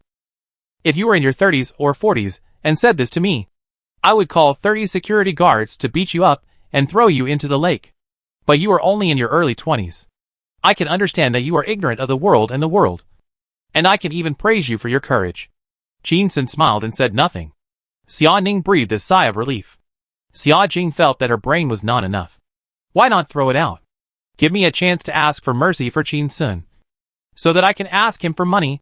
Xiaozheng picked up the wine glass and took a sip of wine. His face was a little disdainful, and said, If you don't want to tell me, I'm too lazy to ask. As long as this recipe is real, even if you stole it, I can make it your family heirloom. Qin Sun smiled but said nothing. When it comes to huge interests, the evil in the world may exceed the limits of ordinary people's imagination. Now there are many so-called ancestral antiques and ancestral secret recipes. Who knows whether they are ancestral or not? And how did his ancestors get them? Who cares? Suddenly, Xiaozheng put down his wine glass, stared at Qin Sun with a pair of sharp eyes, and asked loudly, Boy, are you really going to give me this recipe? Qin Sun answered immediately, Yes. Xiaozheng's face became serious, and suddenly smiled. Looking at your sincere look, I really believed you. If this recipe really has this effect, it is enough to make people rich instantly, and Ning Ning is marrying you. You are such a good thing. Are you willing to give it to others? Qin Sun's face became more sincere. I can't bear to give it to others. I can't bear to give it to you. Old man. Hearing this, Xiaozheng was startled, and a layer of goosebumps appeared on his arms, and said unhappily, I'm not a woman. Don't flatter me like you would a woman. Disgusting. Qin Sun smiled and said nothing. Is this called flattery? Don't scream when I really flatter you. Xiaoning was confused. Isn't this guy good at saying sweet words to Grandpa? Why did he say to me, I think you've eaten shit? Can't it always be if we get wet in the snow together? We can grow old together in this life? Xiaozheng picked up the medicine bottle and put it under his nose to smell it, pondered for a while, raised his head, and said, I know a little about the fuss you've made on the internet. Although you're a rude boy, and you can't tell the difference between the big and small kings. You're obviously dating my granddaughter, but you actually went to visit old Lu first. But I have to admit that you're one of the tougher young people I've ever met. If someone else gave me this pill, I would definitely throw him out to feed the dogs. But you gave it to me, I really have to think about it. What if it's true? Xia Zheng suddenly tapped the table with his fingers. And the four maids immediately walked out of the restaurant and closed the door. He looked at Qin Sun with a half smile and said in a deep voice, "Boy, if this recipe is true, then you are not far from death." Xia Ning understood, and his expression did not change much. Xia Jing understood, and did not say anything. Qin Sun also understood, and his face showed a very natural look of shock and panic, and he took a step closer to Xia Zheng. He began his flattery offensive. "Grandpa, don't scare me. Why am I not far from death? I don't want to die, I want to live." Xia Zheng saw the frightened expression on Qin Sun's face, and complained in his heart. This guy is indeed an actor, his acting skills are really good. From his expression, I can't see any flaws. If he doesn't know why he is close to death, why would he bring this prescription to me to seek shelter under this big tree? Xia Zheng didn't expose it. Since Qin Sun is willing to praise him, I am willing to pretend to be so. He said, "Boy, you can sell these medicines secretly in a few stalls, and no one will care about you, but if you want to mass produce, put it on the market, promote it to the whole country, or even the whole world. Laboratory research of drugs, clinical trials, protection of intellectual property rights, application of new drugs, operation in the approval stage, and policy changes. Each step in between requires a lot of money and strong relationships."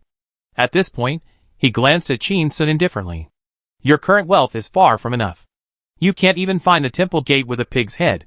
Qin Sun remained silent. He knew that what the old man said was true. He had no strength to get involved in the pharmaceutical industry. In the eyes of those big guys, he was no different from a nouveau riche. He had no right to talk to them on an equal footing. And he might even be just a lamb to be slaughtered. Seeing that Qin Sun was silent, Xia Zheng was in a good mood and continued. "I tell you, although you have been doing well recently, you are looking for death by showing off this recipe everywhere. Once you attract the attention of people in the industry, you can only sell the recipe to protect yourself. Otherwise, those competitors who are worried that you will jump out to share the cake will really let you die in a traffic accident." Qin Sun was silent. A man is innocent, but guilty of possessing a treasure. Many scientists are assassinated every year in the world. The plunder of interests has always been bloody. In the previous life, Mr. Chu Huanzhong, the founder of Yunnan Biao, died tragically in a prison in the Republic of China because he refused to hand over the prescription. In those lawless places in ancient times, the most effective business war was to burn down the opponent's shop, or to kill the competitor in the middle of the night with a machete. It was very primitive, very bloody, very scary, and very effective. Suddenly, Qin Sun looked at Xia Zheng and said loudly with a sincere face, "Grandpa, what you said makes sense. Listening to your words is better than reading for 10 years. I read your autobiography Courage a few days ago and was deeply moved. My admiration for you is like a torrent of water, which is endless, and like the flooding of the Yellow River, which is unstoppable. You are indeed a tough guy who started working in the business world at the age of 18. He gave a thumbs up and emphasized it again. Strong. Xia Jing widened her eyes and looked at Qin Sun with some admiration. Really? So shameless. Xia Ning pursed her lips and felt her face was a little hot. This guy is shameless. Why should I be embarrassed? Is this the strategy he used to flatter in the kitchen just now? This is a bit too blunt. Is this guy flattering only for his own pleasure, without considering the other person's life or death? Xia Ning turned around and saw that Grandpa's face was uncertain, as if he wanted to say something but hesitated. Chapter 646. Your cooking skills are good. Second only to Xia Ning. Xia Zheng looked at Qin Sun. His lips moved again and again, but he looked at his sincere face and couldn't say a single swear word. He looked down at his arm and got goosebumps again. Damn it. Even the most flattering person in my company can't flatter like this. He really flatters. But this kid looks so sincere. I can't even scold him. Xia Zheng poured a glass of wine expressionlessly and drank it in one gulp, turned his head and looked at Qin Sun, a little unhappy. You've been talking a lot. What do you want to say? Qin Sun suddenly grabbed Xia Zheng's hands with both hands and said loudly, Grandpa, I want to say something. Grandpa, save me. I'm afraid of being hit by a car. Xia Zheng? Xia Ning this? Xia Jing muttered, so cowardly. Xia Zheng looked at the expression on Qin Sun's face. Pitiful. Weak and helpless. and extremely sincere. He was frightened by him for a moment, and an inexplicable desire to protect him arose in his heart. Damn it. This kid's expression, eyes, tone, are just right. He's more coquettish than a woman. He knows it's fake, but he still makes me a little excited. Xia Jing's expression eased a little. He broke away from Qin Sun's hand, picked up the bottle, and filled Qin Sun's glass with wine. Come on, kid, drink with me. Qin Sun raised his glass and toasted Xia Zheng. After Xia Zheng finished drinking, he put the glass heavily on the table, stared into Qin Sun's eyes, and said, If I know this recipe is fake in the future, and you've been playing tricks on me for so long, I will definitely crush your balls. Qin Sun. It seems that the old man's fighting skills were not very clean when he was young. You can grasp the weaknesses of human nature as accurately as I do. Xia Ning hesitated, but still said, Grandpa, there are children here. Xia Jing quietly rolled her eyes. I am not small. Xia Zheng heard his granddaughter's reminder. His face did not change. He began to pay attention to his wording, and continued. If this prescription is true, it will definitely help Xia Group to take another step forward and completely leave Lu Group behind. Since you have presented me with a treasure, and you are Ning Ning's boyfriend, there is no problem for me to let you take advantage of this big tree of the Xia family. With my protection, no one dares to hit you to death. Qin Sun, Grandpa protects you well. He looked excited and sincere, but he was confused in his heart. Aren't my master and the old man relatives? Why are they still fighting for who's better, and who's the better? Is the old man so angry? Xia Ning's focus was not here. Her eyes lit up slightly. Boyfriend, I'll give you a place to cool down. Grandpa has accepted Qin Sun? Sure enough, money can make you a god. Even the richest people won't complain about having too much money. Qin Sun's aphrodisiac is a great gift. Xia Zheng poured 2 more glasses of wine, clinked glasses with Qin Sun, and said, If this medicine is really effective, and it passes the approval and can be put on the market, I won't take advantage of you. I'll give you 10% of the profit.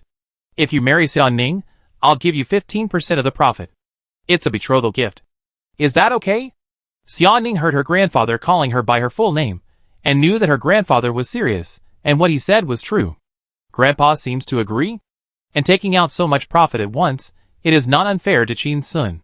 One of the biggest costs of drugs is R&D expenses. It can be as little as tens of billions, or as much as hundreds of billions. And the R&D time is very long, and even in the end, there may be no results, and all the money will be wasted. But Qin Sun gave the finished drug. As long as it can pass the approval and go on the market, it is equivalent to no R&D cost. Then the profit of this drug will be very considerable, and even reach more than 60%. If it is really as Qin Sun envisioned, it can become a hit in the market and achieve huge sales. Not to mention 15%. Even if it is 10%, it can make hundreds of millions a year. At first glance, it seems that it is not as fast as Qin Sun's the richest man in Shihong City. However, once this kind of medicine becomes famous and the channels are spread out, the income is very stable and there is no risk. Rich families like to make money, most not big money, quick money, but stable money. It doesn't matter how little it is, as long as it is profitable and stable enough. It is a good business. And pharmaceuticals are an industry. Those rich people who have accumulated huge wealth by taking advantage of the technological boom, when facing industrialists with less money than them, do not dare to speak loudly. Because there is a saying that industry is king. The ability of industrial tycoons to resist economic risks is far higher than those newly wealthy people. Xia Ning's mind is full of building a business empire, thinking about enriching himself quickly, lest he cannot control so many industries in the future. Qin Sun is thinking about it. What did the old man say just now was? Bride price? Damn! Want to catch a son-in-law from the list and force me to marry into the family. Let me marry into the family. Suddenly, Qin Sun heard Xia Ning's voice. Qin Sun, why don't you give Grandpa a glass of wine? He immediately came to his senses, no longer thinking about marrying into the family, poured a glass of wine for Xia Zheng and himself, and raised the glass to toast. Grandpa, you are really a lofty figure, whose conduct is so impressive. Even though I cannot reach your level, I yearn for it. Xia Jing. Wow! How shameless. Xia Ning? You dare to call yourself a flatterer? Don't flatter me too hard. Isn't there a gradual process? Xia Zheng frowned, said angrily. Speak human language. Qin Sun, Grandpa is awesome. Xia Zheng laughed loudly, drank his wine with his head tilted back. Chin Sun quickly drank it too, and laughed loudly. He had seen a little trick in a local literature stall, imitating the other person's movements and tone, which could quickly bring the two people closer. Because everyone likes people who are similar to themselves. Xia Ning looked at the two people laughing, and a smile appeared on the corner of his mouth, and his heart finally settled down. As long as Chin Sun passed the test of his grandfather, no one in the Xia family would be able to stop the two of them in the future. I just don't know why, Dad seems to have never liked Chin Sun. Are you afraid that your little cotton jacket will be robbed? Xia Jing sat on the stool, looking at the three smiling people, her face turned cold, and she was out of tune with the whole atmosphere. My wise grandpa. How did you get conquered so quickly? Just now you kept shouting at me. Explore again, report again, I provided you with so much information about the enemy, how come you didn't take it to heart at all? Xia Jing, the little mushroom head, looked at the three people, and felt frustrated. This brother-in-law really gave Grandpa 30 million, but gave me 3 exercise books. If I can't teach him a lesson, what status will I have in the family in the future? And what money can I make? No. I have to make trouble. Xia Jingdan sat quietly on the chair, reducing her presence like Voldemort, carefully observing everything, and seizing every opportunity to strike at this couple. Grandpa loves to drink, gets drunk easily, and likes to lose his temper when he is drunk. Chin Sun will have to bear it then. Xia Zheng, Chin Sun, and Xia Ning sat back in their seats. Xia Zheng saw a large pot of home-roasted fish bubbling with steam. As the table turned in front of him, he picked up a piece of fish belly with chopsticks and put it in his mouth. A satisfied smile immediately appeared on his face. Delicious. He turned his head to look at Chin Sun and said with a smile, Boy, don't say it. I have seen and eaten a lot of things in my life. Your cooking skills are pretty good. You can rank 3rd in my opinion. Only after Ning Ning. Chin Sun and Xia Ning looked at each other and saw the surprise in each other's eyes. Chapter 647 Grandpa, Chin Sun is very disrespectful to you. Chin Sun and Xia Ning looked at each other, exchanging glances. Chin Sun raised his eyebrows, meaning, you can cook, how come I don't know? Xia Ning shook her head gently, meaning, I can cook, I don't even know it myself. She saw Grandpa holding a wine glass in his hand, looking thoughtful, and gave Chin Sun a look.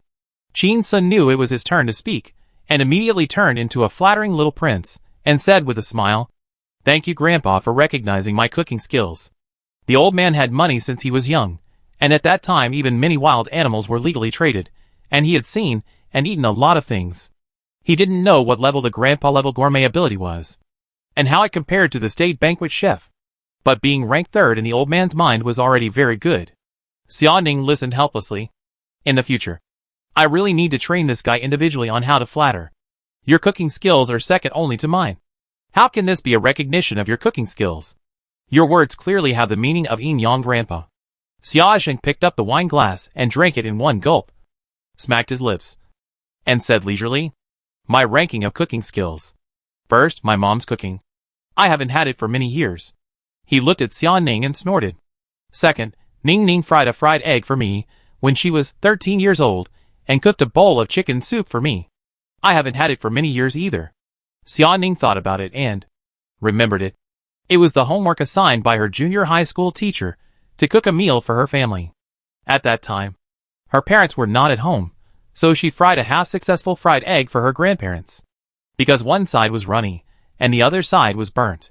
He also made a simple but delicious chicken soup. At that time, Grandpa and Grandma drank the chicken soup, ate half of the poached egg, and cooperated with me to complete my homework. When Xia Jing heard what Grandpa said, she put her hands on her forehead to cover her eyes, and rolled her eyes several times. The first one was Grandma, the second one was Sister, and the third one was Chin Sun. Doesn't that mean Chin Sun's cooking skills are invincible? My wise Grandpa. Didn't we agree to scold Chin Sun for his bad cooking? How did he rebel so quickly, so thoroughly? Xia Zheng continued with a smile. At that time, I thought Ning Ning would not be able to achieve anything when she grows up. She is too well-behaved and too honest. There are so many cooks in the kitchen, and you can ask anyone to help with the homework. But she insisted on doing it herself, and she didn't mind the trouble. Her grandmother was worried at that time. If she got her arms or face hurt by the oil splashes, how would she get married in the future? Xia Ning glanced at Chin Sun, smiled, but still a little unconvinced. and said, "Grandpa, I used the seasoning packet of mushroom chicken soup instant noodles to mix the chicken soup into a bowl of soup. Then I took a few pieces of white-cut chicken from the cold dish room and threw them in to cook for a while. I am actually very cunning." Xia Zheng laughed when he heard it, and clapped his hands on his thighs with joy. "Good. Good. Good. This is more like a child of the Xia family." Xia Ning. Qin Sun listened silently on the side, not daring to interrupt casually. The old man likes to do evil things so much, it seems that his history of making a fortune is much more exciting than the stories in his autobiography. Unexpectedly, Ningning is also a bad woman. Xia Zheng looked at Xia Ning and said with a smile, "I used to worry that you were too honest, and you would be bullied by your husband when you grow up." As he said, he looked at Qin Sun. "This kid is full of ulterior motives, but for the time being, he seems to be okay with you." Xia Ning was a little embarrassed, and said softly, Qin Sun was thick-skinned, and was going to climb up the ladder by saying some sweet words to Xia Ning. As soon as he opened his mouth, Xia Ning covered his mouth with her hand. Xia Ning shook her head gently. "No need to say more. I understand." Qin Sun saw the panic on Xia Ning's face, and knew that she obviously didn't trust his ability to say sweet words. "Could I keep saying I think you've eaten shit? Couldn't I be more polite and say when I was in the best health? I met the person I wanted to protect the most?" Xia Zheng glanced at the two people who were playing around, shook his head, and picked up the chopsticks, and was about to pick up another piece of fish. But he found that the pot had been moved, which made him feel a little annoyed. "This automatically rotating table is not suitable for family banquets. I only have the opportunity to eat one chopstick of each dish. If you want to eat again, it will be moved." He picked up a small remote control from the table and pressed it. A few seconds later, the door of the restaurant opened. 4 maids walked in. Xia Zheng pointed at the dishes on the table and said, "Fix the table. Put the pot of fish. Stir-fried beef. Fried double crisps. Stir-fried kidney. Leek box. Mincemeat and eggplant. And the large plate of cold pig ears in front of us." The 4 people responded and took action immediately. The dishes were ready in less than 3 minutes. The dishes made by Qin Sun were placed in front of him, and the other fancy dishes such as abalone, sea cucumber, shark's fin, and tripe were left aside. Xia Zheng waved his hand, and the 4 maids went out again and closed the door. "We are having a meal together. I am not used to having outsiders around."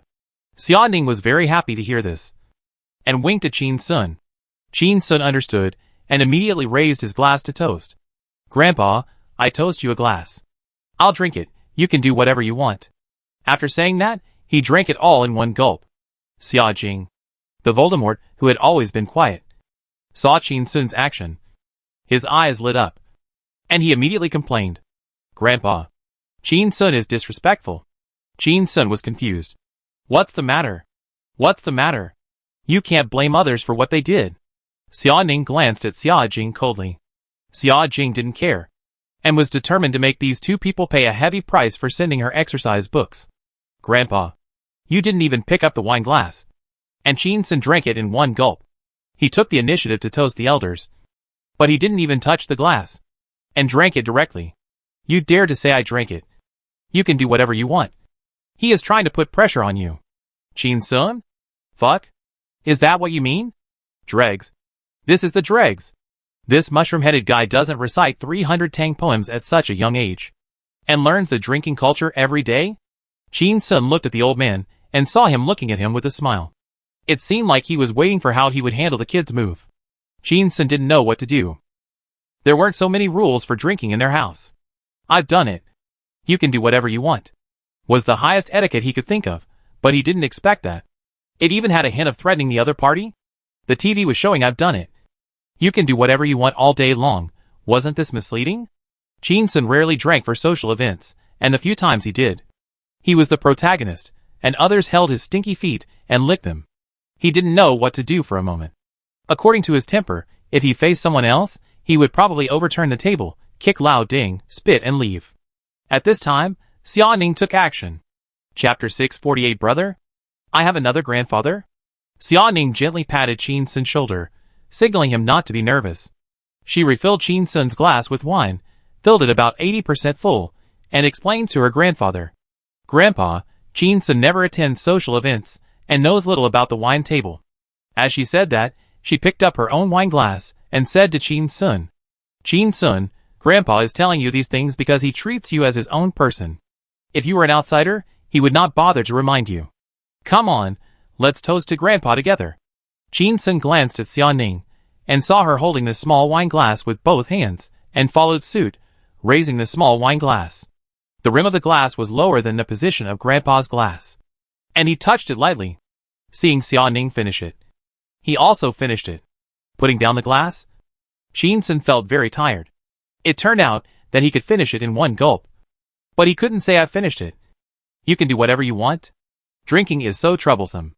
Xia Jing also finished it in one gulp, put down the glass, and said with a smile, "This kid never attends social events, which makes him earn hundreds of millions, which is much better than when I was young. When I was young, I almost drank to death at the table." Qin Sun didn't know what to say. Praising him for his generosity, no, you can't flatter him like that. Praising him for his tough life, it doesn't seem appropriate either. Praising him for saying fuck with a lot of momentum, it doesn't seem to work either.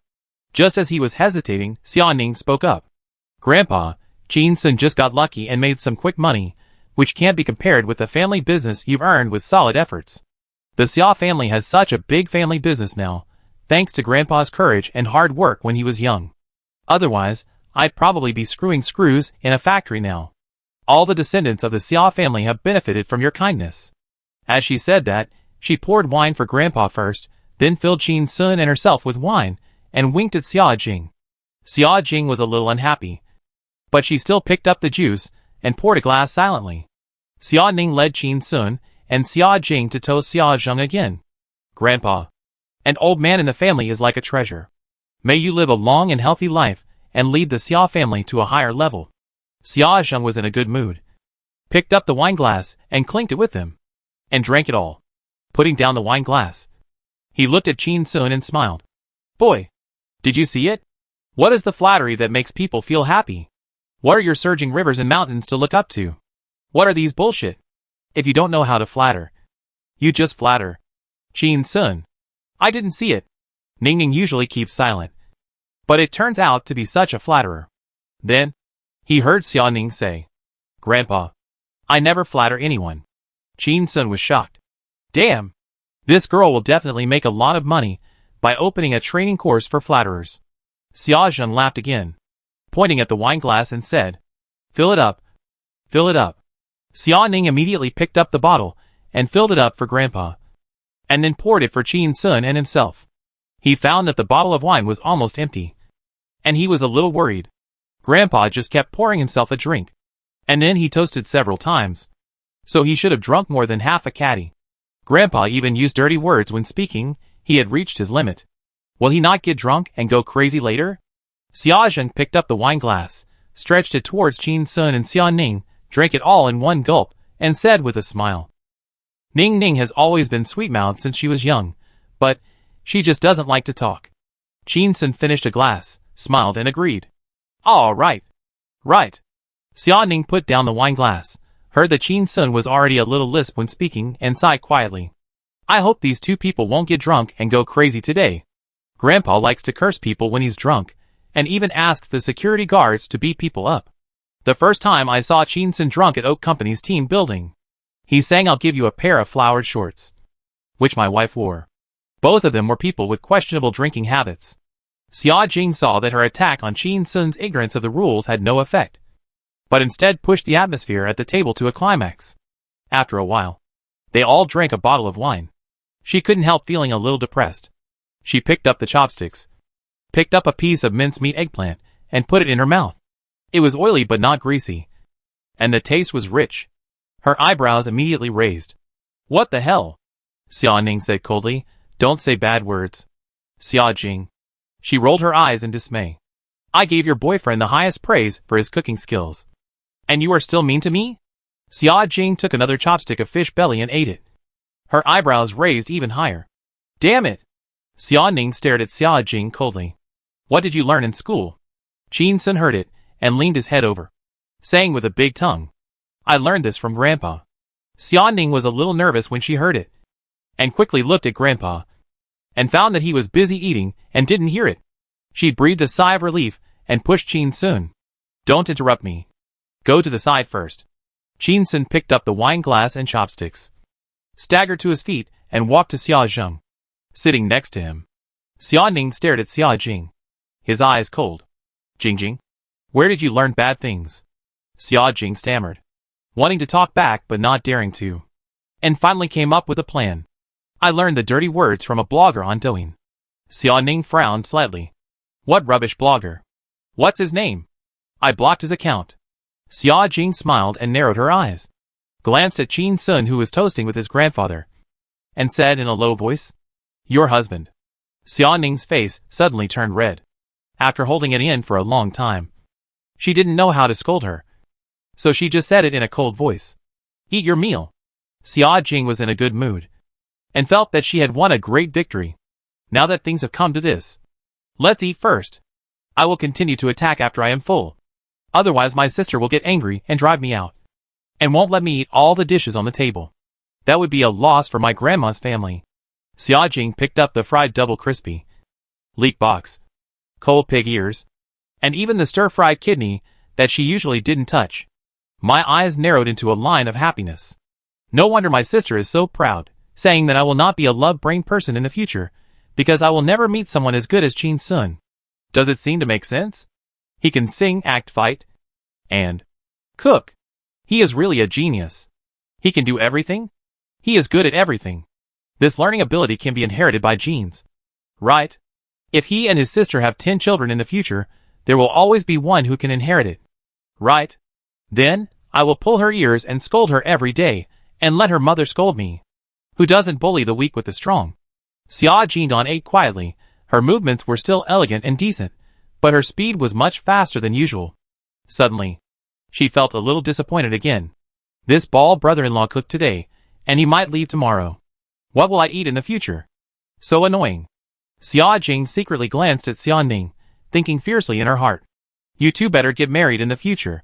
Qin Sun has to cook the dishes for the wedding banquet himself. Otherwise, I won't agree. However, I still have to beat the eggs today, one thing for one thing. As a member of the Xia family, you must take revenge. Xia Ning opened another bottle of white wine, and kept pouring wine for Grandpa and Qin Sun. People who can't drink well will drink without any restraint when holding a small cup, and like to drink in one gulp. They both speak with a slurred tongue now. Suddenly, Xia Jing ate a chopstick of cold mixed pig ears, and slammed the table in anger, and cursed with a slurred tongue. Damn it! He put his arm around Qin Sun's shoulders and said, Brother, I want to tell you something. If I hadn't met you today, I would have been cheated by someone. Xia Ning was shocked. Brother? I have another grandfather? Chapter 649. You drink too much, but you don't know how to drink. Qin Sun was drunk and asked with a yawn. What's wrong? Grandpa? Which grandson lied to you? Tell me. I'll vet your anger for you. I'm good at fighting. Xia Ning was relieved when he heard Qin Sun still calling Grandpa. It seems that this guy is not too drunk and knows his own weight. Xia Zheng picked up another pig ear with chopsticks, stuffed it into his mouth and chewed it, and explained vaguely, Brother, I don't particularly like cold dishes, even as a side dish for wine. I prefer peanuts, but Master Xia's cold mixed pig ears are a must. I love it. You kid, are you ruining the scene? Qin Sun smiled foolishly, and put his hand on Xia Jing's shoulder. Isn't it enough that I've ruined the scene? You're making a fuss. Qin Sun put his hand on his shoulder, and he didn't feel offended at all, turned his head, and looked at Xia Ning, and said, Ningning, go and fire Master Zhao. He said his cold mixed pig ears are the best in the whole magic city. Bullshit. He lied to me. Xia Ning smiled softly. Okay. I'll fire him later. That's what she said. But she wouldn't do it. Grandpa's chef has changed several people. Chef Xie is one of the longest time ones, and he has always worked diligently. If he gets drunk and fires someone today, he will regret it when he sobers up tomorrow. He may even not remember saying this today, and will only shout, Hey, where is my chef? Where did he go? Abandoned work? Suddenly, Xia Ning saw Qin Sun hugging Grandpa's shoulders tightly, and said with a big tongue, Not really. Not really. I'm from Shuren. I'm an alien species. And Master Xie said he was the best pig in the magic city. So there's nothing wrong with that. The main thing is, He picked up the wine glass and drank it all. The main thing is that I'm a fucking great cook. Everything he cooks is so delicious. Great. Xia Ning was stunned. Is Qin Sun crazy? How did he talk to Grandpa? Why is he so cunning? Is he so brave? Xia Jing heard Qin Sun's wild words and quickly looked up, wanting to take the opportunity to say something to him.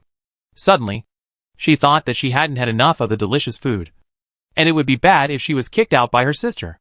She held back, lowered her head, and continued to eat.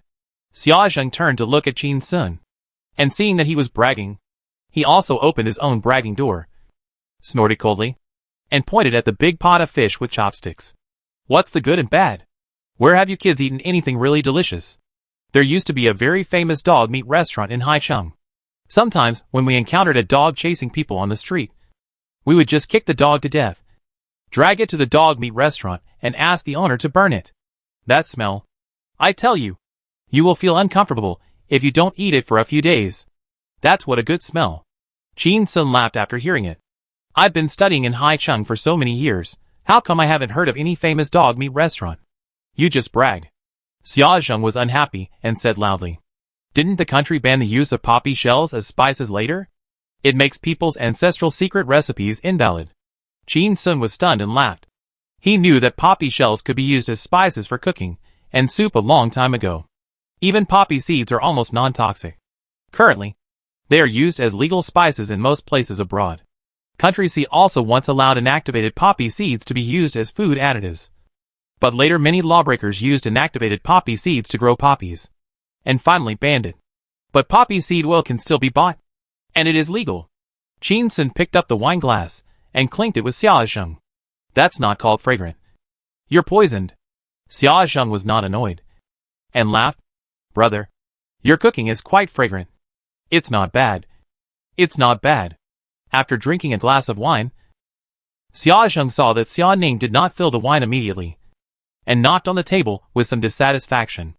Xia Ning understood, and had no choice but to fill Grandpa and Qin Sun's glasses with wine.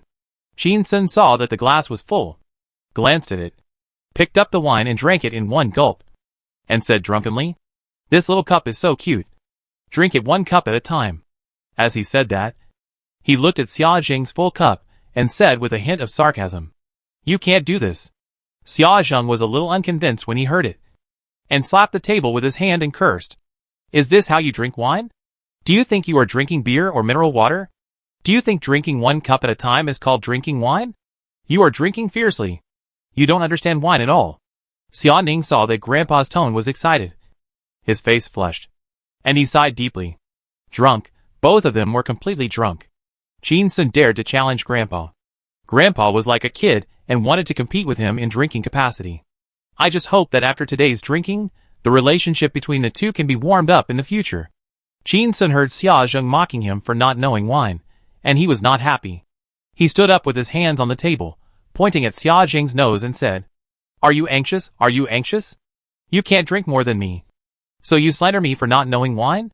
Xia Ning reached out and pressed Qin Sun's hand down, and quietly glared at him, but found that he didn't care at all. He kept looking at his grandfather. The atmosphere was a little tense.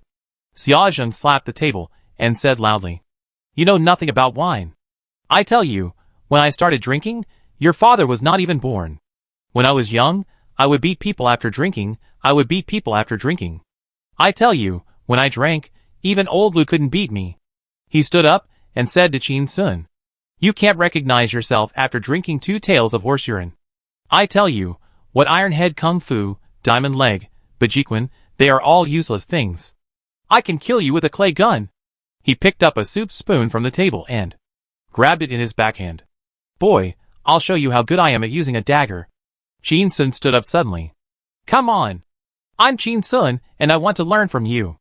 Xia Ning was shocked. Grandpa had never practiced, but Qin Sun could swing Yang Shulin and Kato Daiki around. Now he's drunk. I'll really grab Grandpa's legs and swing them around. Can these two still sit together for dinner in the future? Xia Ning immediately put his hand on Qin Sun's shoulder and said, Stop.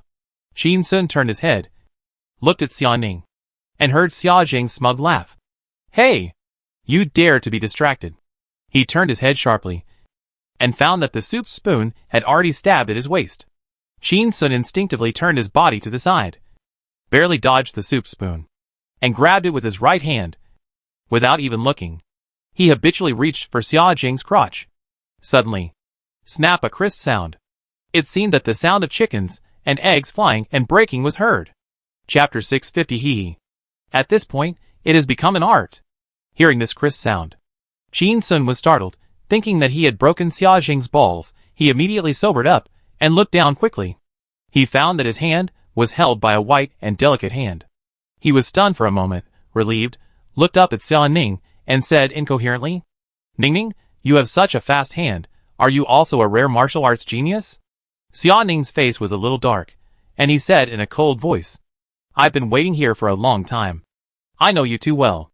Some people on the internet call you a bomb disposal expert. Qin Sun, isn't this a blatant slander?" Suddenly, he felt a pain in his waist. Looking down, he found that Xia Zheng, the old man, was poking with a spoon and was still shouting, "Hey, how dare you be distracted? Go to hell. I'll poke, I'll poke, I'll poke." Qin Sun's brain was stimulated by the pain, and he became more awake. Looking at Xia Ning's embarrassed face, he muttered softly, "Grandpa's character is not very good?" Xia Ning glared at him, raised his slightly swollen hand in front of Qin Sun, and said coldly, "Do you think your character is better than Grandpa's?"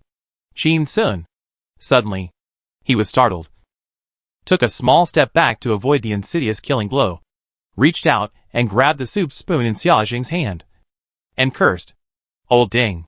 You actually want to poke my balls? There are such shameless people in the world. Xia Ning, you too are both shameless." Suddenly, she looked at Xia Jing, who was watching the fight silently on the side, and saw her face was dumbfounded, as if the door to a new world had been opened. She said coldly, "Jing, you go out. This is not for children to watch." Xia Jing threw her mushroom head up and said, I haven't eaten enough." Xia Zheng supported the chair, slowly sat back on the chair, pulled Qin Sun's hand to let him sit down, and said with a big tongue, "Brother, you know how powerful I am now, right? When I was young, I drank and fought and never lost. Wine is not just a drink, it is also the courage of a hero." Qin Sun sat down and grabbed the bottle, stuffed it into his mouth, gulped down a big gulp, put it heavily on the table, and said staggeringly, "Brother, I understand." Xia Ning was shocked. "Brother? How dare Qin Sun climb up the pole? How dare he call Grandpa brother?" Qin Sun said slowly in a lazy voice, "Is this wine? This is not wine. This is a warm river. It is the muddy water that has flowed through. It is a good medicine for the bleak days. It is the trivialities that fall into the stomach. It is to melt the fatigue in the blood. It is the touching feeling of the warm heart. It is also the future with tears in the eyes." As soon as the voice fell, Xia Jingming raised her head, her mouth stuffed full, like a hamster stealing nuts. I have to write it down. I will sell this rhetoric to whoever the female fan of Qin Sun in the class gives me more money." Xia Ning was stunned. Is alcohol really a catalyst for human creative inspiration? Xia Zheng carefully recalled Qin Sun's words, wiped the sweat from his face with his hand, and fell into deep thought. Recalling his youthful years, he grew up in the countryside, and later his father made some money and moved to the town. A few years later, I went to the city again. My father was away from home all year round, and my mother couldn't control herself, so she went out with a group of bad friends every day, drinking, fighting, and molesting women. I was living happily, but suddenly one day my father passed away unexpectedly. At the age of 17 or 18, I had to take over my father's burden, facing a bunch of shrewd partners and competitors. How could I not be afraid? I relied on my youthful righteousness to fight hard, using all kinds of methods, including positive, negative, cruel, and vicious, to barely keep the family business. After a few years, I slowly started to expand my business and made more money. There are no true friends in the world of fame and fortune. In those years, it seemed that wine was the only thing that kept me company. After a while, Xia Zheng came back to his senses, picked up the bottle of wine on the table, drank a sip, and said, "Brother, your words touched my heart." He turned around and patted Qin Sun's shoulder heavily, saying, "Brother, I tell you, don't look at me now that I'm old. I was handsome when I was young. No worse than you. I used the beauty trap to win a big business. Qin Sun leaned back in the chair a little limply and smiled. Brother is also very handsome now. Xiaozheng, handsome? Qin Sun, absolutely handsome. He patted Xiaozheng's shoulder and said loudly, Brother. Xia Ning was stunned. Brother. Is he scolding or praising? Seeing that Qin Sun was about to pour wine for the two of them again, Xia Ning quickly snatched the bottle and said, That's enough. Don't drink anymore. If you drink again, be careful, I will show you a bad taste. Qin Sun stared at Xia Ning blankly for a while, suddenly turned to look at Xiaozheng and said, Brother Byron, control your granddaughter, look. She's threatening me. Xiaozheng slammed the table, said with a big tongue, Ning, how are you talking to your grandpa Qin? Xia Ning? She was shocked, muttered. Grandpa Qin? Suddenly she saw Qin Sun turned his head again, looking at her with a smile on his face, said drunkenly, Ning, from now on, we will talk about our own things. You call me grandpa, I call you sister? Xia Ning was petrified on the spot. Xiaozheng saw that grandpa and Qin Sun were calling each other brothers, and it was getting more and more harmonious, and she was a little unhappy. It's over. It's over. Qin Sun shaved his head. This hairstyle that grandpa hates the most. But he can make grandpa so happy. When he grows hair in the future, what will happen? Suddenly, Xiaozheng put down the bowl and chopsticks, secretly burped, poured a glass of juice, held it in both hands, and stretched it to Xiaozheng, saying, Grandpa, Grandpa, I haven't heard the story of how you made up your mind to leave Haicheng and go out to make a living for several years. Xia Ning saw through Xiaozheng's little tricks, glared at Xiaozheng with sharp eyes, and the threat was obvious. She had heard the story of making up her mind to leave Haicheng to venture out many times. It was that her grandfather was dumped by his first love, and after he gave up, he ran out of Haicheng to venture out and expand the market. And her grandfather was dumped because his first love fell in love with someone else. A bald man. It's not just the baldness, but mainly the handsomeness. Xiaozheng picked up the wine glass and drank it in one gulp, looking at Qin Sun's bald head, and said, Alas, it's all some bad things. There's nothing to say. Handsome bald men are not necessarily bad people. I think Brother Qin is very good. He is an honest man. Qin Sun picked up the wine glass and smiled. Brother Byron, cheers. Xiaozheng raised his glass, and Xia Ning immediately filled it up. Cheers. Brother Qin. Xiaozheng was shocked. Could it be that the porrit that Qin Sun said when making cold pig ears just now really cast a spell on Grandpa? He even likes handsome bald men? Qin Sun put down his glass, looked at everyone in the restaurant dazedly, and smiled evilly. Hee. So far, it has become an art. Xia Ning caught the smile on Qin Sun's lips and felt helpless. This guy must be very arrogant. Right? We have to quickly take him back to Shutian Film and Television City and lock him up in the courtyard. Don't let him out to cause trouble.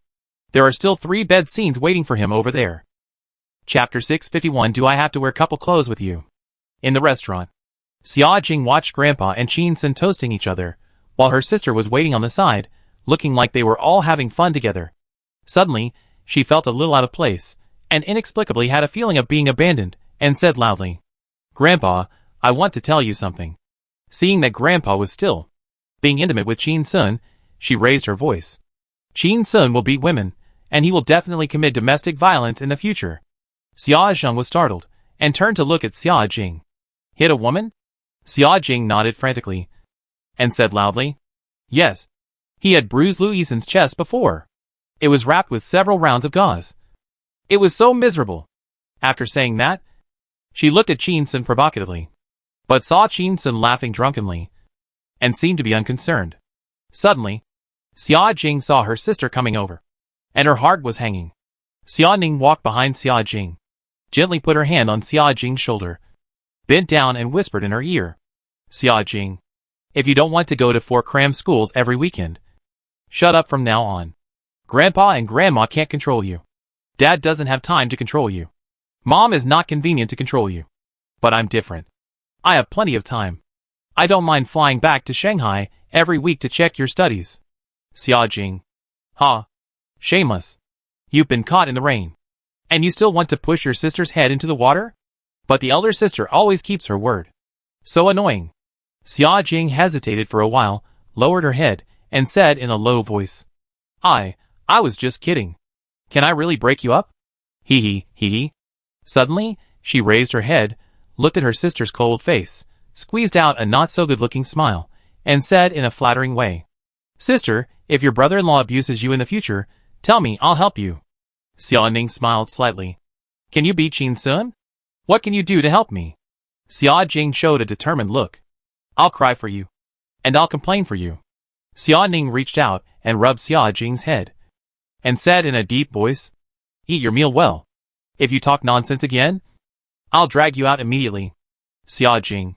It's over. She's really angry. I'm no longer her favorite person. Xia Ning straightened up, turned his head to look at Grandpa and Qin Sun, and found that the two brothers put their heads together and whispered happily. Drunk people can't control the volume, and what they thought was whispering is actually very loud. Grandpa put his arm around Qin Sun's shoulders and asked, Brother, can you really hit a woman? Qin Sun looked proud. Isn't it just a matter of reaching out? Xia Zheng leaned his head closer, clenched his right hand into a fist, and asked, How did you hit her? Qin Sun laughed and spoke faster. I started with a move of subjugation, quickly approached the woman, grabbed her with a strong backhand, and punched her in the face. Then I deliberately punched her in the belly button. The last one was an amazing hug and throw, making her roll on the ground and scream in pain. She had irregular menstruation. Xia Ning saw Qin Sun talking with great joy, and seemed to be looking forward to doing such a series of moves on others. And her face turned cold. Why did this guy tell Grandpa so much in detail in front of him? Aren't you afraid that Grandpa will worry about me being abused? At this time, I saw Grandpa waved his hand and said, Hey, Brother Qin, don't think that your fancy words sound powerful, but they are useless. He approached Qin Sun and whispered, Brother, I have experience. I will teach you how to fight. Then, the two whispered, laughed from time to time, looking like they met too late. Xia Ning was speechless. Oh my goodness! A grandfather suddenly appeared out of nowhere, and I became an outsider. Xia Jing saw that her sister looked unhappy, and quickly lowered her head to continue eating. It's none of my business. It's none of my business. It was Qin Sun who cast a spell on Grandpa. It was cast on, the next day. Qin Sun woke up from a big bed, and felt a little empty in his head, and a little tingling on his thigh. Subconsciously, he reached out and touched it. But it hurt even more. He sat up, shook his head, lifted the quilt, and saw some bruises on his thigh, and couldn't help but feel a little confused. Wasn't it my waist that I was stabbed in yesterday? Did I fight with the old man again later? Why did he pinch my thigh? Did he pinch the wrong spot? Suddenly, a light sound of footsteps sounded. Qin Sun looked up and saw Xia Ning, wearing a black nightgown, walking out of the bathroom at the door, with a black headband on her hair. Probably she had just finished washing up. Xia Ning walked to the bedside, looked at Qin Sun coldly, and asked, Awake? Qin Sun nodded. Yeah. Xia Ning glanced at Qin Sun's bruised thigh. Does it still hurt? Qin Sun was startled, pointing to the scar on his thigh, and asked, How did I get this injury? Xia Ning, I pinched it. Qin Sun? He thought hard, and couldn't remember how he came out of the restaurant last night, and how he lay on the bed. He was completely blacked out. He looked at Xia Ning, his face a little embarrassed, and asked, That? You pinched my thigh. Was it because I was drunk yesterday, and did something extreme to you? Xia Ning's face became colder, and he closed his eyes, looking helpless and annoyed. Qin Sun looked at Xia Ning's arms and legs exposed outside her nightgown, and found no scars. His eyes fell on her chest covered by clothes, and asked, I didn't touch her randomly, did I? Xia Ning glared and said, No. Qin Sun breathed a sigh of relief, a little relaxed, and a little regretful. I, Qin, have always been a good drinker. Xia Ning was stunned when she heard this, as if she couldn't believe that this sentence came from Qin Sun's mouth. After a long while, she sneered and said, Are you a good drinker? The maids carried you to the room. You were so drunk that you couldn't take a bath. I took off your clothes and wiped your body. When I took off your pants, you suddenly woke up and said you wanted to practice with me and show me some wushu combos. What about the power of the enemy? The strong hand cracking the skull, the deliberate punch, and the amazing. You were just talking nonsense. At this point, she suddenly laughed. Then I pinched your thighs, and you screamed louder than a wild boar. After a while, you laid down obediently. Qin Sun looked down at the clothes on his body and found that it was a brand new set of black pajamas, which was the same color as Xiao Ning's. He lifted the quilt, gently unzipped the waistband of his pajamas, looked inside, and was stunned. The bitter tea seeds were also brand new. He raised his head and looked at Xiao Ning in shock. Xiao Ning pursed her lips. Her face flushed, but she forced herself to speak with a cold face.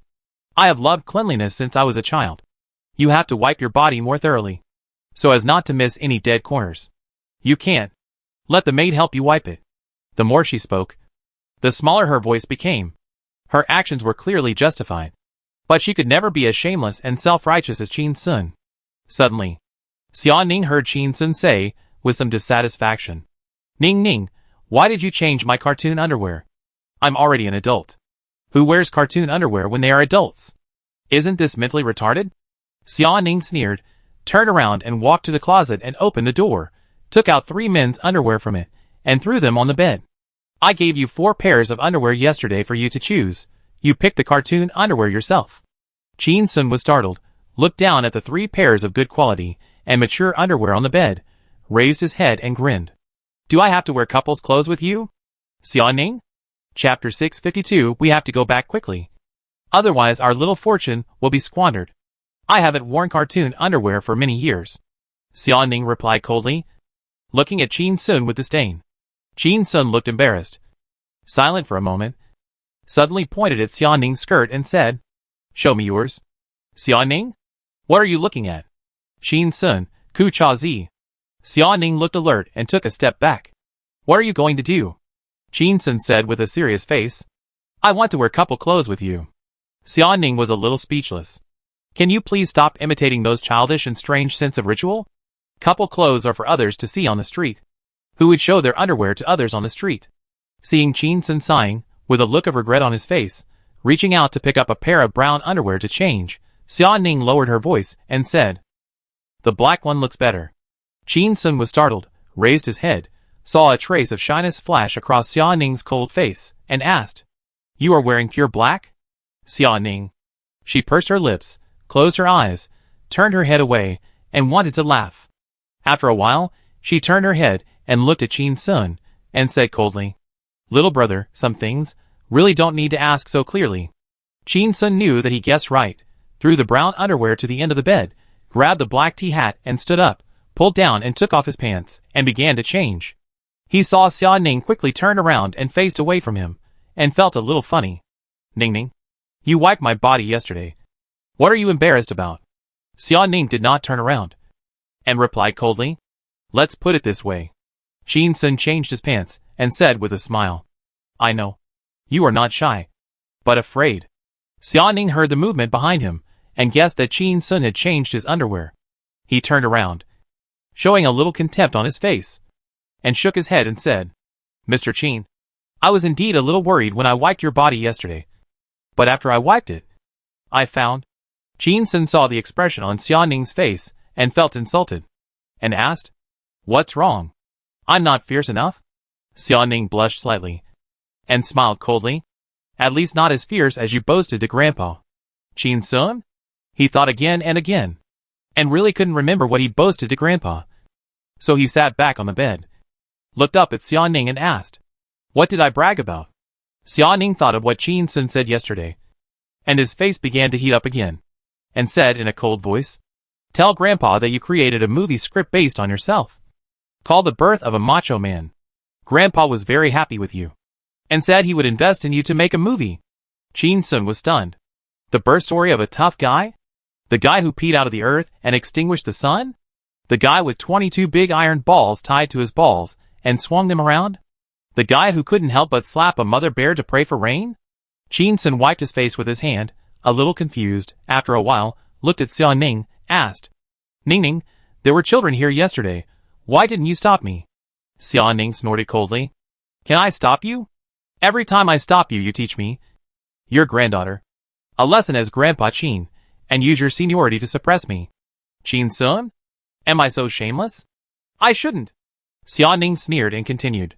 However, While you were sharing the Three Kingdoms history with Grandpa and telling jokes about the long future, I had already kicked Xia Jing out of the restaurant. It reduced the noise pollution for her. When Qin Sun heard the words, the long future, he was startled and immediately thought of a joke. During the Three Kingdoms period, Liu Bei, Guan Yu, and Zhang Fei drank and boasted until midnight. Liu Bei glanced at the sky and said, "It's late at night, let's have a long future." Zhang Fei said immediately, "Big brother, you've drunk too much." Second brother's name is Yun Chang.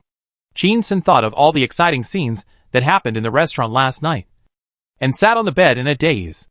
After a while, he looked up and asked Xia Ning, "My memory only goes back to yesterday, when I exchanged techniques with him to beat women. And I don't remember what happened afterwards. I didn't have any conflicts with Grandpa afterwards. Did I?" Xia Ning sneered and said, "No. You two met too late. If I hadn't been stopping you, you two would have wanted to become sworn brothers right on the spot." Qin Sun breathed a sigh of relief, laid down on the bed, looked at the ceiling, and smiled. That's good, that's good.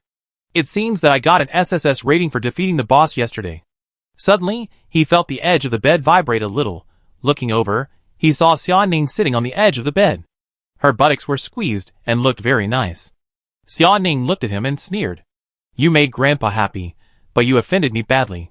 Qin Sun sat up immediately, quickly rolled behind Xia Ning, sat up and hugged her in his arms, patting her back gently, just like coaxing a child. "Not angry. Not angry. How can you take what you say when you're drunk seriously?" Xia Ning was hugged tightly, and remained silent. Suddenly, she felt Qin Sun hugging her tighter, and heard a warm breath and strange love words. "Ning Ning, you're so good to me. When you get drunk in the future, I'll wipe your body for you, too." Xia Ning. She struggled to break free from Qin Sun's arms, turned her head to look at him, and snorted coldly. "Thank you, no need. I will never let myself get drunk and lose consciousness." Qin Sun looked at Xia Ning's cold face, smiled, and didn't mind. "I'm used to it. This sister is cold on the outside but warm on the inside. She's as cute as an inflatable doll." Suddenly, he noticed that Xia Ning looked a little tired, with some dark circles under her eyes, and asked softly, "Ning Ning, did you not sleep well last night?"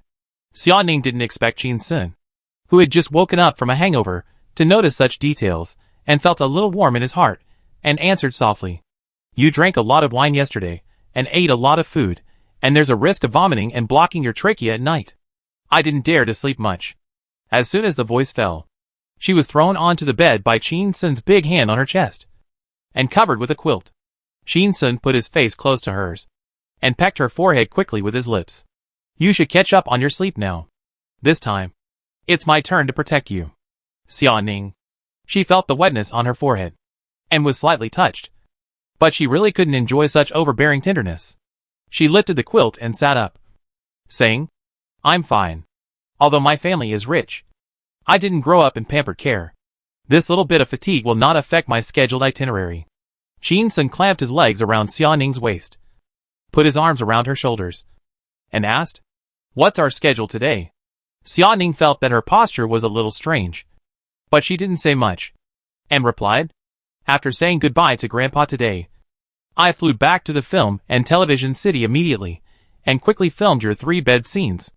Were you called last night, and said that you were not there, and the whole shooting site was a mess. Mao Qianni, Zhu Yuanju, and Gao Man were a little slack, and sometimes they acted like big shots. Xiao Lele had several quarrels with the staff, because they said that the dishes Xiao Lele cooked were pig food, and they wanted you to go back and cook. Also, Brother Niu has crashed 2 cars, and repaired the wall of the courtyard 3 times. As she said that, she sighed. Wu Yu is waiting for you, the demon god, to return and teach them a lesson." Qin Sun smiled, thinking of the cool actions of Niu Xiaojun, the iron-headed kid, and envied her tough life. Niu Xiaojun, this idiot, smashed 2 cars, but 3 walls were intact. This life is really tough. Xia Ning saw Qin Sun laughing happily and reminded him, "The money for the scrapped car and the wall repair must be paid from the film production cost. That's your money." Qin Sun heard it, and slapped the bed hard. "Damn it. We have to go back quickly. Otherwise, my little property will be squandered by them." Chapter 653. According to your logic. Are you still a gentleman? Okay. Then get up and wash up. Preferably take a shower. And then we'll go say goodbye to Grandpa. You two, old and young, are two alike. I'm worried that if you continue to get along, something bad will happen again. We have to leave quickly, Xiaoning said, struggling with Qin Sun's arms around her, but found that she couldn't get away. Looking down, she found that Qin Sun's two legs stretched out from behind her, still tightly clasped her waist, and his two arms were still tightly hugging her shoulders, like a koala hugging a tree. Xiaoning turned her head, looking at Qin Sun, who leaned his head sideways on her shoulder, said somewhat helplessly, "Is every man of your age so vulgar?" Qin Sun immediately raised his head, looking at Xiaoning's delicate and fair face without makeup, shaking his head to deny. "Not every man will be like me."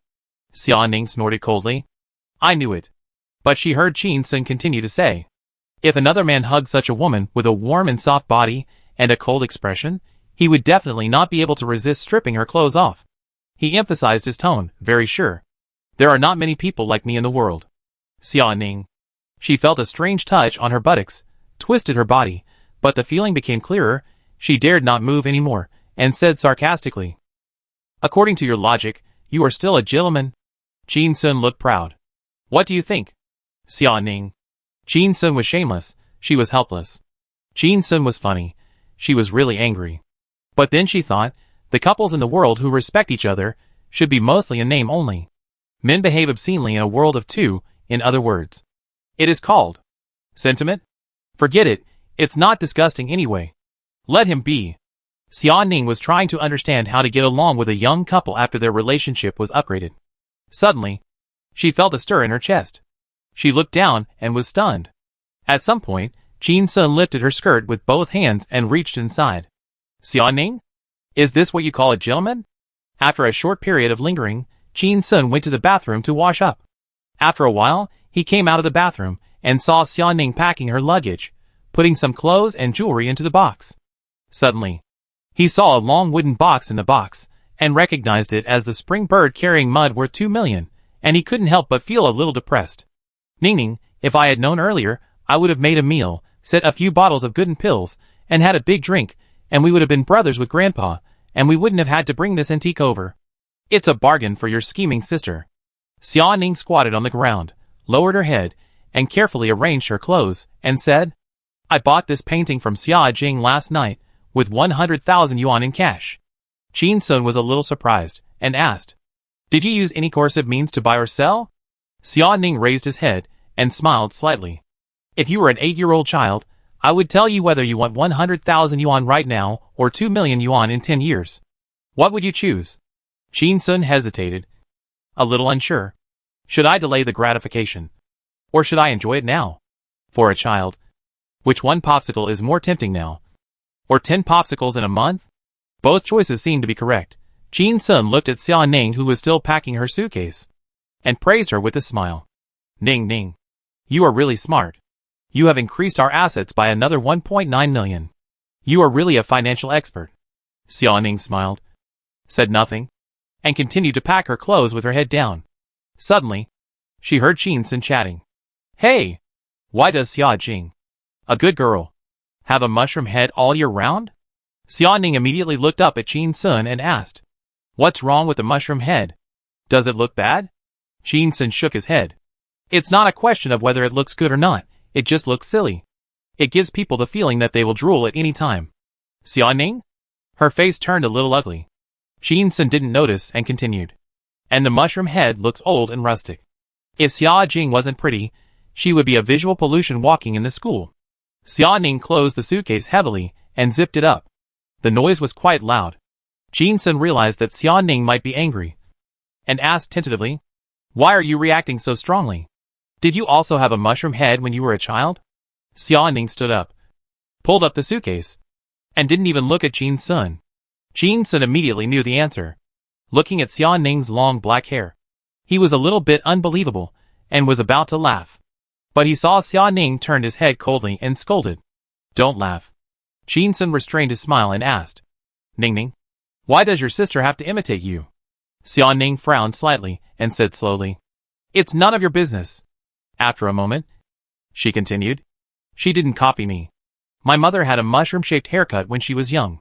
She thought it looked good, so she wanted to leave the best for us. So, she stopped talking at this point. When she was young, she didn't realize there was anything wrong with this hairstyle. Instead, she thought it was playful and cute.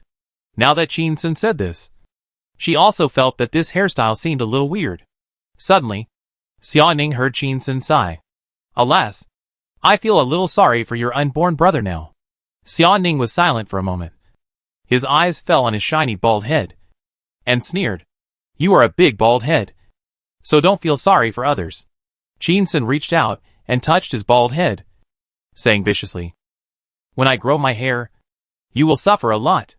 Xiaoning knew what Chin-sun was talking about, and thought of what his grandfather said when Chin-sun and his grandfather were drinking last night. When you are young, men always don't know how high the sky is and how deep the earth is, and they always say they will hack you tonight. I didn't realize how much I boasted when I got older. Xiaoning looked at Chin-sun, who was a little embarrassed, pursed his lips, and hesitated to say something, and finally said nothing. After a person shaves his head, it will take 1 to 2 weeks for hair to grow back. Right? It doesn't seem to take long. But the process of waiting for death is really annoying. The two packed up and walked out of the bedroom. It was already past 10 o'clock in the morning. Xiaoning took Chin-sun to the living room and found that Grandpa was not there. And Xiaojing also went to school. There were only some maids busy in the big villa. Xiaoning asked Chin-sun to sit down in the living room and said, Grandpa was drunk last night. I'll go to Grandpa's bedroom to visit him first. You can play with your phone here for a while. Chin-sun nodded. Suddenly, a voice sounded. Miss Ning. Xiaoning turned around and found that it was the old housekeeper of the villa.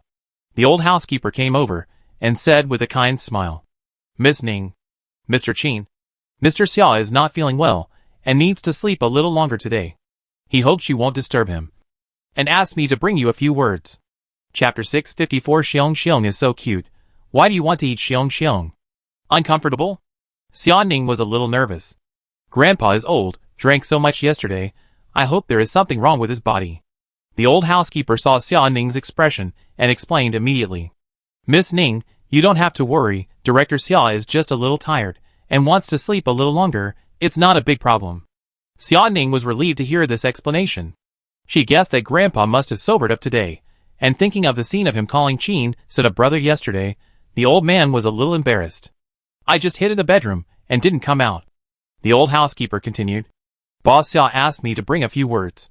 He glanced at Chin-sun and said with a smile. First, Boss Xia gave Miss Ning's fiancé a score of 70, and gave a 4-character comment that the future is promising. Xiaoning was shocked and asked hurriedly, Fiancé? The old housekeeper nodded and said, Yes. Boss Xia said the word fiancé. I remember it very clearly. Xiaoning heard this and turned to look at Chin-sun. He saw that he was trying to hold back his smile, and he felt a little embarrassed and shy. How come after just one drink, this guy changed from a boyfriend to a fiancé in Grandpa's mind? Didn't he even ask for my opinion? Now Mom is very satisfied with Chin-sun. Grandpa is also satisfied. And Grandpa is even more satisfied. Does this mean that I have to get married in the future? It's obviously a free love. Why do I feel like I've become a victim of an arranged marriage? He also gave him 70 points, which is 10 points higher than the passing score of 60 points. Chin-sun is already worth over 100 million yuan. And it took him less than a year. What prospects did Grandpa see in him when he said there is a promising future? Create a business empire that is not inferior to Xia Group? Chin-sun stood up from the sofa, walked to Xiaoning, took her hand, and said to the housekeeper with a smile, Please thank Grandpa for his compliments on my behalf. The old housekeeper nodded with a smile. I will, he continued. The second thing is still about Mr. Chin. Mr. Xia said that it takes at least 7 months for a new drug to go from clinical trials to data review and then be approved for marketing. He will try to pass the approval as quickly as possible and build a production line at the same time. I hope Mr. Chin's marketing power will not disappoint him by then. Make sure to make Gooden Pills a hit. Chin-sun smiled and said, I will definitely not let the old man down. He was very confident about this. The marketing guidebook he obtained from Xiaoning before, which contained all the marketing plans that were mature on Earth. And there were a lot of them. It was not difficult to market a high-quality aphrodisiac.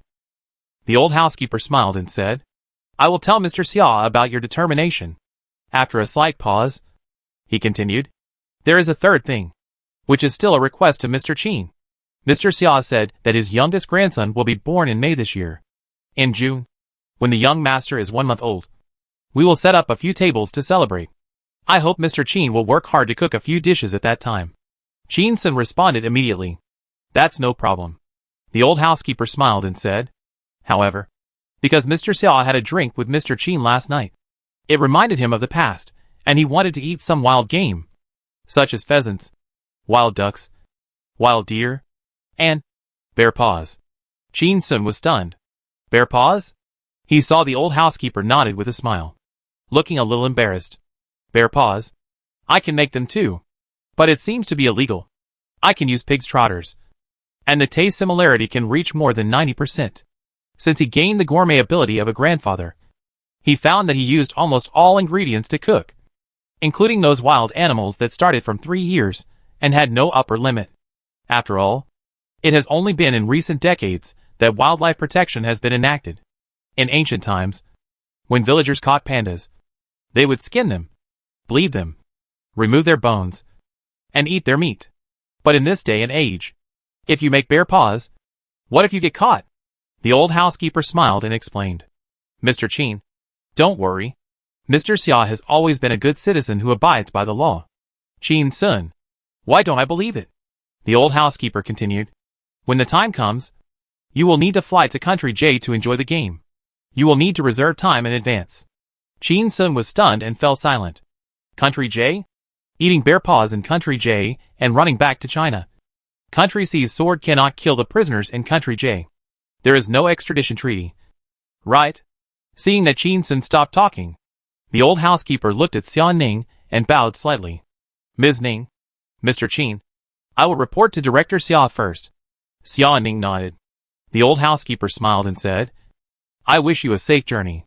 After that, he turned and left. Qin Sun was immersed in the shock of burning bear paws and becoming a criminal.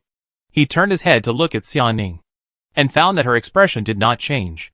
He asked in a low voice, "Ning Ning, have you eaten bear paws before?" Xia Ning nodded without hesitation. "I have eaten it a few times." "What's wrong?" Qin Sun heard Xia Ning's calm tone, as if she was just talking about eating tofu a few times, which seemed very casual. He didn't know what to say immediately.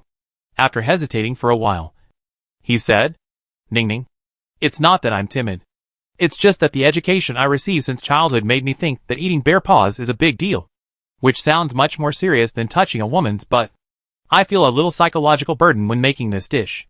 Xia Ning looked at Qin Sun, frowned slightly, and said, "No, touching a woman's butt in J country is definitely a worse incident than eating bear paws." Qin Sun immediately waved his hand and said, "No, no, no. Touching a woman's butt will result in 3 days of detention. Eating bear paws will result in 3 years of sentence." Xia Ning was a little amused, staring into Qin Sun's eyes, and asked, "Have you touched it?" Qin Sun.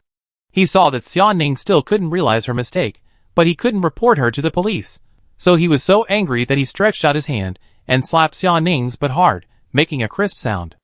"I touched it. I let you eat bear paws. I let you eat them. Bears are so cute. Why do you want to eat bears?"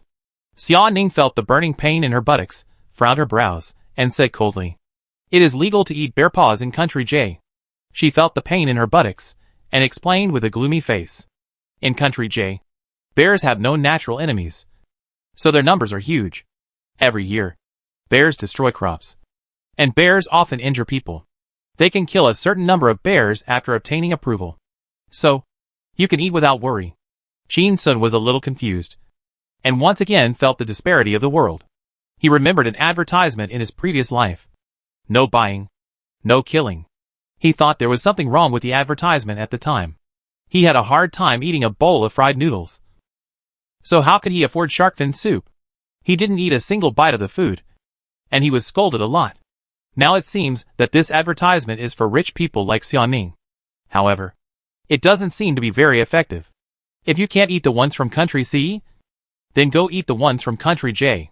Suddenly, Qin Sun saw Xia Ning's cold face, and knew that he had been a little heavy-handed just now.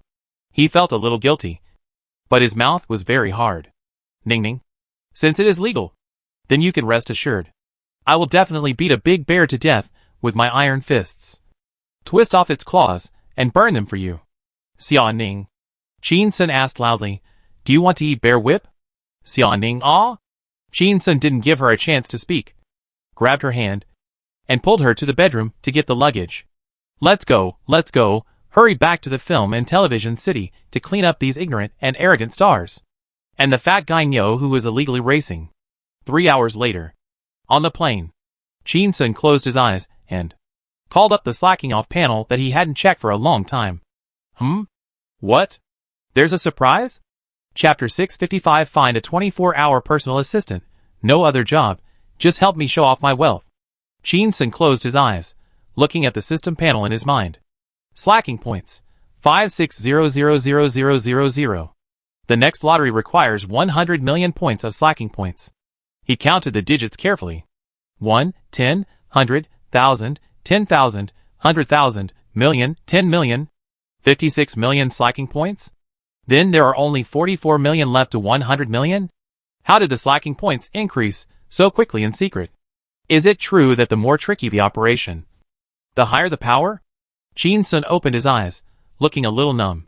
Xia Ning saw that he opened his eyes, and his expression was silly. She was a little worried that he was going to make bear paws. She was still in torment, and was about to say a few words of comfort. Suddenly, Qin Sun turned his head and looked at her, and asked seriously, Ning Ning, I'm going to ask you something, and you have to answer it truthfully. Seeing that he looked serious, Xia Ning grabbed his hand tightly, wanting to comfort him a little, and said, You asked? Qin Sun asked solemnly. Ning Ning, do you think my recent behavior is cool? Xia Ning ah? Qin Sun saw that Xia Ning was a little surprised, and changed his words. Do you think my recent behavior is explosive enough? Xia Ning.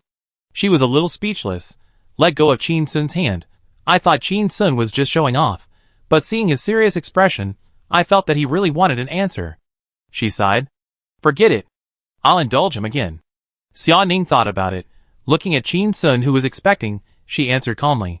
It's quite explosive. Whether it's about the Huang Hui incident. Speaking of this, she looked around, found that no one was looking at her, and continued in a low voice. Whether it's the hand of God that cured Huang Hui, or being on good terms with Grandpa, and having a drink and then talking about a business worth billions in the future. These things can be called explosive, enough to shock many people. Qin Sun nodded with satisfaction, and closed his eyes again. Xia Ning? What's wrong with him? Pretending to be a master? Qin Sun closed his eyes, and kept calculating in his mind. You plant flowers with care, but they don't bloom. But you plant willows without care, and they grow into shade. Lying in the courtyard pretending to be dead all day long cannot effectively improve your slacking value. That's just touching small fish. I have to touch big fish, touch whales. When deviating from the main line of work, the bigger the noise, the higher the slacking value. It seems that my previous judgment was not wrong. The bigger the noise, the greater the influence, the more the emotions of the slacking audience are mobilized, the higher the slacking value. The higher the sky, the more slutty the hands. I want to make trouble. Qin Sun opened his eyes. Xia Ning had been staring at Qin Sun, and found that he opened his eyes again. His eyes seemed to be shining like thousands of stars, and asked immediately, Qin Sun, what's wrong with you? Qin Sun looked determined. I want to make trouble. Xia Ning's face changed slightly, and asked, What do you want to do? Qin Sun turned his head, stared at Xia Ning's eyes, and said word by word, I want to pretend. Xia Ning? She suspected that there was something wrong with her ears. She stared at Qin Sun for a while, and saw that Qin Sun's expression was getting more and more determined. And she knew that this guy was not talking nonsense. She asked again, Why do you want to? No. You are already pretending enough. How else do you want to pretend? Qin Sun was slightly startled and shook his head. I don't know. I've reached a bottleneck in showing off. How about you think of a way for me? Don't talk about singing, acting, boxing. These are far from satisfying my restless heart. I want to do something big. He paused and repeated with a stronger tone. I want to do something big, big. Xia Ning frowned slightly when he heard this, resisting the urge to look at his chest, and said lightly, Pretending to be cool, I'm not good at it. You asked the wrong person. Qin Sun saw Xia Ning's cold face and snorted. Sister, aren't you showing off enough? You flew all the way to Country J just to eat bear paws. And you didn't feel tired. Isn't that showing off enough? Xia Ning was silent for a moment, and asked softly, Little brother, if I take a 3-hour flight to Chengdu to eat a bowl of hot and sour noodles, do you think it's showing off enough? Qin Sun thought about it. It's okay. It's better to fly to Country J to eat bear paws. Xia Ning smiled and continued. It takes 3 hours to fly from Shanghai to Chengdu, but it only takes more than 2 hours to fly from Shanghai to Country J. So, if we look at the distance, flying to Country J to eat bear paws is definitely not as showing off as flying to Chengdu to eat hot and sour noodles. Qin Sun? Suddenly, he felt like a local dog, and felt the oppression brought by money. He pointed at Xia Ning and said, Hey, are you looking down on me? You're bullying me because I'm not a liberal arts student, and I haven't studied geography. Right? Xia Ning reminded. Geography, you studied it in the first year of high school. Right? Qin Sun almost couldn't catch his breath. You. Xia Ning found it very interesting to see Qin Sun like this, and didn't want to torture him anymore, so he changed the subject and asked, Then do you want to eat bear paws? Qin Sun answered loudly immediately. Go! Not only do I want to eat it, I also want to cook it. Not only do I want to cook it, I also want to kill it myself. I want to kill it! When Xia Ning heard the 3 words kill it, the plot of the birth of a strong man that Qin Sun told her last night immediately emerged in his mind. The male protagonist went into the cave to pray for rain, and fought with the mother bear for 300 rounds. Thinking of this, she immediately shook her head, trying to get rid of the bad things in her mind. Impossible, I am dirty. The hack it to death here must be a mood group. Suddenly, Xia Ning noticed that some people were attracted by their conversation, turned her head to look over here, and quickly raised her hand to cover Qin Sun's lips with her fingers, whispering, Keep your voice down. Qin Sun closed his eyes, feeling a little depressed. It's great to be rich. If you have money, you will know that flying to J Country is faster than flying to Chengdu. If you have money, you can eat bear paws legally. It was really sudden. Qin Sun opened his eyes, turned his head to look at Xia Ning. His eyes sparkled. Xia Ning saw that he looked a little excited, startled, and asked, What's wrong with you? Qin Sun raised a dangerous smile at the corner of his mouth, and said in a low voice, Ning, I thought of how to show off. Xia Ning was startled. I'd like to hear more about it. Qin Sun smiled. I want to show off like you. Xia Ning was a little confused. What's wrong with me? Qin Sun sneered. You are showing off your wealth. Xia Ning. Qin Sun was calm and said in a deep voice, I want to show off my wealth too. Ning. I want to spend money. I want to act pretentiously. I want to spend money. Xia Ning? She didn't want to talk to Qin Sun anymore. She felt that he was really unreasonable. Did I show off my wealth? I have never shown off my wealth. Right? I have always been very low-key. Okay? Qin Sun leaned back in his chair, looking at the top of the cabin. The more he thought about it, the more he felt that this approach was feasible. To make a big splash, to greatly mobilize the audience's emotions. Is there a better way than showing off wealth? The top student shows off his knowledge. Some netizens say a few sarcastic words. Most people praise him. The beautiful woman shows off her beauty. The fairies say a few yin and yang. Most of the lickers are still happy. But showing off wealth, there are so many haters on the internet. Whoever brags about money will definitely attract overwhelming firepower. It may even be reported offline. Xia Ning saw Qin Sun's eyes getting brighter and brighter, and asked in a low voice, What are you going to do? Qin Sun turned his head, and said with a determined face, Find me a 24-hour personal assistant, who has no other job, just to help me show off my wealth. I want to find a little assistant to show off my wealth. Chapter 656 on the left and fire on the right. Thunder God helps me. Hearing this, Xia Ning looked at Qin Sun quietly with a scrutinizing look. Qin Sun was not panicked at all, and looked at Xia Ning without blushing or beating his heart. Xia Ning gradually frowned, and after a while, he relaxed again, with a happy smile on his face, and said, I know.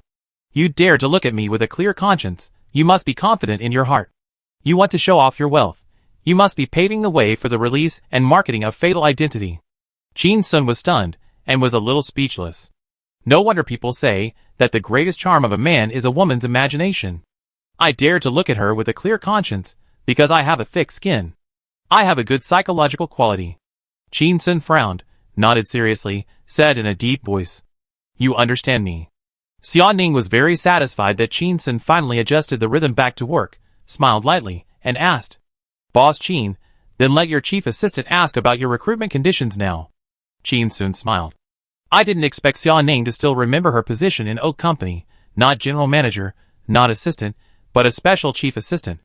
Xia Ning took out her cell phone, opened the memo, and began to ask questions.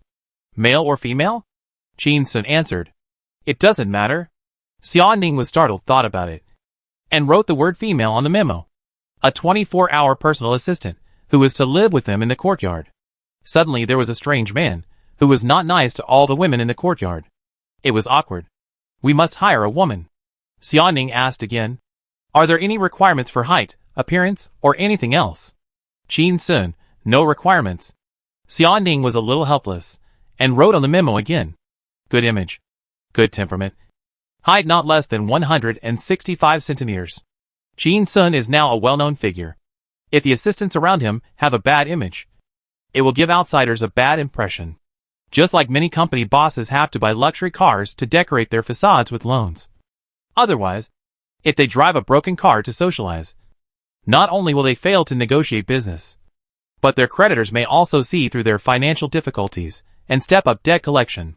Therefore, for many assistants in non-core business, their appearance can be regarded as core competitiveness, just like the company's front desk.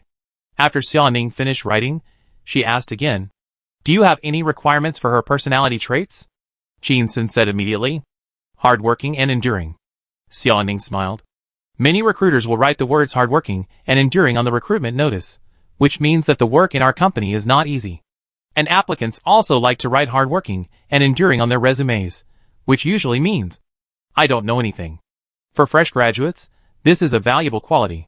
But for those who have worked for several years, if the most eye-catching words on their resume are hardworking, they will most likely be rejected by the HR department. Xia Ning lowered her head and typed a line on the memo. Hardworking. Lively and cheerful. Suddenly, she thought of Chin Sun's temper and wrote another line. Strong ability to withstand pressure. Usually, if the recruitment requirements include the word strong ability to withstand pressure, it means that the job will face some difficult customers or some annoying bosses. Xia Ning raised his head and asked, Salary and benefits, what can you offer? Chin Sun smiled slightly. Food and accommodation are provided. Salary is negotiable. Xia Ning sighed and said, Generally. Writing this sentence means that the salary is likely to be no more than 3,500, eating from a big pot, and living in a dormitory. It's hard to recruit the right person with such requirements. Chin Sun sat up a little straighter and said proudly. Then you can add one more thing, the company is in the startup stage and has good development prospects. Xia Ning sneered. That's more like a shell company. She put away her phone. Forget it. I'll take care of it myself. Fortunately, you don't directly participate in the management of the company, otherwise no matter how much money you have, you can't afford to lose it. After saying this, she saw Chin Sun staring at her in surprise. Xia Ning felt a little embarrassed, thinking of the 6 coffee shops that she had run diligently, but had closed down, leaning back in her chair and closing her eyes. The plane landed. Chin Sun went to the airport parking lot to pick up the car, and drove Xia Ning to Shutian Film and Television City. It was a little after 4 in the afternoon. Chin Sun and his partner finally returned to the film and television base. As soon as they entered the alley outside the courtyard, they turned a corner. Chin Sun saw a car rushing towards them at high speed. The two cars were about to collide. He remained calm and gently turned the steering wheel, barely avoiding the speeding car. They almost passed by. Then, Chin Sun heard a violent brake sound and glanced at the rearview mirror. He found that the car was parked not far away, leaving several black brake marks on the ground. Chin Sun stopped the car and got out with Xia Ning. The two looked at the car not far away. The car door opened and Niu Xiaojun ran over. His face was covered with sweat from being too scared. He looked at Chin Sun and Xia Ning and started to yell. Fuck! What are you doing? Fuck! I almost hit you to death. Xia Ning smiled and said nothing. For some reason, she was not very scared when she saw the car hitting her just now. When nothing happens, Chin Sun is very unreliable. But once in a critical moment, Qin Sun will show his full boyfriend power and feel safe. Qin Sun looked at the frightened Yo Xiaojun, sneered, and looked at the wall of the courtyard again, and found that there was a large area of different color from other places. It was obviously a new wall, and the car was scratched in several places. Qin Sun looked at Yo Xiaojun's chubby face and asked, "I heard that you crashed several cars while practicing turning the drainage ditch? This is the number one?" Yo Xiaojun knew that Qin Sun was stingy. In the past, the photography teams for commercials and movies were almost all freeloaders. Even Yilan's pay was freeloaders. The shooting of Fatal Identity was delayed by 1 day because of the staff's laziness, wasting hundreds of thousands of dollars. So he encouraged Wu Yu to curse the ancestors. Now he said such things. He must be worried about his own money. Yo Xiaojun stiffened his neck and said loudly, "These are all broken cars. More than 30,000 yuan for a second-hand car, deducted from my dividends. You are stingy. Not like a man." Qin Sun was startled and frowned. "It's not about money." Yo Xiaojun sneered. "You still say it's not about money. You want to be both the boss and the boss, right?" Qin Sun was a little helpless, too lazy to argue with Yo Xiaojun, and walked forward with Xia Ning, and suddenly heard Yo Xiaojun's voice behind him. "Ning Ning, I find you are more feminine. Did you do that with him?" He turned around suddenly, and saw Xia Ning's face flushed, a little at a loss. Yo Xiaojun had a smug look on his face, as if he saw through everything. Qin Sun walked up to Yo Xiaojun, patted her shoulder, and said, "If you want to learn how to turn the drainage ditch, it's useless to just think about the physical operation." He lowered his voice, and said mysteriously, "You have to exercise your mental strength. Shout left 0 right fire. Thunder God help me. Mobilize your emotions, and completely get rid of your fear." Yo Xiaojun was stunned, with a look of disgust. "Do you think I'm an idiot?" Qin Sun, believe it or not. He turned around and took Xia Ning, whose face was flushed, and walked into the courtyard. After a while, the two heard a loud boom outside the door. It seemed to be the sound of a car overturning. Then, Yo Xiaojun's broken gong sounded. "Qin Sun! Fuck you! Help! Help! Ah! I'm an idiot! Save me!" That night, Xia Ning posted a recruitment notice on the recruitment platform. The next day, early in the morning, Xia Ning asked them to have a preliminary interview at a coffee shop in Shudyan to select a suitable show-off assistant. Chapter 657, I don't want a salary of 10,000 yuan. I only want 5,000 yuan. 9:50 a.m. Set up the store. Xia Ning walked into a coffee shop. She had called the coffee shop last night to reserve a seat, and asked the waiter to arrange the people who were interviewing the assistant to sit at one table. Xia Ning glanced around, looking at an 8-person square table in the corner. There were already 6 girls sitting around the table. Seeing that 6 of the 8 people who were interviewed last night had come, Xia Ning couldn't help but feel a little emotional. Is the employment pressure so great now? Under the conditions of fresh graduates, good appearance and good temperament, this small place like Shudyan actually recruited 6 interviewees in one night. Just because the recruitment notice says, salary not less than 10,000? Xia Ning looked over there, and took a closer look. These 6 people have different styles of clothing. Some wear small suits, some wear dresses, some wear belly-exposing t-shirts and hot pants, and some simply wear short-sleeved jeans. Some wore light makeup. Some wore heavy makeup. And some only wore lipstick. They all dressed themselves up very delicately, meeting the requirements of the recruitment notice, with good image and temperament. However, the way some people dressed made her wonder if they had written the words club recruitment last night. 5 of the 6 people were playing with their phones. Only one girl sat very straight, with her big eyes open, looking left and right constantly, not knowing whether she was nervous or curious about everything. Xia Ning's eyes fell on the top of her head, and she smiled softly. This girl turned out to have the mushroom head hairstyle that Qin Sun hated the most. Suddenly, the mushroom head girl seemed to sense something and turned around. The moment she looked at Xia Ning, she couldn't help but open her mouth wide, with a look of surprise in her eyes. Xia Ning nodded and smiled softly.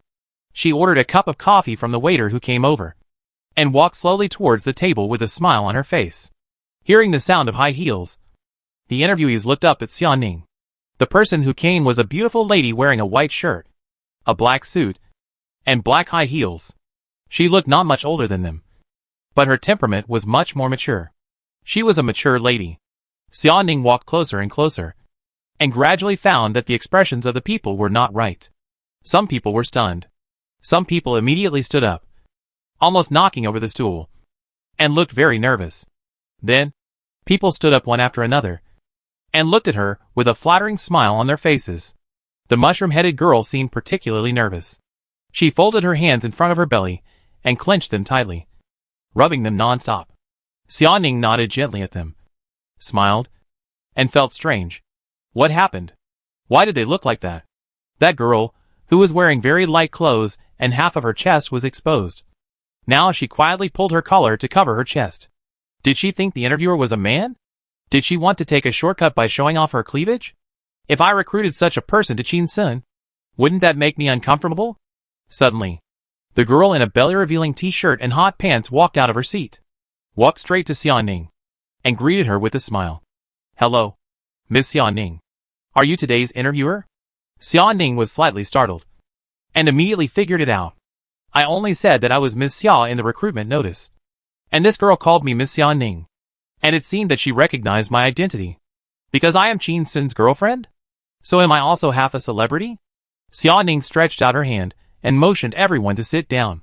Everyone, please sit down. The girl in hot pants reached out her hand to support Xiaoning, like the maids who supported the old Buddha in ancient times.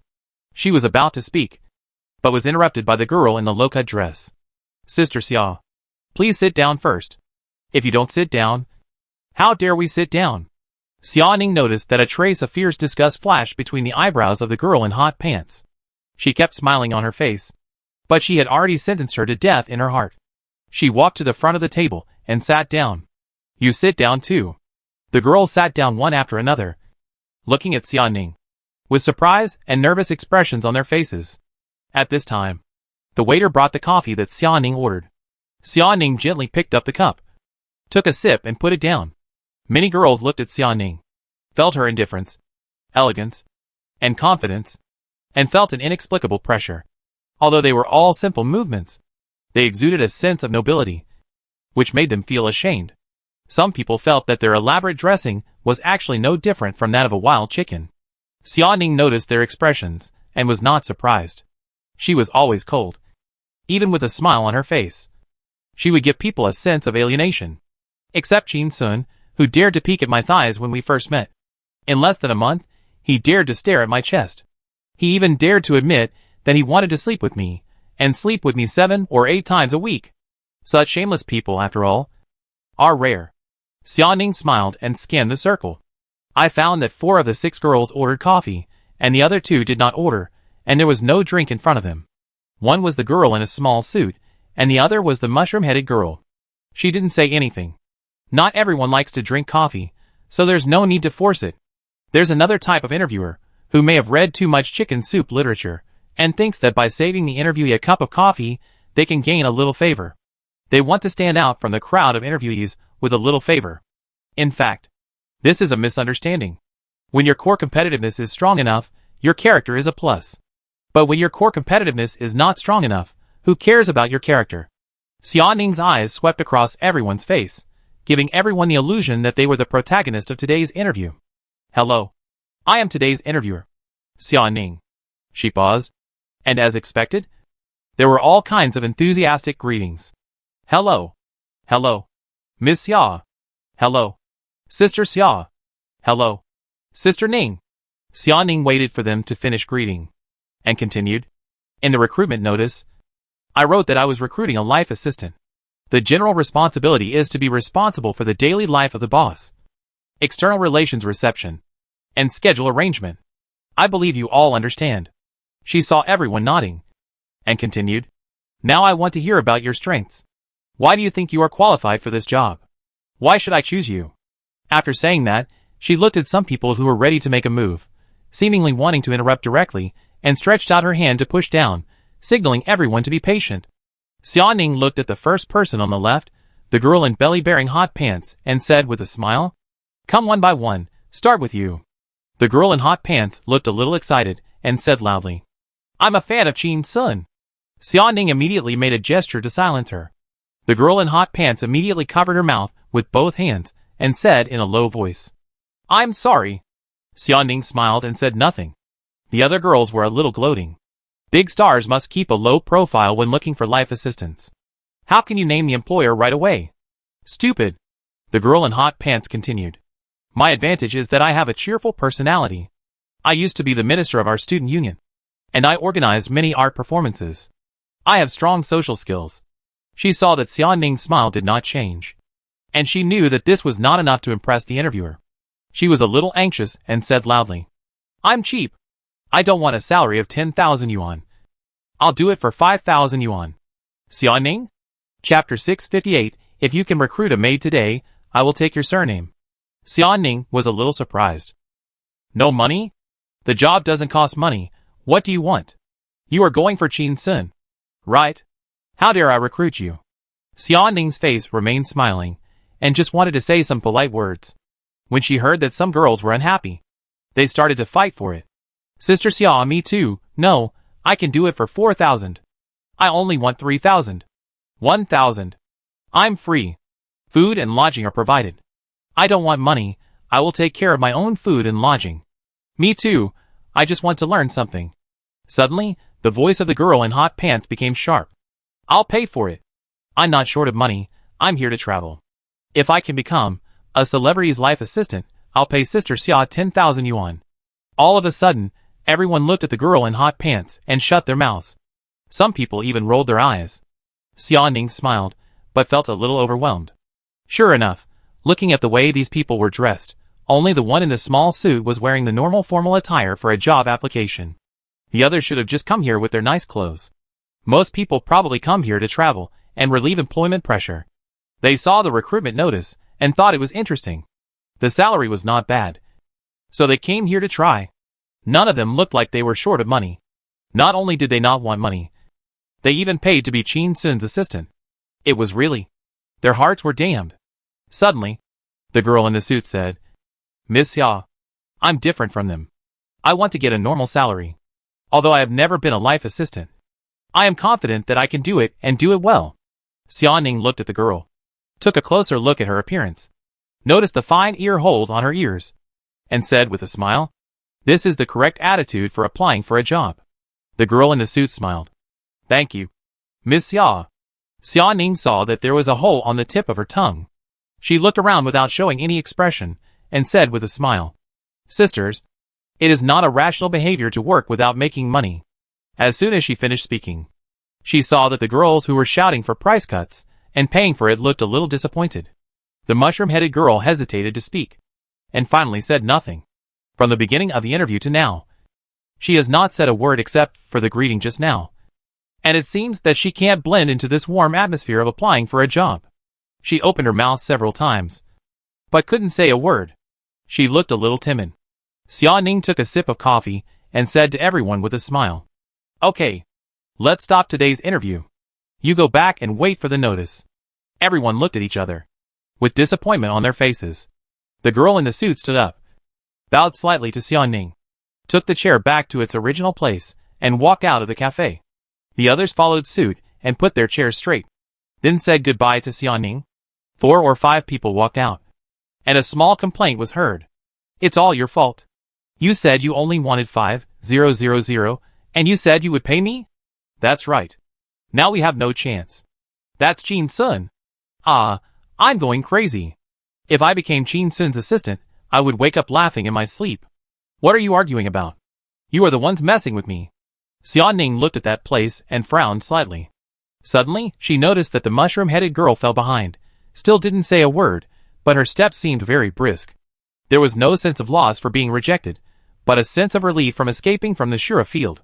After learning that the employer was Qin Sun, she still did not show excessive desire for this job. Not bad. Everyone left. Xiaoning waved to the waiter. Hello, pay the bill. The waiter replied. Hello, the girl in the suit just now has already paid. Xiaoning was slightly startled and nodded. Thank you, got it. The waiter left. Xiaoning showed a bitter smile on his face. He didn't order coffee, but he paid the bill. Sometimes the drama is too much and it backfires. Shen Wansan rewarded the 3 armies on behalf of Zhu Yuanzhang, but in the end, his family was confiscated and exiled. If it's not what you should do, don't do it. There are 8 ear holes in both ears, and there is one hole in the tongue. I don't mind these too much. But you can steal my job now, and you can steal my people in the future. I can't accept this. Xia Ning found the girl's phone number, and added her to her WeChat account. Soon, the WeChat account was approved. Xiao Shifu sent a message. Xia Jia, did I pass the interview? Followed by a smiley face. Emoticon. Xia Ning replied. Unfortunately, it was almost there. After sending the message, she directly transferred 1,000 yuan to the person, and then deleted the friend. Xia Ning took a sip of coffee, found the number of Mushroom Head and called. Hello, Ms. Su Luoluo. Would it be convenient for you to come back to the coffee shop? There was silence for a moment on the other end of the phone, and a voice with a hint of surprise rang out. Me? Xia Ning smiled. Yes. You? 3 minutes later. Su Luoluo ran into the coffee shop, and saw that the elegant and beautiful elder sister was still sitting there, and walked over nervously. Hello. May I ask who you are looking for? Xia Ning smiled. Congratulations on passing the preliminary exam. Su Luoluo thought about her performance just now. She just sat there stupidly from beginning to end, without saying a word, and didn't know how she passed. She was very confused and asked, I am very happy to pass the preliminary exam. But I want to know, why is it me? Xia Ning looked at her mushroom head and said with a smile, because I like your hairstyle. Su Luoluo looked up, revealing a large amount of white in her eyes, slightly dumb. I like it too, but some people say my hairstyle is a little silly, but I really like it. Xia Ning. Mushroom head hairstyle looks silly. I think I heard a dog say this. Xia Ning looked at Su Luoluo and asked with a smile. Next, are you willing to go with me to Qin Sun for the re-examination? Su Luoluo nodded vigorously. I do. Courtyard. Lunchtime. Yilan, Wang Chui, Niu Xiaojun sat at the stone table to eat. Wu Yu and Xiao Lele were distributing food on the set. Qin Sun was lazily sitting on the bamboo lounge chair today. Niu Xiaojun was injured yesterday, with a bandage on his head, and was knocking on the rice bowl with chopsticks. I've seen lazy people, but I've never seen such a lazy person. You're back, and you're not cooking. Didn't you say you were the head cook? Where in the world is there a cook who pretends to sleep all day long? Qin Sun didn't even look at Niu Xiaojun, nor did he say anything, looking at the sun through the gap in the tree, with some regret. It will be summer in a few months. And now is the tale of spring. It will be difficult to have such comfortable weather in the future. Spring sleepiness, summer fatigue, autumn weakness, and winter hibernation. All seasons are good times to sleep. I have to sleep more. Suddenly, Niu Shijuan's voice full of resentment sounded, and he began to attack her. Qin Sun, I heard that you are going to recruit a clothes-fitting assistant. I think you are recruiting a mistress? I didn't realize that you shaved your head. But you are playing more and more. Aren't you afraid of hurting your waist? Qin Sun still ignored her, thinking she was just farting. Niu Shijuan's voice became louder. I am here. If you can recruit this maid today, I will take your surname. Fuck you. Suddenly, Niu Shijuan's voice stopped abruptly. Qin Sun was wondering, when he heard footsteps at the door, and turned around to see. Xia Ning walked into the gate of the courtyard. A mushroom-headed man poked his head in from outside the door, looking here with a pair of frightened big eyes. Xia Ning glared at Niu Xiaojun from a distance, and turned to greet the girl hiding outside the door. Su Luoluo, come in. Su Luoluo held the door tightly with both hands, and shook his head like a rattle. I don't dare. Chapter 659. The interviewee ran away? I'll pay you one. Su Luoluo hid behind the door, like a frightened hamster, looking like she was ready to run away at any time. Xia Ning looked at her and sighed softly. This timid mushroom-headed girl was the only suitable person she had chosen from among the many glamorous women. She was dressed in a simple way, just a pink floral dress, without revealing her shoulders and knees. She had no worldly airs, like the other interviewees, as if she was always ready to go to bed with Qin Sun. During the drive back, through some conversations, Xia Ning also got a rough idea of her personality. At that time, Xia Ning was driving and asked curiously, Su Luoluo, why didn't you order coffee? Don't you like it? Su Luoluo's voice was a little embarrassed, and she answered in a low voice. No, Sister Xia Ning. I only have 1,000 yuan left, but I haven't found a job yet. The coffee in that store is a bit expensive, and I'm worried that you'll ask me to pay. Xia Ning? She immediately thought of Monsieur Xiao Lele.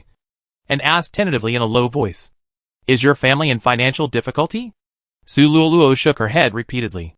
No, my family is okay. My mother is a Chinese teacher in a junior high school, and my father is a Chinese teacher in a high school.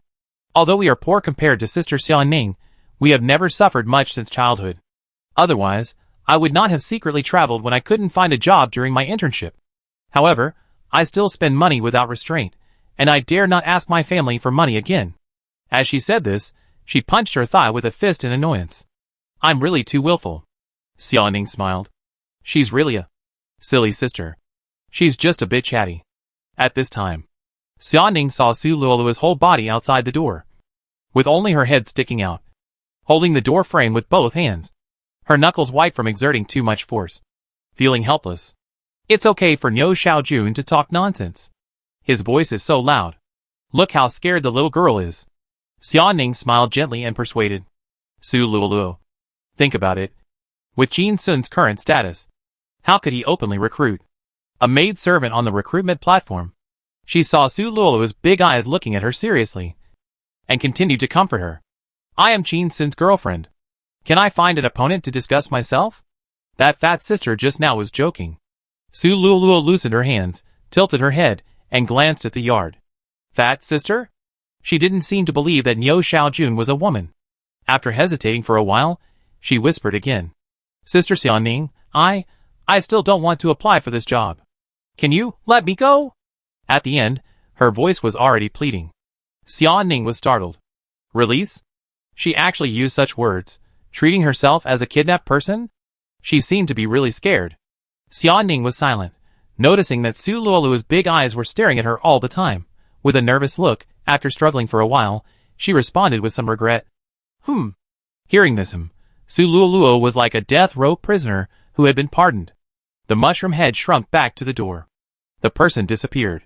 Then, Xiaoning heard a hurried sound of footsteps. Su Luoluo should have started running. The footsteps became more and more urgent, and she ran faster and faster.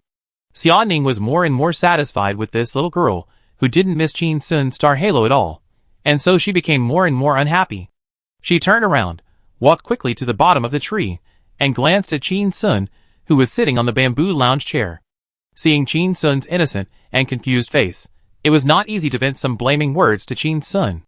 Xiaoning had to turn her head to look at Niu Xiaojun. Niu Xiaojun. Xiaoning looked over, and immediately lowered her head to eat. I'm eating. Eating. Eating. Xiaoning walked over, propped her hands on the stone table, and said in a deep voice, Brother Niu, you scared away the people I worked so hard to recruit. What do you say we should do? Niu Xiaojun put down his chopsticks, raised his head, and saw Xiaoning's cold face. He turned his head to look at Jin Sun, and saw the guy was smiling with a gloating look. She couldn't help but get angry, wiped the rice grains from the corners of her mouth, and cursed. You two adulterers, teamed up to bully me? Xiaoning? Niu Xiaojun picked up the chopsticks, and threw them to the ground. Damn it. I'll pay you one. She immediately stood up, threw her arms, and rushed to the gate of the courtyard. She looked so aggressive, like an alpaca in heat on the grassland. Xiaoning saw Niu Xiaojun's back disappearing at the door, and was a little confused. What do you think Niu Xiaojun is going to do? Jin Sun shook his head. I don't know, but he won't run naked. Xiaoning, I don't need to ask this guy. Suddenly, she heard Yilan's voice. Niu Xiaojun is going to bring that mushroom head back to you as compensation. Xiaoning was shocked, turned to look at Yilan, and immediately denied it. She shouldn't be that kind of person. Yilan chuckled, said slowly. Kidnapping, I have more experience than you. Trust me. As she said that, she looked at Jin Sun deeply. Jin Sun. He thought of the time when he was tied up in a business car by Yilan's bodyguards, and took out 1 million to invite a song. When he saw Xiaoning chasing him from the rearview mirror, he was so anxious that he stretched out his hand and grabbed Yilan's neck. The kind that strangles to death. Jin Sun felt a little embarrassed for no reason. His shoulders slumped. He tried to shrink his body, to look pitiful, weak and helpless, and to reduce his sense of existence. Suddenly, a noise came from outside the door. Sister, let me go. Please, let me go. Sister, help. Ah, help.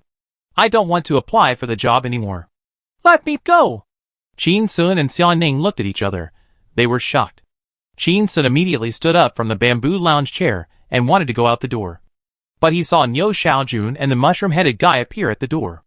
Niu Xiaojun held Su Luolu's waist tightly with both hands, leaned sideways, and pulled her towards the courtyard with all his strength. Step by step, like a devil's pace, Su Luolu kept struggling. Her feet left 2 white marks on the ground, and her face was covered with tears. There was some mud on her body, which might be because she fell while running away just now. "Hey!"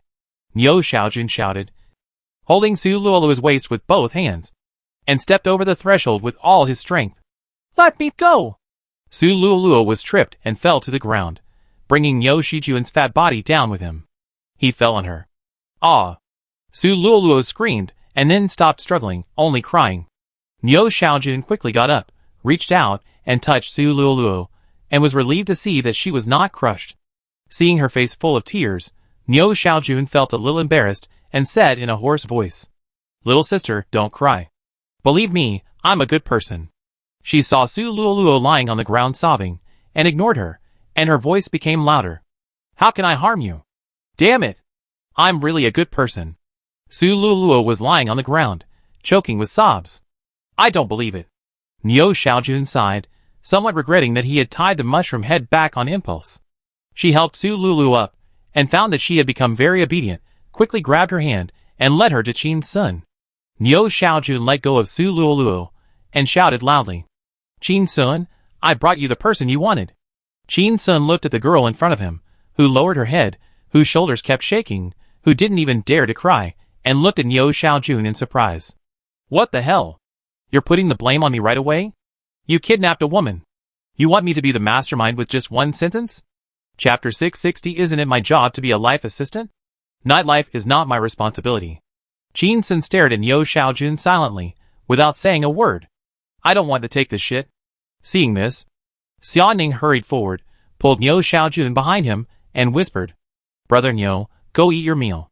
Niu Xiaojun rolled down the steps, no longer looking at Qin Sun, and went directly to the stone table to eat. Xia Ning walked to Su Luolu, reached out and gently put her shoulder, but felt that she trembled like a frightened rabbit. She was a little helpless, and comforted him softly. "Su Luolu, I'm so sorry. I didn't expect that a good re-examination would turn out like this." She saw Su Luolu looking up at her, with tears in her big eyes. Xia Ning felt a little distressed, smiled, and continued, "But please believe me, this is really a serious interview. Everything that happened just now was a misunderstanding." Su Luolu looked down at the dirt on her pink floral dress, and the dust on her elbows, and murmured, "Misunderstanding?" After saying that, she immediately pursed her lips tightly, worried that her inappropriate remarks would anger the group of people present. The people in this courtyard should be either rich or noble, not someone a little girl like her could afford to offend. And I heard that rich people sometimes play in a more perverted way. Are they going to play with me? Xia Ning saw that Su Luolu had become a frightened bird, knowing that there was no chance of success in recruiting, immediately picked up the phone, found Su Luolu's WeChat account. Directly transferred 10,000 yuan. "Su Luolu, take out your phone and open WeChat." Su Luolu didn't dare to disobey. She took out her phone from her bag, opened WeChat, and handed it to Xia Ning. Xia Ning clicked on the message she sent, and received the 10,000 yuan. Su Luolu saw it, and was a little surprised. "Sister Xia Ning, what are you doing?" Xia Ning returned the phone to Su Luolu, and said in a reassuring and gentle voice, "This is the money to compensate for your clothes and mental damages." Su Luolu shook her head repeatedly. No, I dare not. I can't take it." She became more nervous, thinking that the 10,000 yuan might be the money from selling her body. Xia Ning smiled gently. "No, you must keep it." Su Luolu's lips trembled, not daring to say anything, turned to look at Qin Sun, who was standing quietly beside her, and begged in a low voice, "Mr. Qin, can you let me go?" Qin Sun felt a little innocent. How did he become the leader of the kidnappers, who kidnapped women inexplicably? He took a step closer to Su Luolu, but saw her step back in panic, and smiled helplessly. "Of course." He raised his hand, and pointed to the sky. "I swear to God, I'm not looking for a maid to share the same room with you. And I didn't ask anyone to kidnap you. You can leave at any time." Su Luolu looked at Qin Sun with a vigilant look, then looked at Xia Ning. and quickly glanced at Niu Xiaojun from the corner of his eyes, and said in a low voice, "Then, I'm leaving?" Qin Sun nodded and made a gesture of invitation. Su Luluo quietly took a small step back, looked at Xia Ning with a vigilant look, and asked in a low voice, "Then I'm really leaving?" Xia Ning laughed softly. "It's a pity that I can't be your colleague. But, if you want to leave, go ahead. If you change your mind within 3 days, you can contact me at any time. If it's more than 3 days, I should have recruited a suitable assistant." Seeing Xia Ning's sincerity, Su Luluo felt a little nervous. She wiped the tears from her face and turned to leave. Her steps were sometimes fast, sometimes slow. If she walked fast, she was afraid of angering them. And if she walked slowly, she was afraid that she would not be able to leave. She looked very flustered.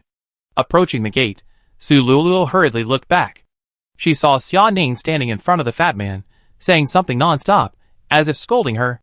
Qin Sun was sleeping on a bamboo recliner that Diva Yi Lan was eating in a stainless steel iron basin. The wind in March was very cool.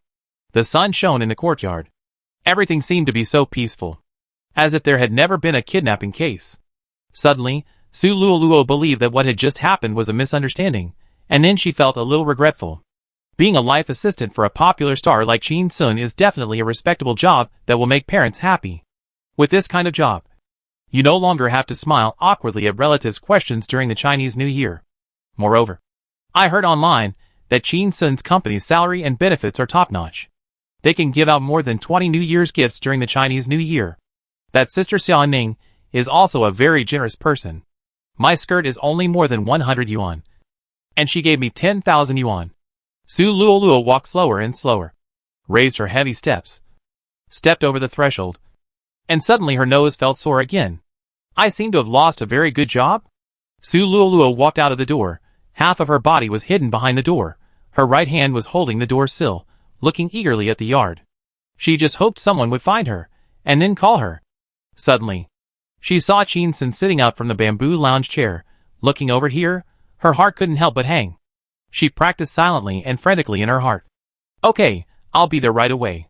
Then, Su Luluo saw Qin Sun smiling and waving his hand. "Mushroom head, bye." Su Luluo. Her heart sank to the bottom of the valley, squeezed out a bitter smile, raised her hand with difficulty, and waved. "Bye." Su Luluo turned and walked into the alley. 1 step, 2 steps, 3 steps. Suddenly, she heard the voice of Sister Xia Ning behind her. "That, Su Luluo, I'm here now." Su Luluo turned around immediately, with a pair of sparkling eyes. She watched Sister Xia Ning continue to speak from a distance. "Or just have an interview, if you think it's suitable. Stay if not, leave. Let's make a two-way choice." Su Luluo turned around immediately, without any hesitation, and walked quickly towards the gate of the courtyard. "Okay, I'll be right there." She crossed the threshold in 3 or 5 steps, and ran straight to Xia Ning. "Sister Xia Ning, then let's start the interview." Xia Ning. She was a little surprised, and didn't know why Su Luluo's transformation was so sudden and so fast. Yilan took a look and also felt a little strange. Niu Xiaojun was just scolded by Xia Ning, and when he saw Su Luluo coming back, his guilt immediately dissipated a lot, and he said to Su Luluo, "Sister, I'm really sorry just now." As she said that, she patted her chest and said, "If you join us, I will protect you in the future." Su Luluo slowly turned to look at Niu Xiaojun, and forced out a smile as kindly as possible. "Really? I couldn't help but smile." Qin Sun looked at Su Luluo like this, and understood why she turned back so quickly, but felt a little sad. In the current employment environment, fresh graduates flock to the job market like dumplings year after year. Many good jobs are like thousands of troops crossing a single plank bridge. Many people on the internet say that they are neither high nor low. And what's wrong with them, just not wanting to be screwed for a lifetime? At the beginning, he joined several companies. No company treated him as a human being in terms of salary and benefits, including Oak Tree, which only offered him 3,000 yuan a month at first. Food and accommodation were not provided. He had to work for 3 months before his internship certificate was issued. It was really shameless. Suddenly, Su Luluo slowly turned around and looked at Qin Sun, pinching both sides of her skirt with both hands nervously, looking at Qin Sun with an evasive look, and whispered, "Then, Mr. Chin, can we have the re-examination now? Chin Sun nodded, and was about to say directly, you passed the re-examination. Suddenly, he realized that passing too easily might scare this timid girl, and she might think there was something fishy going on. After all, judging from the current situation, this girl seemed like someone who was being led and would not move. Chin Sun sat up straight, and his expression became serious. Su Luoluo loosened her hands that were pinching her skirt, and folded her hands on her belly, trying to stand up straight, and her eyes were always on Chin Sun. Let the interviewer feel enough respect. Waiting for Chin Sun's questions, Chin Sun looked at Su Luoluo with a bit of amusement, and said solemnly with a stern face, because of the special nature of this job, the questions I will ask may be a bit strange. I hope you don't mind. Su Luoluo suddenly became nervous. Special nature of the job? Strange questions? Aren't you a life assistant? I'm not responsible for your nightlife. Right? Chapter 661, this is a fresh graduate. He just eats when he gets a bowl of rice. He dares not ask for anything more. Su Luoluo saw Chin Sun's serious face, clear eyes, without the lust of a bad man, and kept encouraging herself in her heart. I'm here now. Well, I'm here now. Let's talk about the interview first. I'm here now. Chin Sun kept a serious look on his face, started asking questions, and asked in a deep voice. Name. Su Luoluo stood at attention, and answered loudly. Su Luoluo. Chin Sun. Age? Su Luoluo, 21 years old. Chin Sun. Hobbies? Su Luoluo was slightly startled when he heard this question. Shouldn't I ask my professional and work experience according to the process? How to ask this? Is this a strange question Chin Sun just said? Su Luoluo looked at Chin Sun, answered truthfully. I like cooking, make desserts, baking. Like to walk, like traveling. I also like watching comics, like watching anime, like watching movies, especially comedy. Speaking, she hesitated, I played a little heart ad. The Richest Man in Shihong City is the best comedy I have watched this year. After speaking, she looked at Chin Sun silently, a little nervous. Chin Sun smiled and asked, Su Luoluo, do you like to show off? Su Luoluo was stunned. Xia Ning was also startled, and a little unhappy. Don't make trouble. I finally found a timid and well-behaved girl. If you want to scare this girl away, then you don't need a life assistant. Let Brother Niu do a part-time job. Yilan sat in front of the stone table, supporting his chin with his hand, and smiled softly. Sure enough, this guy never stays serious all the time. When he rescued himself from the river, he wanted to give himself 2 big cunts, and never took the ordinary path. Niu Xiaojun was stunned. He asked the girl if she liked to show off. He was really looking for a show-off assistant. Su Luoluo came back to her senses, her face immediately turned red, her 2 little hands waved wildly in front of her chest, and hurriedly explained. The hobby I just mentioned is my real hobby. I really know how to bake, and I like traveling. I'm not pretending to be anything. I'm not pretending. Chin Sun knew she had misunderstood, and explained with a smile. Su Luoluo, you don't have to be nervous. I wasn't teasing you just now. Your little hobby is nothing compared to the real show-off thing of flying to J country to eat bear paws? Xia Ning? My eating bear paws left such a big shadow in his heart. He still hasn't forgotten me. Chin Sun looked at Su Luoluo, and continued. Because the life assistant I want to recruit must provide me with great emotional value. So I want to ask you, do you like to show off? Su Luoluo was stunned again. Emotional value? Greater? Love to show off? What to show? Show your affection? Suddenly she became a little nervous again, quietly glanced at Xia Ning, who had no expression on her face, and asked in a low voice. Mr. Chin, are you really looking for a girlfriend? Chin Sun was startled, and immediately looked at Xia Ning, seeing her sneer on her face. He narrowed his eyes, and looked at Su Luoluo sternly. Sister, don't hurt me. My girlfriend is here. As soon as the words fell, Yilan immediately added the knife. Your girlfriend is not here, so you want to find a girlfriend? Niu Xiaojun chuckled, touched the bandage on his head, and was in a good mood. You fooled me yesterday and got angry. You have come to this day. Su Luoluo saw that Chin Sun was a little angry, and suddenly became nervous, and pinched both sides of her skirt with both hands again, and apologized sincerely.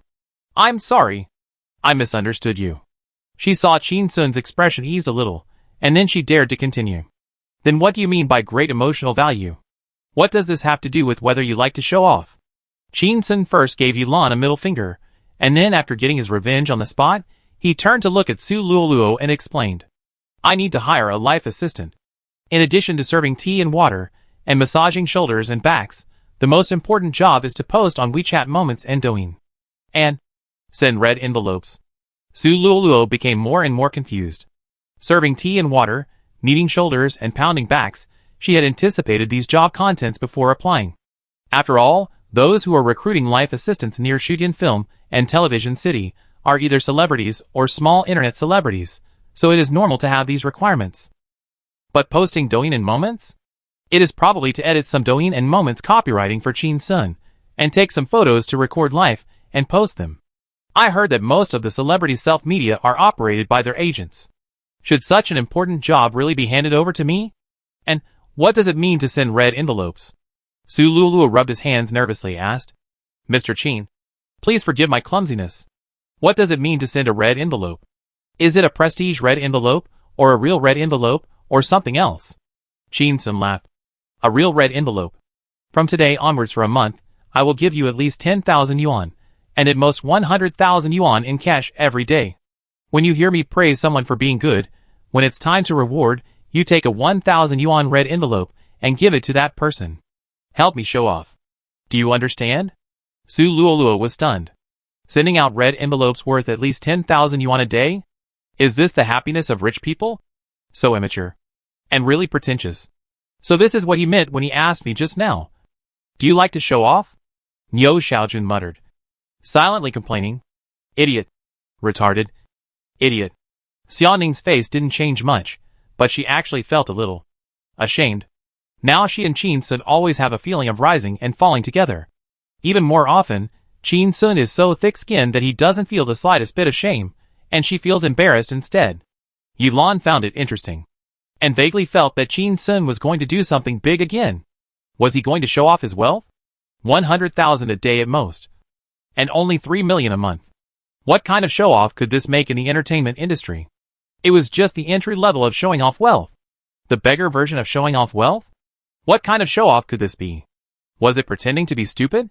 Su Luoluo looked at Qin Sun and said loudly, Mr. Qin, if the most important job of being your life assistant is to post on WeChat Moments, Douyin, and red envelopes, assisting you to pretend, that is, to increase your emotional value, I think. She slightly straightened her chest, with a face that was still full of student spirit, trying to make herself look more reliable. I can do it. Xiaoning also smiled. She was very satisfied with this little girl. She was pretty, well-behaved, and had no bad intentions. Qin Sun looked at Su Luoluo, who was full of ambition, and asked with a smile, Are you willing to join the company now? Su Luoluo said loudly, I am willing. Qin Sun sighed softly, pointed at Su Luoluo, and looked at Xiaoning. Ningning, you see, this is a fresh graduate, who just eats when he gets a bowl of rice, and dares not ask for anything more. He turned his head to look at Su Luoluo, who was a little confused, and said with a smile, As a post-00s, your first responsibility should be to rectify the workplace and fight against black-hearted bosses. Regarding your salary and benefits, did you really not ask a single question? Chapter 662 Free Overtime? Traitor should die. Su Luoluo was stunned, turned to look at Xiaoning and said, Sister Xiaoning wrote in the job application that the monthly salary is no less than 10,000 yuan, and food and accommodation are provided. As she said that, she thought of something, and immediately took out her cell phone, opened WeChat, and transferred 10,000 yuan back to Xiaoning. Sister Xiaoning, I am your employee now, and I can't take the money just now. My clothes are not expensive, only 132 yuan. Xiaoning was about to speak. Qin Sun got there first, reached out, and gently slapped the bamboo lounge chair, sneered. Humph, are you slapping me in the face? Qin, lay on the bamboo lounge chair all day and did nothing, and I earned hundreds of thousands of dollars in movie and song copyright fees alone. My girlfriend's best friend took someone's skirt. At this point, he realized something was wrong, turned his head and looked at Xiaoning, and said, Ningning, you take the money. Then, looked at Niu Xiaojun and cursed. Damn it, let's be reasonable, you should pay for this 10,000 yuan. Niu Xiaojun got angry, picked up his phone, and directly transferred 10,000 yuan to Xiao Ning. Ning, I transferred 10,000 yuan to you, you take mine. Returned Su Luolu's. Xiao Ning smiled and nodded, and took out her phone to operate. Su Luolu's phone beeped, picked it up, and saw that the 10,000 yuan she had just transferred out had indeed been returned.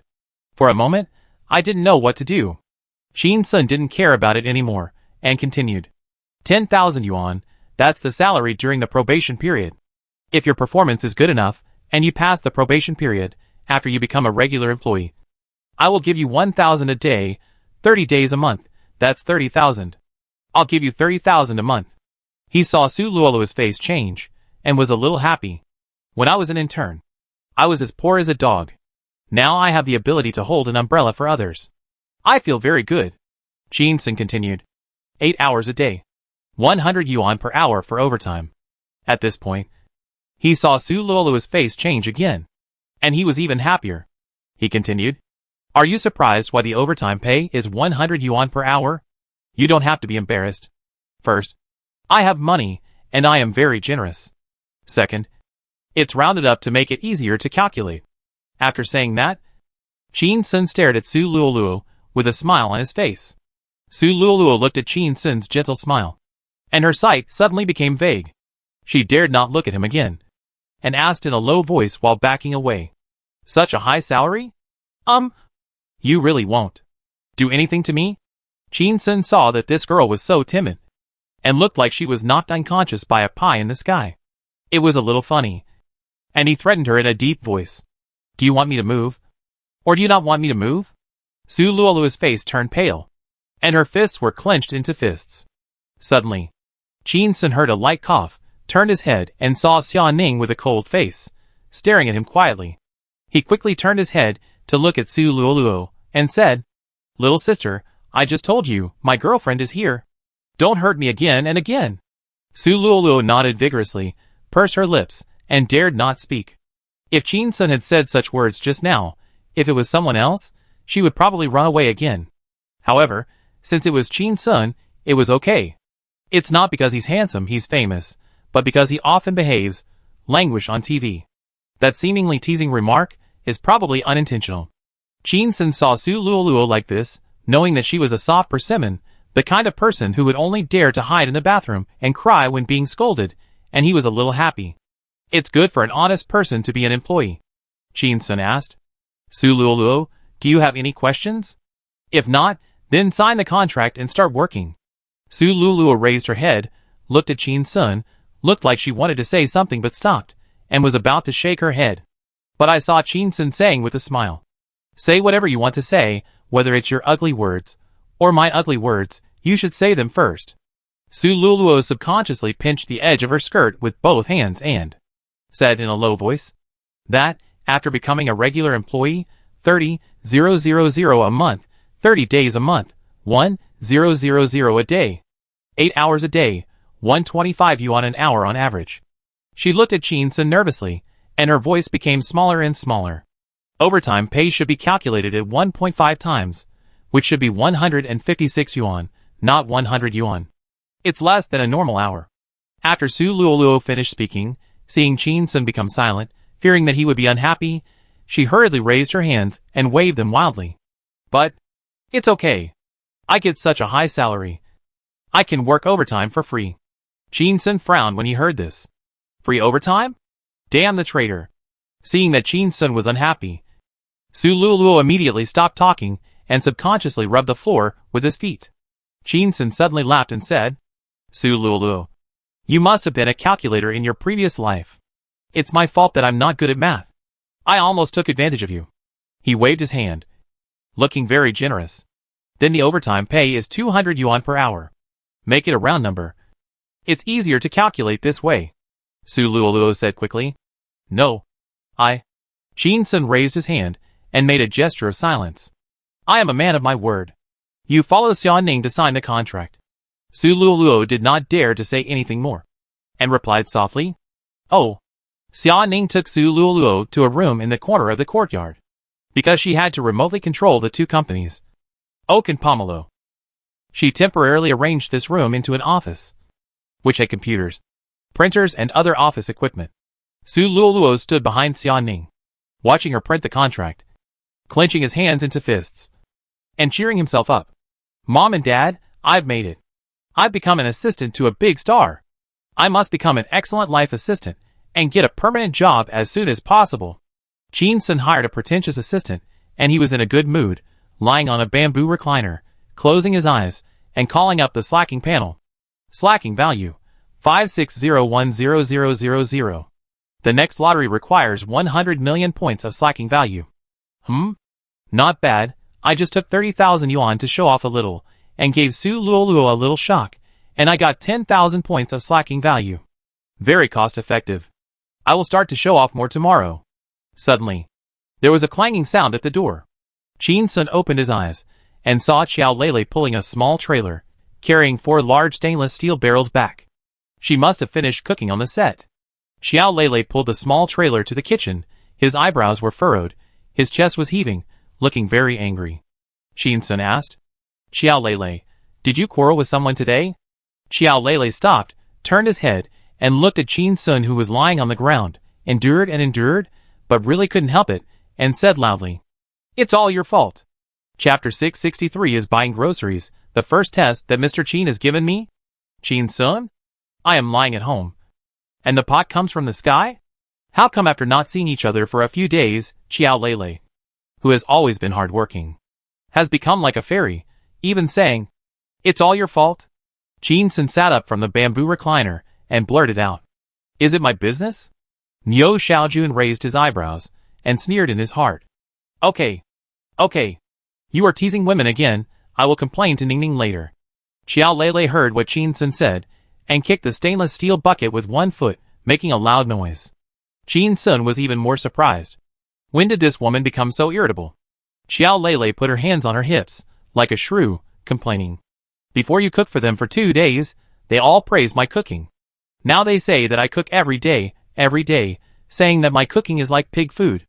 After knowing that you are back, they say even worse things. She became more and more angry, and kicked the stainless steel bucket again. Today I roasted beef, stewed chicken legs, and fried eggs. I fried leeks. Leeks are not cheap. They still want to talk. If the security guards hadn't stopped me, I would have smashed their heads with a spoon. Xiao Lele saw that Qin Sun had a smile on his face, and became even angrier, and asked loudly, Didn't you recruit me to be the chef's assistant? Why am I the one who cooks? When do you cook? Yilan glanced at Xiao Lele and slightly shook her head. It seems that this girl has been wrong too much these days. She was so angry that she forgot that she was facing a lazy guy with a bad temper.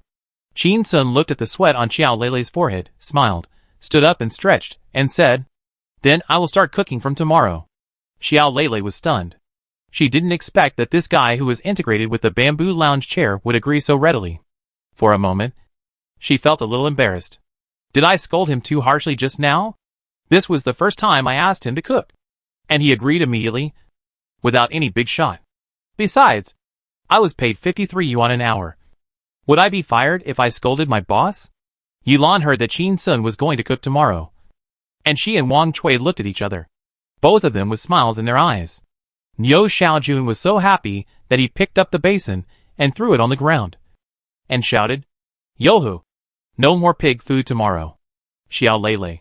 I was hurt. If I could not make 53 yuan an hour, I would never let them insult my cooking skills again. I am often asked to cook banquets in the village. Xiao Lele dragged the small trailer to the kitchen in a depressed mood, closed the door, and started to wash and scrub. Afternoon. Qin Sun asked Wu Yu to order lunch boxes, and asked Xiao Lele to take Su Luoluo to buy ingredients.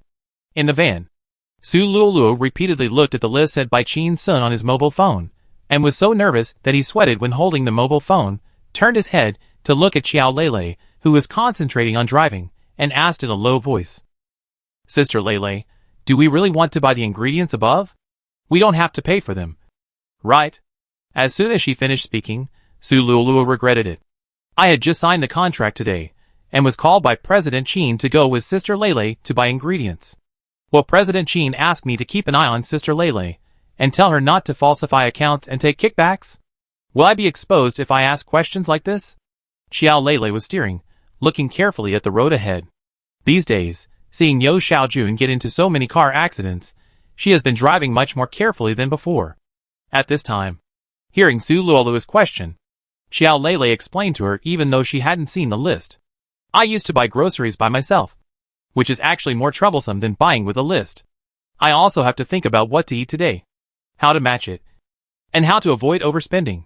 Su Luoluo had been observing Xiao Lei's expression, and seeing that she was not unhappy, she asked again tentatively, Sister Lei, what is the daily cost of buying ingredients here? Xiao Lei said with some pride. The crew never gave a specific amount, because I think about saving money for the crew every day, and I have never been criticized for spending more than the budget. For example, today's braised beef, I bought it from the frozen food market, and it was less than 20 yuan per pound.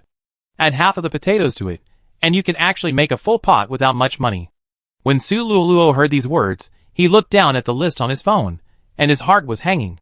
120 dried sea cucumbers, 120 dried abalones, 10 jin of bird's nest, 20 jin of shark fin, 20 jin of wagyu beef, 1 jin of black truffle. Are these things sold by jin? I have never seen many of these things. Can these ingredients be replaced with cheaper ones in the market? Su Luoluo put away her phone and asked Xiao Lei. Sister Lei, so, when we buy groceries, we still have to save money, right? Xiao Lei was so happy that the girl and the co-pilot kept calling her Sister Lei and asking for advice. She felt a great sense of accomplishment and said in a fatherly tone, Su Luoluo, you just entered the society, and you don't understand many social unspoken rules. Most of the investment in this play is from Master Qin. At this point, she lowered her voice and said, let me tell you, on the first day of the filming of this play, because of the negligence of the staff, the filming could not start that day, and Master Qin asked Director Wu to curse other people's ancestors. If the crew delays for one more day, it will cost hundreds of thousands more. Even rich people have to save money. Master Qin doesn't say it himself, but we, as slaves, employees, have to think about the boss. This is an employee that the boss likes. After listening to Xiao Lei's words, Su Luoluo said softly, oh, and became even more nervous. She lowered her head and opened her phone again, looking at the menu, her brows furrowed.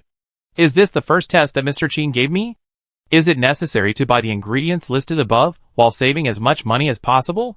It feels so difficult. Su Luoluo opened her phone and checked the loan balance of a certain payment software.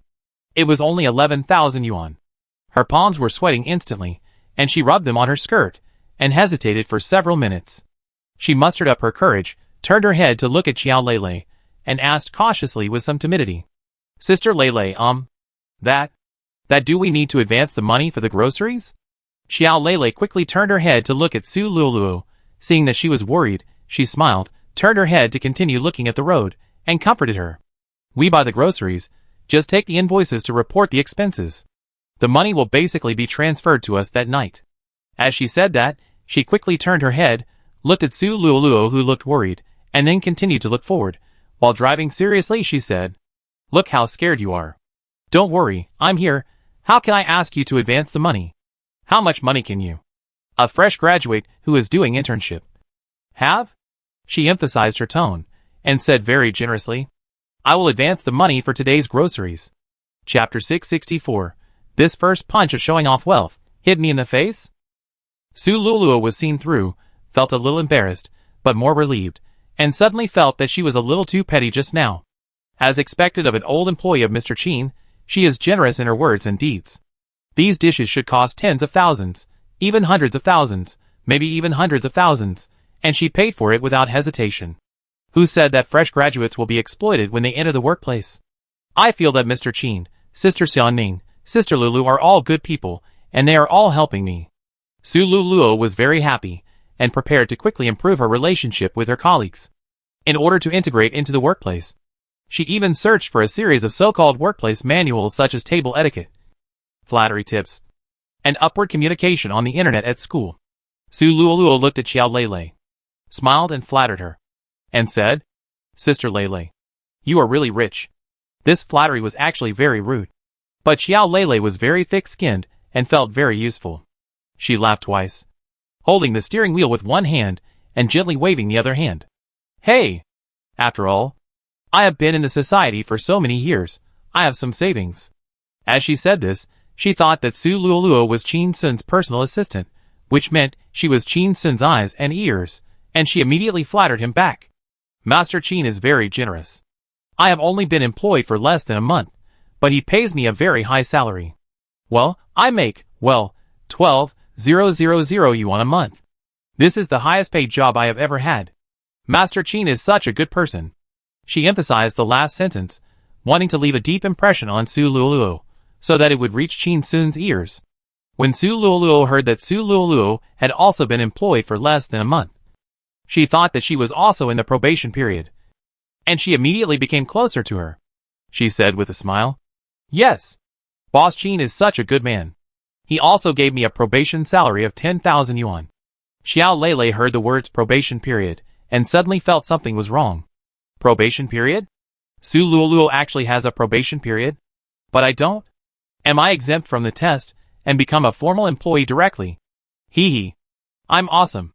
Xiao Lei laughed. Hee hee, I don't have a probation period, I'm a regular employee directly. Then you have to work hard to get a regular job, and if you need any help, just tell me directly. Su Luoluo was very touched. Sister Lei, you are so nice. I think buying ingredients today is the first test given to me by President Qin. As long as we can buy those ingredients today, we will definitely win his favor. Sister Lei, you have the ability to advance the expenses, which has already helped me a lot. As she said, she scratched her head a little embarrassedly. Just now, I wanted to take out a loan to buy groceries. Xiao Lei laughed when she heard Su Luoluo's flattery. You are indeed a college graduate. You are so humorous. You even took out a loan to buy groceries. Ha ha. You need a loan for this little money? Ha ha. Su Luoluo was a little embarrassed. She felt that Xiao Lei was very capable and had a deep pocket. She clenched her fists and encouraged herself with a smile. Sister Lei, I will do my best. I want to get a permanent job as soon as possible and get a monthly salary of 30,000 yuan. Xiao Lei's face changed when she heard this, and she subconsciously stepped on the brakes. What the hell? 30,000 yuan a month after becoming a regular employee?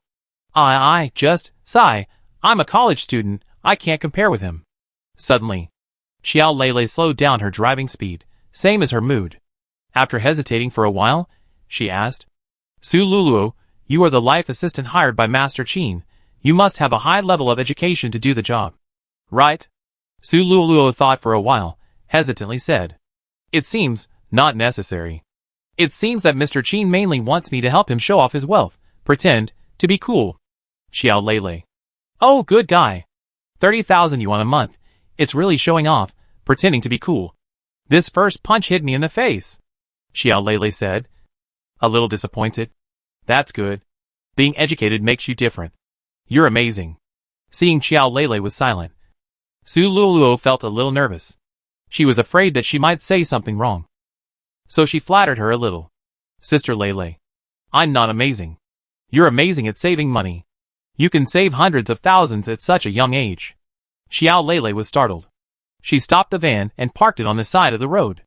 She turned around and looked at Su Luoluo. Hundreds of thousands? Who told you I saved hundreds of thousands? Su Luoluo's face was pale, a little nervous, picked up her phone to open Qin Sun's food list, and held it out to Xiao Lei. Sister Lei, didn't you say you had money to pay for the food? Xiao Lei saw the ingredients on the list, her eyes widened, and shouted. Fuck. 120 dried sea cucumbers? 120 dried abalones? 10 caddies of birds' nests? 30 caddies of shark fins? 30 caddies of wagyu beef? 1 caddy of black truffles. She looked at Su Luoluo, and found that she seemed to be shocked by her own loss of composure, and continued to talk to herself. Is this for human food? No, this is for the crew members. Whose crew's food looks like this? This. How can I afford this? Su Luoluo didn't dare to speak. Xiao Lei started the car, and drove back with a foot on the accelerator. It was speeding all the way. The van clanged, and kept overtaking, and it had completely lost its calmness just now. It rushed towards the courtyard with great momentum. Entered the film and television city. It drove into the alley outside the courtyard at high speed, and scared a car coming from the opposite direction to brake urgently. The van stopped steadily. Xiao Lei opened the door and rushed into the courtyard. Niu Xiaojun leaned out of the car window and cursed loudly. Are you going to practice turning the drainage ditch too? Fuck. You almost did it. Su Luoluo got off the van, lowered his head, and rushed into the courtyard quickly. As soon as he entered, he saw Sister Lei standing in front of Mr. Qin, and Sister Xiaoning and Yilan were sitting at a stone table not far away watching the show. Xiao Lei looked at Qin Sun and shouted, Master Qin, are you crazy? Are you going to die?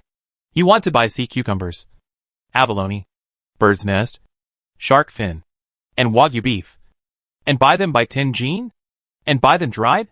Yilan and Xiaoning looked at each other, both a little shocked, but no one spoke.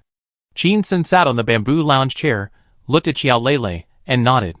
What's wrong? Is it illegal for the boss to improve the food for the employees? Xiao Lei choked when she heard this, and felt that she was indeed meddling in other people's business. The boss didn't mind, so why should she save money for the boss? She was silent for a moment and said, Then, I can't afford to pay for it. Qin Sun slapped his forehead, took out his wallet from his pocket, and selected a bank card from it. Blame me. Blame me. Xiao Lei was a little nervous. Her eyes fell on the bank card, and felt that she was being highly valued, and secretly swallowed her saliva. But she saw Qin Sun handing the bank card to Su Luoluo, who was standing beside her. Su Luoluo, keep it. Use this card to buy groceries. I'll send you the password later. Su Luoluo walked over quickly, took it with both hands, feeling heavy. This trust was like a mountain pressing on her shoulders, making her a little breathless. She nodded vigorously, and hummed hard through her nose. Xiao Lei looked at the bank card in Su Luoluo's hand, with an unnatural look, and endured it again and again, but finally couldn't help it, and said sourly, She is a college student, I can't compare with her. Seeing Qin Sun looking at her with surprise, she said something she had read on TV. You only see the new people laughing, where do you hear the old people crying? Qin Sun? Su Luoluo was shocked, and she dug her toes into the ground in embarrassment. Xiaoning sighed helplessly. This level of education really needs to be improved. Afternoon. Xiao Lei and Su Luoluo spent the whole afternoon, picking and choosing, comparing, selecting the best, and finally spent 110,000 to buy the ingredients on the list. On the way back, Su Luoluo was worried. Sister Lei, these things don't seem to be as expensive as we thought. Did we buy fakes? Xiao Lei was silent for a moment. Probably not. This is not cheap. It's mainly because we bargain. Su Luoluo hummed. That's right. That night, the news that Qin Sun would cook a big meal tomorrow quietly spread among the crew, and the staff members were as red-eyed as hungry wolves. Crying for food. Chapter 665 President Qin. Seems to be a little unhygienic? The next day, early in the morning, Xiao Lei walked into the kitchen, opened the refrigerator's fresh-keeping layer, which was filled with several large fresh-keeping boxes. She took out one with both hands, placed it on the operating table, opened the lid, and pinched the abalone soaked in water with her hands, and frowned. It's still hard, not soaked at all, how can I cook it? Then, she took out the box of soaked sea cucumbers, opened the lid, picked up a sea cucumber and pinched it. This isn't soaked well? She sighed deeply. Master Qin is still so unreliable. Suddenly, hearing footsteps, Xiao Lei turned to look at the door. Seeing Su Luoluo walk in, with a cautious smile on her face. Sister Lei, is there anything I can help you with? Xiao Lei put the two fresh-keeping boxes back in the refrigerator, turned to look at Su Luoluo, and said, Kitchen matters are not your job, you don't have to help me. Su Luoluo's voice was a little anxious.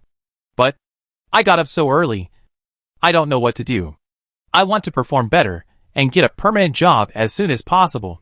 Xiao Lei heard the word permanent job, and thought of her salary of 30,000 yuan after becoming a permanent employee. She felt a little envious and a little jealous, and said again, You are a college student, and Master Qin wants you to be an assistant. If you come to do the job for 53 yuan an hour, why would he hire you? Su Luoluo felt that there was some truth in it, nodded gently, said thank you, Sister Lei, and walked out of the kitchen. Xiao Lei took out 2 packs of chicken feet from the freezer, and threw them into the water to thaw. She also took out half of the 30 kilograms of wagyu beef she bought yesterday, and started cutting vegetables. She kept comforting herself. Although Master Qin paid Su Luoluo a high salary, His salary to me was not low either. You have to do your job well. Do what you love. Su Luoluo didn't offend me. Why should I be angry with her? In the yard, Su Luoluo paced with his head down, not knowing how to start his work. Life assistant? Mainly helping Mr. Chin to show off? Post-to moments. Douyin. Or red envelopes. Su Luoluo took out his mobile phone. Took a photo of the rising sun that jumped out of the clouds. Posted a moment's message. And added a text. First day of work, good luck. As usual, you will receive many friendly likes and comments from classmates. An hour later, people in the courtyard woke up one after another and walked out of the room. Su Luoluo was very sweet-mouthed, standing a little stiffly, and greeted everyone she saw. Sister Yilan, good morning. Sister Wang Chui, good morning. Sister Niu, good morning. Sister Wu Yu, good morning. Sister Xiaoning, good morning. Seeing those sisters, who were either rich or noble, responding politely, her nervous heart relaxed a little. Suddenly, Su Luoluo saw Chin Sun open the door, leaning against the door frame and rubbing his eyes, and hurried over. Mr. Chin, where is your toothpaste towel? I'll get you some hot water. Chin Sun was startled, and immediately became sober, looking at her pair of burning eyes, thought for a while, and said, I'm hiring a pretentious life assistant, not a maid. I can do these things myself. He saw that Su Luoluo's eyes were visibly dim, and immediately said with a smile, if you want to make progress so much, then you should remind me of 2 things 3 times a day in the morning, noon, and evening. Su Luoluo's eyes lit up again. You say? Chin Sun smiled. First, you should remind me that my main job is to manage the company, analyze reports, do marketing, film, compose songs, conceptualize scripts, and practice boxing. Su Luoluo's eyes lit up even more when he heard these words. Oh my God! It is said that Mr. Chin has not yet received his diploma. He is a fresh graduate who started internship last year. Is he really only 1 year older than me? The daily schedule is so full, and they are all big things, so full of positive energy. No wonder he can achieve such great success. By being with him, I must be able to learn a lot. Then, Su Luoluo heard Chin Sun say again, the second thing is more important. Su Luoluo nodded vigorously. Yeah, you say. She was very alert, waiting for President Chin to tell her more important things. Chin Sun said, the second thing is, you must remind me. Never do the things I just said. You must remind me to slack off. To show off. To flaunt my wealth. To spend time. Su Luoluo's smile froze. Aren't the first and second things contradictory? What does this mean? If he doesn't finish the work, will he blame me for asking him to slack off and delay things? Just thinking about it. Su Luoluo saw Chin Sun leaving, and hurriedly followed him. Chin Sun stopped, turned his head and looked at her, and asked, what are you following me for? Su Luoluo replied, I'm your life assistant. Aren't I? I think I should always be by your side and wait for your orders. Chin Sun was a little helpless. This little girl's professional attitude was too good. Like Xiao Lei, the natural saint in the kitchen. They were all people with working spirits. He smiled. I'm just going to pee. There were no private bathrooms in the courtyard rooms. Only a public toilet in the corner of the courtyard. He is used to getting up early to pee. Su Luoluo was startled, and then quickly took out a pack of tissues from his bag and handed it to Chin Sun. Chin Sun looked at the pack of tissues, a little strange. Why are you giving me the tissues? I'm peeing. Su Luoluo looked a little embarrassed, and didn't dare to say anything more, and put away the tissues. Chin Sun turned and left, sighing quietly. This girl seems a little silly. Su Luoluo watched Chin Sun's back as she walked towards the public toilet, alone in the morning breeze. Mr. Chin. Seems a little unhygienic?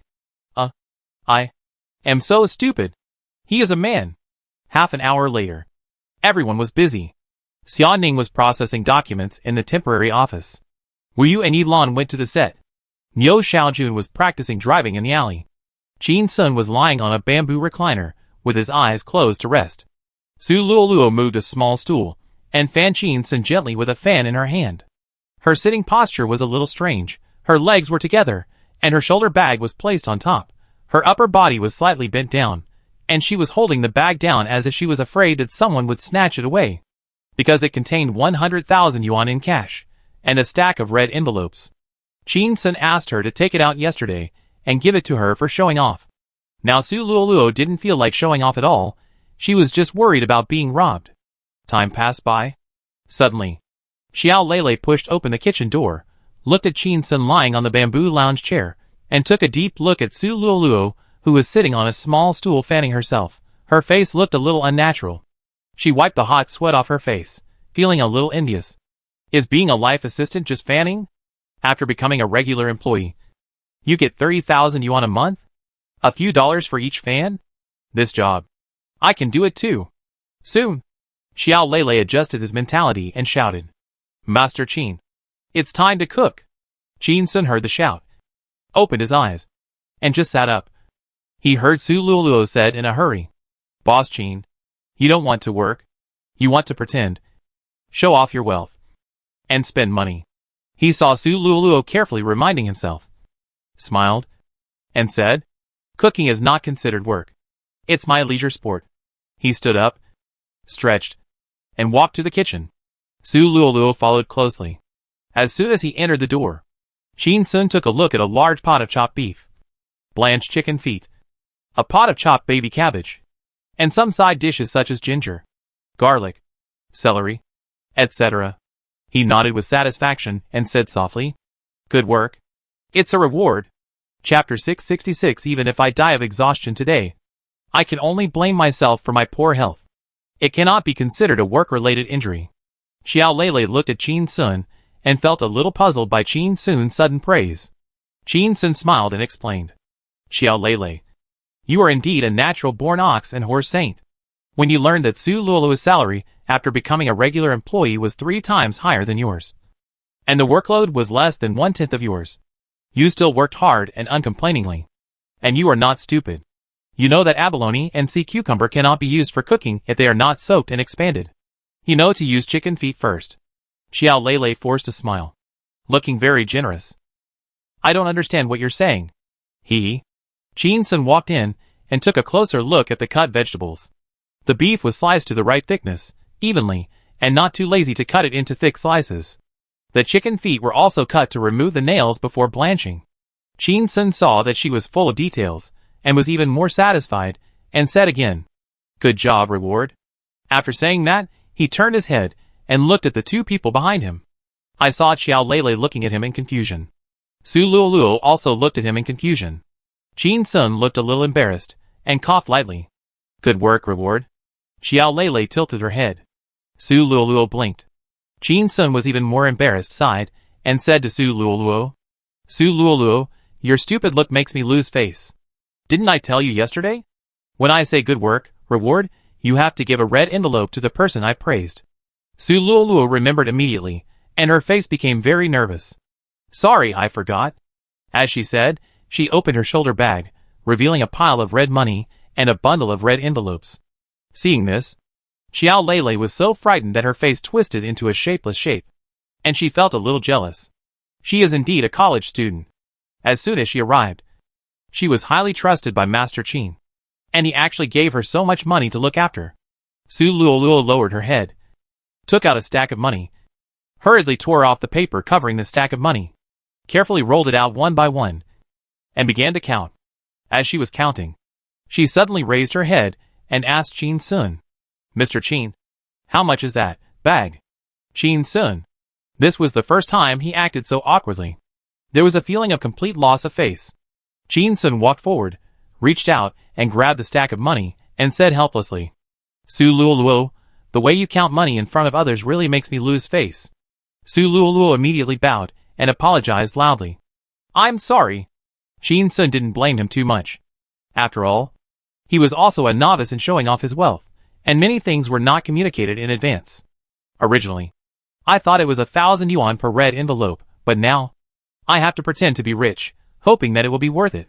Qin Sun turned around and looked at Xiao Lele, who looked dazed, and put the 10,000 yuan in his hand into her hand, saying with a smile, Good job. It's a reward. Looking at Xiao Lele, who was dumbfounded as if she had been acupunctured, he continued, Xiao Lele, you don't have to envy Su Luoluo. In my mind, you are the best worker. Even if you are a dog that has followed me for so long, I will not treat you unfairly. Xiao Lele lowered her head, staring blankly at the money in her hand. After a while, she came to her senses and immediately shook her head and said, "No, no, no! This is too much. I can't take so much." After saying that, she felt something was wrong. "No, I can't take this money at all. Washing vegetables. Cutting vegetables. It's my job. How can I charge extra money?" Xiao Lei grabbed the money with both hands and stuffed it into Qin Sun's pocket. Qin Sun stepped back. Didn't take it at all. Turned around and walked to the corner of the kitchen. Took an apron off the hook and put it on. "Do you see that big wood stove? If you don't want to take it, throw it in. As a fire starter." Xiao Lei grabbed the money tightly with both hands and shook her head frantically. "That's even worse. It's even worse." She lost her voice after that and was completely confused. 10,000 yuan? It's really 10,000 yuan. I work 8 hours a day here, 53 yuan an hour, and I only make a little over 10,000 yuan after working for a month. If I were to be an extra in a film and television city like before, it would take me about half a year to earn that much. How come Master Qin is so good to me? I'm touched. I just scolded him for being unreliable, but he's more reliable than anyone else.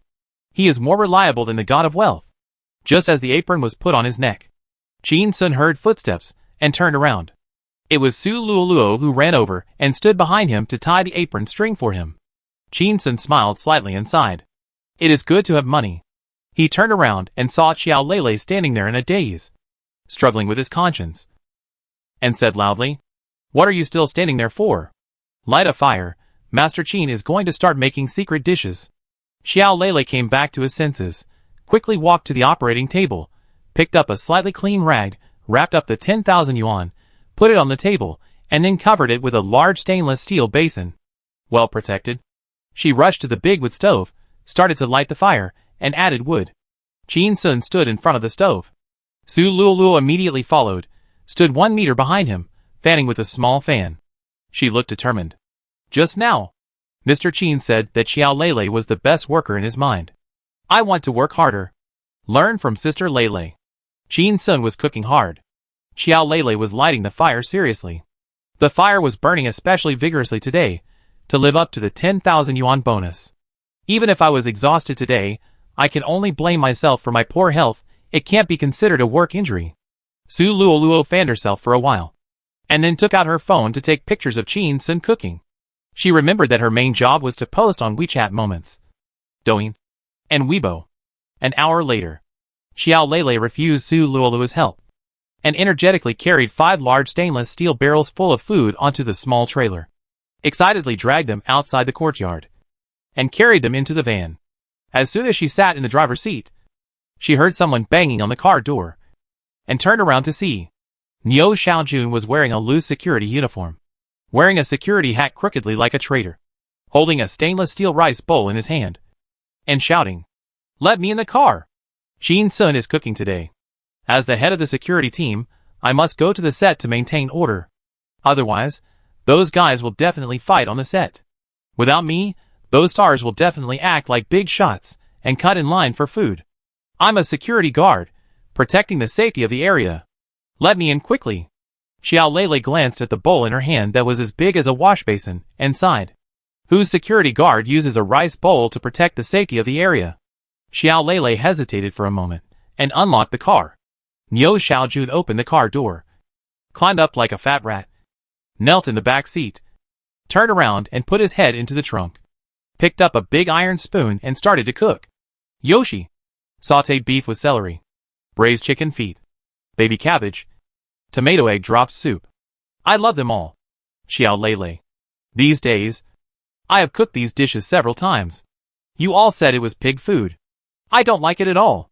Xiao Lei started the car and drove to the set. Pigs. Your feast is here. Chapter 667. What are you touching? Slacking off. On the set, Xiao Lei stood proudly under a sunshade, waiting to be proud of herself. There were 5 big buckets in front of her. A rice bucket, 3 vegetable buckets, a soup bucket. Next to her was a table, with a pile of stainless steel basins on it. Niu Xiaojun had an electric baton hanging around his waist, sitting on a chair behind Xiao Lei, holding the stainless steel basin in both hands and eating. Suddenly, Wu Yu, who was sitting behind the monitor, picked up the loudspeaker and shouted, "Call it! Let's eat!" Suddenly, the set was in a commotion, and all the staff members immediately put down their tools and rushed to line up under the awning. It was like a riot. Mao Qianni was a little surprised and asked, "What's going on?" Zhu Yuanju came over, intentionally or unintentionally put his chest close to Mao Qianni's back, and said in a bubble voice that he thought was sexy, "I heard that Qin Sun cooked the dishes today." Mao Qianni took a small step forward, moved a little further away from him, and smiled delicately. "Qin Sun cooked it? Humph. You only know how to cook. But you don't know how to cook anything else?" After that, she turned and walked towards her nanny car, and told the assistant beside her, saying, "Go give me a meal." Zhu Yuanju looked at Mao Qianni's hot and sexy waist and cursed in a low voice. "Little slut. Do you think you are pretending to be pure in front of Qin Sun? What do you expect Qin Sun to cook? And what about you? Wait a few days, and you and Qin Sun will shoot a sex scene. And I'm afraid that the wild cats within a 10-mile radius will be in heat." Under the awning, Xiao Lei started to serve food. A chubby stagehand came over with a bowl of rice, took a look at the food in the 4 big buckets, and was a little disappointed. "Xiao Lei, is this the super luxurious meal you mentioned?"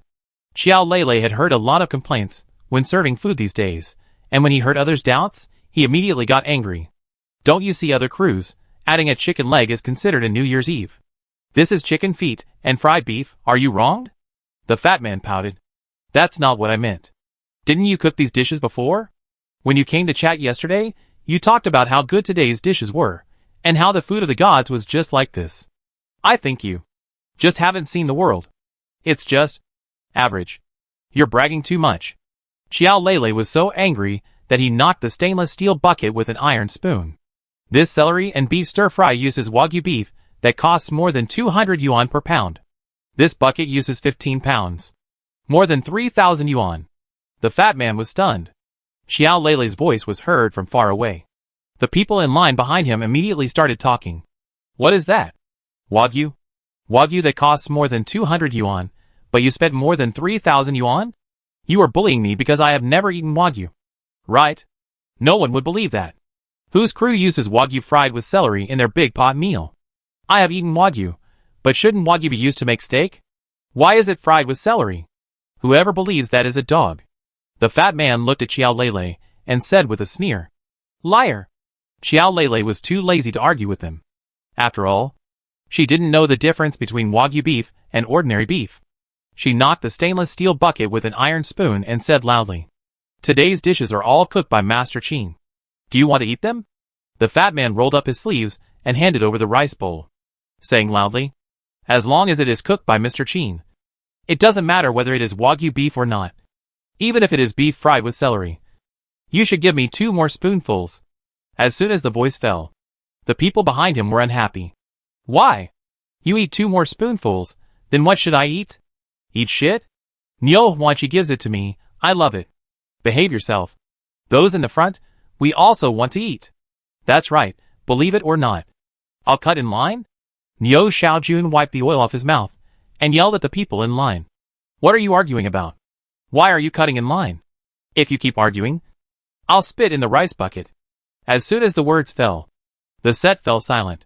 Xiao Lei started to serve food with a stern face. No matter how they begged him, no matter how tall, short, fat or thin they were, no matter whether they were male or female, he gave them the same amount of food. He was so proud. He felt a sense of being a bully. Gradually, people were sitting in various places on the set, eating with iron basins.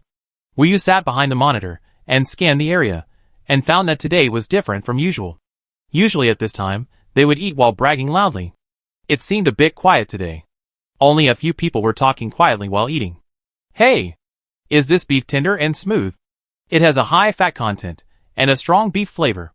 Based on my many years of experience eating beef, this is indeed not ordinary beef. Is it really Wagyu? Impossible. How could it be possible? Mr. Qin is a good cook. Yes, it is said on the internet that Mr. Qin is the producer who saves money the most.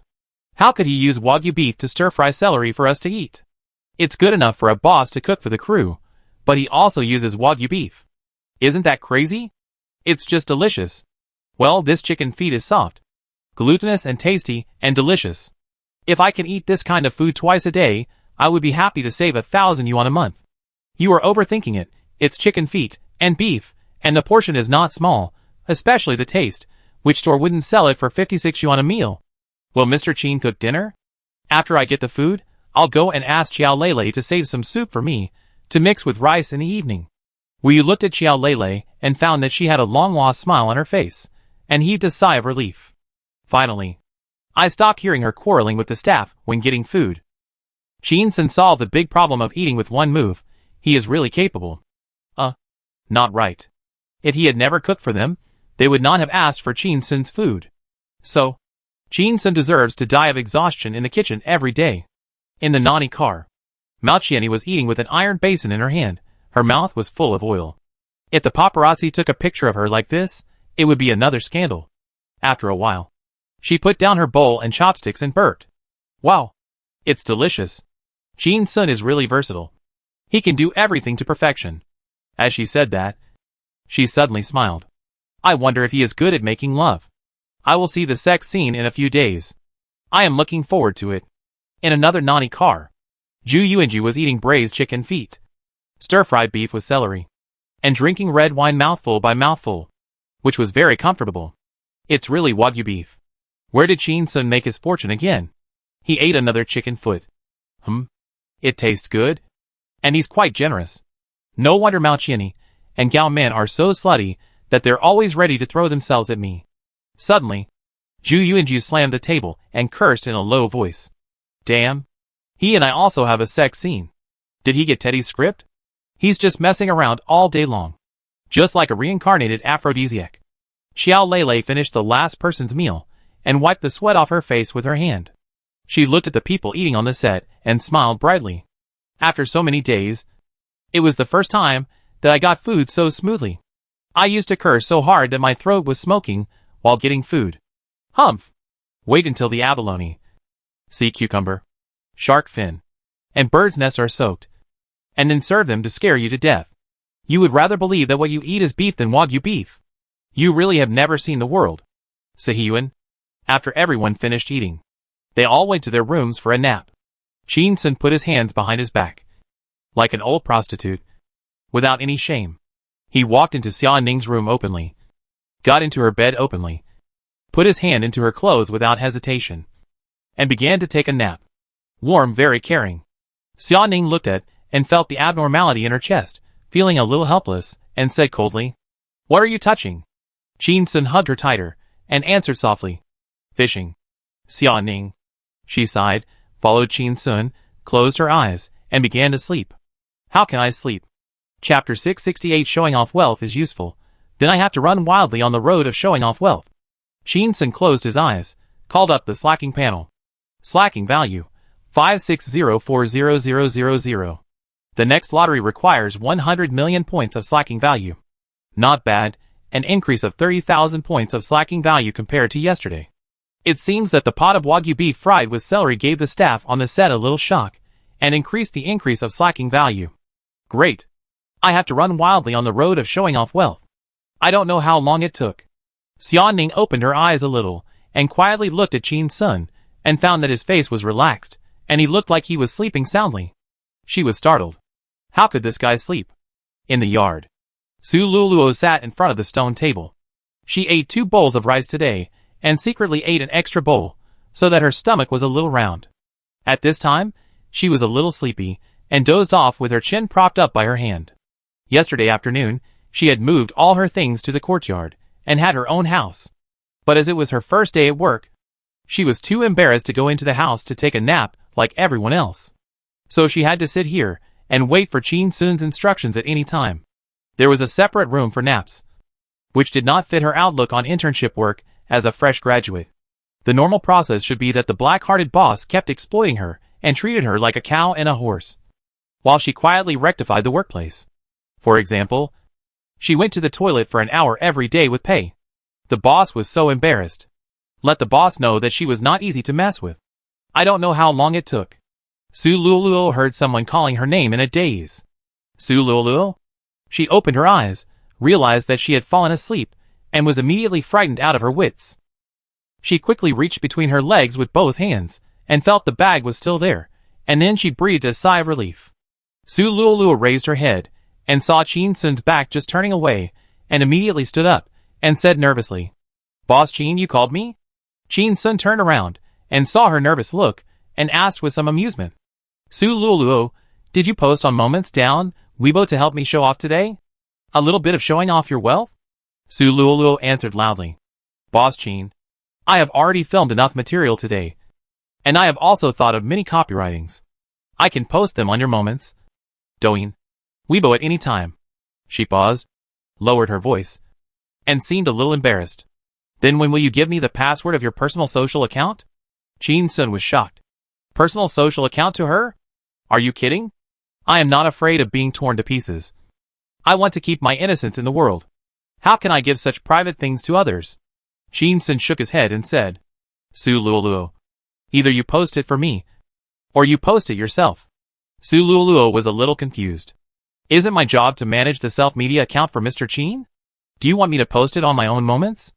Su Luoluo pointed at his nose and asked, "Should I post it?" Qin Sun replied as a matter of course, "What else? If you don't post it, how can I show off? If I don't show off, how will others know that I have money? If the general public doesn't know that I have money, how can we make progress?" Su Luoluo felt a little strange when he heard Qin Sun's words, but he could understand what he meant. After thinking about it, he still felt that it was not appropriate. "I still don't understand why you don't use your own account to post." Qin Sun put his hands behind his back, with a smile on his face, and sighed deeply. Take tens of thousands of dollars to show off your wealth, and post it online to make people jealous. Can't I do such an embarrassing thing myself? I'm not good looking. I can't afford to lose face. Su Luoluo? My face is not a face? But the internship is 10,000 yuan a month, and the regular salary is 30,000 yuan a month. Compared with this salary, my face doesn't seem to be important. Su Luoluo hesitated for a moment and asked, "Then Mr. Qin, what should I post today?" Qin Sun thought for a moment and ordered, "You should post that you have joined a good company and met a good boss who is handsome, humorous, and most importantly, rich. You are especially good to your employees, and you give them 10,000 yuan at will." He emphasized, "Pay attention, you have to make your pussy fresh and refined, round and elastic." Su Luoluo? She struggled internally, hesitated for a while, and nodded vigorously with her lips pursed. Qin Sun smiled, stretched out his hand, and asked, "Do you mind showing me your Moments? Let me see your popularity and craftsmanship." Su Luoluo quickly took out her phone, opened WeChat, and opened Moments to Qin Sun. Qin Sun took a look. This girl likes to post on Moments. On average, she posts one every 2 to 3 days, unlike himself who only posts once a year. The most recent one was posted in the morning. A photo of the rising sun and clouds, with the text, "First day at work? Keep going." There are more than a dozen likes and 6 comments.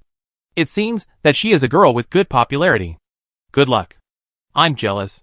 What kind of job did you find? Please take me with you. Didn't you go on a trip? How did you suddenly become the boss of people with jobs? Is it a serious job?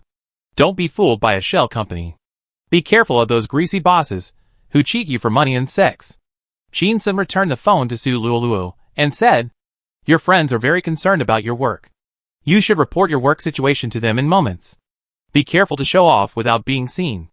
After saying that, he turned around and left quickly, avoiding the embarrassing scene of her showing off her wealth in Moments Weibo down.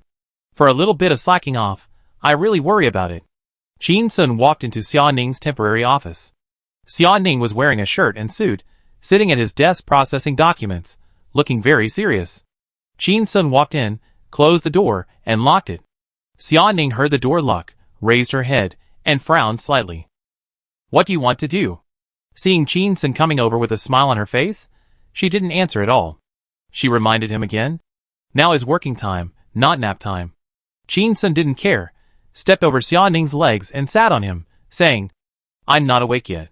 As he said this, he put his arms around Xia Ning and started kissing her. Xia Ning struggled for a while, then gave up. Alas, what a sin! Are all young men of this age like this? Or is this guy the only one who is a human teddy bear? An hour later, Qin Sun opened the office door contentedly, standing at the door and looking at the clouds in the sky, with a satisfied smile on his face. Suddenly, I felt someone kick me hard on the butt. He staggered all the way to the yard, and when he looked back, he saw Xiaoning closing the door with a red face. Then, the door was locked. Qin Sun smiled. This sister has a tender face. Qin Sun put his hands behind his back and walked leisurely like the second uncle in the village. Suddenly, he saw Su Luoluo at the stone table in the yard. She lowered her head and held her mobile phone, typing quickly, and her face did not look very good. Qin Sun walked over, sat opposite her, and asked, Su Luoluo, what's wrong with you? Su Luoluo slowly raised her head. Her eyes were a little red, as if she had just cried. Qin Sun was startled and frowned. Did you get criticized for showing off your wealth? Su Luoluo's nose was sour. Her eyes were even redder, and she said with sobs, someone in my circle of friends asked me if I was supported by my boss? Qin Sun? Chapter 669. This fairy's copywriting is average, with a hint of staleness. Someone said you were kept by someone. Qin Sun was shocked. Su Luoluo nodded weakly. Qin Sun carefully looked at Su Luoluo's appearance. Her face was okay. Her figure was okay. Her clothes were okay, but she had a mushroom head. Who would keep a mushroom head? Who deserves to keep a mushroom head? What kind of wealth can I show by keeping a mushroom head? Who is so bored at work that they would keep a mushroom? Suddenly, there was a sound of footsteps. Qin Sun turned around and saw Xia Ning coming over. Xia Ning looked cold and explained, I finished my work and came out to relax. Who did you say was being kept? Su Luoluo stood up and greeted her with red eyes and a wronged voice. Sister Xiaoning. Qin Sun saw that Su Luoluo looked pitiful and looked like she had been humiliated. He was afraid that Xiaoning would misunderstand that he had done something against the law. So he immediately explained to Xiaoning, I swear to God, I have no intention of supporting Su Luoluo. I am pure to every woman. I only have you. Before she finished her words, Xiaoning interrupted her. Shut up. Xiaoning looked at Qin Sun deeply, feeling helpless. Why is he so careless with his words? She walked to Su Luoluo, took her hand and sat down, patted her shoulder gently. It's okay, as long as it's a misunderstanding, there must be a way to resolve it.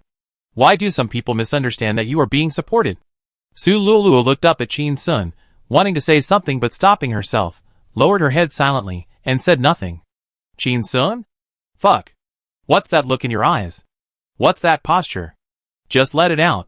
Don't let Ningning misunderstand me. Qin Sun saw Xia Ning's light-hearted look, couldn't bear it anymore, and asked Su Luoluo directly.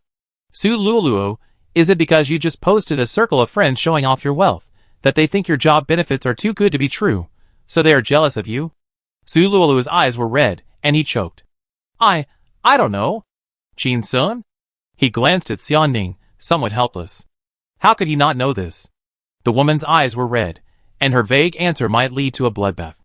I was planning to knock on the door of the royal sister tonight, and you did something so weird to me. Qin Sun quickly stretched out his hand and said, Su Luoluo, show me your circle of friends. Although he had Su Luoluo's prestige, but due to the privacy of the circle of friends, only the owner of the account could see the complete information. Those who were jealous of Su Luoluo for having a good job, only Su Luoluo's account could see it. After receiving a call from Su Luoluo, Qin Sun picked it up and was stunned. There was only a photo posted on it, showing a big tree in the courtyard. The caption read, My first half day at work. I have some thoughts. The work intensity is not high, but the mental pressure is great, because the boss gave me 100,000 yuan in cash on the first day to keep. I was always on edge, to prevent fire and theft from my bestie. Hee. I hope to be a regular employee as soon as possible. Then I can go from 10,000 yuan a month during the internship to 30,000 yuan a month. And I can drink milk tea freely. The boss is very nice. My colleagues are all very nice. The work lunch is also very good, with grilled chicken feet and wagyu beef. According to the boss, we can have abalone, sea cucumber, and bird's nest for the work lunch the day after tomorrow. Looking forward to it. Keep it up. After reading Su Luoluo's moments, Qin Sun got goosebumps from embarrassment, looked up at Su Luoluo, and asked, Wasn't the copywriting of your previous moments quite plain? Why is this moment so strong? He saw Su Luoluo's lips move slightly, and said again, You're so arrogant. You're lucky you didn't get beaten to death. Su Luoluo pursed her lips, then pursed them tightly, narrowed her eyes slightly, and stopped the tears from flowing. She kept comforting herself in her heart. That's it. That's how the workplace is. It's okay to get criticized. It's okay to get wronged. Come on. Just as she was trying to cheer herself up, Su Luoluo heard Xia Ning scolding her. Qin-sun, you should be polite. I'm still a young girl who hasn't graduated yet. Hearing this, Su Luoluo's tears flowed down her eyes. Woohoo! Sister Xia Ning is such a good person. Xia Ning and Qin-sun looked at each other calmly. After a while, Qin-sun said unhappily, "Who is not a fresh graduate?" Xia Ning. For a moment, she felt that 24 years old seemed a little old. Is I being disliked? Qin-sun handed the phone to Xia Ning. Take a look at Su Luoluo's circle of friends first. Xia Ning took the phone. After reading it, her face became a little unnatural and whispered, "Then you can't say that to a girl." As she said, she turned her head and looked at Su Luoluo. You must be too happy, so you wrote the copy for the circle of friends like this? Su Luoluo wiped her tears, shook her head vigorously, said, "Well, I searched for girls' copywriting to show off their wealth on the internet, and then wrote it based on some classic copywriting of exquisite girls." Xia Ning. What a motivated girl. In order to do this job well, an honest girl was forced into this state by Qin-sun. Qin-sun was speechless when he heard this explanation. After searching for a long time, I found this kind of thing. It's not simple at all, and it's not strong at all. It's a big difference from the fairy copywriter in the previous life. Qin-sun reached out and took Su Luoluo's phone back from Xia Ning and continued to read the comments under the circle of friends. I found that there were more than 40 likes. There were a lot of comments below. Are you pretending to be cool? 100,000 renminbi? Where can I get 100,000 renminbi? What kind of job is easy and has a high salary? I want it too. I have a strong ability to withstand pressure. I'm not afraid of mental pressure. What kind of job is 10,000 yuan for internship and 30,000 yuan for regular employment? You are still young. Don't go down the wrong path. Wagyu? Abalone? Sea cucumber? This is a work meal if there is no picture. Tell me, are you eating the boss's abalone, or is the boss eating yours? Your benefits are so good, I wonder if you were given that by some rich greasy uncle? I can do it too. Please support me and warm my bed. Where is this stupid rich man? I want to work for him too. Sincerely. Qin-sun saw these comments and felt that except for the sentence eating abalone, the other comments were just average. It's nothing but some boy's slander and some girl's sarcasm. For example, maybe Su Luoluo is simple-minded and has poor stress resistance. If someone calls her a bitch at school, she will probably cry for a long time in her quilt. Unlike me, I have been called a big show-off for several years, but I can still raise my middle finger with a smile. Qin-sun returned the phone to Su Luoluo and asked, "Why don't you explain to them that you are working as an assistant for me?" Qin? If you tell them, with everyone's recognition of my character, it should be able to dispel their doubts. Xia Ning was stunned. Character? I seem to have heard something incredible. Chapter 670 today is the fairy. Is this not to be sprayed to death? Su Luoluo stunned. The sound is a bit louder. May I? Can I? Can I really tell you as an assistant to you? She is a little excited now. One is now being deducted. Focus. Hat, urgent to remove. If your boss is Qin-sun's fact, tell them, they will definitely dispel this misunderstanding. President Qin is so positive. Straight? So high. Shang? So good. Good? In spite of. In short, I think that President Qin's personality cannot raise any girl. He won't. And there's no need. Second, being Qin-sun's assistant is a very pretentious thing in itself. It's really frustrating if you can't share it with your family and friends. Qin-sun looked at Su Luoluo, whose eyes were getting brighter and brighter, and spread his hands and smiled bitterly. Why not? If you don't tell them my name, Qin, then you will take all the pretense for yourself. Right? Does it have any impact on my plan to slack off? Su Luoluo? I took a pretense for myself? Why does this sound so strange? Qin-sun stood up and explained. Su Luoluo, I want to use your hand to show off my power. You must include my name. You also need to post my photos, to share my daily struggles. Remember to pick the daily photos that you think are rich enough to show off. I want to arouse their hatred of the rich, the kind that would make them want to kill me. Su Luoluo's eyelids twitched when he heard this. This Mr. Qin seems to have a serious illness. Why does he want to provoke others to hate him? Don't show off your wealth, doesn't he understand? Just because he is good at fighting, he is fearless? Xia Ning reached out and patted Qin Sun's waist, said, "You should be more restrained." Qin Sun sat down quickly, looked at Su Luoluo seriously, and asked, "Do you understand?" Su Luoluo thought for a while, nodded, and said, "I think I understand." She repeated what Qin Sun meant. "You actually just want to show off your wealth. Stimulate their nerves. And stimulate them to the point where they lose their minds and want to beat you to death?" Qin Sun nodded. "Yes." Su Luoluo stared at Qin Sun's eyes, hesitated for a while, and said in a low voice, "I understand. But I can't." After saying that, she opened her big eyes and looked at Qin Sun nervously, fearing that he would say something immediately. "You are fired." Qin Sun smiled, stretched out his hand, and said, "I really can't do anything with you. Give me the phone. It's the first time. I'll give you a sample." Su Luoluo was very happy and immediately handed the phone over with both hands. Qin Sun lowered his head to edit it, raised his head, and returned the phone. Su Luoluo picked it up and saw that there was a new update waiting to be posted in the circle of friends. The picture was of Qin Sun wearing an apron, stir-frying beef with a large shovel in both hands. In the photo, Qin Sun's profile was very beautiful. The text was, "Very business today. Blah blah." Su Luoluo read it several times, frowning more and more, looking up at Qin Sun and whispering, "Boss Qin, do you really want to post it like this? I feel so ashamed." Qin Sun laughed, and his smile was like the warm sun in winter, which made her feel very comfortable. Then, Qin Sun said, "It's up to you. But I tell you, this is your job. If you can't do it, I'm sorry." Su Luoluo was startled. Her heart skipped a beat, and she immediately realized that she didn't put herself in the right position. "Ah, I'm going to die. Although Mr. Qin is very kind and has no heirs. But I'm an employee after all. I'm still in the internship period. And I'm bargaining for work? He could always replace someone else to do it." Su Luoluo immediately stood up and bowed to Qin Sun to apologize. "I'm sorry. I was rude. I'll post it right away." Qin Sun smiled and said, "Remember you're doing?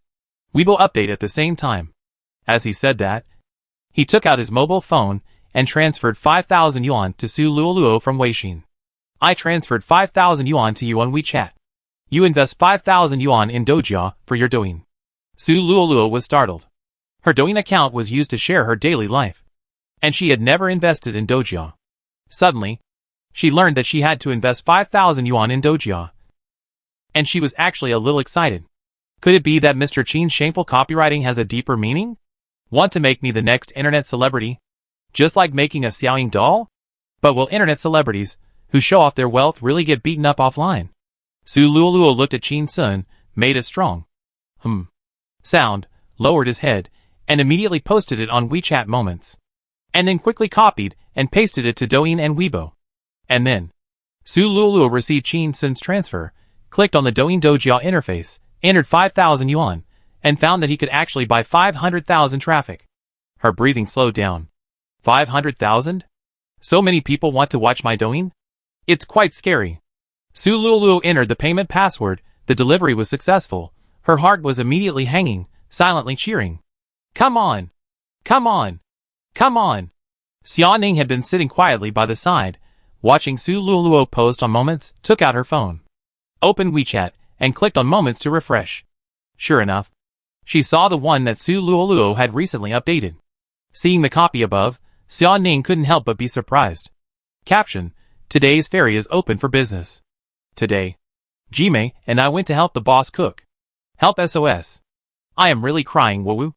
The boss is not doing his job, slacking off all day long, but the chicken feet he makes are always amazing. Ah! The fried Wagyu beef is also absolutely amazing. I inhaled it like crazy, it was so delicious. On the way to buy abalone, sea cucumber, bird's nest, black truffle. I met a common man. Speechless, I am really embarrassed. However, he.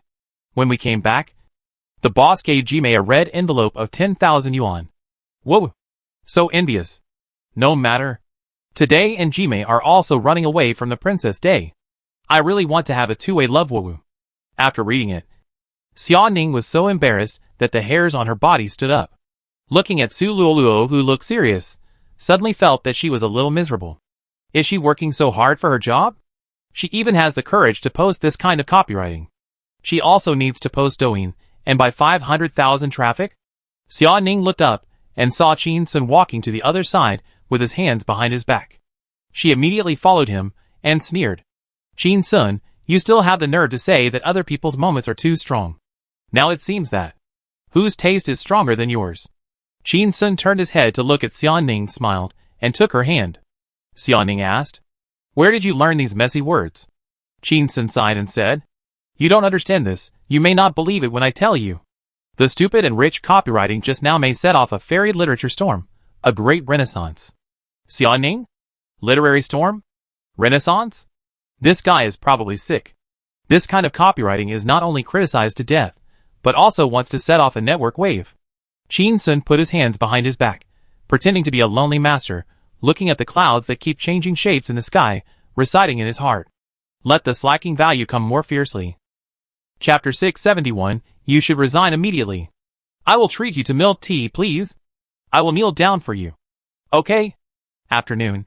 Qin Sun and Xia Ning took a walk in the courtyard for a while, then dragged Xia Ning into the room, closed the door, and took another forced nap. Su Luoluo sat on a stone bench in the yard, lowered his head, and seriously dealt with the sudden explosion of information on Weixin and Douyin. Xiao Lele was working hard to prepare the ingredients for dinner. From time to time, he would lift the big iron basin, open the rag, take out 10,000 yuan and look at it, with a silly smile on his face. Then, she worked harder.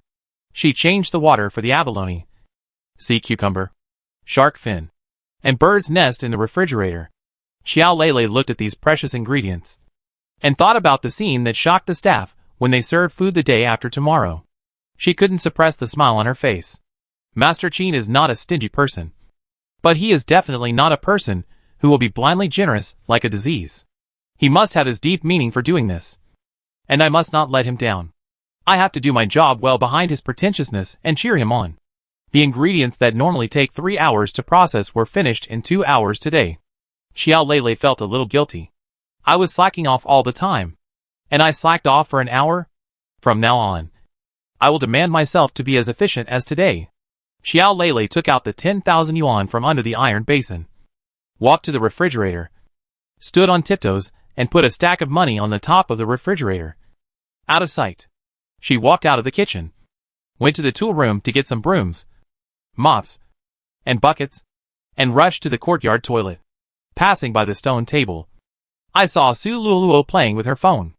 Xiao Lele hesitated for a moment, but still reminded her loudly, "Su Luoluo, do what you love. The boss is so good to us. He can slack off." "How can you slack off?" Su Luoluo immediately stood up, holding the phone tightly in her hand, with a panic on her face, and explained, "Sister Lele, I didn't. I was completing the work assigned by President Qin and interacting with netizens. There are too many netizens commenting now. I am a little too busy. I didn't slack off. I didn't." Xiao Lele was stunned, a little envious. As expected of a college student, you can earn so much money just by sitting on a stool and interacting with netizens on your phone. Unlike me, you have to clean the toilet, Xiao Lele said loudly. "Then go for it." After that, he rushed to the toilet like a warrior who was ready to die. Wash, wash, wash. Clean the public toilet with the hygiene requirements of a high-end restaurant. Half an hour later, Xiao Lele was sweating profusely, walked out of the public toilet with a satisfied smile, put the tools back in the tool room, walked into the kitchen, and stood in front of the refrigerator. Standing on tiptoe, she reached out to touch the 10,000 yuan. She squeezed it, and the thick texture made her feel warm. Su Lele stuffed the money into her pocket, walked out of the kitchen, went into her room, and hid the 10,000 yuan under the bed. Xiao Lele smiled. "The more work I do, the more secure I feel with this money. Maybe after the filming of Fatal Identity is finished, I can save enough money for plastic surgery." It was getting close to dusk. Qin Sun went to the kitchen to cook a few dishes, and was dragged away by Xiao Lele. Su Luoluo was fanning herself with a small fan. Jin-sun glanced at her and said, "Well, don't keep fanning me like a maid. It makes me feel like a prostitute in a brothel. I'm embarrassed." Su Luoluo blushed, fanning a little slower, and explained, "But if I don't fan, I'm getting such a high salary. And I'm a little embarrassed." Jin-sun sighed helplessly, turned around and opened the refrigerator, took out all the fresh-keeping boxes, pinched the sea cucumbers, abalone, shark fins, and tested the feel. Then, he changed the water in all the boxes.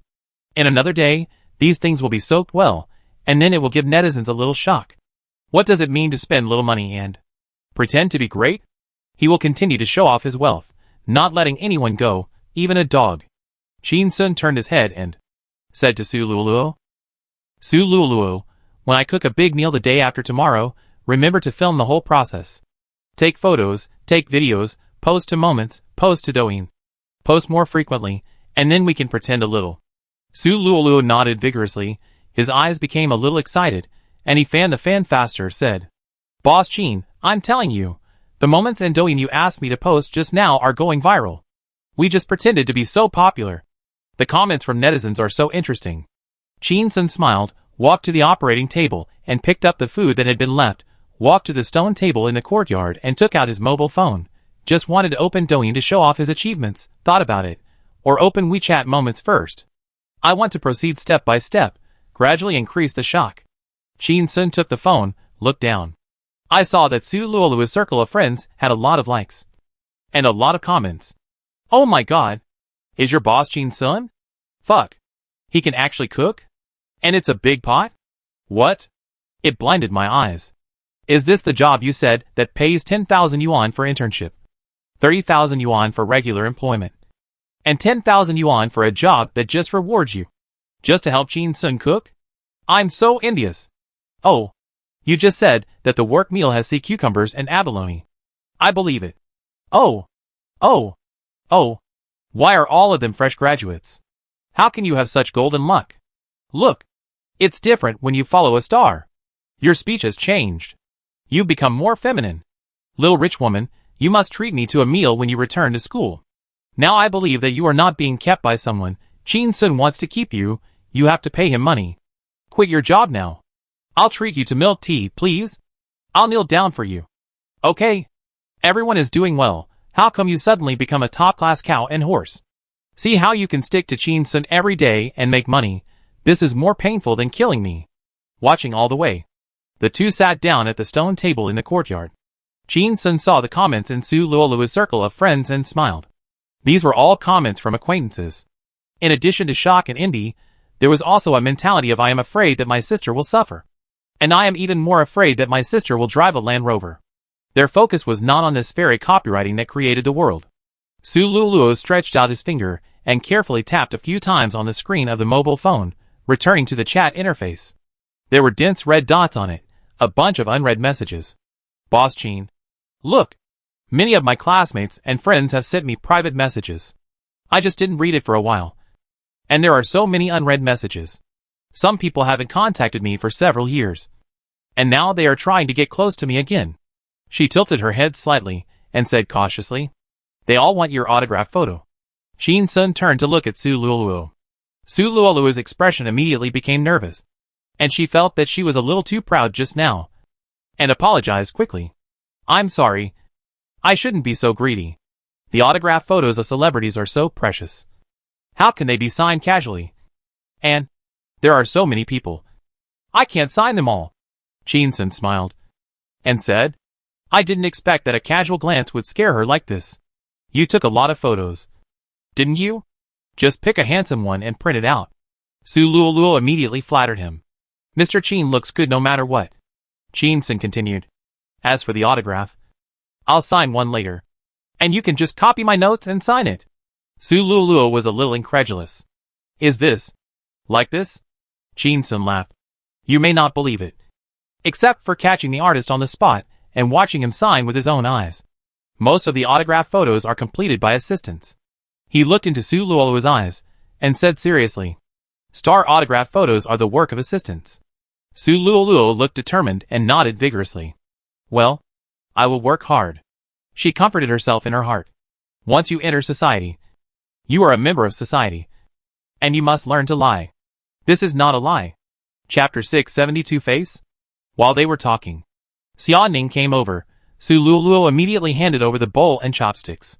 Tonight we had pork intestines with red oil, shredded pork with fish flavor, fried tofu with scallions, and seaweed egg soup. Xiaoning picked up a piece of pork intestines with chopsticks and put it in the bowl. She seldom eats pork intestines, but she can eat them, and thinks they are delicious, but she won't tell others. Qin Sun glanced at Xiaoning. Seeing that she looked cold, he didn't dare to talk to her. After all, a person who doesn't like to take naps but takes 2 naps will be a little grumpy when she wakes up. Qin Sun opened Su Luoluo's Douyin. The pinned video had the same copy and pictures as the moments, except that it was accompanied by a more popular background music. It was the song The Magic of Love is Spinning. I miss you so much that my heart is blooming day and night. Su Luoluo looked a little excited and said, Mr. Qin, look, this Douyin has more than 100,000 views in just one afternoon, 20,000 likes, and more than 3,000 comments.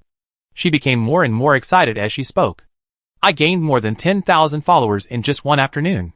Su Luoluo saw the skyrocketing number of fans and felt that it was a bit unrealistic. She had only more than 200 fans at first, and it took more than half a year to get this number after playing Douyin. The person with the most fans in their dormitory only had 12,000 fans, and they accumulated it by calling him little brother and taking cute videos. Every day, her roommates sent her harassing messages such as, do you want to date? I'll give you 10,000 a month. And sister, do you like uncles? And she herself gained 12,000 fans in one afternoon by using a photo of Qin Sun and a copywriting she provided. Most of the private messages were words of envy, such as please give me money for an autograph photo. Can you take a photo of Qin Sun's chest muscles? Are you still hiring? Qin Sun glanced at the excited Su Luoluo, said nothing, and clicked on the comment area. He found that the comments of netizens were much happier and more shameless than those in the circle of friends. The comments with the highest number of likes at the top were still those that envied Su Luoluo. Sister, being Qin Sun's assistant is a dangerous job. You are still young and can't handle it. Let me do it. I just turned 60. Did you learn something amazing from Qin Sun? If I could become Qin Sun's assistant, I would be willing to sleep with him every day. What about sea cucumber? Abalone? Shark fin? Bird's nest? They are all lewd things. No dog would eat them. The best way is to eat rice with peppers. We are all interns. How can you directly enter the peak of life? Where's the job search entrance? Are you still hiring a waitress in your cafeteria? Qin Sun scrolled down. The netizens below should not be as fanatic fans. Their attention was finally focused on the copy. Sure enough, if you stay with Qin Sun for too long, you will get a serious illness. Do you think this copy can be written by humans? Help. SOS. Why do you let me see this kind of thing? What does the eternal God mean? Grandpa's shit? Forever single? Hard shit? Jujwazy? So brain dead. Storm inhalation? Do you think you are a monster? What is a day of a princess on the run? The one on the run is called a wanted criminal, okay? Speechless. Sister, fall in love with me. My mental illness is more serious than Qin Sun's. We are just right. I went to the bath today. The technicians in this bath center are really eternal gods. The cigarettes bought in the supermarket next door are also Jujwazy ducks. I inhaled the storm, so much that I could chop off my penis. I also saw a common woman on the road. I was drunk. Drunk, I was really drunk. Today is also a day for my buddies, and the gangsters on the run. Qin Sun saw these comments, especially the one about the gangsters on the run, and laughed. Someone has already followed suit. Pandora's box has been opened. Innocent, kind, and honest netizens wait for the destruction of the fairy world. In the previous life, Qin Sun knew that storm inhalation, Jujwazy, stomping Giorgio, had been copied and pasted by many girls on the internet, and had attacked many people's nerves. How many men have created it in a weird way? Even TikTok had a special effect called Disney Princess on the Run. Those were the years when liquors were rampant, and the air was full of fairy spirit. Qin Sun put down his phone and sneered. The suffering I have experienced, the people in this world should not even think of experiencing less. I will take your mental torture, in exchange for my crazy increasing slacking value. Qin Sun closed his eyes, and called up the system panel. Slacking value, 570300000. The next lottery requires 100 million points of slacking value. It has increased by more than 1 million slacking points compared to the last time I checked. There's something to do. There's a lot to do. Sure enough. Short videos are my main battlefield. I just made a small trending search on them. But in just a few hours, I've gained so much slacking points. If I keep doing this, then the next lottery is just around the corner. This heat must be maintained. Shin-sun opened his eyes, and found that the two women were staring at him with a puzzled look on their faces. He said with a stern face, "What are you looking at? Is there something on my face?" Xiaoning shook his head gently, put a piece of pig intestine into his mouth, and said vaguely, "This witty remark is very awkward." Shin-sun. Su Luoluo smiled, and quickly lowered her head to eat. As soon as she took a bite, she felt happy. Wow! It tastes so good. Is this really fake? Suddenly, she heard Shin-sun's voice. Su Luoluo. I'll tell you a few fairy odor quotes. Remember them. When the time is right, you can post them on your moments. Douyin. Or in the comments section. We must keep the popularity of this stupid copywriting. Su Luoluo chewed the food a few times and swallowed it. He immediately took out his phone. Looking serious. Okay. Mr. Chin. You go. Xiaoning raised her head, glanced at Shin-sun, chewed her food gently, guessed that the copy he edited just now was popular on Douyin, and wanted to strike while the iron was hot. She did not make a sound to interrupt, and looked at Shin-sun quietly. After all, a man who works hard is the most handsome. Shin-sun began to speak. Don't lift my skirt. Lift me. Xiaoning? What is this? Whose skirt are you lifting? Su Luoluo was stunned, and forgot to record it in the memo. Shin-sun kept talking. I want to put a sign on your forehead that says no cuteness. In the name of the princess, I sentence you to life imprisonment for loving me. Xiaoning couldn't stand it anymore. This guy said love words from a man's perspective, which was like I think you've eaten shit, and told a joke like gorillas will knock their breasts when they're angry. But why do some strange quotes from a woman's perspective have a bit of charm? If a woman is good looking enough, saying these words to boys, wouldn't she control them completely? Is this guy also born with a charming bone? A master of cross-dressing? At this time, Xiaoning heard Shin-sun continue in a calm voice. I want to live in my brother's fish pond and break through my brother's heart. My recent wish is to sleep when I close my eyes, and have you when I open them. You have your boyfriend. And I have my little brother, who is not very handsome, but a lot. Humph. I don't want to be a wrong ghost. I want to be someone else's little baby. I have no house, no car, no money, but I am coquettish. Xiaoning heard Shin-sun, a grown man, say such coquettish and cheap words, and felt that the food in his hand was not so fragrant, and a layer of goose bumps appeared on his arms. He said in a cold voice, Shin-sun, don't you just want to show off your wealth? Do you really want to use these words as your video copy to post Douyin? Are you shameless? Shin-sun was stunned, looking at Xiaoning quietly, spitting out a word in confusion. Face? Chapter 673 Fashion is a cycle, so are idiots. Xiaojing saw Shin-sun's sincere face, and felt that the question was redundant. Su Luoluo thought Shin-sun was amazing. As expected of a fresh graduate who started internship last year, he is already a member of society, and he has changed his face in less than a year. I want to be like Mr. Chin. Shin-sun looked at Xiaoning and said, there are so many videos showing off wealth on Douyin now, although I have some traffic, but simply showing off wealth can't make much noise. So I have to bring some private goods. I have to let netizens create silly copywriting together, let them feel involved, so that we can set off a traffic storm. It's better to be happy alone than to share happiness with others. Do you understand? Xiaoning sneered. Sharing happiness is worse than enjoying it alone? According to his understanding, it should be that being coquettish alone is worse than being coquettish with others. Xiaoning sighed and asked, Shin-sun, I don't understand. Does anyone really like this kind of talk? Shin-sun looked at Xiaoning's serious expression, knowing that she was sincere, felt helpless. This noble, cold, ungrounded rich girl. It seems that she has never seen a few spirited young men and stupid young men in her life. Not grounded at all. No wonder her coffee shop is going to close down. I'm afraid it's priced at 880 per cup. Even Prince Juan can say, baby, I went to get in 4 yesterday, I lost the night I missed you. She actually doubted that these words had no market. Did the subject 3 become popular for nothing a while ago? This didn't change her mind? The highest ratings of the Spring Festival Gala are always comedy programs. Pretentious people are like shooting stars that only shine for a moment, but funny people are the eternal sun. Sexy and shining. Chin Sun answered seriously. Ning Ning. You can eat pig intestines. Accept the diversity of food. And learn to accept the differences among people. Our society is not always highbrow, but lowbrow. Not everyone has been taught various cultures, arts, and etiquette since childhood like you. And not everyone has to live according to textbooks. He looked into Xia Ning's eyes and said in a deep voice, Miss, you have to allow us to have a period of independent and stupid time. Su Luoluo was deeply touched. During the 3 years of high school, every 6 months, she felt that she was an idiot 6 months ago. Thinking of her previous actions, she wanted to dig a hole and bury herself. But she felt very cool at that time. She nodded vigorously and agreed. Yes, idiot. You are right. Chin Sun turned around and looked at Su Luoluo with wide eyes.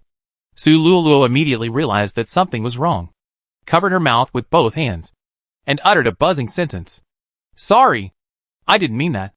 Chin Sun waved his hand gently, indicating that she didn't need to be nervous. Is this mushroom head born in the year of the rat?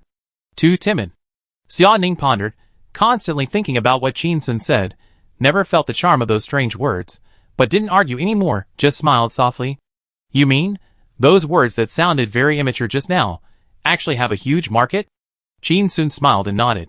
The more immature things are, the more terrifying their spread, and the easier it is to become popular. When we operate short videos, we can't expect a group of rational and cold-blooded people to crazily follow us. Right? So, we must focus on the group of people who are most easily incited. They may be a little immature, but they are more likely to spread video content for us and pay for our labor results than rational people. Su Luoluo was enlightened when he heard it. President Chin is really amazing. He pointed out why it is easiest to make money from fools. No wonder I feel that those crazy star chasers are a bit sick. It's not because they are crazy about star chasing, but it's because they are crazy about star chasing that they are obsessed with it, saving money to buy brother's peripherals and cheer for him. Xia Ning thought about it, still a little unsure, and asked hesitantly, But what you said just now? I have no house, no car, no money, but I am sexy. Isn't this kind of words too heavy? When Chin Sun heard this, he stood up, with a righteous look on his face. Why do luxury cars hire car models? Why are there so many borderline contents in the early days of major browsers? Short videos, self-media, and online websites? How many people who have not read the original work of Jean Ping may simply think it is a pornographic book, but do not know that pornography only occupies a very small part of the book, ignoring the extremely high literary value and artistic value in it. He lowered his head, looked down at Xia Ning, and said, Isn't this all to catch people's attention? From ancient times to the present, no one can ignore the power of borderline. Xia Ning saw Chin Sun's serious look and was slightly touched. I haven't seen him look like this for a long time. It seems that he is really going to do something online. A pornographic and smelly show of wealth? Suddenly Xia Ning laughed and asked, Chin Sun, do you admire Jean Ping Mei so much? Chin Sun looked at Su Luoluo, who was looking at him with an admiring expression, and said seriously without blushing or beating his heart, I read Jean Ping Mei often, because I can learn new things by reviewing the old. I can get new insights every time. He looked up at the sky, and his voice was distant. Purifying the soul. Cultivating sentiment. It is our duty. Su Luoluo felt a little ashamed. This is the vision of President Chin, who can actually cultivate sentiment from the book Jean Ping Mei. It seems that my realm was not enough before, and I just flipped through and read it. Xia Ning's smile became brighter, and asked, Who is the author of Jean Ping Mei? Chin Sun was startled, lowered his head, looked at Xia Ning with a smile on his face, and said loudly, Illiterate? I won't tell you. Xia Ning smiled lightly. I understand. This guy must have been watching a movie. Seeing Chin Sun sitting down again, his face looked a little unhappy. Xia Ning reached out and gently pushed him, said with a smile, Chin Sun, I believe you. If you say those strange quotes can be popular, then they will definitely be popular. Chin Sun looked at her with a stern face, nodded, and fell silent. Suddenly, I felt a little emotional. In fact, the world has never changed. Fashion is also a cycle, and so are idiots. Things that have been popular will definitely be popular again after a while. For example, The short skirts that have been popular in the past few years were popular in the 1960s. The non-mainstream born in the 1990s, and the spirited young men born in the 2000s are essentially the same type of people. The non-mainstream spread cement at the village entrance, and the spirited young men danced the social dance. The non-mainstream posted on QQ Space, "If you destroy my sister's wings, I will destroy your entire heaven." And the spirited young men posted on WeChat Moments, "The knife is not sharp. The horse is too thin. What can you use to fight me? When you hear your parents singing that night, I hurt you and frown. I seem to have forgotten that when I took the microphone and sang there are 2 cows on the hillside in the east. The bull said I love you to the cow. I was also full of energy. No one was superior to anyone else. At that time, we all thought we were handsome and trend-setting. And those stupid songs, stupid copywriting, those things that tortured us. When we suddenly look back one day, although I don't like it, it really left a mark in my life. At that time, I locked my QQ Space, and the stupid quotes were still there. But we didn't dare to look at them anymore. Life is always like this. Before you are ready, you grow up unexpectedly." Chin-sun lowered his head, picked up the chopsticks, and suddenly said, "I remember running in the sunset that day. That was my lost youth." Xiaoning looked up, somewhat surprised. "What did you say?" Chin-sun looked up at Xiaoning and smiled. "Nothing, I'm just a little emo." "Xiaoning? What is emo?" Chapter 674 Using such expensive water to cook. Are you sick? Or am I sick? After lunch, Xiaoning went to take a nap. Chin-sun broke into the room, and then got into her bed. Su Luoluo did not take a nap, sitting on a stone bench, holding her phone and intensively brushing Douyin, reading netizens' comments. Like some interesting comments, and reply. As time goes by, the number of views of the video has exceeded 1 million, and the number of likes has exceeded 100,000. More netizens are making fun in the comment area. Su Luoluo looked at the comments in Douyin's private messages again. There were people who were envious, jealous, hated her, and wanted to buy her account. After a while, there were more and more dirty words in the private messages. "Idiot! Retarded! Aren't you afraid of being hit by a car for posting this kind of thing? Sister, are you going to sell it?" Su Luoluo finally understood what the saying on the internet, "I like your videos very much. Remember to turn off your private messages," meant. She looked at the private messages that scolded her without reason, her brows furrowed deeper and deeper, and finally she suddenly smiled with relief.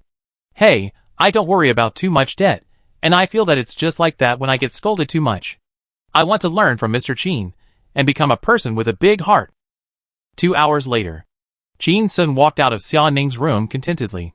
Xiaoning was covered with a quilt, her neck was exposed, her shoulders were bare, and her hair was messy and scattered on the pillow. She opened her misty eyes, and stared blankly at the ceiling. How could this guy bear it? He said he would take real action after his hair grew longer, and he really had to wait for half a month?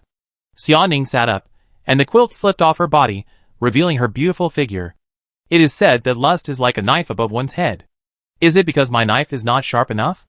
But why does he still look so satisfied? Annoying. Chin-sun stood at the door, with a satisfied smile on his face. Just now, he checked the slacking panel. Slacking value, 600300000. The next lottery requires 100 million points of slacking value. During a nap, so many slacking points were added. It increased by 3 million. It was done openly, it was done successfully, it was done earth-shaking. But no one seemed to realize anything was wrong. Not only did the netizens forget my job, even Ningning, Wu Yu and the others forgot that they were here to make a movie. There are still several sex scenes that have not been filmed. I wonder if those sex scenes can create something. In the courtyard, Chin-sun walked towards Su Luoluo, and saw her standing up with a nervous look on her face, with a flattering smile on her face, a little helpless. "Su Luoluo, why are you always so afraid of me?" Su Luoluo pursed her lips. "I have always been timid. When I was in school, I was afraid of teachers. After graduation, I was afraid of my boss." Chin-sun said nothing more. "It's good to be timid, as long as you live," he instructed Su Luoluo. "Tell Xiao Lele to go outside, and buy me a few bottles of expensive water, and then come back quickly. We need to strike while the iron is hot, and shoot some videos showing off our wealth. I'll send the sign to your WeChat later." Su Luoluo said him. Hardly, and turned to the kitchen. Chin-sun looked at her from behind, thinking that her catchphrase was actually him. Like the slogan of kindergarten children pooping. This kind of simple-minded coward must have been well protected by his family, since he was a child. 2 hours later, Chin Sun was resting on a bamboo lounge chair. Suddenly, he heard a noise at the door. He opened his eyes and turned around. Xiao Lei and Su Luoluo each had 2 bags in their hands. Both of them looked nervous. Their hands holding the bags were tightly clenched, and their veins were bulging. They walked slowly towards the stone table step by step. Su Luoluo saw Chin Sun looking over, and she squeezed out a smile on her sweaty face. "Hello, Mr. Chin." But he was immediately criticized by Xiao Lei. "Lolo, pay more attention, put the water on the table first. If it's broken, we can't afford to pay for it." Su Luoluo nodded gently. "I didn't expect the water to be so expensive." Chin Sun saw that the 2 people were moving as slowly as a snail, and felt a little funny. He stood up and walked over, snatched the bags from their hands with 1 hand each, and strode towards the stone table. Xiao Lei and Su Luoluo said in unison, "Master Chin, be careful." "Mr. Chin, be careful." Chin Sun put the 2 bags on the table, took out a box about the same size as a red wine box, and looked at it, then opened it casually, and took out a black bottle from it. There were some golden patterns on the bottle. It was also inlaid with some crystals. He bought a total of 8 bottles of this water, 1 bottle for each person in the courtyard. Chin Sun unscrewed the lid directly, and turned around to find Xiao Lei and Su Luoluo both looking shocked. Su Luoluo asked carefully, "Boss Chin, what are you going to do?" Xiao Lei asked anxiously. "Master Chin, this is 3,000 yuan a bottle of water." She stepped forward, and pointed at the bottle mouth with a trembling finger. You opened it now." Chin Sun smiled. Then, he handed the water to Xiao Lei, who was sweating profusely, and said, "Drink a bottle first and take a rest. We will start to cook dinner." But Xiao Lei was like seeing a ghost, backing away frantically, waving his hands constantly. How can I drink such expensive water? I won't drink it." Su Luoluo saw Chin Sun's eyes looking at him, and hurriedly said, "I can't afford it either." Chin Sun handed the bottle over. "I'll treat you." Seeing that Su Luoluo also wanted to retreat, he ordered, "Take it." Su Luoluo whispered, "Oh." Wiped the sweat on his clothes with both hands, took it with both hands and held it tightly, but never dared to put his mouth to the mouth of the bottle. Chin Sun smiled and said, "Drink it." Su Luoluo, "I don't dare." Chin Sun, "What's there to be afraid of?" Su Luoluo, "I feel a little unworthy." Chin Sun smiled bitterly and said, "In this courtyard, only dogs are unworthy of drinking." Su Luoluo, seeing Chin Sun's firm tone, she held the bottle with both hands, slowly put her mouth to the mouth of the bottle, raised her neck nervously and expectantly, and took a small sip. "It tastes cool, and tastes like water?" Chin Sun asked with a smile. "Is it delicious?" Su Luoluo hesitated for a moment, with a cautious smile. "It tastes good." Chin Sun turned around and opened another bottle, unscrewed the cap, and handed it to Xiao Lei. Xiao Lei saw this, and knew she couldn't refuse. So she had to walk over and carefully took the bottle with both hands, as if she was receiving an imperial edict, and drank it slowly. She was shocked and said anxiously, "Master Chin, this is the taste of water. Did we get fooled? Did we buy fakes?" Chin Sun said with a smile, "You bought fake water only if it smells like water." Xiao Lei was startled and said with a wry smile, "That makes sense." Then, Chin Sun also opened a bottle, and asked the other 2 girls to sit at the stone table, and drink slowly like drinking wine. Chin Sun had no expression. The 2 girls giggled, frowned, and sighed.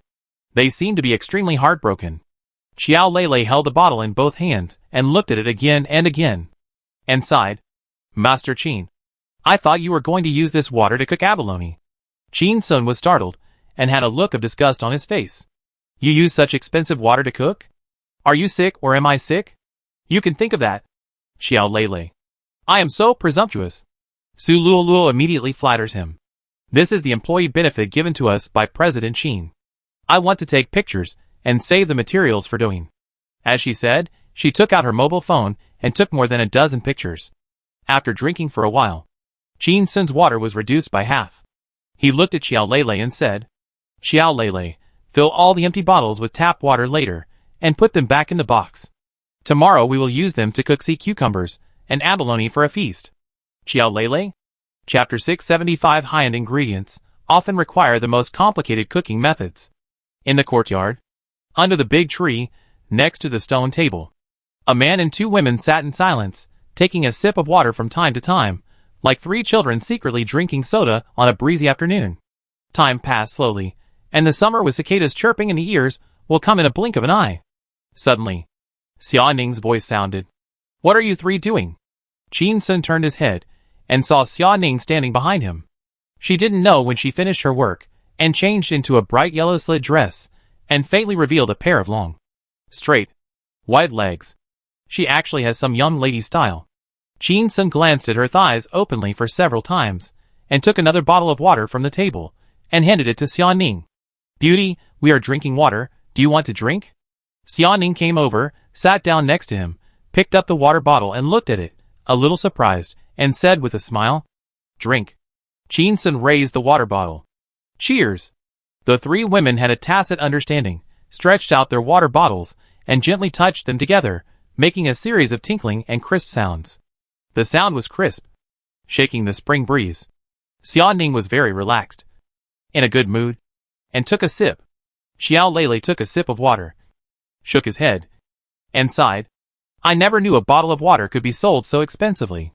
It's enough for my food expenses for half a year." Su Luoluo nodded vigorously. "Yeah, me too. No one should buy this kind of water to drink every day. Right?" Xiao Lele sneered. "Don't say buy it every day. I think anyone who can drink more than 3 bottles is an idiot. Buy a bottle and add purified water to it." "Won't it taste the same?" Qin Sun said. "Even worse than an idiot. 3 bottles left. Anyone who drinks more than 2 bottles is an idiot. The bottle is worth 9 yuan, the water is 1 yuan, and the remaining 2,990 yuan is all IQ tax." Xia Ning looked embarrassed, put the bottle on the table, and said lightly, "That's enough for you." As soon as she finished speaking, she saw Qin Sun and the other two immediately turn their heads to look at her, with their eyes wide open. Xia Ning was slightly startled, under such a gaze. Suddenly, she had both wealth and inferiority, and explained in a low voice. "My mother was hospitalized for pregnancy, and my uncle gave her 100 bottles. My mother thought the bottles were too heavy and inconvenient to carry, so she asked me to take them home." Qin Sun immediately thought that the home she mentioned should refer to the villa in Haicheng. After thinking hard, he had no impression of having seen the water.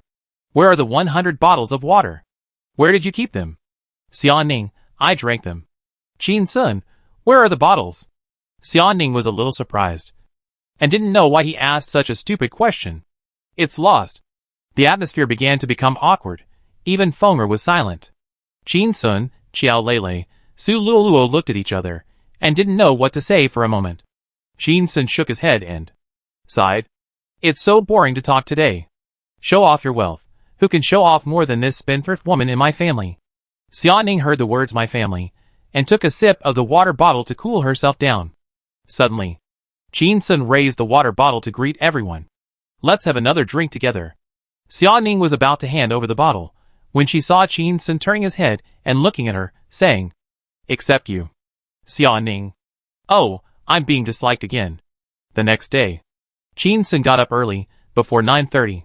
As soon as he went out, he saw Su Luoluo standing up from the stone bench, running all the way over and looking up at him, said seriously, "Boss Qin, good morning. First, your job today is to manage the company, read reports, do marketing, shoot movies, write music, write scripts, practice boxing. Second, you must not work seriously, you should go fishing, pretend to be cool, show off your wealth, go to play around." Qin Sun nodded with satisfaction. This little girl has a really good work attitude. Su Luoluo excitedly took out his phone, opened Douyin, and held it in front of him and said, "Mr. Qin, look. Yesterday's video has been played over 4 million times, and has received over 800,000 likes." Qin Sun glanced at it, smiled, closed his eyes, and called up the system panel. "Slacking points, 670300000. The next lottery requires 100 million slacking points. Fuck. After sleeping for a night, the slacking points increased by 7 million. Save your energy, really save your energy. Let's do it again today." Qin Sun opened his eyes, looked at Su Luoluo, who was a little confused, and said softly, "Good job, take it as a reward." Su Luoluo tilted his head, opened his big eyes, and became even more confused. "Reward who?" "Qin Sun, you." After saying that, he ignored Su Luoluo and went straight to the public toilet. Su Luoluo turned around and looked at Qin Sun's back, hesitated several times, quietly opened the zipper of her shoulder bag, took out a red envelope from it like a thief, and stuffed it into the compartment of the bag. She comforted herself. "It's not that I'm greedy, it's that Mr. Qin is a man of his word. I have to be obedient." 10 o'clock in the morning. Qin Sun opened the kitchen door and walked into the kitchen. Seeing Xiao Lei busy inside, the preservation boxes of sea cucumbers, abalone, shark fins, and bird's nests were neatly placed on the operating table. A big pot was bubbling on the gas stove, and the air was filled with the aroma of meat. This was the soup that Qin Sun had told Xiao Lei to cook for more than 10 hours according to the recipe last night, putting abalone in, and then adding old hens, old ducks, scallops, dragon bones, ham, chicken fat, pig skin, scallions, ginger slices, etc. Sea cucumber, shark fin, abalone and other ingredients have no taste, and even have a slight fishy smell. Most of them need to be flavored with broth. Qin Sun snapped his fingers. "Good job." "Reward?" Su Luoluo immediately took out a red envelope from her bag and stuffed it into Xiao Lei's hand. Xiao Lei took the red envelope, looked at Qin Sun, and was speechless for a long time. Finally, he said with red eyes, "Boss Qin, sometimes I really think you want to buy my life. If you show off your wealth and get chopped, I will definitely block the knife for you." Qin Sun smiled and said nothing. "Unless Ultraman takes action, who in this world can kill me?" Suddenly, he heard footsteps behind him. Turned around and saw Xian Ning, Niu Xiaojun, Yi Lan, and Wang Chui all walked in. They looked like they were going to watch him cook a big meal. Yi Lan and others wanted to know what kind of delicious dishes Qin Sun could cook if he cooked seriously. Qin Sun was a little annoyed, took off his apron and put it on, and said, "Stay back, everyone. I'm going to show off." Su Luoluo immediately walked out of the kitchen. And when he walked out of the door, he saw Xian Ning, Yi Lan and others standing motionless in the kitchen, and then quietly stepped into the kitchen. "I am not considered a random person. Am I?" More than 2 hours have passed. Time flies, and it is already 12:30 noon. Shooting at the motel. The staff had stopped working long ago. Sitting on small stools, sitting on the floor, and chatting together. The whole set was noisy. "What time is it? Why haven't you started eating yet? I heard there will be a big dinner today, so it may take some time. Good food is never too late. Let's wait a little longer." "Wait. What else can we do? I have gained several pounds these days. And Mr. Qin's cooking skills are really good. You haven't seen Mr. Su's copywriting. Mr. Qin's cooking skills are really absolutely amazing." When it comes to absolutely amazing, the crowd burst into laughter. The atmosphere became even more lively. They began to discuss the popular copywriting on the internet. Chapter 676 Tears Wet Abalone Rice, Swear to Make a Million. "Don't call me classmate Su, call me Fairy. You can call me the Fugitive Princess. Don't tell me, Boss Qin really can make a hot search on the internet with just a little effort. I've seen Juju Z's storm inhalation and stomping feet 7 or 8 times in the circle of friends." Classmate Sue's Doin said that she bought abalone, sea cucumber, shark fin, bird's nest. Do you believe it? She didn't buy it for us. Can't she cook for us? If they really serve us abalone, sea cucumber, shark fin, bird's nest, I shouldn't have eaten breakfast. Ha ha ha. If it's true, I can wait. You can wait another 3 hours. If it's true, I'll go eat shit. A team of more than 100 people. How much money would it cost? Impossible, absolutely impossible. She also said that President Qin rewarded a colleague with 10,000 yuan. Did any one of you see it? I feel that Xiao Lei seems to be very happy these days.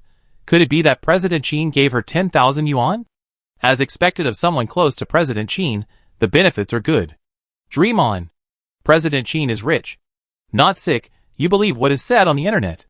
Everyone was chatting with each other. Time passed by, and it was 1:30 in a blink of an eye. The atmosphere began to change. There were complaints everywhere. Are you going to have dinner yet? I'm starving. If you're not going to have dinner, tell me earlier. I'll go out to buy some fast food, order some chicken. Ah! Even if it's just instant noodles. Suddenly, the familiar sound of a van driving came, and everyone stood up and stretched their necks to look at the intersection. Just like ducks hearing the signal for dinner. The van stopped steadily, and the door opened. Niu Xiaojun, wearing a security uniform and a crooked security hat, jumped out of the car like a ball, holding a stun gun in his hand, and shouted, "Kill!" Listening to the deafening shouts of killing, everyone was shocked. What's going on? Is this? Are you going to have dinner or fight? Isn't this crazy? Who are you going to kill?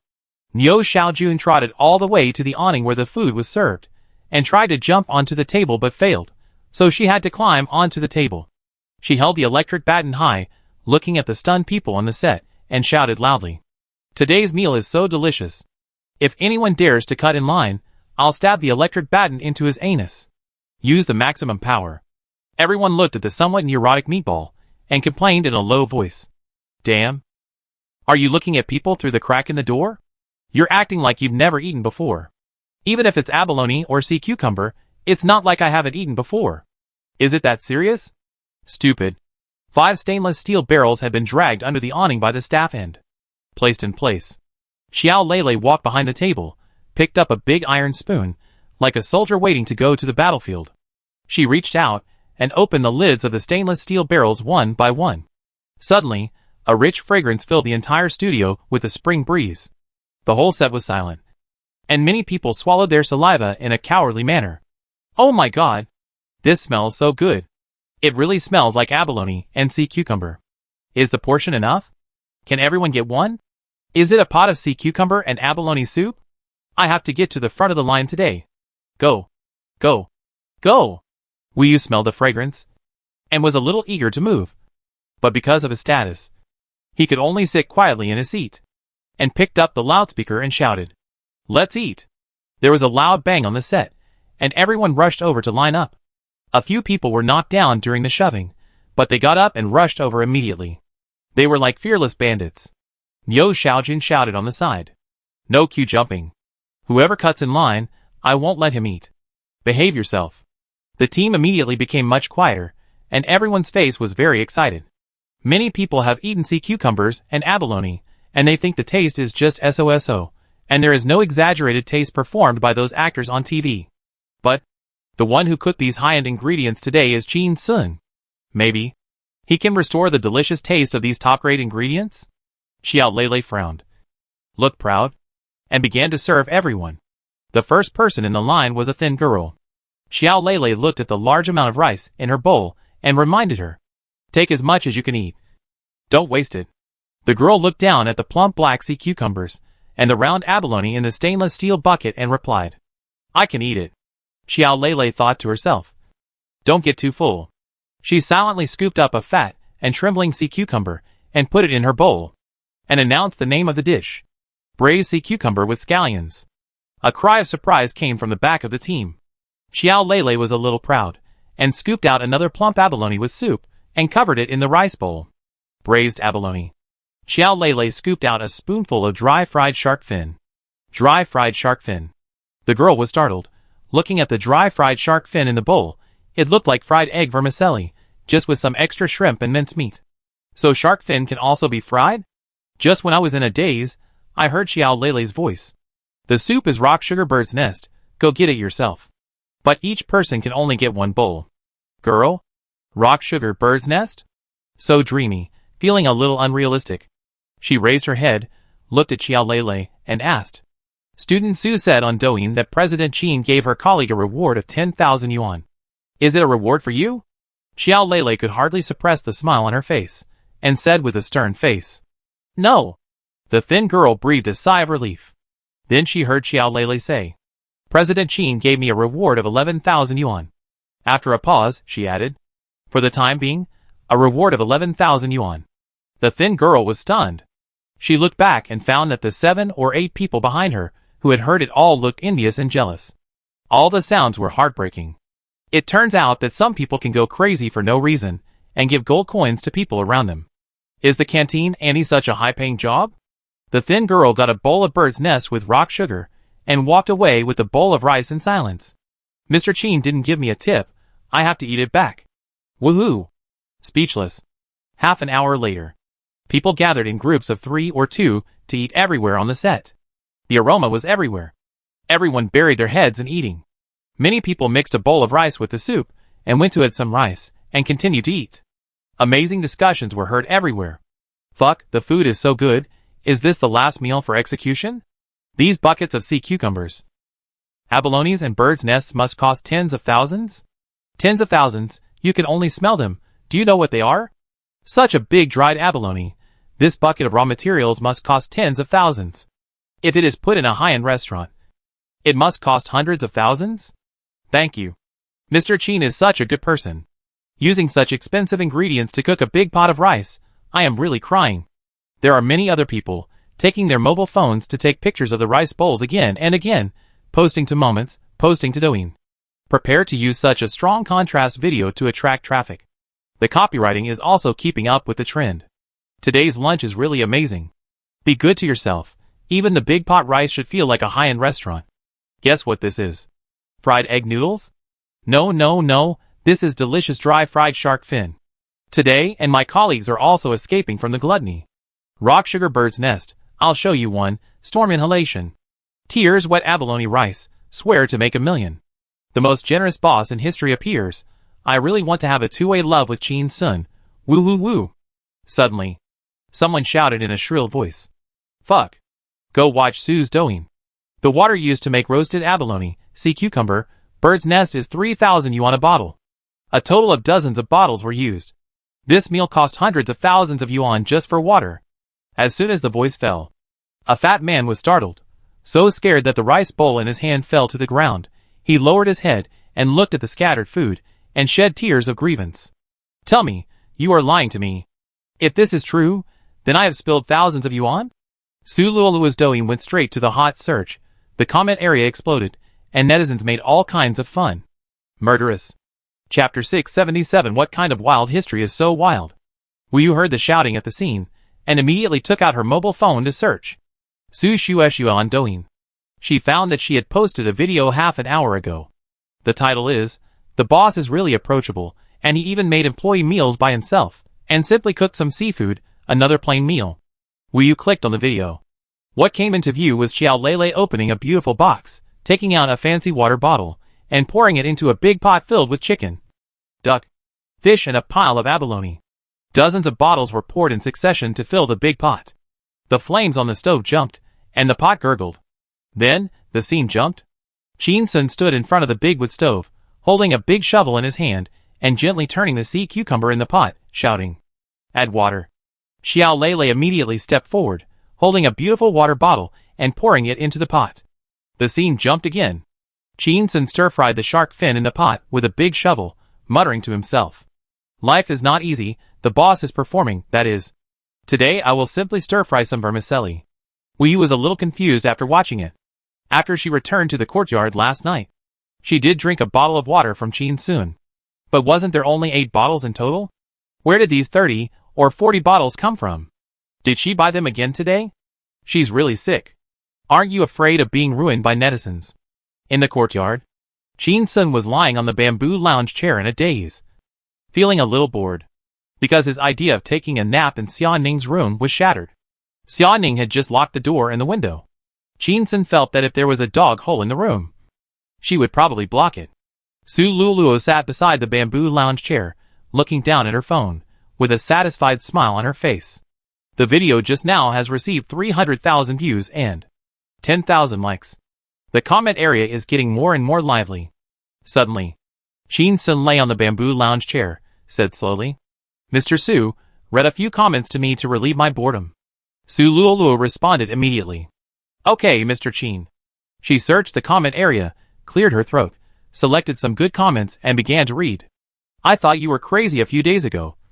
Just bragging. Are you serious? Stew abalone in such a big pot. Roast sea cucumber in such a big pot. Is there still a law? Is there still law? Don't lie to me because I am not well educated. Why do the fried noodles look a bit like shark fin? You call this a simple employee meal?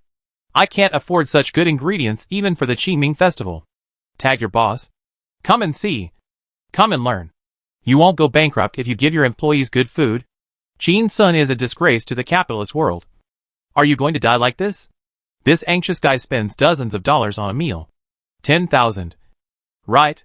Don't wash the shovel after cooking. Can you leave it for me to eat? Ah. Are you still hiring? I'm a top-notch actor in corpses. Just provide meals. No wages. Men who can cook are beautiful. As a man, I think Chin Sun is still charming. I'm a professional chef. Amateurs are just making fun. Amateurs are good at cooking. Chin Sun is definitely a professional chef for cooking big pot dishes like this. I agree. I've never seen anyone cook dozens of kilograms of sea cucumbers with onions in one go. It's too much. You're feeding pigs. Su Luoluo kept reading. And the smile on her face became brighter and brighter. She has been very low-key since she was a child. She usually hides in the corner, and has never received such high attention. Seeing the envy and jealousy of netizens at this time, she feels happy. She secretly glanced at Chin Sun lying on the bamboo lounge chair, and was a little impressed. Mr. Chin is only 1 year older than me. Right? He is so calm. As one of his assistants, I am almost inflated. But he didn't react at all.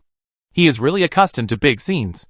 Suddenly, Su Luoluo saw Chin Sun raised his hand, interrupted her, and said, "Don't just read the good ones to me, read some bad comments.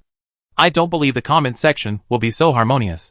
Su Luoluo blushed a little, feeling like an ancient eunuch who flattered the emperor, but ended up hitting the horse's hoof. She made a strong sound, picked in the comment section, and started reading again. It's really simple, just the lunch standard of the 5 guarantee households. It's stinky sea cucumber and abalone at first glance wronged. Woo woo woo. Where do you live? I want to send you a plain blade. Brother, I'm not saying anything bad about you. Gout is waving at you. This kind of boss usually doesn't survive the second episode in a TV series. No, it's certain. My feelings for you are very pure. I only hate. As she was reading, Su Luoluo suddenly heard Chin Sun's voice. Su Luoluo, isn't this also a different way of praising us? Don't play those little tricks. Find those with strong offensive power. My psychological quality is okay. After a pause, he said in a deep voice, those who can criticize me to my face will be rewarded. Su Luoluo looked at Chin Sun, pursed her lips, and searched the comment area. She wanted to report some comments. Maybe. These are the comments that President Chin wants to hear? She hesitated and began to read. Fuck. Don't tell me that's 3,000 yuan a bottle of water. How many bottles did you use in total? What water? I don't believe it. I won't believe it even if you kill me. I checked, it's really 3,000 yuan a bottle of water. Oh my god. You beast. You beast. It's my girlfriend's water. I can't sell it for this much. Right? Su Luoluo was so quick to speak that she accidentally read this. She was startled, and quickly glanced at Chin Sun, and saw that his expression did not change. She breathed a sigh of relief. Mr. Chin is very simple, and doesn't understand. Su Luoluo continued to read. Chin Sun, how many people in the world have no food to eat, and no water to drink? What are you showing off here? Can you become an immortal by eating dishes made with this bottle of water that costs thousands of yuan? I now even suspect that the wood stove is not burning wood, but soft sister currency. You have this money, but you have to show off here. Why donate it? No matter how rich you are. You still have 3 meals a day, and can only sleep in 1 bed a day? Have you paid taxes on your money? Ah, I asked you if you paid taxes? Chin Sun, I'm a big star. I'm a grass star. I'm a sun star. I'm a big blood star. Su Luoluo was slightly startled when he read this. What is a big blood star? I heard Chin Sun whisper. Go on. Su Luoluo came back to his senses, no longer thought about it, and continued to read. To use the lines in his movie, Chin Sun is a typical poor man for too long, a nouveau riche mentality, inferiority, and just likes to show off. According to unofficial history, Chin Sun couldn't eat last year and sold ditch on the 2nd floor of Honglinmen, which led to psychological deformity, so now that he has a little money, he starts to show off. That's right, he sold it 18 times a night. Suddenly, Chin Sun opened his eyes, and suddenly turned to look at Su Luoluo. What unofficial history is so wild? This is fucking dog history. Chapter 678. Your girlfriend is going to fall in love. I'm sorry. Su Luoluo saw that Chin Sun was angry, and was a little nervous, and apologized immediately. Chin Sun was stunned, and said with a sigh, what does this have to do with you? Su Luoluo lowered his head, and operated on his mobile phone, and said, I'll delete their comments. Chin-sun waved his hand. No need. The more you delete, the more excited they are. Su Luoluo hesitated and said, But do you mind? Chin-sun sighed leisurely and said, I don't mind them saying I'm selling myself. What I mind is that, with my character, even if I'm selling myself, I should be the top. Su Luoluo was silent and didn't dare to speak. Why did Mr. Chin fall to the point of being a duck and never thought about serving women? The limitation of thinking? Or should he keep his virginity to a certain extent for Sister Xiaoning? Seeing that Chin-sun still looked a little unhappy, Su Luoluo hurriedly said, Mr. Chin, I picked out those extreme comments just now. Don't be angry. In fact, most people are just watching the fun. Besides, your fans are also arguing for you in the comment section. They are also very powerful. Chin-sun closed his eyes, restored the appearance of a hermit, said, Read. Immediately, Su Luoluo's voice came to my ears, and her voice sounded like a kindergarten teacher reading a story. She used different tones to play the roles of the good and the bad, and she had a silly taste of coaxing children. Are you trying to blackmail me again? Are you stupid? This is the employee meal that Chin-sun gave to his employees, and he is not just enjoying it himself, so you can criticize me? It's hard to find a good boss like this now. Su Luoluo pinched her throat, and her voice became sharper, playing the role of a troll. What employee meals? These things add up to more than 100,000 yuan at most, but look at how much traffic there is now, and in the end all this traffic will fall on Fatal Identity. He just wants to advertise and do marketing. He wants to save millions of marketing fees with 100,000 yuan for food. Don't talk so high. Bah, a bunch of brainless fans. Su Luoluo changed his voice again and became much gentler. Chin-sun donated the copyright income of 2 songs to charity. With his current ability to attract money, it's at least tens of millions. Can't he get a half-year exemption from criticism? Wang Hui hasn't even been discharged from the hospital yet, and you're already barking like dogs. You're really something. As he spoke, Su Luoluo pinched his throat again, revealing a sinister tone. Achievements are merits. Faults are faults. The past is the past. And the present is now. As an idol, he should play a positive role. Look at what he is doing now. Su Luoluo returned to his normal voice. Chin-sun never considered himself an idol. It's you who think highly of others. You insist on kneeling down to see his star halo. And you put such a big hat on him. Celebrities can't spend money? Why do I have to write a petition to you to spend my own money? Fuck. Suddenly, Su Luoluo heard Chin-sun's voice. Okay. That's enough. Let them argue. Don't delete the comments. Especially those comments that make you angry at first sight. You should keep them. Let the netizens argue among themselves. Let the trolls feel the iron fist of the messenger of justice. This will also increase the popularity. She turned her head and looked at Chin-sun, who closed his eyes. And said, Chin-sun said softly, I'll sleep for a while. Su Luoluo was very tactful. She stood up quietly, walked slowly to the stone table, and sat down. She kept refreshing her phone. Watching the video playback volume continued to rise, and the number of followers of the account exceeded 500,000. And she felt so happy. No wonder in Journey to the West, the wick of a lamp of Buddha could become a bodhisattva. It's true that people get redder by being around red. It's only been 2 days, and I've gained 500,000 fans. I think I'm really going to become an internet celebrity. On the bamboo recliner, Chin-sun closed his eyes and called up the system panel. Slacking points. 710300000. The next lottery requires 100 million slacking points. Not bad. In the time it takes to eat a meal, I've gained another 4 million slacking points. It seems that it will take a few days before the next lottery starts. I don't know how long I slept. Chin-sun opened his eyes, picked up his phone, and looked at the time. It was already 4:30. It was almost time to make dinner again. He looked at Su Luoluo, who was sitting at the stone table with a smile on his face, and called out, Student Su. Seeing Su Luoluo immediately got up and trotted over here. He ordered, Now post the footage of doing the video of you and Xiao Lele filling the bottle with tap water. Is the title just to say you want to drink water? No, I want to take care of you. Su Luoluo was startled, a little puzzled. Now the popularity of his videos showing off his wealth is rising steadily online. Why did he suddenly post this? Moreover, this title and content don't match. It's so greasy.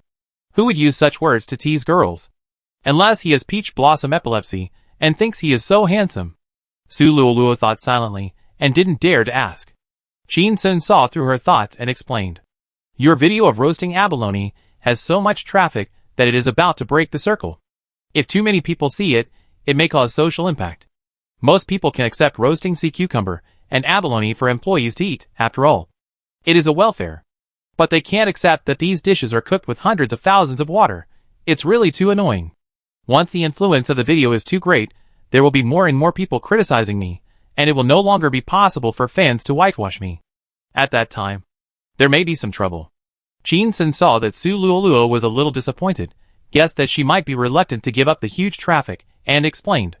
Your video has already caused a high degree of spread, and it will snowball and grow. The traffic will not be stopped just because you posted a video of filling tap water. It can even give it a boost, but it can avoid a lot of risks. Su Luoluo laughed, nodded vigorously, and immediately took out her phone to start editing the video and posting it on Douyin. After posting it, she was satisfied, holding the phone tightly, waiting for a bigger wave. Suddenly, Xiaoning walked out of the office, glanced at the two of them, and stopped to ask, I haven't been to the set for so many days. I want to go and see it. Are you going? Qin Sun laid down on the bamboo lounge chair. The doors and windows of the set are all locked, and even the dog hole is blocked. I won't go. Xiaoning. Su Luoluo looked at Xiaoning eagerly, and did not dare to speak silently. Xiaoning smiled, and waved to Su Luoluo. Luoluo, come with me. Su Luoluo looked at Qin Sun timidly, and when he nodded, he happily followed Xiaoning away. An hour later, a series of earth-shaking footsteps sounded at the door.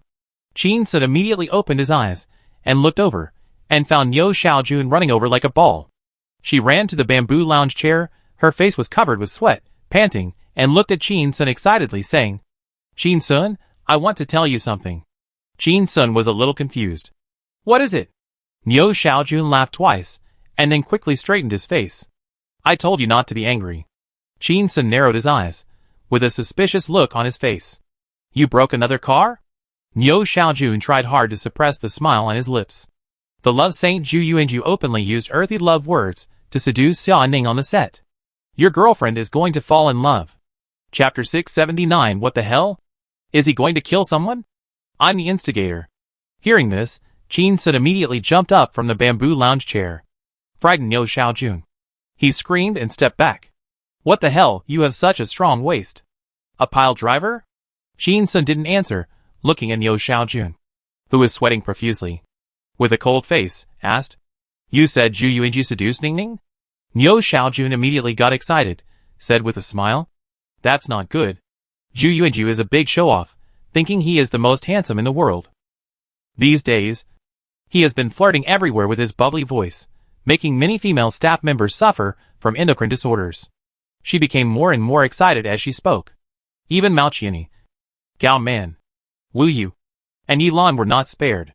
When there is no scene, he does not go back to the hotel to rest, but wears slippers, a big vest, and shows his chest muscles everywhere, looking for girls to chat with. Qin Sun heard her nagging and interrupted her. I am not interested in listening to those nonsense. I just want to hear how Vu Yuanju seduced Ningning. Niu Xiaojun saw a hint of ferocity in Qin Sun's eyes, and felt a little proud. Damn it. Zhu Yuanju. On the set, you even flirted with a bitch. You walked back and forth in front of me so many times, but you didn't say a word to me. Isn't this a slap in my face? Don't you think of me as a woman? I'll find you a killing god to serve you. Niu Xiaojun sighed, spread his hands, and said, Isn't this a coincidence? Today I drove Xiaoning and Su Luoluo to the set, and I happened to meet Zhu Yuanju, who had finished filming and was walking to the nanny car with his assistant. She clapped her hands and raised her voice. Just happened to run into Xiaoning. Qin Sun stood up, narrowed his eyes, and asked, Explain it clearly. Do you mean you met? Or did your bodies touch? He doubted that Zhu Yuanju would use the silly tricks of a junior high school student to take advantage of others. Pretending to twist his foot and leaning his body towards the woman. Pretending to accidentally bump into her.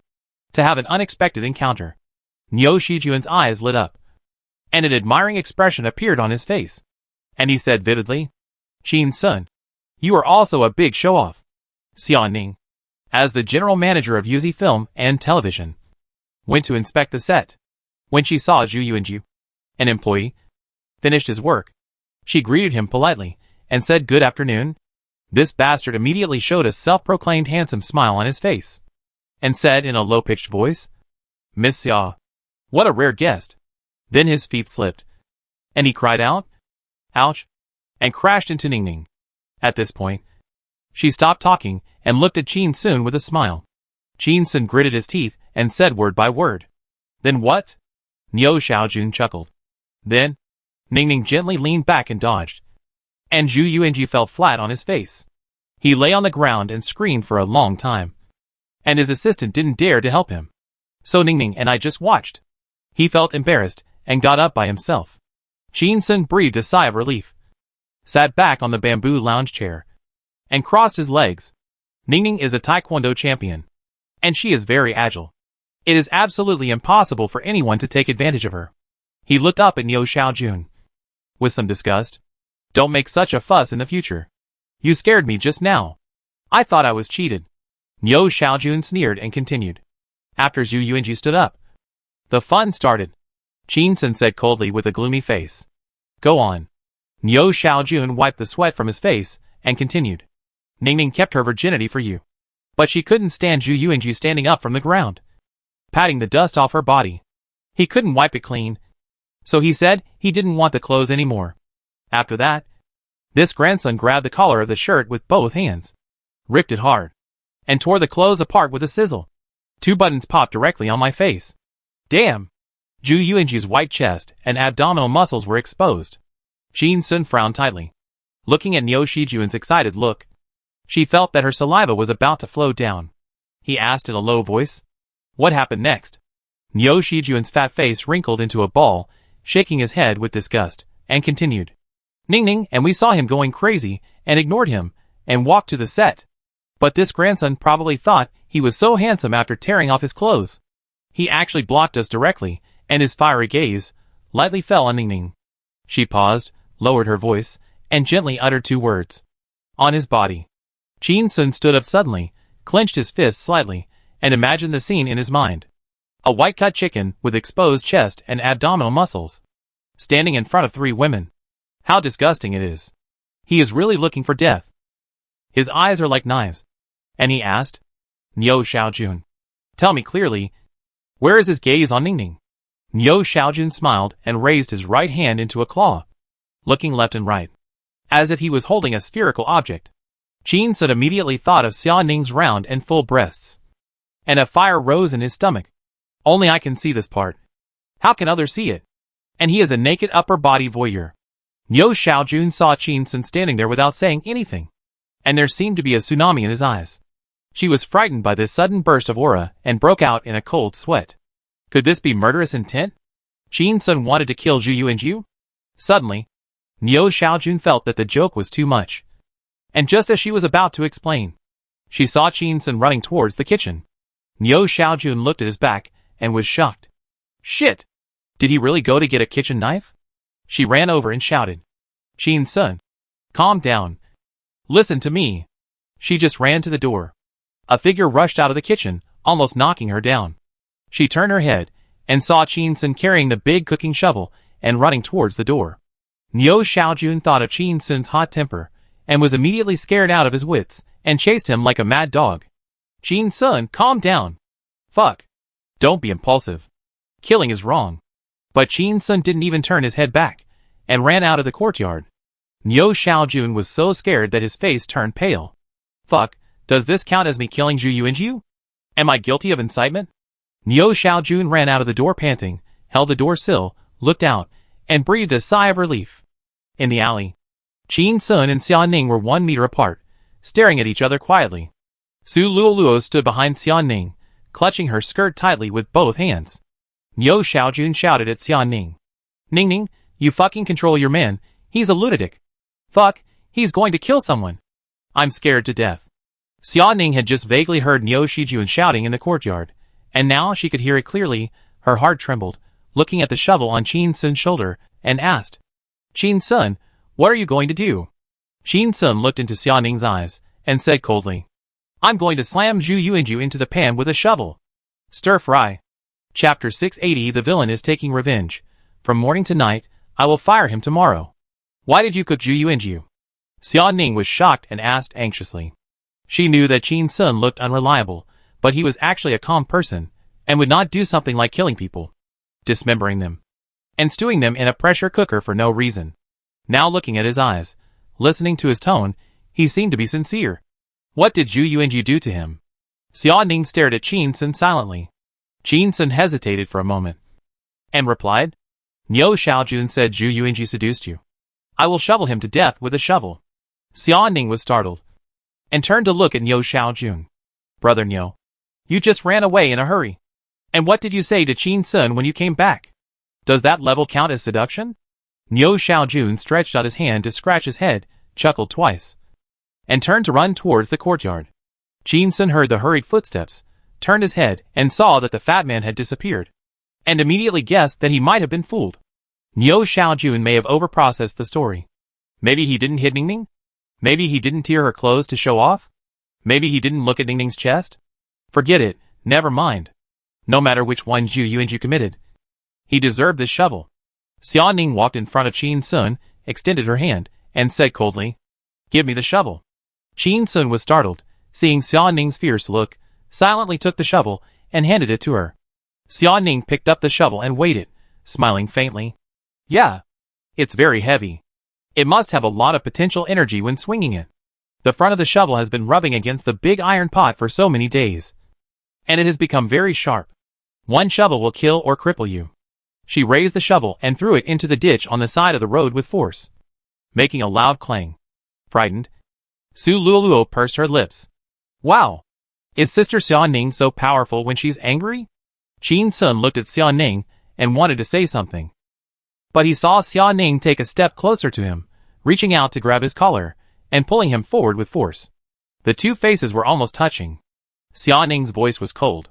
Qin Sun, you are so arrogant. He is a popular young man, and you want to fry him in an iron pan when you disagree with him. You are so arrogant.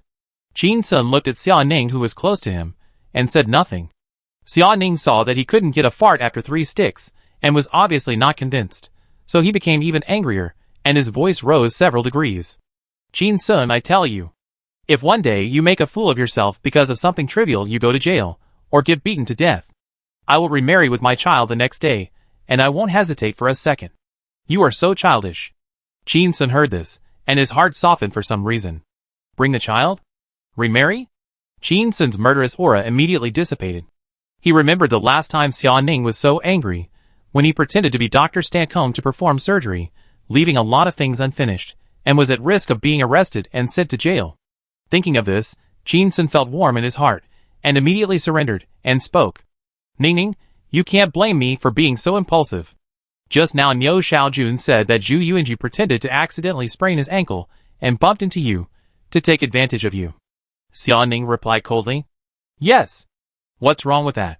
I've been encountering men's childish tricks since 5th grade. I've seen it no less than 20 times, but no one succeeded. Are you going to shovel them all to death, and cook them? Qin Sun was stunned. I think every beautiful woman has had this experience, after all.